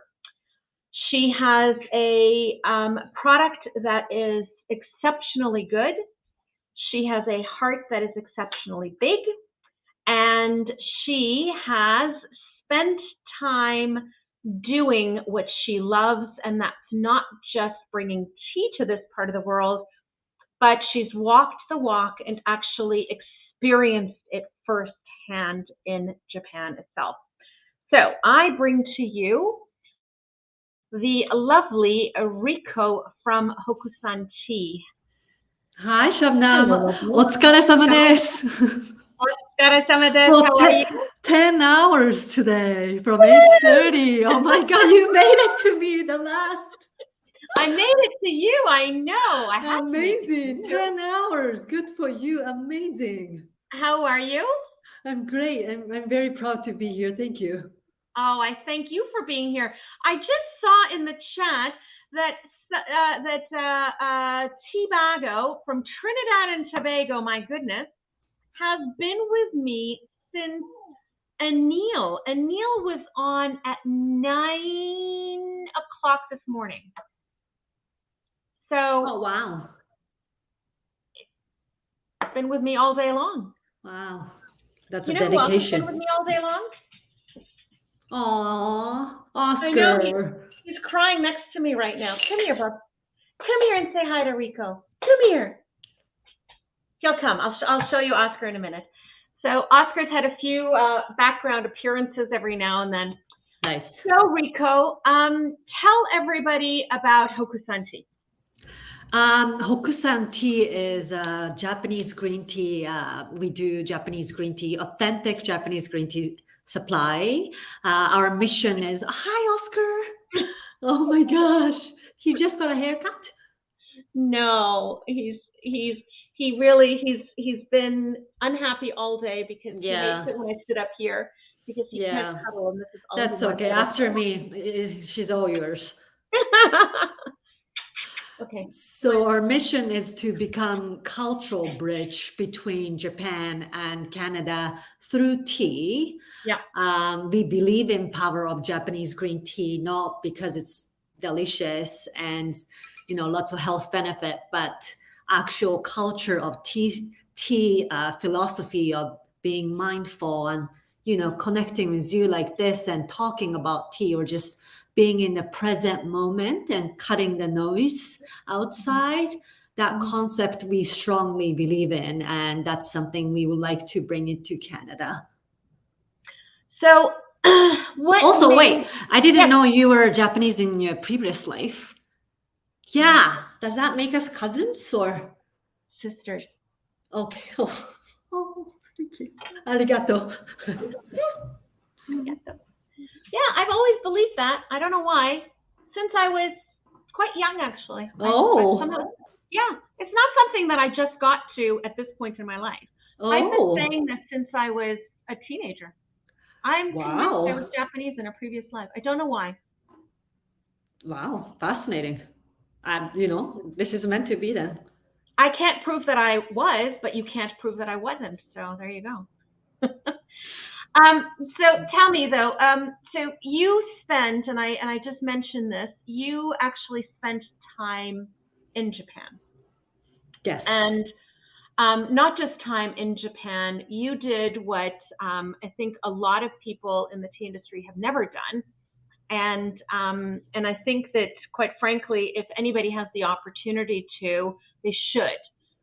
And you did a webinar for us on that, just telling us about your experience. You spent 6 months, am I right? Yeah. Yeah. So Rico spent 6 months on a tea farm in Japan. And you thought you were going to show up there and they were going to show you how to harvest and make tea and pluck tea, and you were going to be a tea master producer. Yeah, tea and sensei. what actually happened?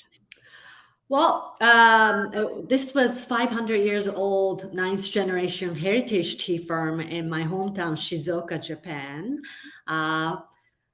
First 2 months, Mr. Moriuchi, he did not let me touch any tea. I was only allowed to cultivate soil by hands for the first 2 months. It was very Japanese of literally going from the ground, putting minerals and airs. And, I was in this surrounded by big mountains and monkeys and birds early in the morning and just cultivating soil for 2 months. I didn't know what was happening, and now looking back, it was a necessary step in order for me to learn the actual foundation, because soil is so critical to having delicious tea. But it was about craftsmanship of going from the ground, building yourself up, and dedication and commitment and tradition. And so I got to, I was cultivating soil for first 2 months, and we planted these tiny tea leaves by hands. They had to graduate one part of the farm in order to actually start going to like almost school. It takes like 7 to 10 years for the tea to grow. So it is a risk and gambles that farmers have to always take with all the climate change and everything's happening. And I learned to do shaded green tea, how to actually do the shading process, the actual engineering part. Around April, I got to hand pick tea for the first season, first flush, with a professional hand picker ladies who's been doing it for 25 to 30 years.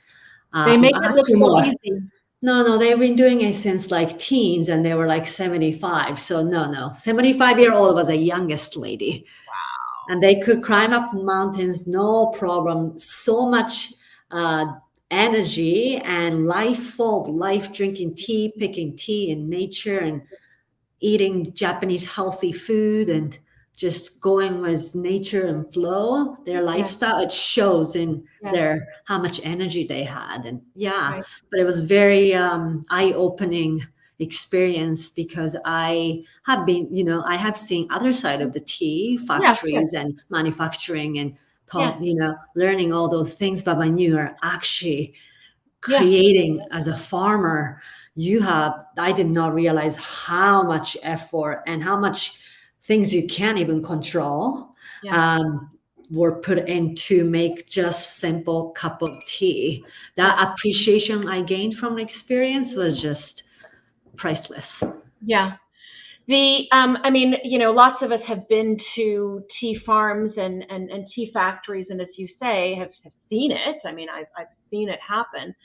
But the ability to actually put your hands in and, as you say, understand what it takes to get from this to this is, I mean, that's an incredible gift, I think, that you have been given, and an opportunity that you've been given that allows you to look at what you do in a very, very different way and with a different lens than perhaps somebody who hasn't. Mm-hmm. So how has that changed anything that you see in the work that you do? I realized that more and more of the real voice from the farmers needs to be heard to the consumers and people in the tea industry, from the actual origin where it comes from, by working with them and seeing how hard they work and pride they put in, and craftsmanship, tradition. Those things were, needed to be heard and informed, and it's so valued. That gap between is something I'm, constantly working on. And how are you working on that? Because it's a struggle, right? It's not easy. I mean, nothing is easy. But, we've talked about earlier today, and I've talked about it in, when I talk about trends and next generation, and how, the younger generation, they actually value that, right? They want that. They want to know where their product is coming from. They want the story. They want to know that when they're purchasing a tea, the connection that it has and, the good that it's doing. But how do you actually bridge that gap? How do you make that connection? So in order for today's Software Summit, for this week and, last 10 days or so, I've connected with Japanese Tea Industry Association and the government of Japan and asked those questions. And I don't even think they were aware that was a demand, from my experience in Canada, because, we attended the Toronto Tea Festival back in February, and I truly focused on the farmers, and we created this farmers boat to actually know what is the history of this person and experience and all that. And people truly appreciate it. And I'm trying to voice what is needed here in order to the government people and tea industry people because I can help to inform Canadian side. And perhaps I think there is a gap there. So that's interesting that they don't know that. So we're here saying, we have an entire generation. It's not just that generation. I mean, I don't want to pretend that others don't care about it, because they do. But, we talk about wanting to grow the industry, and here's an opportunity. And I guess we need to be communicating that better, and then learning how can we tell those stories, because we can't tell the stories ourselves, right? We need the participation.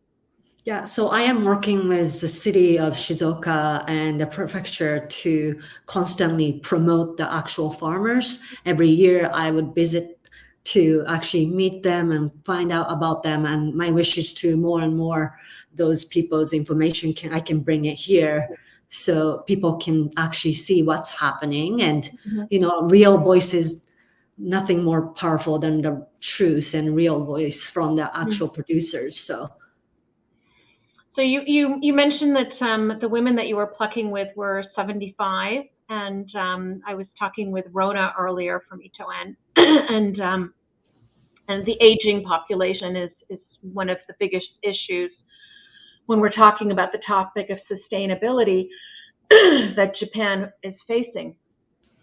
Yes. So, yeah. How do you see that? What do you see the future as? Because you kept saying about the 7 generation forwards. Yeah. In Japan, when I was talking to all the industry people, that was the one biggest issue they have. It was a one common thing they all brought it up, and it was much more critical now than I expected. 85% of Japanese green tea farmers do not have next generation to take over. 85% is quite large, and last 25 years, 90% of farmers that existed 25 years ago, they don't exist today. And it is true, over 90% of tea farmers are over 70-year-old. Yeah. There are several reasons. I guess younger generation don't want to take over. Pricing have gone down from the market. I guess Rona was mentioning about the plastic tea bottles. I think it was revolutionary, and it was needed to happen for Japanese people's lifestyles to have changed. You know, we became more globalized and modernized. Women started working and not just staying at home. So we needed something more convenient. And I was, revolutionary. However, the price of tea has definitely been affected for more convenient tea because quality needed to be standardized, and the price, it became very competitive pricing as a whole market. Also, people's, diet has changed. Now, last 30 years, more people in Japan eat pasta and bread than rice. Oh my goodness. And if you eat pasta or, toast in the morning, most likely you're not having Japanese green tea, maybe, black tea, or I don't know, mainly coffee. So that shift in our culture, the diet has changed, and obviously that impacts our industry as well. So globalization and the method of tea drinking has changed, and also obviously with COVID, significant change in everything, the pricing that's farmers have to pay. And I've always also felt this is something I have brought it up to tea industry in Japan. I always felt there's a gap between tea farmers and tea companies in Japan. And it is a time for them to actually start working together in order to sustain this industry. There have historically, there's always been this power differences in between them. And I think they have been trying to work on that. But now, with farmers, who knows how long we can, that they need to start finding those solutions together.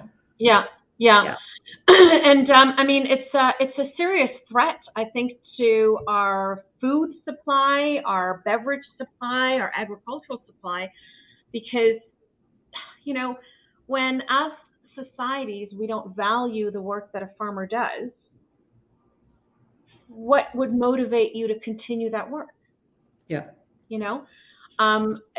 Every parent wants their child or children to live better and do better than they did. And if they have struggled, and if they have worked in, and I'm not just talking about tea, I'm talking about farming in general, if they have struggled and not been able to sustain themselves, live well, and on top of that be underappreciated, why would you wish that on your child? You wouldn't, right? So it's a real problem, and it's a bit of a paradox, isn't it? Because on the one hand, we say that, we want to know where our products come from, and in the West we like to romanticize it, and this romantic idea of the farmer and all the rest of it. And there is a romantic side to it, and tea actually has that, and we don't tell that story well enough. No. And sometimes I think it goes to what I was just talking about with Jamie, that we've created a homogeneous product that looks the same, tastes the same, is the same, always. And God help you with the you know, and with the larger brands, I feel for them when, you know, they have slight variations and people lose their minds over it, right? Mm-hmm. But if you want the romanticized world of the stories and the farmers, then you also need to understand that this is a product that is ever changing, and that's the beauty of tea. Mm-hmm. Yeah, and I don't know, how do we tell that story better? I don't know. I don't have an answer. Even after 10 hours, I don't have an answer. Maybe that's why. Oh gosh. Maybe that's it. I don't know. So do you find that there is a receptiveness to what you're saying, to, for example, the tea boards in Japan, that there's a need to have this connectivity with farmers? Yes, and also Yeah. farmers have started to unionize themselves because they can't sustain the business themselves only. So, you know, in order to have a relationship even with tea company, they unionize themselves as like 200 different farmers as one union, you know, even, and so they can create one single things to represent together more rather than trying to figure that out. Single. Yeah. Also, though, this is very important. Gender inequality in Japanese green tea industry is definitely one of the biggest challenge we are facing. You know, this is cultural expectation and traditional gender roles can reinforce the bias and restrictions in the woman's advancement in the industry.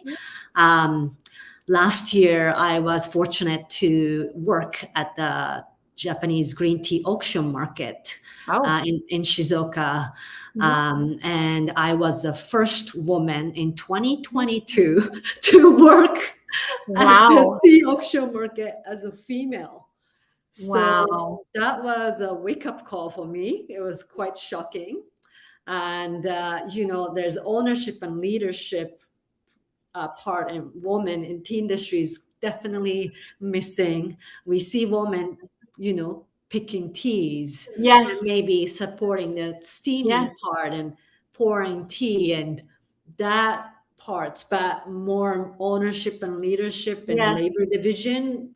This is more like a systemic issue as well, but definitely with traditional tea industry in Japan, this is something they need to seriously think about.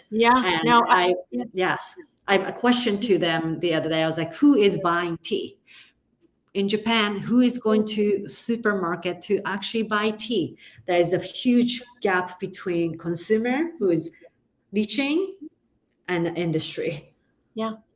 And it's, I mean, for sure, I can totally see that that's an issue in Japan, but quite frankly, it's an issue across this entire industry.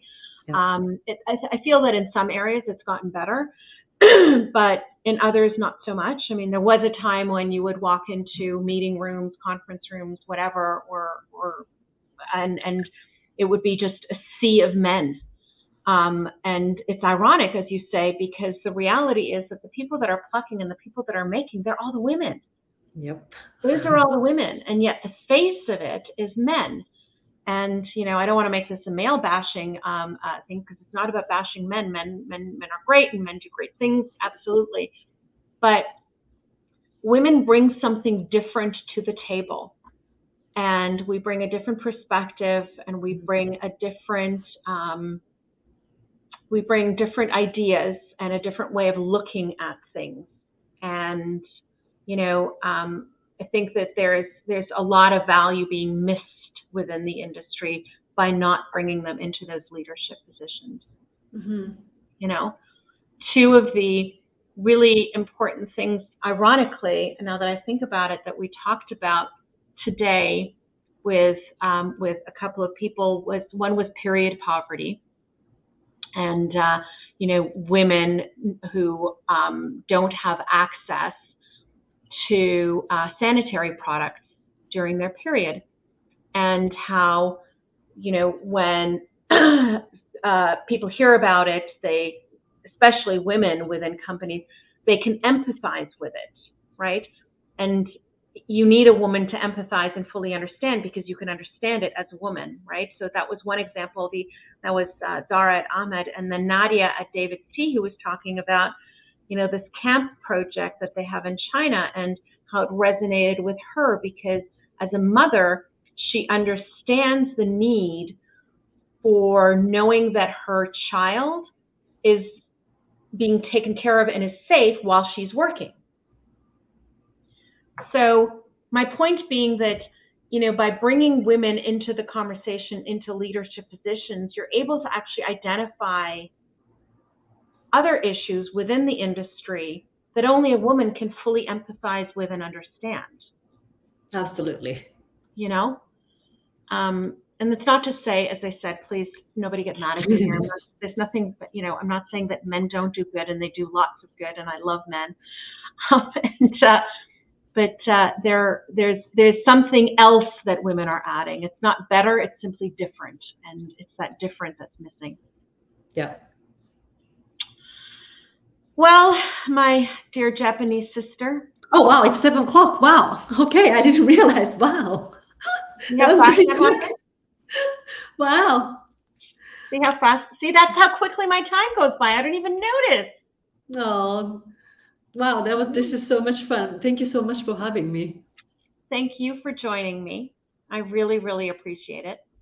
I love your product, and I love the philosophy and the authenticity that you brought to this. And I met you after you went to the tea farm, and I really, I'm envious.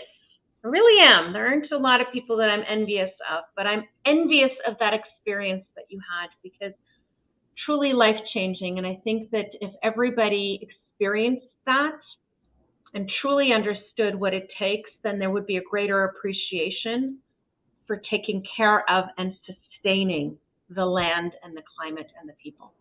Mm-hmm. So, would you like to know what your Proust question is? Yes. An easy one. What quality do you most like in other people? Kindness. Kindness. Perfect. Perfect answer.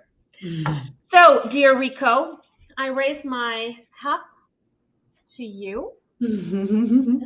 Thank you, A, for taking the time to be here. I am truly grateful for that. I appreciate it. But I also appreciate the work that you do in bringing this beautiful Japanese tea and these Japanese tea traditions, which I think are incredible and beautiful, which we all could learn from, to the great white cold Canada. We are privileged to have you here. But also I raise my cup to the greater work that you're doing in connecting the really important stories and messages and culture and lives of tea farmers with not just the greater industry in Japan, but with the world itself. So, arigato. Arigatou gozaimasu. And amazing for your work for 10 hours. Thank you so much for doing this. This is very, very important and appreciated as an industry. Thank you. Thank you, Rico. Thank you. Thank you. Have a good weekend. You Bye. too. Bye. Bye. Bye. Okay. Well, I've shown you the videos that we've done in, previous years, obviously, as we've already seen. But I'm going to show you what I hope I'm clicking on the right one now. One of my favorites, because one of the great, and you're going to notice that I'm putting aside my tea now, because I've had tea all day long. One of the great things that I am connected to when it comes to tea is that I love tea. I genuinely love this product. And in developing this love of tea, I've developed a love of an industry, and an industry that has given so much to me, and a love of its people. So that is essentially what our video for 2021 was dedicated to, and that is the love story, which is tea.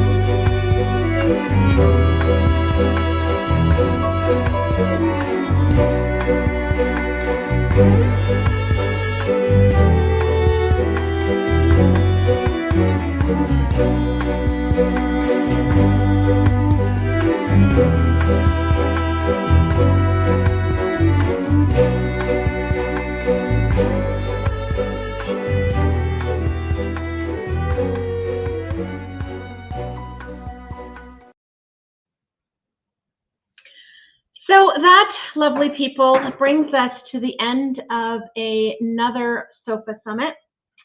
And I'm going to leave you with a thought that I think we need to all embrace and truly understand and hopefully keep close to us.